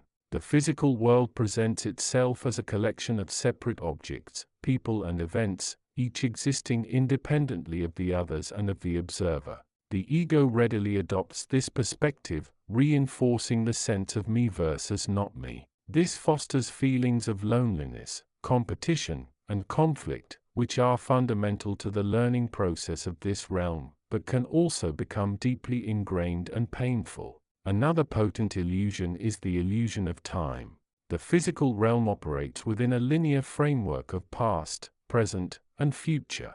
This creates a sense of urgency, of limitedness, and of attachment to outcomes. The soul, remembering its nature as eternal and formless, finds this constraint challenging. It is easy to become caught in cycles of regret about the past or anxiety about the future, losing touch with the present moment, which is the only place true experience occurs. The illusion of the self as being fixed and separate is perhaps the most profound entanglement. The ego, through its identification with the body, personality traits, memories, and desires, creates a narrative that defines who it is. This narrative can become rigid, leading to resistance to change, to judgment of others who don't fit the narrative, and to a sense of being defined by past actions rather than by the potential of the present moment. The soul becomes entangled in the story it is living, forgetting its own inherent nature of creativity, love, and connection. Yet within this dense field of illusion, seeds of remembrance remain. They are faint echoes of the soul's origin, fragments of the knowledge held within the higher realms. These seeds lie dormant within the subconscious mind beneath the layers of conditioning and egoic identification. The first stirrings of remembrance often begin subtly. It might be a fleeting sense of profound peace or joy during a moment of quiet reflection unconnected to any immediate physical cause. It could be a sudden inexplicable recognition of a person or a place from a past life, a feeling of knowing something without having learned it in this lifetime. Sometimes it manifests as a deep sense of longing, a feeling of being from somewhere else, a hollowness where the ego narrative should be hinting at a deeper truth beneath the surface. These initial sparks are often dismissed by the conscious mind, filtered through the lens of rationality and the ego's need for predictable explanation. The conscious mind, governed by the logic of the physical world, struggles to integrate these experiences, which often seem irrational or mystical. The ego may label them as imagination, stress, or even mental illness to avoid the unsettling possibility that the perceived reality is not the only reality. However, these first stirrings are crucial. They are the beginning of the soul's awakening process. The initial recognition that the reality being experienced is not its only reality. They are the light within the darkness, the first crack in the veils of illusion. They plant the seed of curiosity, the seed of the question, who am I really? What is this place? What is real?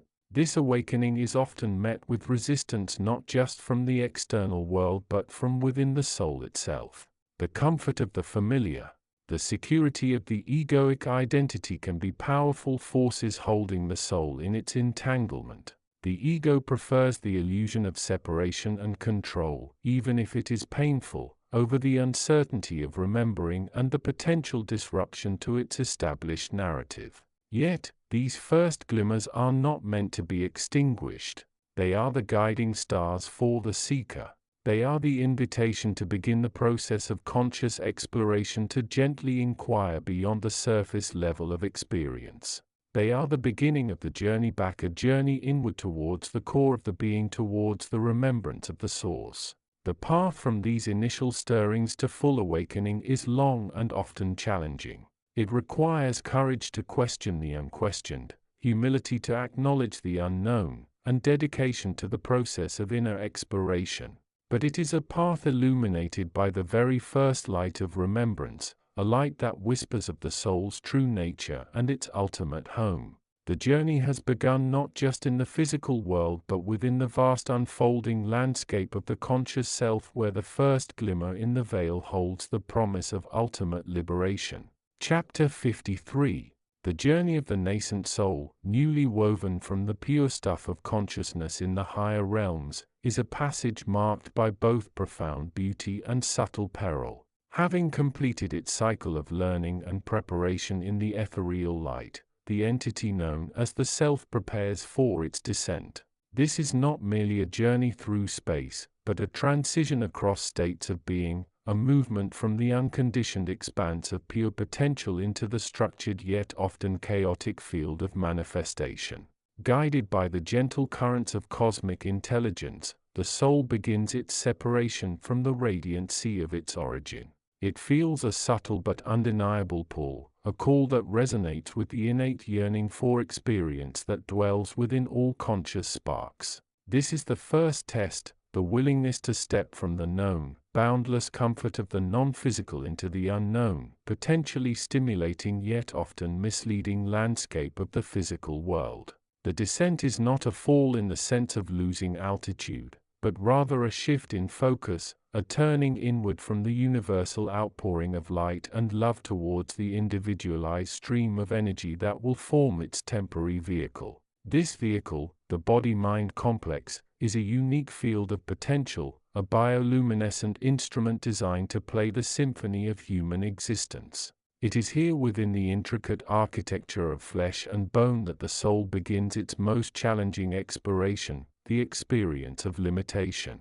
The initial moments of embodiment are often shrouded in a thick yet almost imperceptible mist. This is the veil of illusion, the perceptual screen upon which the collective and individual dramas of consciousness are projected. It is not inherently malevolent, but rather a necessary filter through which the dense fabric of physical reality is interpreted. The soul, fresh from the clarity of its home, finds itself bombarded with stimuli, the rush of blood, the pull of gravity, the intricate dance of nerve impulses, the confusing tapestry of sensory input. For the first few moments, there is a disorientation, a sense of being an unwilling passenger in a strange vessel. The soul's true nature, that of an eternal formless awareness, is obscured by the immediate demands of the body. Hunger, thirst, the need for rest, the pull of gravity. These become the primary focus, eclipsing the deeper sense of purpose that originally drew the soul into embodiment. Yet within this initial confusion, a subtle seed of remembrance begins to germinate. It is a faint echo, a whisper from the vastness, a recollection of the soul's true home, the unconditioned state of pure being. This remembrance might manifest as a fleeting sense of peace, a momentary clarity that transcends the immediate physical discomfort. It could be an intuitive understanding that goes beyond logical reasoning, a knowingness that feels profoundly ancient and yet intrinsically linked to the present moment. These moments are precious, fragile sparks in the dense fog of illusion. They are the first tentative steps towards reclaiming the soul's sovereignty, towards remembering its own light in the midst of the world's shadows. They often occur during moments of deep stillness, during meditation, moments of profound peace, or even in the quiet aftermath of a challenging experience. These are the times when the conscious mind quiets its incessant chatter, allowing the deeper layers of awareness to surface. The challenge for the soul is to recognize these glimpses of truth, to hold on to them even as the illusion of separation and limitation reasserts its dominance. The physical world, with its intricate web of cause and effect, its endless cycle of pleasure and pain, fear and desire, offers a potent distraction. The soul is constantly being pulled back into the flow of the collective consciousness, into the patterns and conditioning that have been established over countless incarnations. Yet within the human experience lies a unique opportunity for awakening. Unlike the more static realms of the non-physical, the physical world offers a rich tapestry of contrasts, a vast laboratory for the exploration of consciousness. It is here that the soul can truly test its understanding, refine its perception, and gradually peel away the layers of illusion that have obscured its true nature. The process is not instantaneous, nor is it always linear. There will be moments of profound insight followed by periods of deep confusion. There will be times when the remembrance of the soul's origin feels vibrant and alive, and other times when it seems completely lost in the midst of the present. But the crucial point is that the seed of remembrance has been planted. It exists like a tiny dormant seed beneath the surface of the soil, waiting for the right conditions to sprout. These conditions are not merely external but internal. They require the conscious effort of the soul to nurture this remembrance, to hold onto it with the intention of allowing it to grow. This involves cultivating awareness, practicing mindfulness, and engaging in the deliberate process of self-inquiry. It means observing the mind without judgment, recognizing the patterns of thought and emotion, and gradually shifting the focus from the ego self, the limited personality constructed within the illusion, towards the deeper, more expansive awareness of the soul. The journey from the higher realms into embodiment is the beginning of a grand adventure, a journey of awakening. It is a path of discovery, of learning, of growth, and ultimately of remembering. The initial entanglement with illusion is not an obstacle to be overcome, but rather a necessary stage of the process, a field of experience through which the light of consciousness can illuminate its own path. As the first stirrings of remembrance begin to bloom within the heart of the soul, a new possibility emerges. It is the possibility of awareness, the possibility of choice, the possibility of reclaiming the light that dwells within, even while walking the sometimes challenging path of human existence. This is the beginning of the journey home, a path illuminated by the faint yet persistent glow of remembrance. Chapter 54. The journey of the soul through the mists of incarnation is a profound descent into the school of experience. Having passed through the initial portals of embodiment, the newly arrived consciousness finds itself enshrouded in a world vastly different from its origins. The vibrant, boundless fields of pure awareness are replaced by the dense, intricate tapestry of physical sensation, thought, and emotion. The source of creation, that infinite wellspring of love and light, remains the ultimate reference point, an unchanging beacon even as the soul navigates the bewildering landscape of the human form. This initial state is often one of profound amnesia. The intricate details of the soul's true nature, its prior existences, its connection to the universal flow, and the very purpose of its current journey are buried beneath layers of new overwhelming data. The physical body, with its constant influx of sensory input, the the warmth of the sun, the chill of the wind, the taste of food, the pain of injury, demands immediate processing.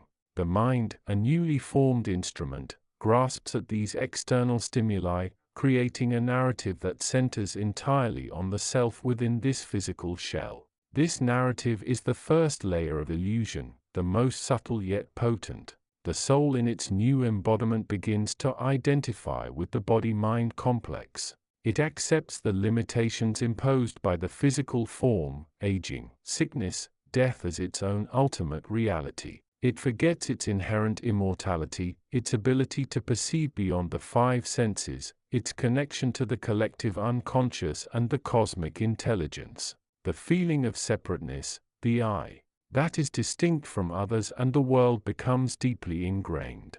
This sense of isolation is a fundamental aspect of the human experience, a necessary condition for the lessons of duality to unfold, but it is also a profound forgetfulness. Within this dense physical world, the soul begins its schooling. Every sensation, every interaction, every joy and sorrow, every success and failure is a potential lesson, a stimulus for growth or conversely a reinforcement of forgetfulness. Fear, anger, attachment, and desire are powerful teachers, often presenting themselves as masters of illusion, luring the soul deeper into the egoic structure if not met with awareness. Yet within the heart of this human drama, a subtle current persists. It is the echo of the source, the faint hum of the soul's true nature. This current manifests initially as instinct, intuition or moments of profound peace or clarity that defy logical explanation.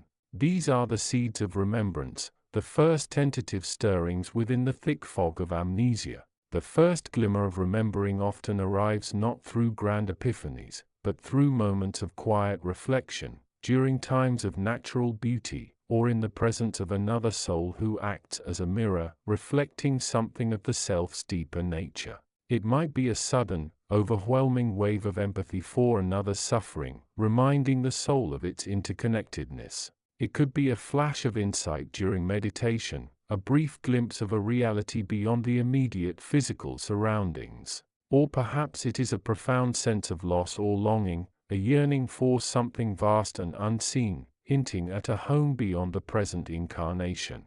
These initial sparks are fragile. They are easily extinguished by the demands of daily life, by the constant chatter of the mind, by the pull of desires and fears. The egoic mind, protective of its territory, often dismisses such feelings as sentimental, illogical, or merely the product of a tired body. It seeks to maintain the illusion of the separate self where problems are external and solutions lie within the control of the individual body-mind unit.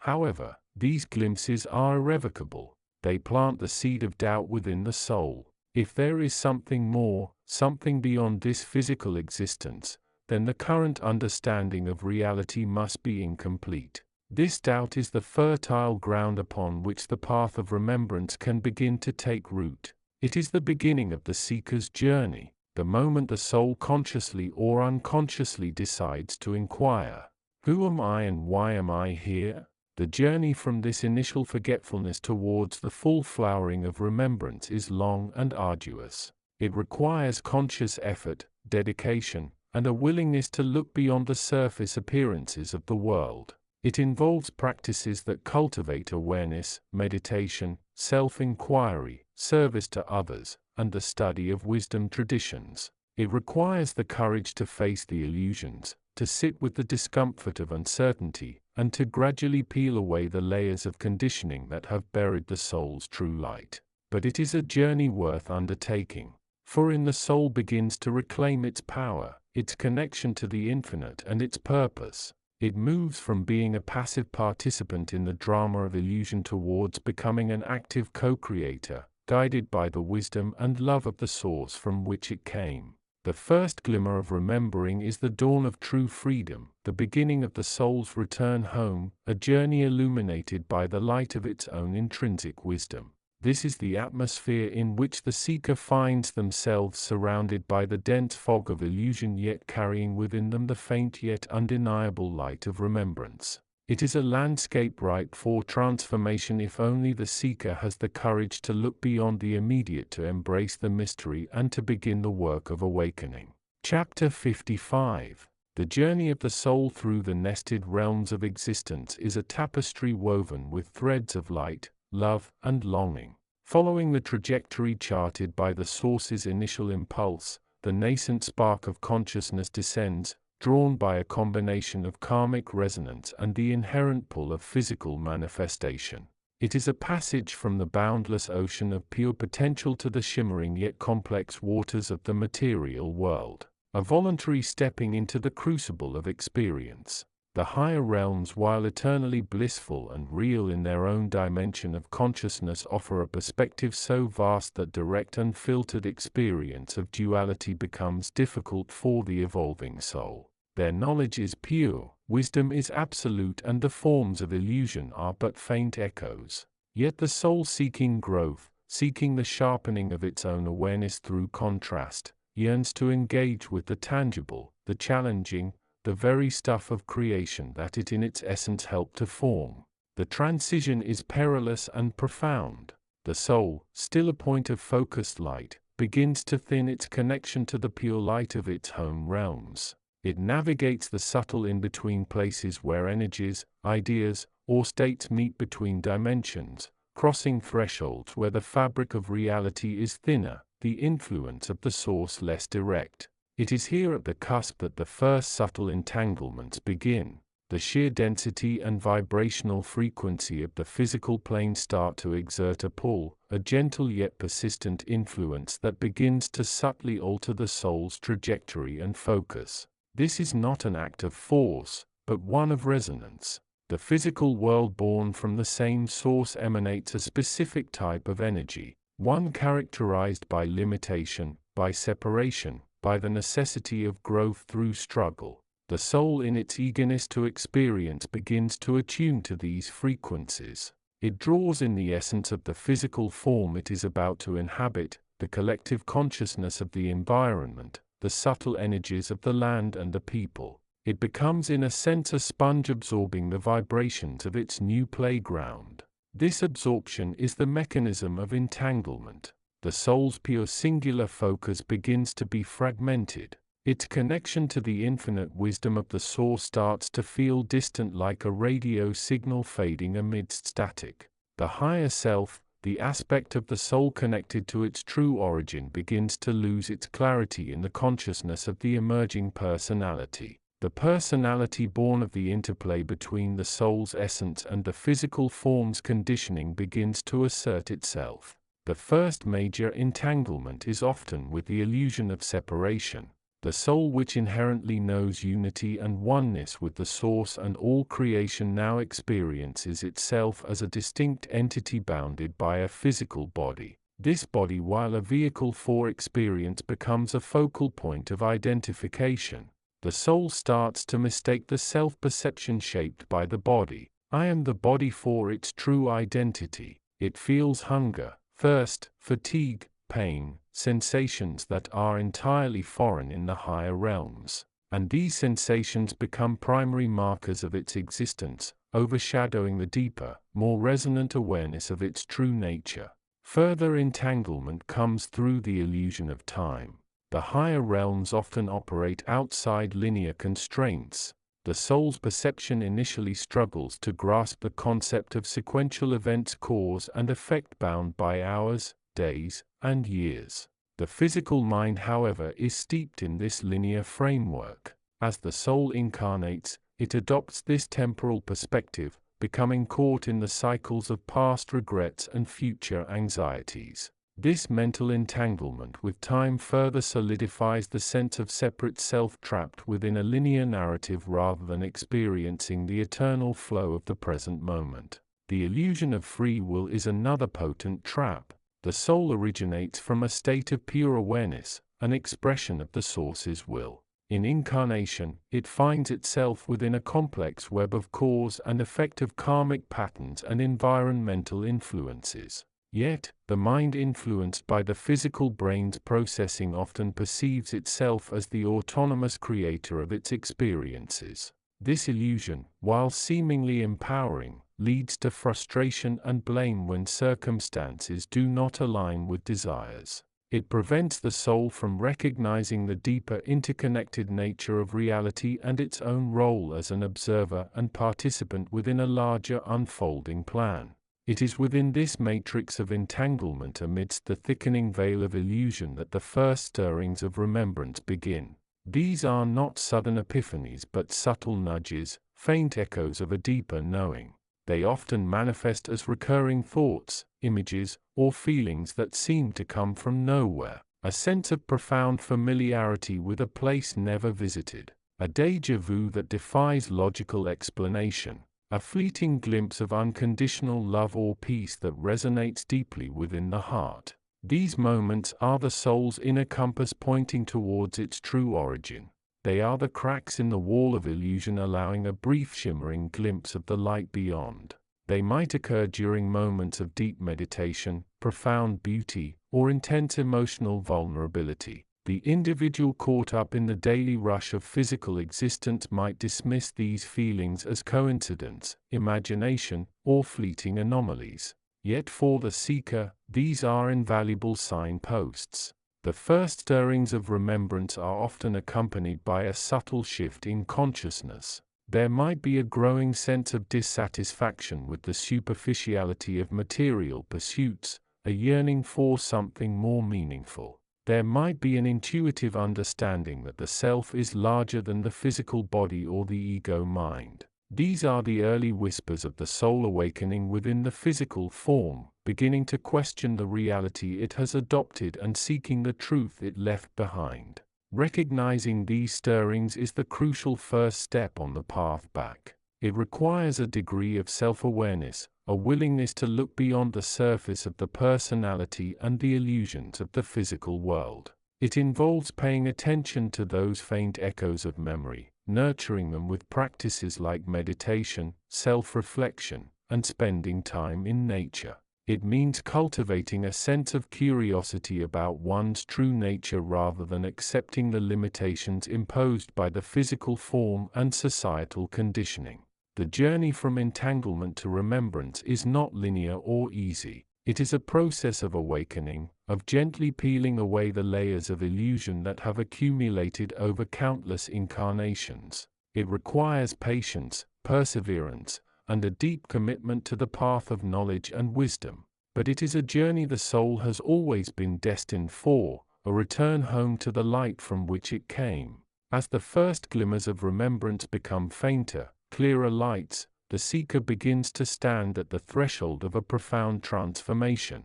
The awareness that has been dormant, obscured by the veils of illusion and entanglement, starts to awaken. The true journey of return begins guided by the light of these nascent memories leading towards the full realization of the soul's origin and its ultimate purpose within the grand tapestry of creation. The path is before them illuminated by the first precious sparks of remembered truth. Chapter 56. The journey of the nascent soul now woven into the fabric of this third-dimensional existence is one of profound, often disorienting adjustment. The density of the physical form, the relentless pace dictated by the solar plexus chakras demands for survival and action, the constant chatter of the mind processing sensory input. It is a stark contrast to the relative stillness and boundless awareness of the higher realms from which it originated. Yet within this crucible of human experience, a crucial process begins. The awakening of memory, the slow, painstaking unraveling of the soul's true nature from the illusions of incarnation. We must understand that the descent is not merely a physical event. It is a conscious, albeit often forgotten, choice made by the soul seeking specific experiences, specific lessons. However, the moment the soul fully enters the human body and begins to interact with this world, it encounters the primary tool of illusion, the ego or the personality construct. This construct, built from past incarnations, societal conditioning, familial expectations, and personal traumas, acts as a powerful filter, distorting the soul's innate clarity and separating it from its source. For the first few incarnations, the entanglement is often deep. The soul eager to engage with the physical plane may not fully remember its true origins or the purpose of its current journey. It identifies intensely with the body, the emotions, the fleeting thoughts. The physical senses become the primary source of reality, validating the illusion that it is separate, isolated, and fundamentally alone. Pain is real, pleasure is real, loss is real, and each experience is absorbed into the personality, reinforcing its narrative and further cementing the soul within the matrix of illusion. The higher self, the aspect of the soul residing in the lighter realms, may send faint echoes of guidance, nudges of remembrance, but they are often too subtle, too easily drowned out by the noise of the ego and the demands of the physical world. The atmosphere surrounding the seeker, the individual soul awakening to its true nature, is one of dawning awareness. It is often characterized by a sense of inner conflict, the pull between the familiar comforting illusions of the ego and the burgeoning, sometimes terrifying reality of their true self. There may be moments of heightened sensitivity, an intuitive knowing that defies logical explanation, fleeting glimpses of synchronicities that feel meaningful. These are the early sparks, the first tentative rays of sunlight piercing through the dense clouds of illusion.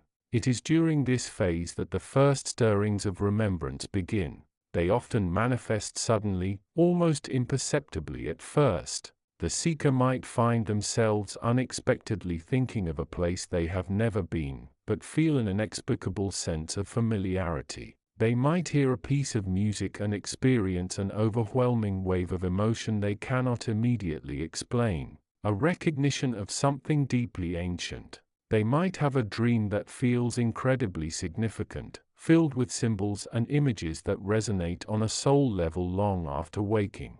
These are not grand epiphanies. Usually they are more like whispers, faint echoes of a deeper truth. The ego, the personality, often dismisses them as coincidence, imagination, or simply too much coffee. Yet for the soul beginning to stir, these moments are profound. They are the first cracks in the dam, the first openings through which the light of remembrance begins to filter. They plant seeds of doubt in the mind that has been firmly rooted in the belief of separate selfhood. They offer a flicker of evidence that there is more to reality, more to the self than what the physical world presents. The journey through these initial stages requires immense courage and self-compassion. The ego, the protector it has become, will resist this awakening. It thrives on the familiar, on the known, on the belief in its own correctness. Questioning the ego's narrative is uncomfortable, unsettling. It challenges the very foundation upon which the personality has been built. The seeker may experience resistance in the form of anxiety, confusion, or even physical symptoms as the energy of awakening flows through their system. However, these early stirrings are crucial. They are the confirmation that the path chosen is the correct one. They are the validation that the soul, despite its entanglement, still remembers and still seeks its way back. The atmosphere for the seeker now becomes one of exploration and gentle inquiry. It is an invitation to pay attention, not to dismiss the unusual, the synchronistic, the emotionally resonant moments. It is a call to begin cultivating awareness, to observe the inner landscape with curiosity rather than judgment. The first stirrings of remembrance are not about achieving enlightenment overnight. They are the beginning of a long, often arduous process of deconstruction and reconstruction. They are the planting of the seed from which a deeper understanding, a broader perspective, and ultimately liberation will grow. It is a journey from the densest core of illusion back towards the boundless light of the source. And it starts not with grand gestures, but with the courage to listen to the faintest of whispers, the first glimmer in the long shadow of the ego's veil. Chapter 57. The First Glimmer in the Veil. The journey of the nascent soul newly woven into the fabric of this third-dimensional existence is one of profound, often disorienting transition. Having passed through the shimmering ethereal gateways of the higher realms, realms where the vibrational frequencies were so pure and the flow of universal intelligence so direct, The soul now finds itself immersed in a vastly different energetic soup. This is the realm of form, of density, of duality, and consequently of illusion. It entered incarnation not as a fully formed entity, but as a spark, a fragment of the source, eager to experience, learn, and grow through the intricate school of human life. Its initial state was one of profound amnesia, a necessary shedding of the vast cosmic memory accumulated in prior existences. This amnesia wasn't a curse, but a conscious choice, a vital step in the process of relearning, of rediscovering the self through the unique lens of a human perspective. For the first few moments, perhaps the first few years, the soul existed largely in a state of blissful, albeit potentially bewildered, ignorance. The higher realms offered understanding. This realm offered sensation, the intricate tapestry of physical sensation, the warmth of the sun on the skin, the coolness of rain, the ache of muscles, the fullness of hunger and thirst was utterly novel. It was overwhelming, a constant barrage of input that the nascent consciousness struggled to process. This is where the entanglement with illusion begins. The physical body, a magnificent but complex vehicle designed for this experience, generates a constant stream of sensory data. It signals pain, it signals pleasure, it signals need. But these signals, while real in their impact, are interpretations filtered through the dense physical form and the developing ego mind. The ego, that emergent aspect of the self built for navigating this complex world, begins to identify with these sensations, with this physical form. It mistakes the temporary for the permanent. The limitations of the body become the limitations of the soul. The pain becomes who it is. The desire becomes the primary driver of existence. The fear of separation from the physical self solidifies into a deep-seated anxiety. The soul, still deeply asleep, begins to build its identity around these very illusions. It forgets its origin, its connection to the infinite, its inherent power as a fragment of the source. The higher realms operate on the principles of pure awareness, unconditional love, and unwavering truth. They are realms of being, not just doing. In the physical realm, the focus shifts dramatically towards doing. The need to learn, to adapt, to survive, to interact occupies the vast majority of conscious attention.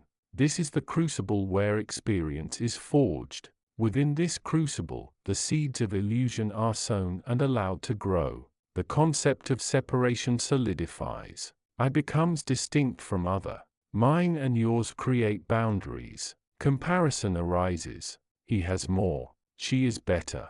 Judgment takes root. Labeling people, situations, and even oneself as good or bad. These are not inherent truths of the universe, but interpretations born from the limited perspective of the physical ego self-navigating a complex social and physical landscape. Yet within this dense field of illusion, the potential for awakening always exists. It is the inherent nature of the soul to seek to remember. Even as the ego strengthens its grip, even as identification with the physical form deepens, flickers of something else begin to emerge. These are the first stirrings of remembrance. What triggers these initial sparks? It could be anything. A moment of profound beauty, the sight of a breathtaking sunset, the sound of pure music, the unconditional love of a pet. It could be a moment of intense suffering, a loss, a betrayal, a deep personal crisis. These experiences paradoxically have the power to penetrate the thick veil of illusion. In the face of beauty, the soul might momentarily feel a sense of connection, a recognition of something familiar, an echo of the infinite peace it originates from. In the face of suffering, the limitations of the ego body can be starkly revealed, forcing the consciousness to confront the nature of its own attachments and identifications. These are the moments when the tight grip of the ego momentarily loosens. The first stirrings of remembrance are often subtle, easily dismissed. They might manifest as a fleeting sense of detachment, a moment of quiet introspection where the usual mental chatter dims slightly. It could be an intuitive knowing, a feeling of right or wrong that transcends logical reasoning. It might be a profound sense of empathy for another being, a recognition of shared essence beneath the surface of difference. These are the whispers of the Source, calling the sleeping soul back to awareness. They are the first tentative steps towards disentangling the self from the illusions of the physical world. They are the recognition that the physical body is merely a temporary vessel, not the entirety of who one is. They are the understanding that the pain and suffering experienced are not inherent truths, but transient states of being through which the soul can learn and grow. The journey from this initial state of deep amnesia and entanglement towards full remembrance is vast and complex. It is a journey of conscious choice requiring effort, dedication, and a willingness to confront the illusions that have become so deeply ingrained. But it begins with these first precious sparks of remembrance. It begins with the soul tucked away within the human form, daring to look beyond the surface, to glimpse the infinite light from which it came and to remember its own true nature. These initial flickers are the most vulnerable points, the first rays of dawn piercing the endless night.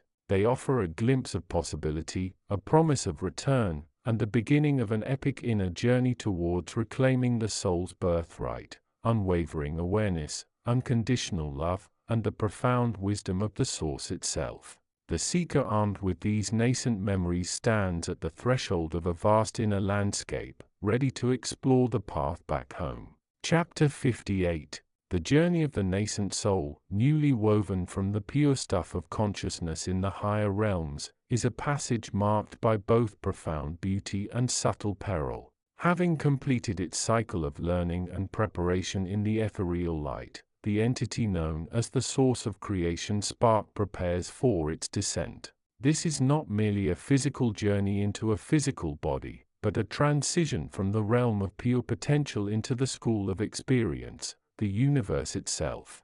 The setting is one of boundless shimmering energy, a dimension where thought shapes reality and the laws of physics are but suggestions. The soul, a point of incandescent awareness, floats amidst the cosmic ocean of creation. Yet even here the journey begins. It is drawn gently but inexorably towards the great mystery of manifestation, the physical universe. The pull is one of curiosity, of a deep-seated yearning to express itself, to touch and feel, to become tangible. This descent is orchestrated by the Source, but it is the soul's own free will that initiates the first step. It is a leap into the unknown, a surrender to the unknown. As the soul begins to coalesce to gather the raw materials of potential into a nascent form, it crosses the threshold. The transition is not instantaneous. It is a gradual unfolding, a process of becoming. The first sensation is disorientation. The familiar luminous embrace of the higher realms gives way to a different kind of reality. It is one of density, of vibration, of interaction. The soul, now beginning to form a rudimentary consciousness within a potential vessel, finds itself surrounded by a tapestry woven from the threads of illusion. It is fundamental. It is the illusion of separation, the illusion of limitation, the illusion of duality. The physical world presents itself as solid, unyielding. Gravity is a tangible force pulling the nascent self towards the earth. Time presents itself as a linear progression, a sequence of moments. The self, once an undifferentiated point of awareness, now experiences itself as contained, as having a beginning and an end within the framework of this body. This is the first entanglement. The soul, in its eagerness to experience, begins to identify with the physical form, mistaking the vehicle for the driver, the temporary for the permanent. Sensations flood the new consciousness. These are gifts, offerings from the universe to be explored. Yet they also serve to reinforce the illusion of separation. The soul feels itself as distinct from the world around it. It feels hot because the sun is hot, separate from it. It feels cold because the water is cold, separate from it. This sense of separation is the root of the illusion, and it is insidious. The environment is rich with stimuli but also with subtle influences that further entangle the soul. the chatter of other minds, the collective consciousness of the planet, the undercurrents of emotion and belief that flow through the social fabric, all of these begin to weave a web around the nascent self. The soul starts to absorb these influences, to take them on as its own. It learns to react, to judge, to fear, to desire based on these external inputs. It begins to build a personal narrative, a story of its own life shaped by these external realities. This is the stage of conditioning. The soul in its innocence readily accepts the limitations imposed by the physical form and the environment. It identifies with its heritage, its family, its cultural background. These become the lens through which it views the world, filtering its experience and limiting its perception. The individual self with its unique set of beliefs, fears, and desires begins to solidify. Yet within this process of entanglement, a spark remains, a whisper of the higher truth, the memory of the soul's true nature. It is a faint echo of the luminous realm from which it came. This remembrance is often buried deep, obscured by the layers of conditioning and the constant demands of the physical existence. The first stirrings of this remembrance may manifest as fleeting moments of clarity, a sudden insight, a profound sense of peace in the midst of chaos, an intuitive understanding that defies logical explanation.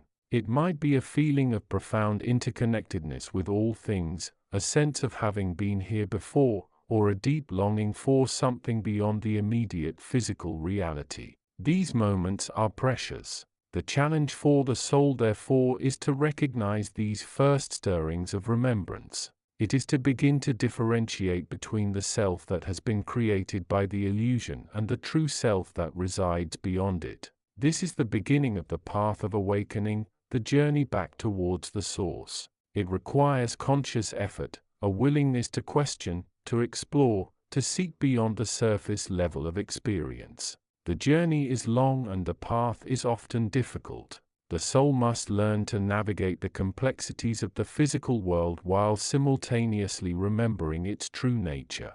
It must learn to discern the influences of the illusion from the truths of its own being. It must learn to trust the fleeting glimpses of higher awareness and allow them to guide its progress. But the journey has begun. The soul has descended into the physical realm, entangled with the illusions of separation and limitation. And within this entanglement, the first stirrings of remembrance have begun to emerge. These are the seeds of awakening, the potential for a profound transformation. The soul, having taken its first steps into the school of experience, now stands at the threshold of a new understanding, ready to explore the depths of its own being and the nature of the universe it has chosen to embody. Chapter 59. The journey of the nascent soul, now woven into the fabric of a physical body, is one of profound, often disorienting adjustment.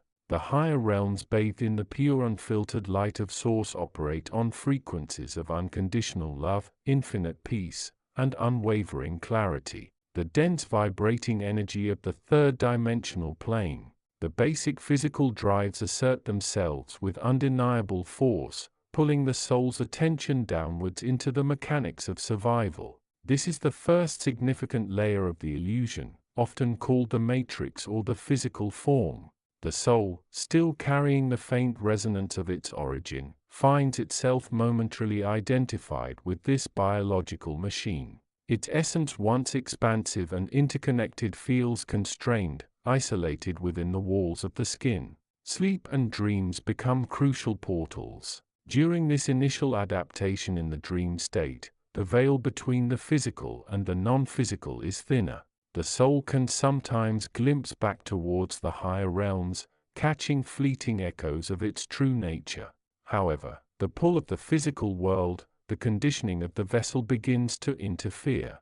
Thoughts fragment, emotions surge without clear cause, and the narrative of the ego starts to take root. The dreams, once potentially insightful windows, can become mired in the projections of the mind, reflecting the soul's disorientation and the beginning of its entanglement. The entanglement with illusion is subtle at first, almost imperceptible. It begins with the belief in the absolute reality of the physical self. The I, the separate entity defined by thoughts, memories and experiences. This sense of a fixed independent self is a fundamental illusion. The soul is not the body, the mind is not the soul, yet the identification becomes deep and sticky like trying to pull water from a sponge. The soul starts to experience itself through the filter of the personality, the ego, which is constantly seeking validation, security and control within the physical landscape. This identification leads to the second major layer of illusion, the attachment to outcomes and the suffering that arises from the contrast between the ego's desires and reality. The soul, remembering fragments of perfect acceptance and love, finds itself caught in the human game of striving, resisting, and aversion. It wants things to be a certain way, experiences pleasure when they are met and pain when they are not. It forgets that the nature of source is impermanence, that all things are in constant flux. This attachment to the form and the result of its experiences creates friction, generates karma and keeps the soul bound to the cycle of incarnation.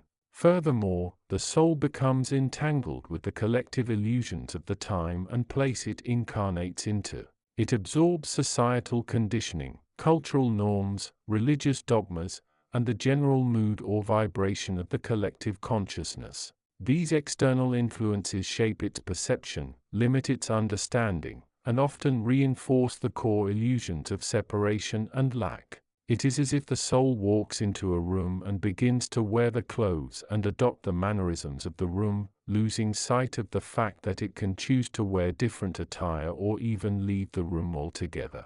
Yet within this dense web of illusion, a profound process is quietly unfolding, the first stirrings of remembrance. These are not sudden epiphanies, but subtle nudges, gentle whispers beneath the surface of the mind's chatter. They might manifest as a fleeting sense of profound familiarity with a person or a place, a feeling of "I have known this before." It could be an intense, inexplicable longing for something beyond the immediate physical experience, a yearning for a state of inner peace that seems utterly out of reach. These moments of remembrance are the soul's internal compass, however faint, pointing towards its true home. They might occur during moments of deep meditation, prayer, or profound connection with nature. Perhaps during a quiet walk at dawn or while gazing at a starry night sky, the soul catches a glimpse of the unconditioned light within itself, a spark that momentarily illuminates the darkness of illusion. The ego, sensitive to these threats to its control, often quickly suppresses these remembrances. It might reinterpret them as random thoughts, fleeting emotions, or even signs of mental instability. The soul, however, carries within it the innate knowing that these sparks are genuine.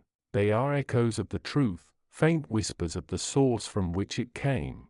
Understanding this descent, this entanglement, and these first stirrings is the beginning of the seeker's path. It is the crucial first step towards disentangling the soul from the illusions that bind it. It requires awareness, the conscious choice to observe the mind, the body, the emotions, and the ego's narratives without becoming lost within them. It requires courage to entertain the possibility that the reality perceived through the physical senses is not the entirety of reality. It demands humility to acknowledge the profound influence of conditioning and the depth of the soul's journey. The knowledge and wisdom offered in this exploration are not meant to provide answers but to illuminate the path.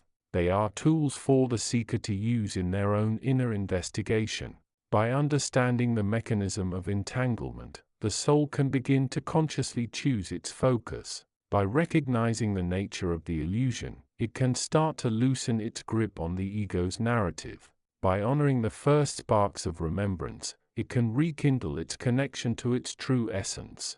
The journey from the source into incarnation is arduous. Yet, it is also a journey of awakening. It is a path from unconscious immersion in illusion to conscious participation in the dance of life, while always holding a subtle inner awareness of the truth that lies beyond the veil. The first stirrings of remembrance are the most precious guideposts on this path, the very first light in the darkness, promising a return to the boundless ocean of knowledge and wisdom from which the soul originally came.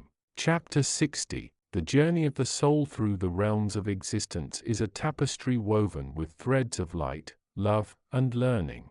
After traversing the vast luminous landscapes of the higher realms, realms where the pure essence of being resonated without the distortion of form or illusion, the soul occasionally chooses the path of experience. It is a journey into the school of life where lessons are learned through interaction, contrast, and the very fabric of duality. The soul, carrying within it the echoes of its divine origin, steps through a threshold, leaving behind the unadulterated clarity of its home and entering a realm steeped in the potential for illusion. The initial stages of this descent are often shrouded in a gentle fog of forgetfulness. The soul, now encased in a newly formed vehicle, the human body, begins to navigate a world governed by different laws. The laws of physics, of time, of space, and most significantly, the laws of perception filtered through the mind and the emotional body. This is the stage of entanglement. The physical world, with its constant flux of sensory input and the intricate dance of interaction between beings, presents a fertile ground for illusion. It may engage in the activities of the world, pursue goals, experience joys and sorrows, all while carrying within it an unseen spark, the remembrance of its true nature. This remembrance might be a faint echo, a quiet sense of disconnection from the intense emotional dramas of the world, or occasional inexplicable feeling of profound peace amidst chaos. They are the whispers of the source calling the soul back to itself. Yet they can also be easily extinguished. The demands of daily life, the pull of the ego, the conditioning of the mind, and the constant barrage of sensory input can quickly drown out these delicate flickers of awareness. However, these first stirrings are the crucial beginning. They plant the seed of understanding within the heart and mind of the seeker. They offer a point of reference, a benchmark against which the soul can measure its journey back. They confirm that the path of awakening is not merely theoretical, but a tangible possibility accessible within the human experience itself. Recognizing these moments, however faint they may be, is the first step on the path of conscious evolution. It requires a degree of self-awareness, the willingness to look beyond the surface of the self and its stories, and an openness to the possibility that there is more to reality than what the physical senses and the conditioned mind present. It is a call to attention, an invitation to the soul to begin the process of disentangling itself from the illusions of the lower realms, one spark of remembrance at a time. The journey from entanglement to remembrance is the journey of awakening. It is the soul's return to itself, guided by the light of its own intrinsic wisdom, illuminated by the constant presence of the source from which it came. These first stirrings are the dawn of that magnificent journey, offering hope, direction, and the profound promise of reclaiming the fullness of one's divine heritage. For the seeker standing at this threshold, armed with knowledge and wisdom, these initial glimpses are not just signs of potential, but invitations to cultivate awareness, to nurture the remembrance, and to begin the deliberate process of weaving the threads of physical existence back into the luminous tapestry of the soul's true nature. The path may be long and complex, but the first step has been taken, the step of recognizing the veils for what they are and allowing the first glimmer of light to guide the way home. Chapter 61. The richness of the external world offered endless stimuli, pulling the awareness outward and away from the inherent unity of being. The soul began to identify with the body, the mind, the ego, the collection of thoughts, feelings, and memories that defined its current experience. This identification became the fertile ground upon which the illusion of separation flourished. Yet within this initial immersion and the burgeoning perception of separation, the first delicate stirrings of remembrance began. It was a subtle, almost imperceptible flicker, like a distant star glimpsed through thick atmospheric haze. It was the echo of the source, the memory of boundless love and infinite possibility. They were like whispers in the mind, static reminders of the soul's true nature. the soul still navigating the complexities of its new form and the overwhelming nature of its surroundings might dismiss these feelings as coincidence, a fleeting emotional state, or simply too profound to comprehend fully. The entanglement with illusion was not malicious but a necessary part of the learning process. The physical realm with its contrasts, challenges, and opportunities for growth provided the crucible in which souls could refine their awareness. The very limitations imposed by embodiment served to heighten perception, forcing the soul to engage more deeply with the world, and in doing so to occasionally catch glimpses of the reality that existed beyond the immediate sensory input. These first stirrings of remembrance were the crucial beginning.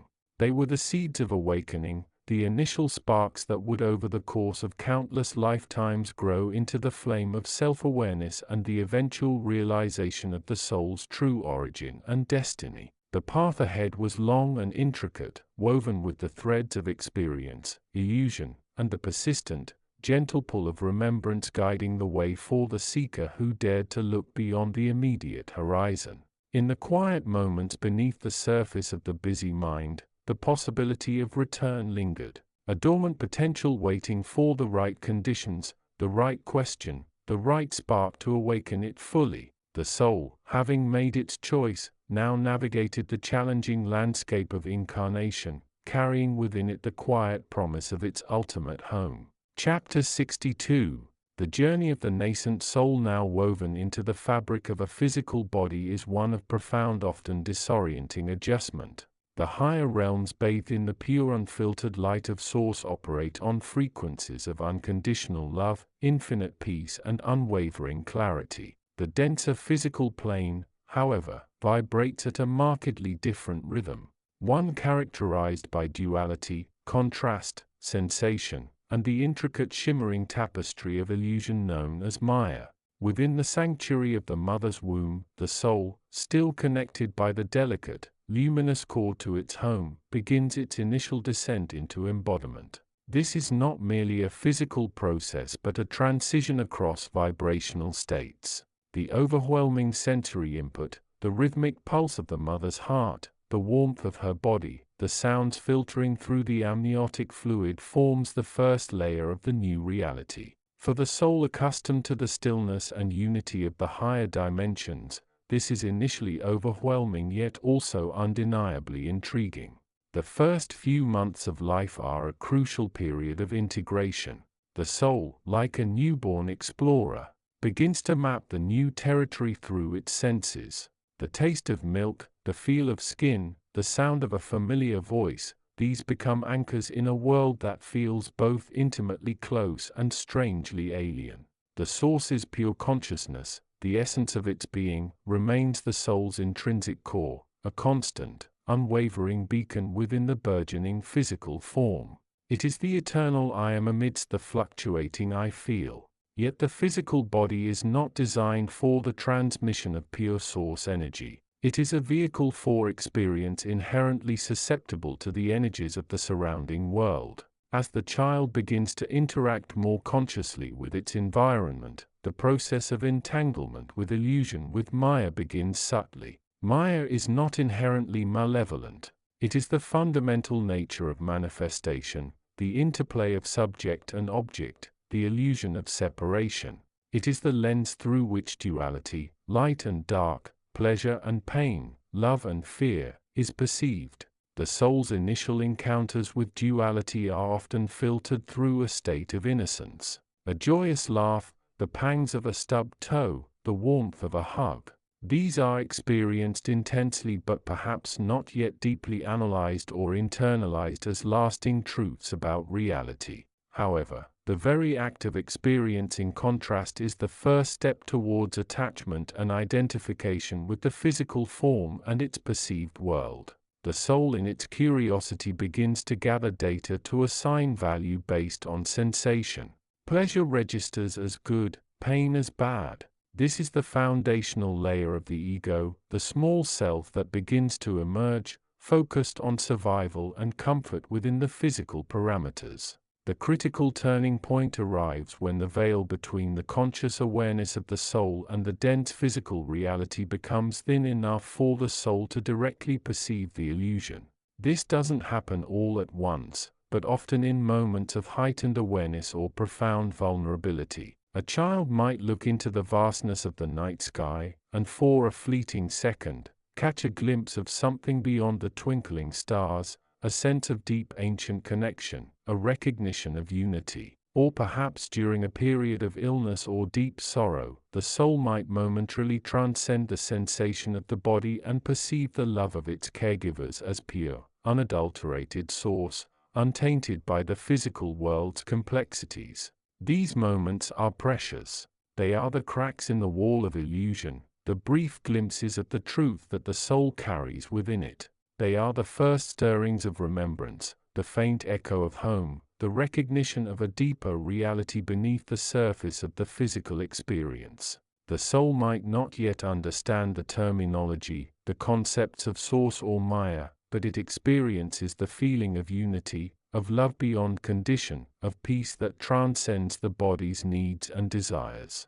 However, these glimpses are often fleeting. The pull of the physical world, the demands of the body, the conditioning of the environment, and the subtle hooks of the ego work constantly to draw the soul back into the dense fabric of illusion. The ego, born of separation and identification, seeks to solidify its place in the world, to build a narrative around its experiences that justifies its focus on the physical form and its perceived realities. It tells the soul that the physical world is primary, that happiness and security are found here, that the higher realms are distant memories or abstract concepts with little relevance to daily life. The first stirrings of remembrance are therefore often met with resistance, both from the ego and initially from the soul itself, which is still learning the language and rules of this new realm. The soul might feel a subtle restlessness, an inner yearning for something more, a sense of not yet home. It might manifest as a creative impulse, a deep empathy for others, a sudden intuitive understanding, or a persistent sense of wonder that defies easy explanation.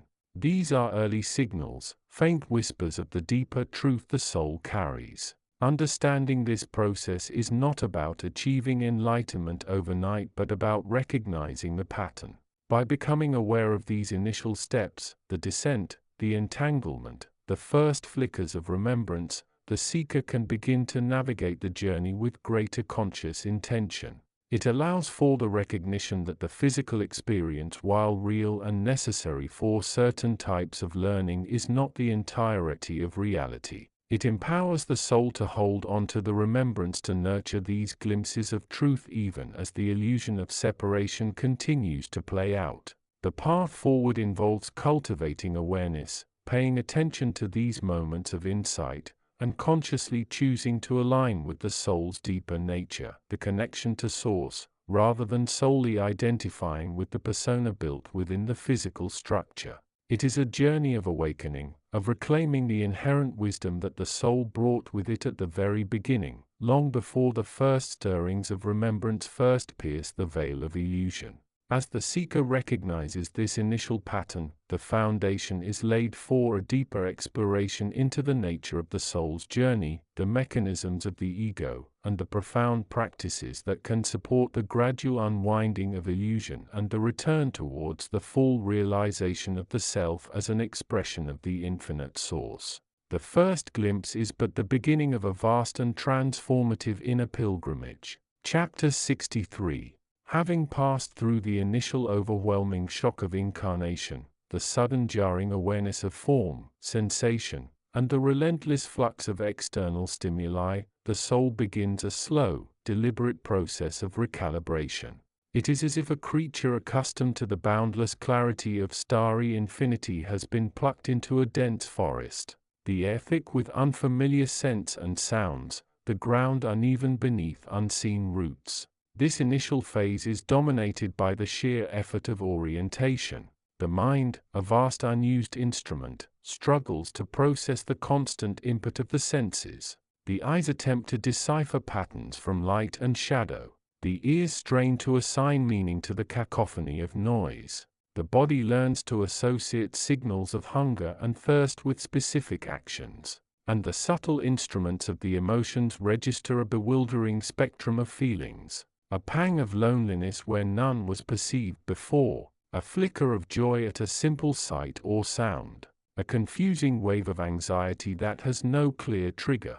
The soul, once a luminous point of pure awareness, now finds itself fragmented, experiencing itself through the limited mediated lens of the physical vehicle. Yet within this cacophony a deeper current begins to stir. It is the echo of the source, the faint hum of the universal wisdom that permeates all existence. The soul, remember, is not merely an inhabitant of this body, it is the body's true organizer, its inner pilot. Even as it navigates the dense forest of the material world, the innate connection to its higher origins remains like a thread of gold woven through tangled vines. This connection manifests initially as instinct. The baby's cry, perfectly timed to elicit response, is not learned but remembered. The innate drive towards warmth, the grasp for a comforting hand, the early untaught preference for certain sights and sounds. These are echoes of a deeper knowing, remnants of the soul's familiarity with harmony and order.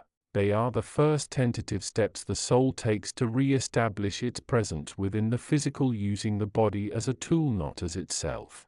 However, the physical world, particularly the human world, is not designed for the easy recall of such higher truths. It is a realm constructed in significant part upon the foundation of illusion. Not necessarily malevolent illusion, but rather the inherent limitations of perception, the effects of time, space, and the strong currents of the collective human consciousness. The most potent of these illusions is the illusion of separation. The physical body, with its individual needs, desires, fears, and ego, becomes the primary focus of awareness. The soul, in its effort to navigate and experience this world, can easily become identified with this body, this personality, this specific set of circumstances. It begins to see itself as this particular entity, distinct from all others, caught in a web of personal history and future possibilities. The vast interconnectedness of the source begins to feel distant, like a cherished memory from a long-forgotten life. Furthermore, the human experience is deeply immersed in the illusion of linear time. Past, present, and future are perceived as distinct and separate, creating a sense of urgency, attachment, and anxiety. The soul, whose nature is more akin to the eternal present, begins to dance to the rhythm of this temporal illusion, getting caught up in the pursuit of goals, the regret over past actions, and the worry about future outcomes. This temporal entanglement further obscures the soul's true nature and its connection to the timeless flow of creation.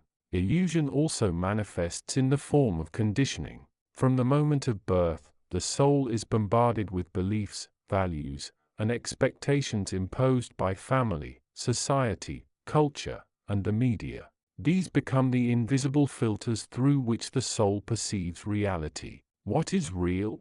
What is important? What is true? The answers provided by the external world often diverge significantly from the soul's intrinsic knowing. The individual begins to build a house of beliefs, a structure that defines reality for them, often without questioning its foundations. Yet amidst this dense fog of physical sensation, separation, time, and conditioning, the seeds of remembrance are sown. They are delicate sparks, easily extinguished by the demands of daily existence, yet persistent like embers deep within a stone. These sparks often appear in moments of quiet reflection, during periods of intense emotion, or in the presence of beauty so profound it momentarily shatters the illusion. Brief glimpses of the interconnectedness, the love, the intelligence that underlies all reality. The soul, the source of creation incarnate, begins to feel the subtle tension between its true nature and its current experience. It starts to sense the discrepancy between the fleeting sparks of remembrance and the constant pull of the egoic identity, the demands of the physical body and the conditioning of the mind. This dawning awareness is not necessarily painful, but it is profound. It is the beginning of choice. Choice between identifying with the temporary physical self and recognizing the eternal spiritual core. Choice between reacting to the illusions of separation and time and responding from a place of universal awareness. Choice between being swept away by the currents of the external world and consciously navigating the path back towards the source. This is the crucial juncture the soul reaches at the end of this initial phase of entanglement. The fog is still thick, the illusions potent, but the first faint light of remembrance has begun to pierce through. It is a light that offers direction, purpose, and the potential for liberation. The journey from the higher realms into incarnation is far from over, but the soul has taken its first conscious step back towards the truth of its own being, towards the knowledge and wisdom it came to embody in this unique human experience. The path ahead is long, demanding introspection and courage, but the journey has truly begun. Chapter 64. The journey of the nascent soul, now woven into the fabric of this physical existence, is a tapestry woven with threads of forgotten divinity and emerging awareness. It is a story less of grand design and more of subtle descent, a gradual unfurling of consciousness within the crucible of the material world. We, the all-seeing witnesses to the cosmic dance, observe this intricate process with a profound understanding that transcends linear time. The soul, a fragment of pure, unadulterated source, first entered the burgeoning cosmos of potential. It was not a fall but a choice, a voluntary descent into the school of experience, the laboratory of manifestation. From realms of ineffable light and timeless peace, it chose to explore the intricate dance of form, the delicate balance of energy and matter.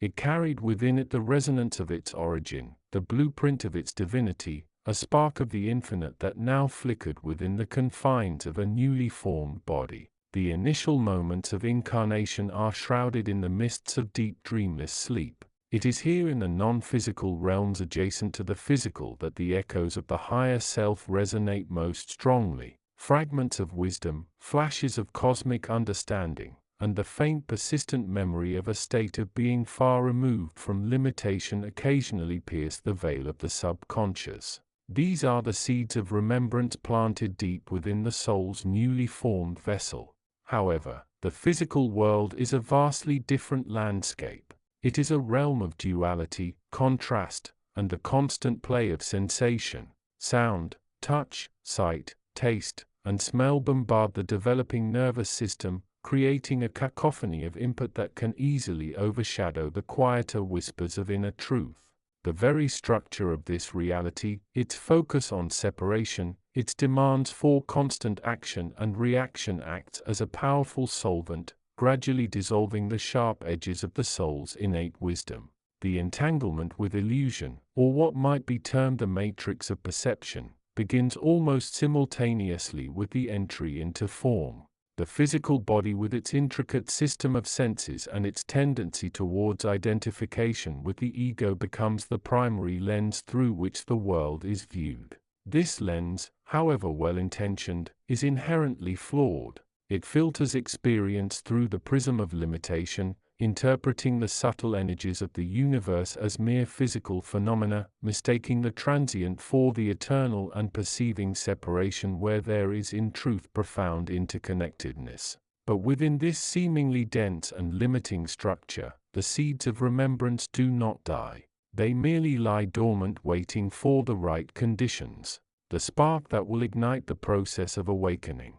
This spark often comes in the form of a moment of profound contrast, a deep sense of dissatisfaction with the familiar patterns of existence, or a sudden unexpected experience that shatters the illusion of the ego. Consider the seeker described in the preceding verses. They have lived many lives accumulating knowledge and experience, yet they remain trapped in the cycle of rebirth, yearning for something more. Their intellect may be vast, their understanding of spiritual concepts extensive, but their heart remains disconnected from the truth of their being. They possess a wealth of information, but they lack the direct experience, the lived realization of their true nature. This is where the journey truly begins.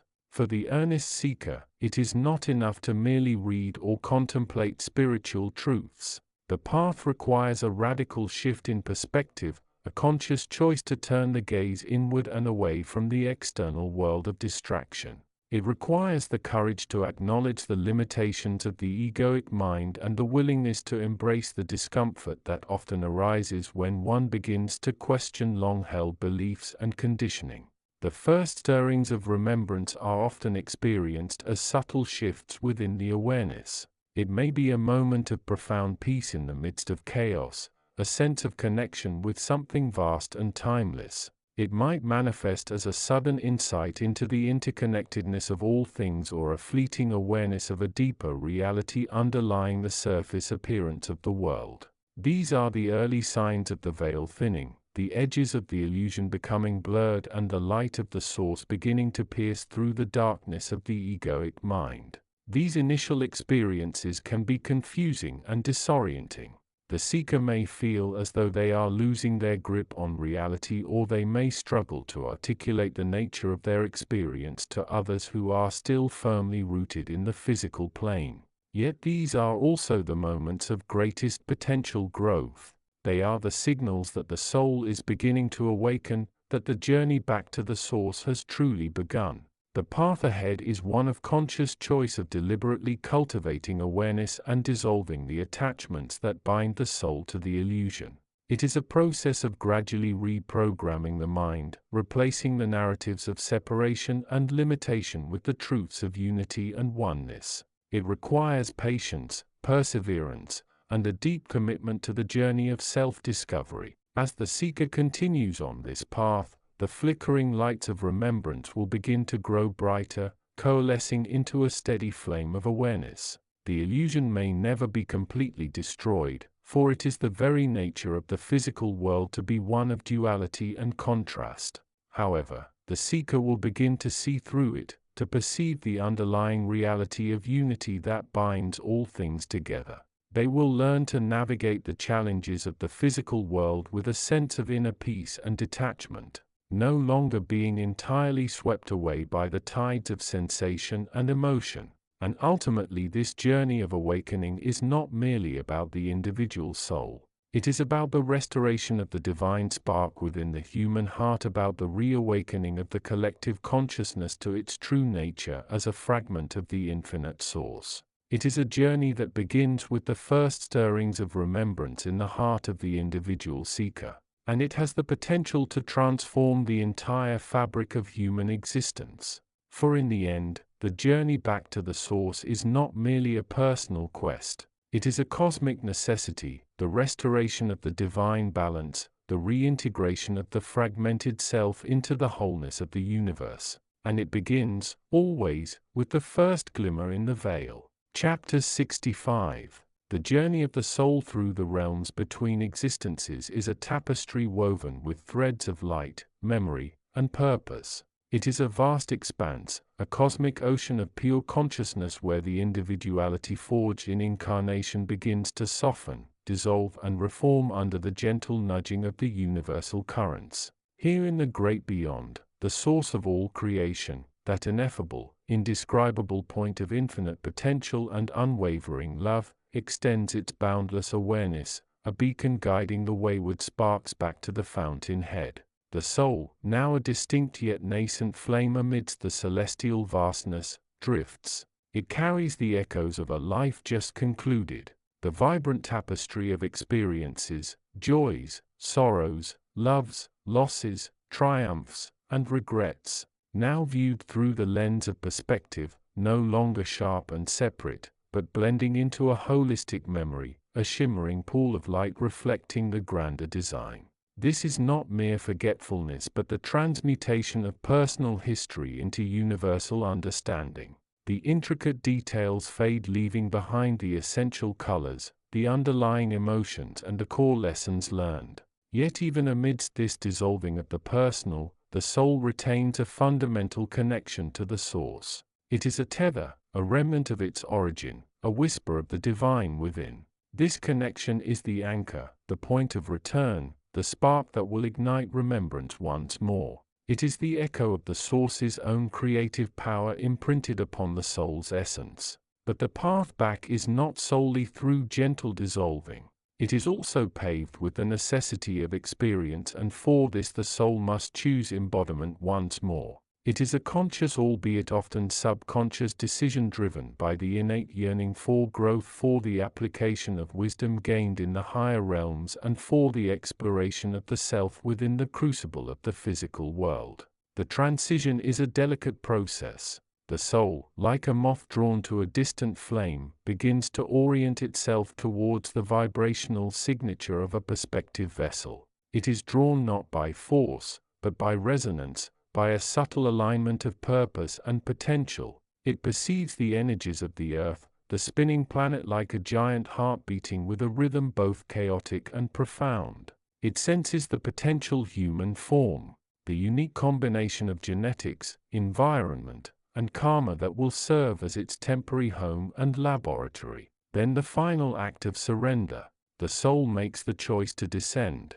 It is a leap from the known vastness of the non-physical into the unknown potential of the physical. It is an act of trust, a belief in the power of the Source to guide it, and a commitment to the journey of learning and remembering that lies ahead. The entry into the womb is not a violent intrusion. It is a gradual merging.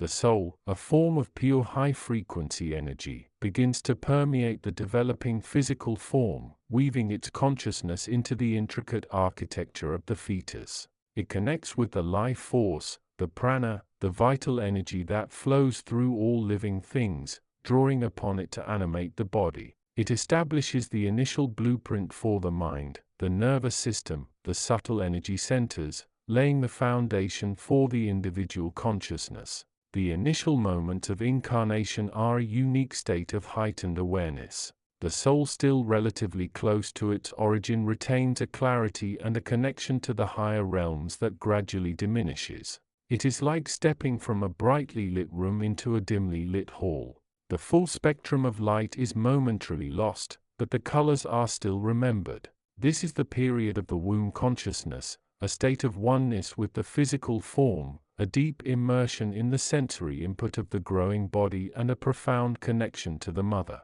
However, the physical world, and particularly the human experience, is steeped in illusion. It is a realm of duality, separation, and limitation. The soul, carrying the pure light of the Source, finds itself immediately interacting with the reality governed by different principles. Time, space, and physical law are the anchors, but they are also the veils. The senses provide a constant influx of information, but they are also filters, interpreting and sometimes distorting the raw reality of the universe. The primary form of illusion the soul encounters is the illusion of separation. The physical form with its individual ego creates a powerful sense of I, distinct from others, distinct from the environment, distinct from the Source.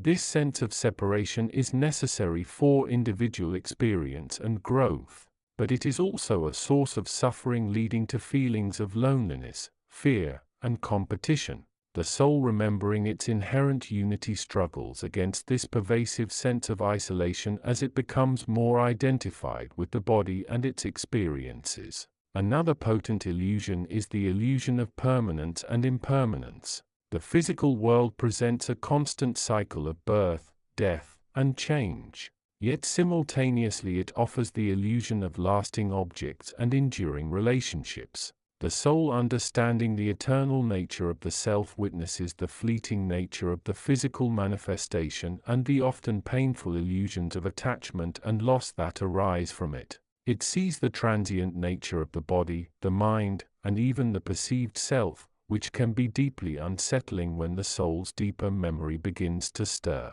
Furthermore, the physical world operates on a frequency of duality, light and dark, pleasure and pain, love and fear.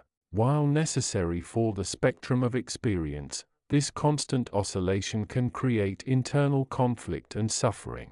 The soul, originating from a state of unified non-dual awareness, finds itself caught in the gravitational pole of this polarity, often experiencing the lower vibrations of fear, doubt, and negativity. Yet within this matrix of illusion, the seeds of remembrance are sown. It begins suddenly. Perhaps it is a sense of profound belonging or disconnection that doesn't quite fit the circumstances of birth. Perhaps it is an intuitive understanding or a fleeting glimpse of a reality beyond the physical that surfaces during moments of deep sleep, meditation, or profound emotion. It might manifest as an unexplained familiarity with a place or a person, a sense of having known things without conscious memory. These are the first stirrings. The soul, still embedded within the physical form, begins to perceive the cracks in the illusion. It senses the underlying unity that connects all things. It feels the subtle vibrations of the source that permeate the universe like the hum of a vast cosmic instrument. These initial sparks of remembrance are often fleeting, easily overshadowed by the demands of daily life, the conditioning of the environment, and the strengthening identification with the physical self. But they are there. They are the whispers of the source echoing within the soul, the faint scent of the celestial ocean carried on the breeze of the physical world. They are the first tentative steps towards awakening, the dawning recognition that the physical existence is not the entirety of reality, that the self is not merely the body or the mind. This is the crucial juncture. The soul has descended. It is immersed in the illusion, and the first fragile light of remembrance is beginning to pierce through the darkness. The path forward lies in nurturing these sparks, in seeking knowledge and wisdom, in consciously choosing awareness over ignorance, in learning to differentiate the true self from the temporary vessel and the pervasive illusions of the world. The journey of awakening has truly begun. A long and profound process of reclaiming the light, of remembering the source, and of fulfilling the purpose of the descent into the human form. This is the landscape of the seeker, the atmosphere of potential and challenge. Here in the crucible of incarnation, amidst the knowledge and wisdom available to those who choose to look beyond the surface, the soul begins its most significant journey yet. The journey back home. Chapter 66. The journey of the nascent soul, now woven into the fabric of a physical body, is one of profound, often disorienting adjustment. The higher realms, bathed in the pure unfiltered light of absolute awareness, were characterized by a serene stillness, a state of being where thought was less a tool and more a passive observation. Yet it was precisely the state of profound stillness, this lack of external stimulation, that prepared the soul for the intricate dance of manifestation it was about to undertake. In the physical world, however, the senses are insistent, demanding constant attention. The air is thick with scents, the earthy aroma after rain, the sharp tang of cut grass, the comforting sweetness of baking bread. Sounds assault the auditory system, the distant rumble of traffic, the chirping of unseen birds, the rhythmic beating of its own heart, the murmur of its mother's voice. The world is a cacophony, a vibrant tapestry of stimuli that the unprepared consciousness finds overwhelming.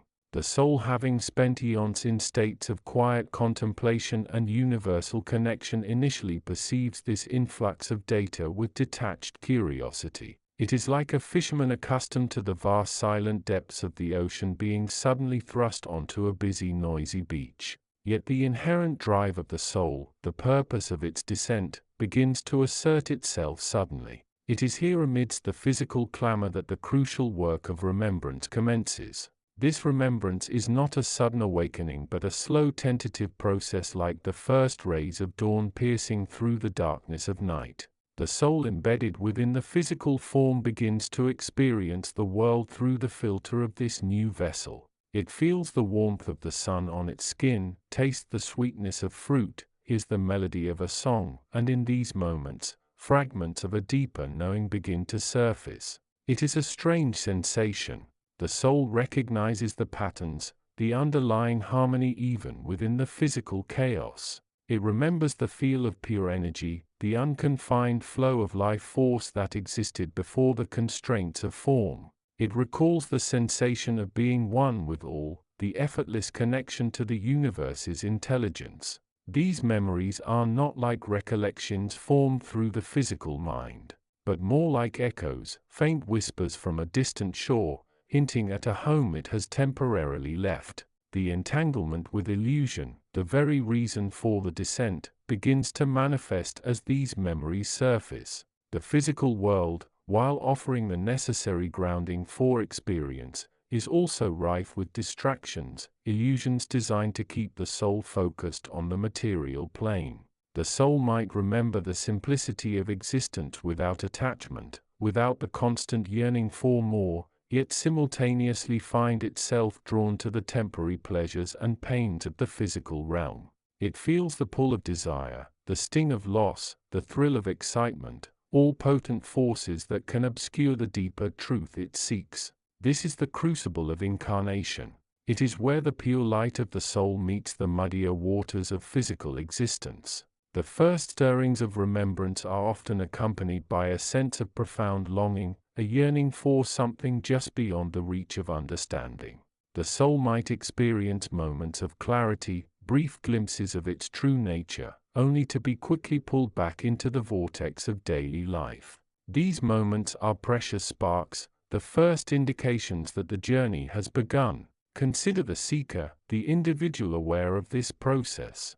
They understand that the physical world is a classroom, a place of learning through experience. They recognize the illusions, the illusion of separation, the illusion of permanence, the illusion that happiness can be found solely through external circumstances. Yet they also understand that it is through navigating this complex landscape that the soul gains the necessary insights to eventually retrace its steps. The path of self-help for such a seeker is not about escaping the physical world but about understanding it from a higher perspective. It is about recognizing the patterns of illusion and consciously choosing to step outside of them even for brief moments. It is about cultivating awareness, nurturing the flickering embers of remembrance and allowing the soul's innate wisdom to guide the way. The first stirrings of remembrance are the soul's gentle nudge, reminding it of its true home. They are the seeds of understanding planted in the fertile ground of physical experience. It is a delicate, vulnerable state requiring patience and self-compassion. The seeker must learn to observe these moments of clarity without judgment, to embrace the pull of illusion without becoming lost in it. As the journey progresses, these initial sparks will grow. The remembrance will deepen, allowing the seeker to navigate the physical world with greater awareness, to find peace amidst the chaos, and to gradually unravel the illusions that bind the soul. The path is long, but the beginning has been made. The first glimpse of the light, the faint echo of home, has awakened within the heart of the descending soul. And in that awakening lies the profound potential for transformation. This is the beginning of the return, a journey inward that starts with the first conscious recognition of the truth that has always been, that the soul, though temporarily embodied, is intrinsically connected to the boundless source of creation, the wellspring of all knowledge and wisdom. The seeker, armed with this initial understanding, embarks on the most profound adventure of a lifetime, the exploration of the self, the unraveling of illusion, and the gradual reintegration with the infinite. Chapter 67.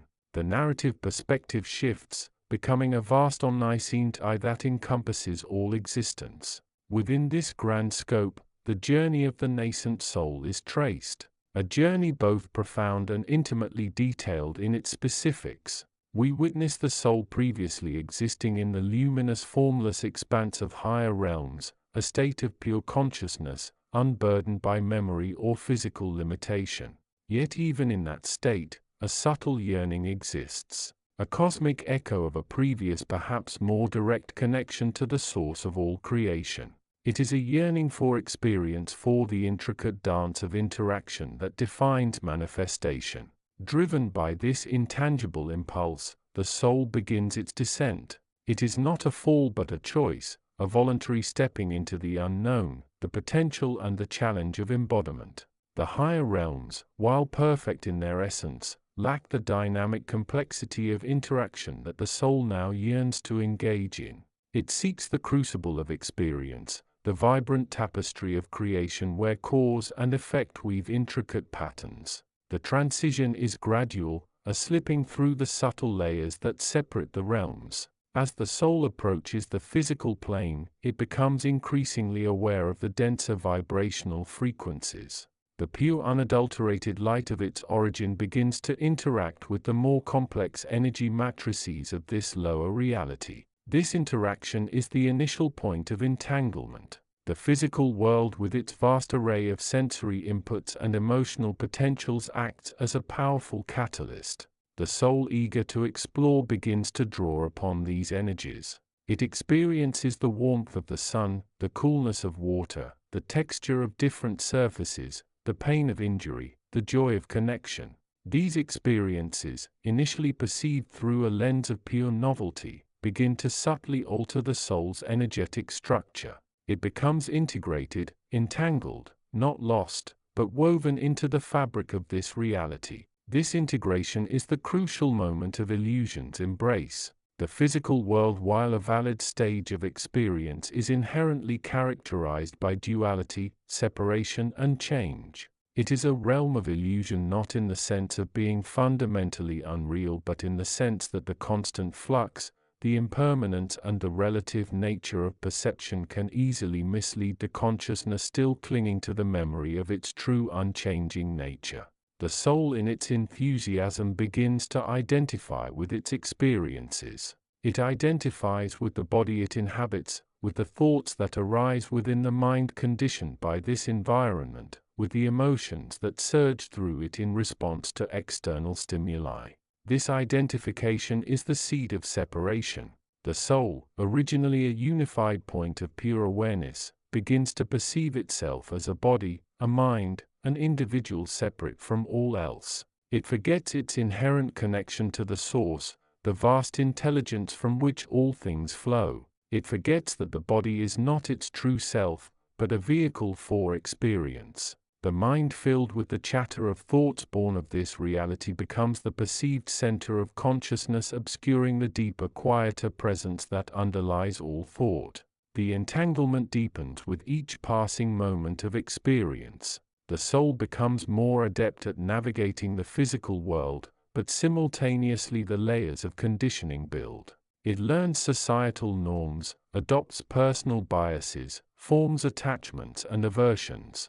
These become like barnacles, fusor on the soul, slowing its awareness and obscuring its intrinsic light. The memory of the higher realms, faint at first, begins to fade, buried beneath the richness and complexity, and sometimes the pain of its new existence. Yet within this entanglement, the first stirrings of remembrance begin. It is often a subtle, almost imperceptible phenomenon, a flicker that occurs in the midst of the mundane. Perhaps during a moment of profound beauty, like gazing at a star-filled sky or hearing a piece of music that resonates deeply, the soul experiences a brief sense of overwhelming familiarity. It is as if a door long closed has been momentarily pushed ajar, revealing a landscape of infinite light and peace. Or it might occur during a quiet moment of introspection when the noise of the mind subsides and a sense of deeper presence arises. A feeling of being more than just the body and mind.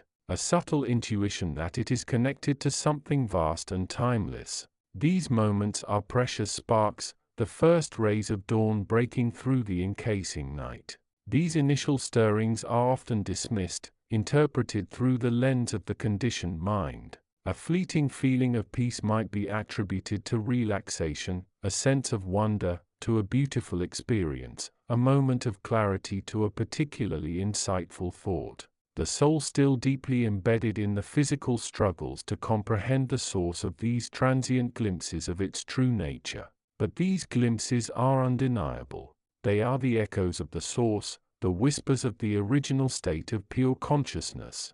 They are the first tentative steps towards disentanglement, the beginning of the long, often arduous process of awakening. The journey from the higher realms into incarnation is not merely one of descent. It is also a journey back, a path of remembrance, of reclaiming the soul's innate connection to the wisdom and love of the source. The atmosphere of this chapter is one of profound understanding tinged with the gentle urgency of revelation. It acknowledges the beauty and necessity of the physical experience while simultaneously highlighting the inherent challenge of illusion and separation. It offers wisdom for the seeker, providing a framework for understanding the soul's journey and the subtle yet powerful beginnings of the path back to wholeness. The knowledge and wisdom presented are not meant to overwhelm but to illuminate, offering the seeker the understanding that these very entanglements, these very moments of confusion and forgetting are the fertile ground from which the seeds of remembrance can begin to sprout. The journey has just begun, and the first step is the recognition of this very state, the state of being lost in the light, entangled yet potentially remembering. Chapter 68. The journey of the nascent soul, newly arrived in the physical realm, is one of profound contrast. Having traversed the ethereal landscapes of higher dimensions, where the fabric of reality was woven with pure light and the silence was filled with the resonant hum of universal intelligence, the soul now finds itself encased in the dense, vibrant yet often chaotic shell of a human body. This body, a magnificent yet complex instrument, is the vehicle for its current exploration. Yet it is also the very means by which the soul becomes increasingly susceptible to the subtle yet potent currents of illusion that characterize the lower planes of existence. The initial months and years are often a state of bewildered adjustment, the soul bearing the faint echo of its true nature, a spark of the source itself, imbued with inherent knowledge and wisdom, attempts to navigate the world through the filter of the physical senses. Sight perceives a universe of forms constantly changing and seemingly independent. Hearing captures a cacophony of sounds, each carrying emotional and informational weight within the dense energetic field of the earth. Touch registers the coldness of stone, the warmth of sun, the texture of skin, all reinforcing a sense of separation between itself and the environment, and indeed between itself and the universal consciousness from which it originated. This is the point of entanglement. The physical world, while a stage for experience, is also rife with illusions designed to promote fragmentation and separation. The most pervasive of these illusions is the belief in the absolute reality of the physical form as the self. The soul in its innocence begins to identify with the thoughts, emotions, and sensations generated by the body-mind complex. It feels joy when the body experiences pleasure, sorrow when it hurts, anxiety when it perceives threat, and attachment when it forms connections within this limited framework. These feelings, born of the body's biochemical reactions and learned conditioning, begin to mask the soul's deeper, more resonant state of being. Furthermore, the environment itself is a construct. The linear concept of time, the rigid structure of space, and the constant flux of perceived events all work to reinforce a sense of limited existence. The soul, remembering only faintly the seamless flow of time in the higher realms and the interconnectedness of all things, finds itself caught in the illusion of sequential moments and isolated objects. It observes the world through the lens of cause and effect, success and failure, gain and loss, all of which are valid within the physical game, but can obscure the underlying unity and the soul's true purpose. Yet within this seemingly dense and illusory landscape, the seeds of remembrance are sown. It begins suddenly, perhaps during a moment of profound silence. When the noise of the world fades, a fleeting sense of peace and familiarity washes over the consciousness, a hint of a place beyond the physical. Or maybe while gazing at a starry night sky, a feeling arises not of the celestial bodies, but of a deeper recognition, a sense that these lights are not separate from the self, but reflect ions of the inner light. These moments are precious. They are the cracks in the veils of illusion, glimpses of the underlying reality. They might manifest as intuitive insights that seem to arise from nowhere, creative bursts of inspiration that flow effortless, or moments of profound empathy where the boundaries between self and other dissolve momentarily. The soul might recall fragments of knowledge, mathematical truths, artistic harmonies, philosophical concepts that feel intuitively known, as if they were its own intrinsic understanding, waiting to be rediscovered. The process of remembrance is not instantaneous or straightforward. It is often met with resistance. The soul, having become accustomed to the familiarity of the physical sensations and the comfort of learned patterns, can be hesitant to embrace the unsettling reality suggested by these glimpses. The ego, the aspect of the self that has become identified with the physical form and its desires, often works diligently to suppress these higher inklings. It labels them as weird, irrational, or just coincidence, thereby reinforcing the illusion of separation and control. Yet for the seeker, for the soul committed to its journey back towards the source, these moments are not to be feared or dismissed. They are signposts guiding lights along the path. They are the first stirrings of awareness that something deeper is possible, that the reality perceived through the physical senses is merely a surface layer over a vast, infinitely rich inner universe. Recognizing these glimpses is the crucial first step. Acknowledging them without judgment allows the soul to begin nurturing this nascent remembrance. This involves cultivating awareness, paying attention to those moments of insight, peace, and connection, sitting quietly to experience the stillness beneath the noise, engaging in practices that foster introspection and inner quietude, such as meditation or spending time in nature. The journey from entanglement to remembrance is a gradual one requiring patience, courage, and unwavering commitment. It is the soul's return to itself, reclaiming the inherent wisdom that was always present, yet temporarily obscured by the shimmering, alluring, yet ultimately limiting veil of physical existence. These first stirrings are the dawn of understanding, the beginning of the great work of awakening, leading the way back to the profound knowledge and wisdom that is the soul's true inheritance from the source of creation. As the flame of remembrance begins to flicker within the heart of the incarnating soul, so too does the potential for transformation ignite. The path ahead is long, requiring dedication and effort, but the journey from illusion to truth, from fragmentation to unity, is the very essence of the soul's magnificent return. Chapter 69. The journey of the nascent soul newly arrived in the physical realm is one of profound contrast. Having traversed the ethereal landscapes of higher dimensions, bathed in the pure, unfiltered light of awareness and interconnectedness, the soul now finds itself encased in the temporary dense shell of the human body. This descent, initiated by a yearning for experience and the karmic pull of past intentions, is not merely a geographical shift but a fundamental alteration of perception. In the higher realms, the fabric of reality was perceived with clarity and ease. The intricate tapestry of the cosmos woven from the threads of pure energy and intention was understood as the natural expression of a unified source. The soul as a spark of that source existed in a state of inherent knowledge, a knowingness that transcended thought, accessible through the quiet realm of pure consciousness. There was no separation, no struggle, only the joyful participation of a unified whole. Yet the invitation to enter the physical world is also an invitation into a different kind of reality, one characterized by duality, separation, and the potent, often overwhelming phenomenon known as illusion. The lower, denser dimensions, particularly the one anchored by the Earth's unique vibrational field, are a crucible for experience.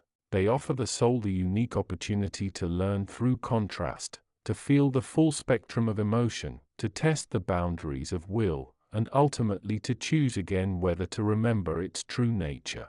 The initial moments of incarnation are often shrouded in a thick fog of amnesia. The soul, eager to engage with the new playground of the physical world, briefly forgets its origins. Its higher self, the part that remains connected to the source, may send fragments of guidance, echoes of wisdom, but these are often too faint, too easily drowned out by the cacophony of the new environment. The physical senses, the jarring impact of sound, the sometimes harsh feel of touch, the confusing input of sight, the immediate and visceral nature of taste and smell, demand immediate processing.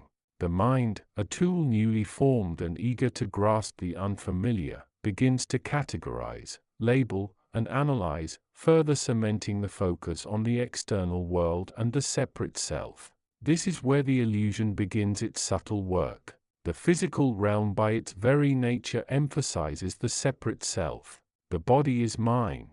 The thoughts are my own.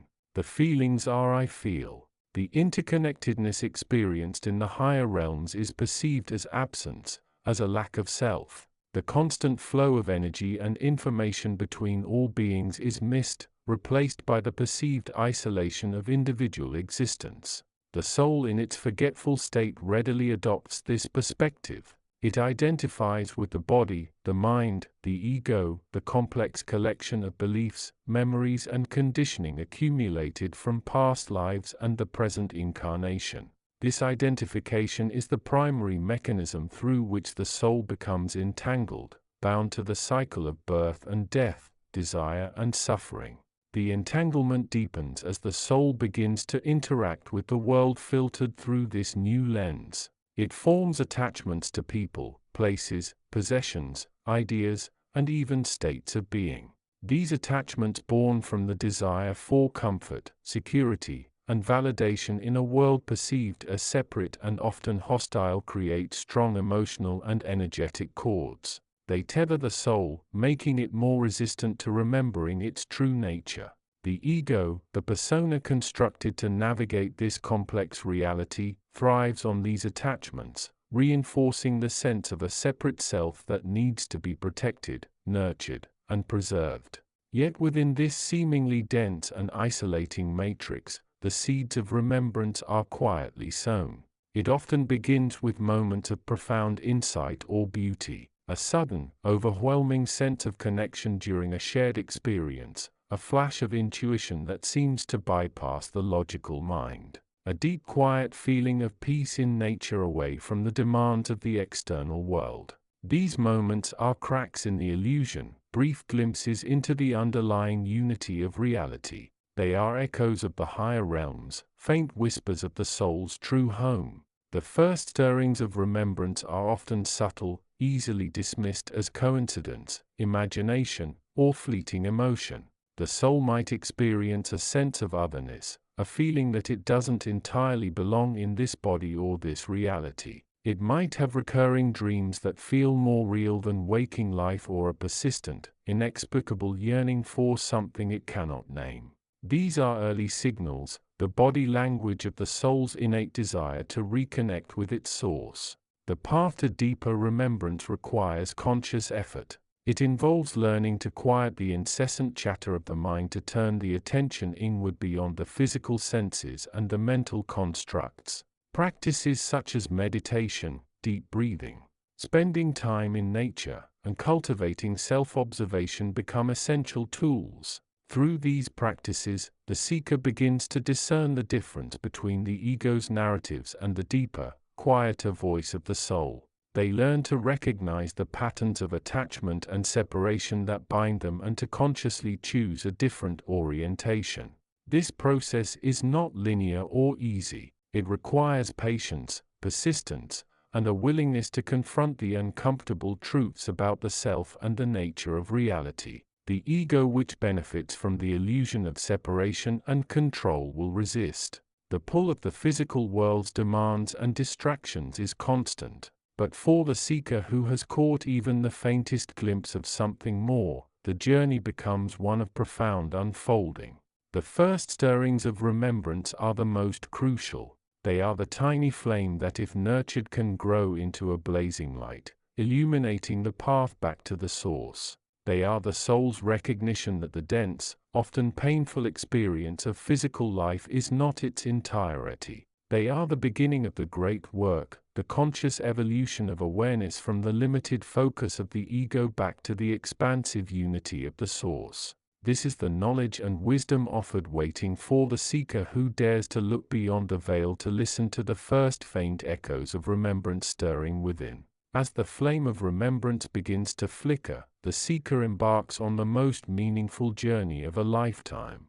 The journey home, not just in death, but as a conscious presence in the midst of life itself. Chapter 70. The journey of the nascent soul newly arrived within the dense fabric of a physical body is one of profound albeit fragmented experience. The higher realms from which it originated were characterized by unity, clarity, and the unadulterated flow of pure consciousness, the very essence of the source. Yet the descent into manifestation involved a necessary though often painful separation. It was a transition from the ocean of being to the of water that perceives the ocean's etch within the physical vessel. The soul initially exists in a state of heightened sensitivity, a state of limbo between the echoes of its home and the overwhelming stimuli of the new reality. The senses are initially like raw and polished gems capable of capturing the vibrancy of the world but often without the lens of deep understanding or discernment. The air, the light, the touch, the sounds, they are all new potent forces shaping the burgeoning awareness. This is the crucible where illusion, or more accurately Maya, begins its subtle work. Maya, the beautiful illusion of separation, duality and limitation that underpins the physical experience. It is not inherently malevolent. It is the necessary framework for individuality, for growth through contrast, for the exploration of choice within perceived boundaries. However, its influence is pervasive and insidious. The soul in its earliest incarnations is like a child entering a complex, vibrant, yet often confusing new environment. It begins to build a narrative based on these new sensory inputs. It feels hunger. It feels cold. It experiences pleasure and pain. It witnesses joy and sorrow. These experiences, while real within the context of the physical form, are filtered through the lens of duality. The self begins to crystallize around the ego. The sense of I, the entity that believes I am this body, these feelings, these thoughts. This identification is the first significant tangle in the soul's web. The body itself becomes a powerful anchor. Its needs, its biological rhythms, its responses to the external world demand constant attention. Sleep cycles, digestion, the need for rest. These biological imperatives pull the fragmented consciousness into a pattern of existence focused on survival and immediate gratification. The higher resonance, the connection to the source's infinite peace and wisdom begins to dim, filtered through the bodily matrix. Yet within this matrix, the seeds of remembrance are sown. They are faint echoes like distant bells heard amidst a cacophony. These stirrings might manifest as an inexplicable sense of déjà vu, a feeling of profound connection to people or places for which no logical explanation exists. It could be a sudden overwhelming wave of empathy for another's suffering, a flash of insight about a complex situation that seems to transcend the individual's current understanding. Sometimes it might appear as a moment of profound peace or altering a natural landscape, a brief glimpse of the underlying unity that the senses usually obscure. These moments are precious. They are the cracks in the wall of illusion, the brief openings through which the soul's true nature begins to peek. They are the first flickers of awareness that something deeper is possible, that the rigid boundaries imposed by the ego and the physical form are not absolute. The challenge for the soul at this stage is recognizing these glimpses for what they are. In the constant noise of daily life, the demands of the body and the mind, the pull of societal conditioning, these subtle echoes can easily be dismissed, ignored, or explained away by conventional logic. The ego thrives on maintaining the illusion of separation and control. To acknowledge the possibility of a deeper connection of a higher source is to implicitly challenge the ego's dominance. Yet for the seeker, these moments are not just glimpses. They are invitations. They are the compass pointing towards the source, the map revealing the path back from the dense forest of illusion towards the clarity of home. Each remembrance, however faint, is a confirmation of the soul's true origin and its ultimate potential. It is in the quiet moments, the moments between thought, the spaces that exist before and after sensation, that these echoes often grow stronger. It is when the mind quiets, when the focus shifts from the external world to the internal landscape, that the possibility of reconnecting with that deeper wisdom increases. The journey from the source to the physical plane is arduous, but it is not without purpose. The descent is for the soul to experience, to learn, to grow, and ultimately to choose. The entanglement with illusion is the curriculum, and the first stirrings of remembrance are the first steps towards graduation. They are the soul's initial reaching hand, tentatively grasping towards the light it knows it came from, even as it navigates the complexities of the world it finds itself in. This is the beginning of the long path back. A path illuminated not by the harsh glare of the physical sun but by the soft steady light of remembrance guiding the soul towards the ultimate reunion with its source of creation. The journey has just begun, and the first crucial lesson is to learn to recognize the light within the illusion.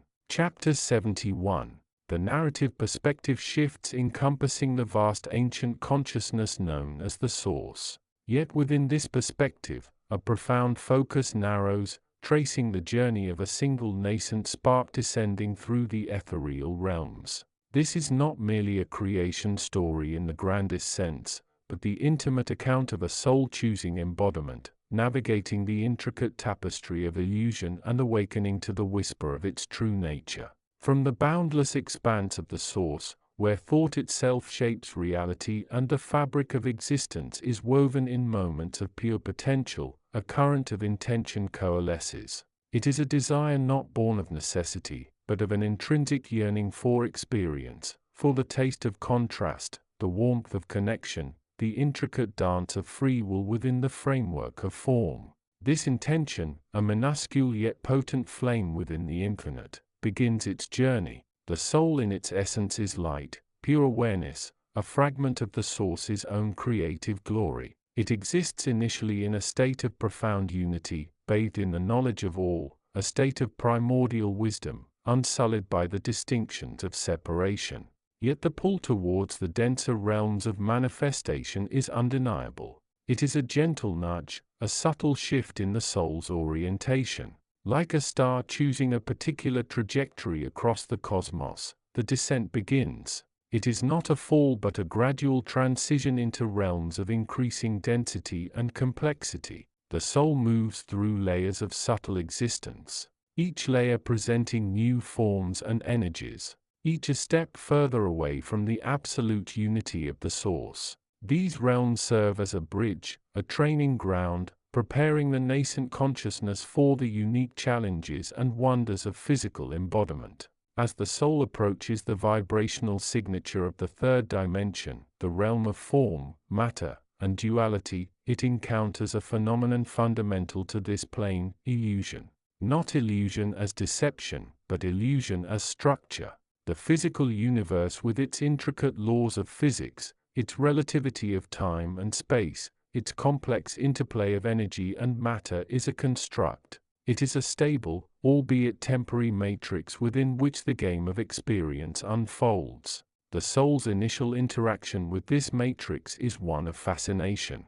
It observes the vibrant tapestry of life and death, love and loss, joy and sorrow. It witnesses the intricate patterns of cause and effect, the seemingly random collisions of consciousness. Yet beneath the surface vibrancy lies the undercurrent of illusion. The solidness of a rock is merely a dense vibration. The sharpness of pain is an energetic signature interpreted by the nervous system. The finality of death is an illusion of linear time, a transition rather than an end. The soul in its nascent state within the physical form begins its entanglement. It enters the body, a complex vehicle of sensation and interaction. It becomes the eye that experiences the world through the five senses. It feels the warmth of the sun, the coolness of water, the texture of fabric, the ache of fatigue. It perceives the world through the filter of the mind which categorizes, judges, analyzes, and labels. This mental filter is a primary tool of illusion, shaping perception and creating a sense of a separate, isolated self. The ego distinct from the world and even distinct from the soul itself. The entanglement deepens as the soul begins to identify with the physical form and the mental narrative. It reacts to the world based on these filtered perceptions. It forms attachments, experiences cravings and aversions, engages in the constant mental chatter of planning, remembering, and evaluating. The soul, originally a witness, begins to participate, becoming lost in the details of the physical experience. It forgets its origin, its connection to the source, its inherent nature of pure awareness. Days turn into weeks, weeks into years within the framework of linear time. The initial potent spark of remembrance, a flicker of awareness that the physical experience is temporary, that the sensations are interpretations, begins to dim. The soul becomes absorbed in the flow of daily life. The demands of the body, the complexities of relationships and work, the higher realms, the state of pure knowledge and wisdom, recede into the background of consciousness, like a distant melody heard faintly behind the noise of the city. Yet within the deep quiet, even amidst the busyness, the first stirrings of remembrance may surface. It might be a moment of profound peace, standing in nature, where the usual mental noise subsides, and a sense of oneness briefly returns. It could be a flash of intuition, a solution to a problem arriving seemingly out of nowhere, hinting at a deeper non-linear understanding. It might manifest as a sudden intense longing for something beyond the ordinary, a yearning for a meaning or connection that the current life does not fully provide. These are the early whispers, the gentle nudges of the soul awakening from the slumber of illusion. They are subtle signs that the veil is thinning, that the thread connecting the soul to its source is still intact, however faintly. They are invitations, not commands, to look beyond the surface reality, to question the nature of the self and to begin the process of reconnection.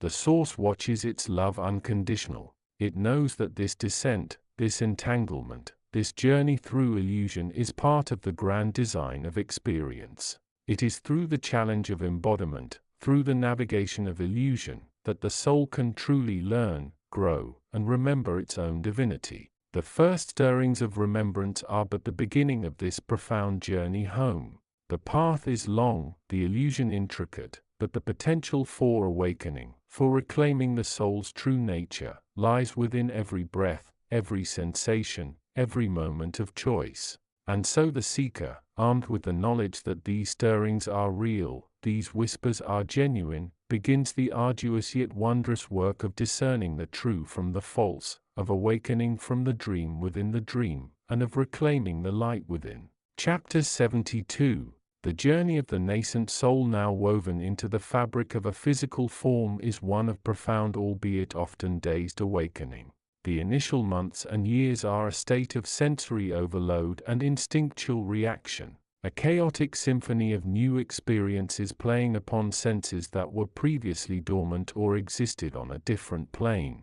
The vibrant tapestry of the physical world, the feel of sun on skin, the taste of food, the sound of laughter and sorrow, the weight of a touch is both overwhelming and utterly captivating. This is the realm of illusion, not in the sense of being fundamentally false, but as a dense, tangible filter through which the higher truths of existence are perceived. From the vantage point of omniscience, one observes this delicate dance. The soul, a fragment of pure consciousness, descended willingly or perhaps unwillingly, drawn by the magnetic pull of experience, the karmic echoes of past lives, or a deep-seated yearning to participate, to learn, to feel. It entered the womb, a protected yet profoundly alien environment, and began the arduous process of embodiment. The transition was jarring, a collapse from the boundless expanse of awareness into the confined three-dimensional box of the physical body. Now, within the first incarnation,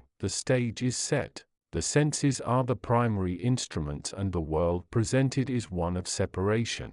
I am this body. The soul begins to learn, echoing the very condition it sought to transcend. It experiences pleasure and pain, gain and loss, love and fear. These are the currency of the realm, the lessons written in the flesh. Yet beneath the surface of these immediate reactions, a subtle undercurrent is beginning to stir. The first faint echoes of remembrance. What is this remembrance? It is not a coherent recall of past lives, often too fragmented or overwhelming for the unprepared consciousness. It is something far subtler, a recurring sense of otherness, a feeling that the self is not entirely contained within these physical limits. It might manifest as an inexplicable homesickness for a place never seen, a deep empathy for creatures or situations far removed from the individual's direct experience, or a sudden profound understanding of a concept that defies immediate explanation. The source of creation, the infinite wellspring of all that is, watches with gentle awareness. It is the light behind the eyes, the silence between the notes, the space upon which all realities are projected. It does not intervene directly in the mechanics of incarnation, respecting the soul's journey of choice and consequence. However, it is the source of the soul's inherent divinity, the spark of light within each form.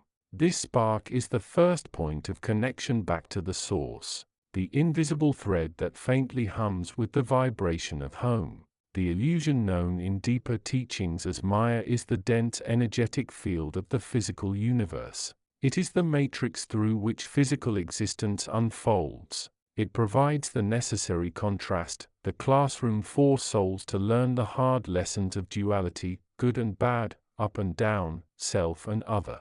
But it does so by subtly muffling the higher frequencies, by emphasizing the material over the spiritual, the temporary over the eternal. The soul in its new embodiment is immersed in this field, and initially it largely operates within it, learning its rules, experiencing its joys and sorrows. Yet the remembrance begins to bloom like a seed pushed through dark soil. It might be triggered by a specific scent, a piece of music, a dream, or a moment of profound silence. In that instant, the veil thins, just enough for a flicker of something beyond the immediate physical reality. The soul might feel a wave of peace that doesn't correspond to its current circumstances, a sense of knowingness about itself that transcends the persona it is building. This is the crucial moment for the seeker. These are the first tiny cracks in the wall of illusion, the first whispers of the eternal truth within. Most souls remain largely oblivious, caught up in the relentless flow of daily life, their attention focused solely on the physical plane. The opportunities for awakening are present, but they require awareness, intention, and a willingness to look beyond the surface. The source in its infinite wisdom does not force the hand of the soul. It provides the potential, the inherent connection, but the path is one of discovery. The soul carrying the seed of remembrance must begin to cultivate it. This requires stillness, introspection, and a conscious effort to discern the subtle spiritual undercurrents beneath the surface of the physical world. As the chapter closes, the nascent soul lies sleeping, dreaming fragmented dreams that hint at a deeper reality. The first stirrings of remembrance are like distant stars seen through a dusty lens. They are faint yet undeniably present. The journey from the boundless awareness of the source to the complex tapestry of physical life is long and arduous. But it is within this very journey, within the heart of the illusion, that the first precious seeds of wisdom and remembrance are sown, waiting for the dawn of true awareness. Know this, seeker. The path begins in the recognition of this subtle yearning, this sense of belonging to something more. Listen to the whispers that arise from the silence, for they are the echoes of your true home. The source awaits, ever present, the ultimate destination towards which all souls long. Chapter 73. The journey of the nascent soul, now woven into the fabric of this third-dimensional existence, is a delicate balance between the echoes of its origin and the overwhelming press of the present. It resides within a vessel crafted from matter, yet its essence trembles with the memory of starlight and silence, the pure essence from which all things sprang. This is the crucible, the classroom of experience, where the abstract lessons of the higher realms are given form and tested against the harsh yet revealing realities of the physical world. From its perch within the subtle bodies that anchor it to the physical form, the soul gazes out. Its eyes, however, perceive more than mere light and shadow. They catch the glint of reflection, the subtle shift in energy, the undercurrent of emotion in another's expression. Yet these perceptions are initially filtered, distorted, like light passing through a thick, unfamiliar prism. The colors are vibrant, yes, but altered, the hues shifted into a spectrum the soul has never fully experienced before. This is the illusion, not a malevolent trickster, but a natural consequence of the descent. The higher realms filled with pure unadulterated energy and consciousness filter through the denser medium of physical reality. The vibrational frequencies split, refract, and blend in ways that obscure the underlying unity. What was once a seamless flow of awareness becomes fragmented, perceived as separate objects, separate beings, separate experiences. The interconnectedness of the source, the fundamental truth that all is one, is softened, blurred into the illusion of distinctness. The soul in its earliest incarnations is largely unaware of this distortion. Its focus is immediate, visceral. Hunger manifests as a physical pang, thirst as a dryness in the throat, pain as a sharp localized sensation. These are the primary anchors, the tangible hooks by which it remains tethered to the physical plane. It learns through these sensations, through the responses they evoke within the body-mind complex it inhabits. It learns cause and effect in the most basic physical terms. Yet within these lessons, tiny seeds of something else are sown. Consider the simple act of seeing a flower. In the denseness of illusion, the soul perceives the flower as an object. Red petals, green leaves, a certain shape. It perceives its own eyes as the instruments of this seeing. Separate from the flower, separate from the light that illuminates it, separate even from the air that carries the scent. This separation is the illusion in action. But within the act of seeing, within the focused attention directed towards that vibrant color, that unique form, there lies a potential for connection.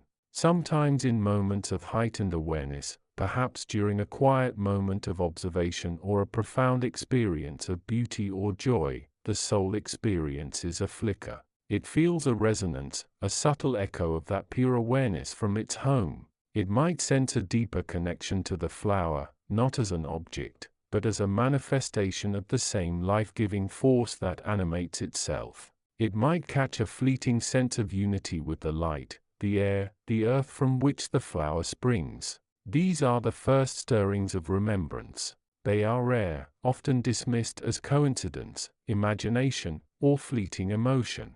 The soul, still largely governed by the rules and perceptions of this realm, struggles to integrate these experiences. They feel other, perhaps even unreal, contrasting sharply with the constant demands of the physical body and the complexities of social interaction. Yet these glimpses are not illusions in the sense of deception.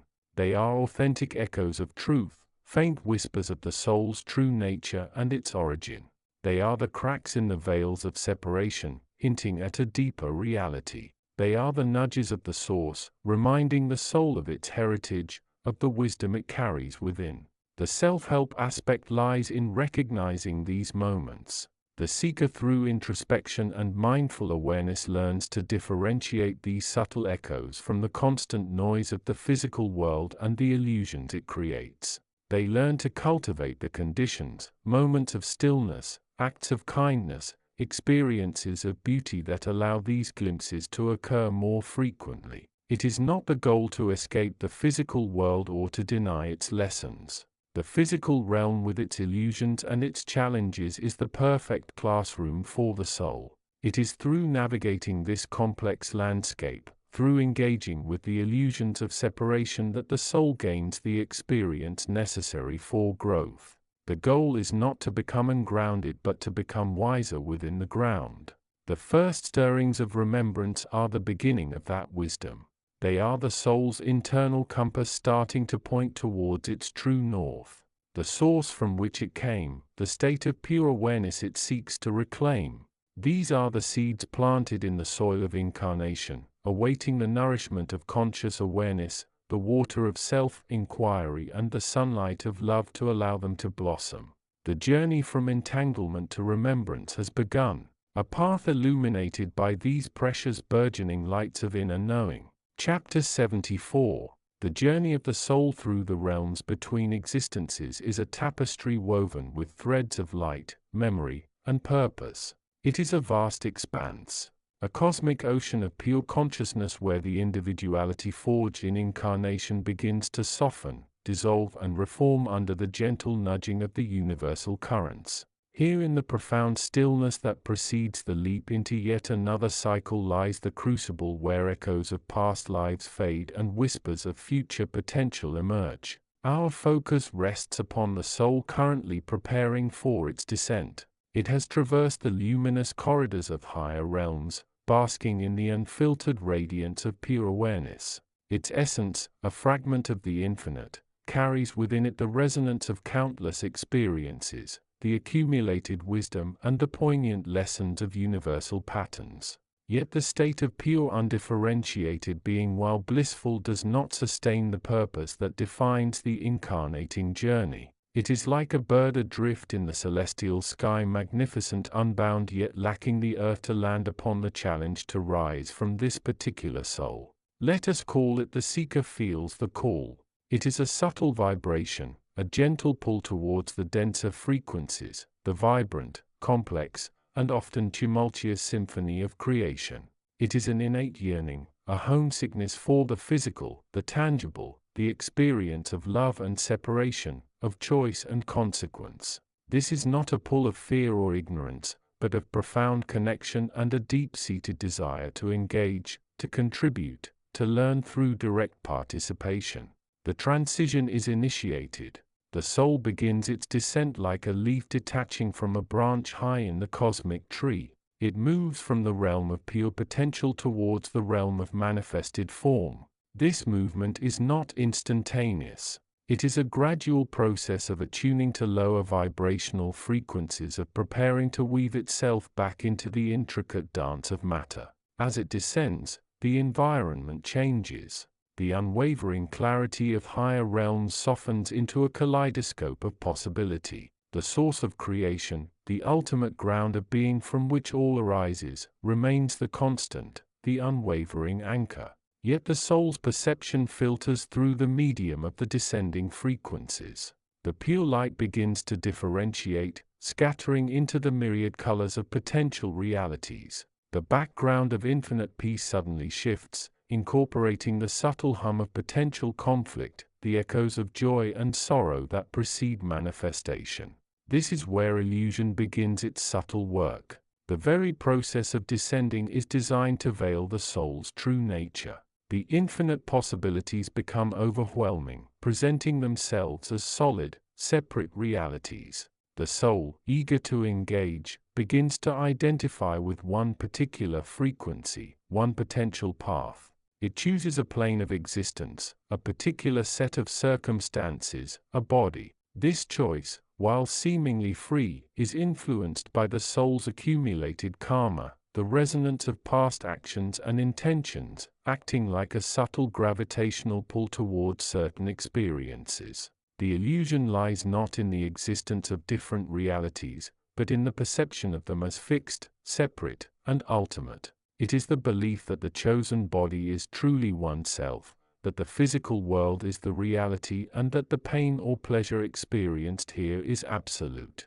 The soul, in its eagerness to incarnate, readily accepts this initial layer of the veils. It identifies with the physical sensations, the emotional responses, the stream of thoughts that arise within the newly chosen vessel. The true self, the essence of the soul, begins to become submerged. Its connection to the source, the wellspring of all knowledge and wisdom, is gently, almost imperceptibly obscured. The direct unmediated awareness of higher realms is filtered through the lens of the physical form, the mind and the ego. The emergent sense of self built upon the physical experience, and then it happens. The first stirrings of remembrance. It is often a fleeting, almost imperceptible sensation, like a distant echo in a noisy room. It might be a moment of profound peace that seems out of place amidst the mundane, a flash of understanding about a complex situation that bypasses the rational mind, or a sudden, inexplicable recognition of a person or place from a life long ago. These initial sparks are the soul's first attempts to pierce through the veils of illusion. They are whispers from the source reminding the soul of its true nature and its broader context. They are the faint sound of the cosmic ocean reaching through the sand, hinting at the vastness beneath. Yet these sparks are easily dismissed. The soul is now immersed in the new reality, caught up in the daily rhythms of existence, the demands of the body, the complexities of relationships and work. The ego, newly formed and protective of its identity, often interprets these moments of clarity as mere coincidence, fleeting anomalies, or the product of strong emotion rather than deeper insight. The journey from the source through incarnation and towards the gradual reclaiming of memory and wisdom is a long one. These first stirrings are merely the dawn of awareness. They are the seed from which a deeper understanding, a more profound connection to the source and ultimately liberation can grow. It is the beginning of the seeker's path. The moment the light within first acknowledges the veils it now wears and whispers a question, "Remember who you are." In the vastness of the cosmos, this first flicker is both insignificant and profoundly significant. It is the beginning of a story, the dawning of consciousness in a realm of illusion, a testament to the enduring spirit's innate drive to return home, not through mere physical death, but through the awakening of awareness within the living experience. The knowledge and wisdom sought by the seeker have begun their journey back into its awareness, hidden now, not just in the higher realms, but also intriguingly within the very fabric of the physical world it has chosen to explore once more. The path has begun, marked by the subtle yet persistent promise of remembrance. Chapter 75. The journey of the nascent soul now woven into the fabric of this physical existence is a delicate balance between the echoes of its former state and the overwhelming tide of the new. The initial months, perhaps the first year, are a period of profound adaptation, a sensory overload where the subtle frequencies of the higher realms are gradually filtered through the dense prism of the physical body. It is a time of learning the language of the body, the alphabet of sensation, the grammar of gravity and separation. Know, seeker, that the soul's descent is not a fall from grace in the sense of punishment, but rather a transition from a state of unified awareness into a realm of relative duality necessary for the experience of creation itself. It is a voluntary stepping into a field of potential, a choice made in the cosmic mind long before the first breath of this life. Yet the memory of that unity, that boundless state, remains an indelible signature within the soul's core, a seed waiting for the right conditions to germinate. The first few incarnations are often the most challenging. The veil, the subtle yet potent membrane separating the realms of pure consciousness from the illusion of separation, is thinnest for the newly arrived soul. Its initial awareness is often fragmented, colored by the shock of embodiment. The constant influx of sensory data, the feel of skin against fabric, the taste of food, the sound of voices, the sensation of heat and cold can be overwhelming, masking the deeper reality. The soul accustomed to the silence and stillness of the inner realms struggles to process the constant external noise. This is where the entanglement with illusion begins most profoundly. The physical world with its demands, its structures, its rigid definitions of right and wrong, good and bad becomes the primary focus. The soul starts building a narrative around its experiences, identifying with the body, the mind, the ego, the collection of thoughts, beliefs and conditioning accumulated from the moment of conception.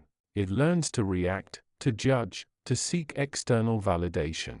The sense of I, the individual self, solidifies, becoming the primary lens through which the world is viewed. This identification is the first layer of the illusion, the mistaken belief that the limited self is the entirety of existence. The higher realms from which the soul originates operate on the principles of pure awareness, unconditional love and intelligent energy. There is no division, no struggle, no separate self. Everything is interconnected, a symphony of consciousness. In the physical world, this interconnectedness is obscured. The individual self caught in the web of its own thoughts and experiences perceives itself as separate from others, from the environment, even from the universe itself. This separation is the core of the illusion, the perceptual filter through which duality is experienced. But the soul, despite the layers of conditioning and identification, retains a fundamental nature, one of light, intelligence, and love.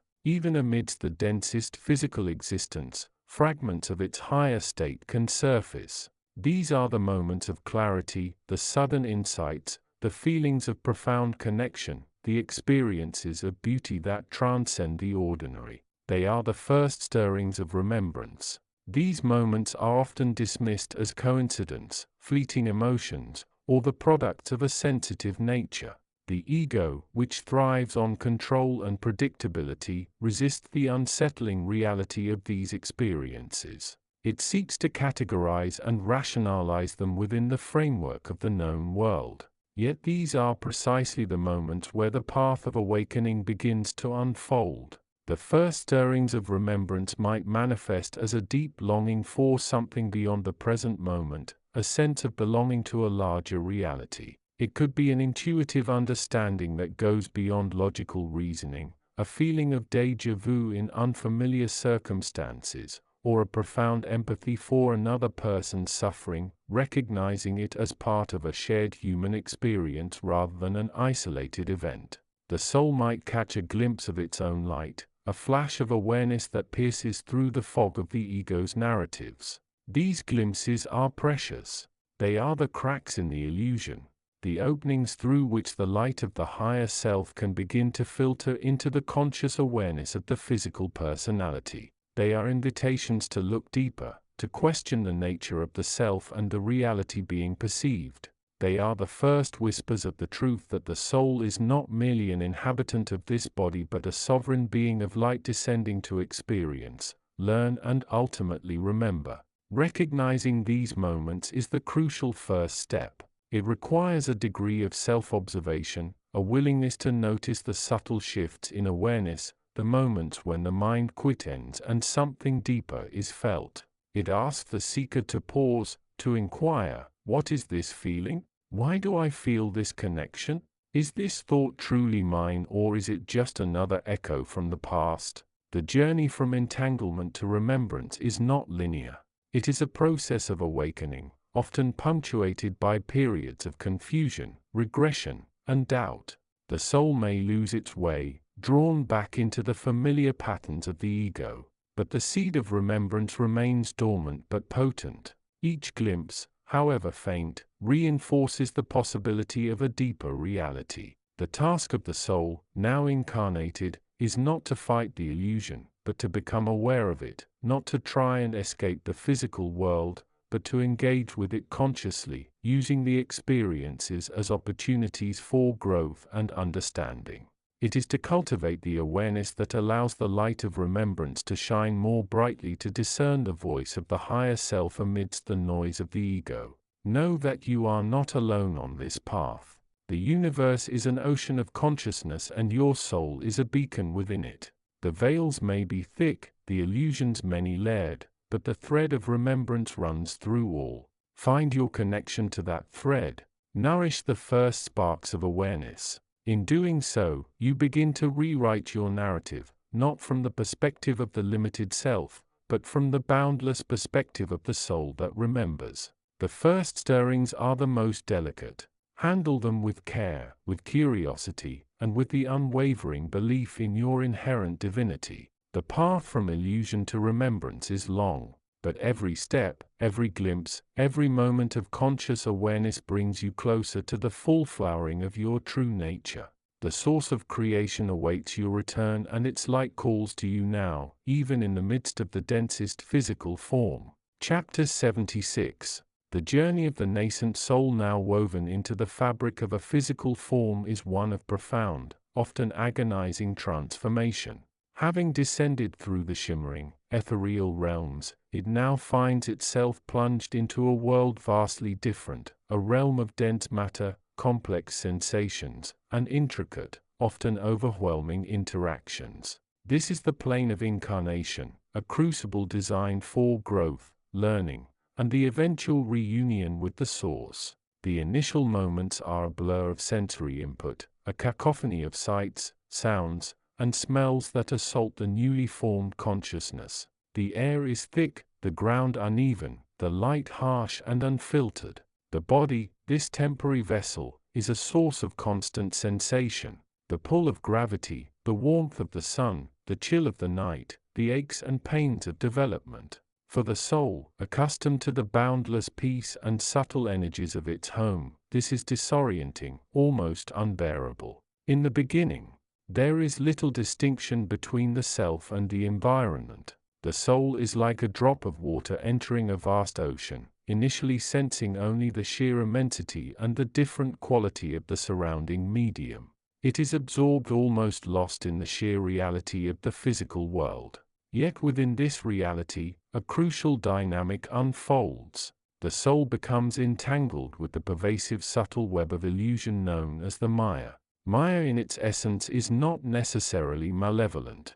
It is the fundamental nature of manifestation, the illusion that arises from the interplay of energy and form, cause and effect. It is the appearance that masks the reality in the dense physical plane. This illusion is particularly potent. It manifests as the illusion of separation, the belief that I am distinct from you, distinct from the planet, distinct from the universe. It manifests as the illusion of permanence, the mistaken belief that the physical body is unchanging, that possessions are truly ours, that pain and pleasure are absolute and eternal. The soul, fresh from its origin, begins to interact with this illusion. It takes on a personality shaped by the physical body's genetics, the environment of its birth, and the energies of the time and place. It forms attachments to people, places, things, ideas. It develops desires and aversions, fears and ambitions.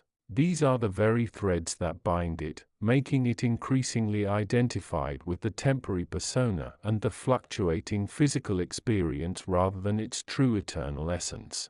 It starts to build a narrative around its existence, a story centered on the self, its struggles, and its goals within this elucidatory framework. The entanglement is subtle at first. It is like a fish newly hatched in a river, mistaking the currents for its own movement, the water for its skin. The soul begins to experience life through the lens of this persona. This constructed self-joy becomes tied to external validation, security to material possession, fulfillment to the successful navigation of its physical journey. It forgets the vastness from which it came, the inherent peace that resides within its core. Yet within this entanglement, a crucial process begins. The slow, often difficult awakening of remembrance. This is not an instantaneous event, but a gradual, persistent whisper that begins to pierce the dense fog of illusion.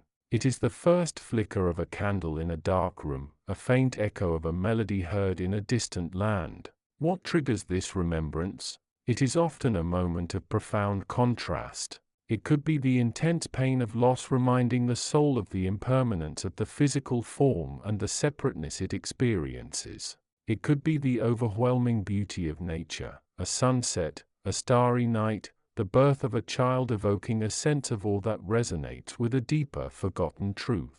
It could be a moment of deep unselfish love where the illusion of separation momentarily dissolves, revealing a connection to another being.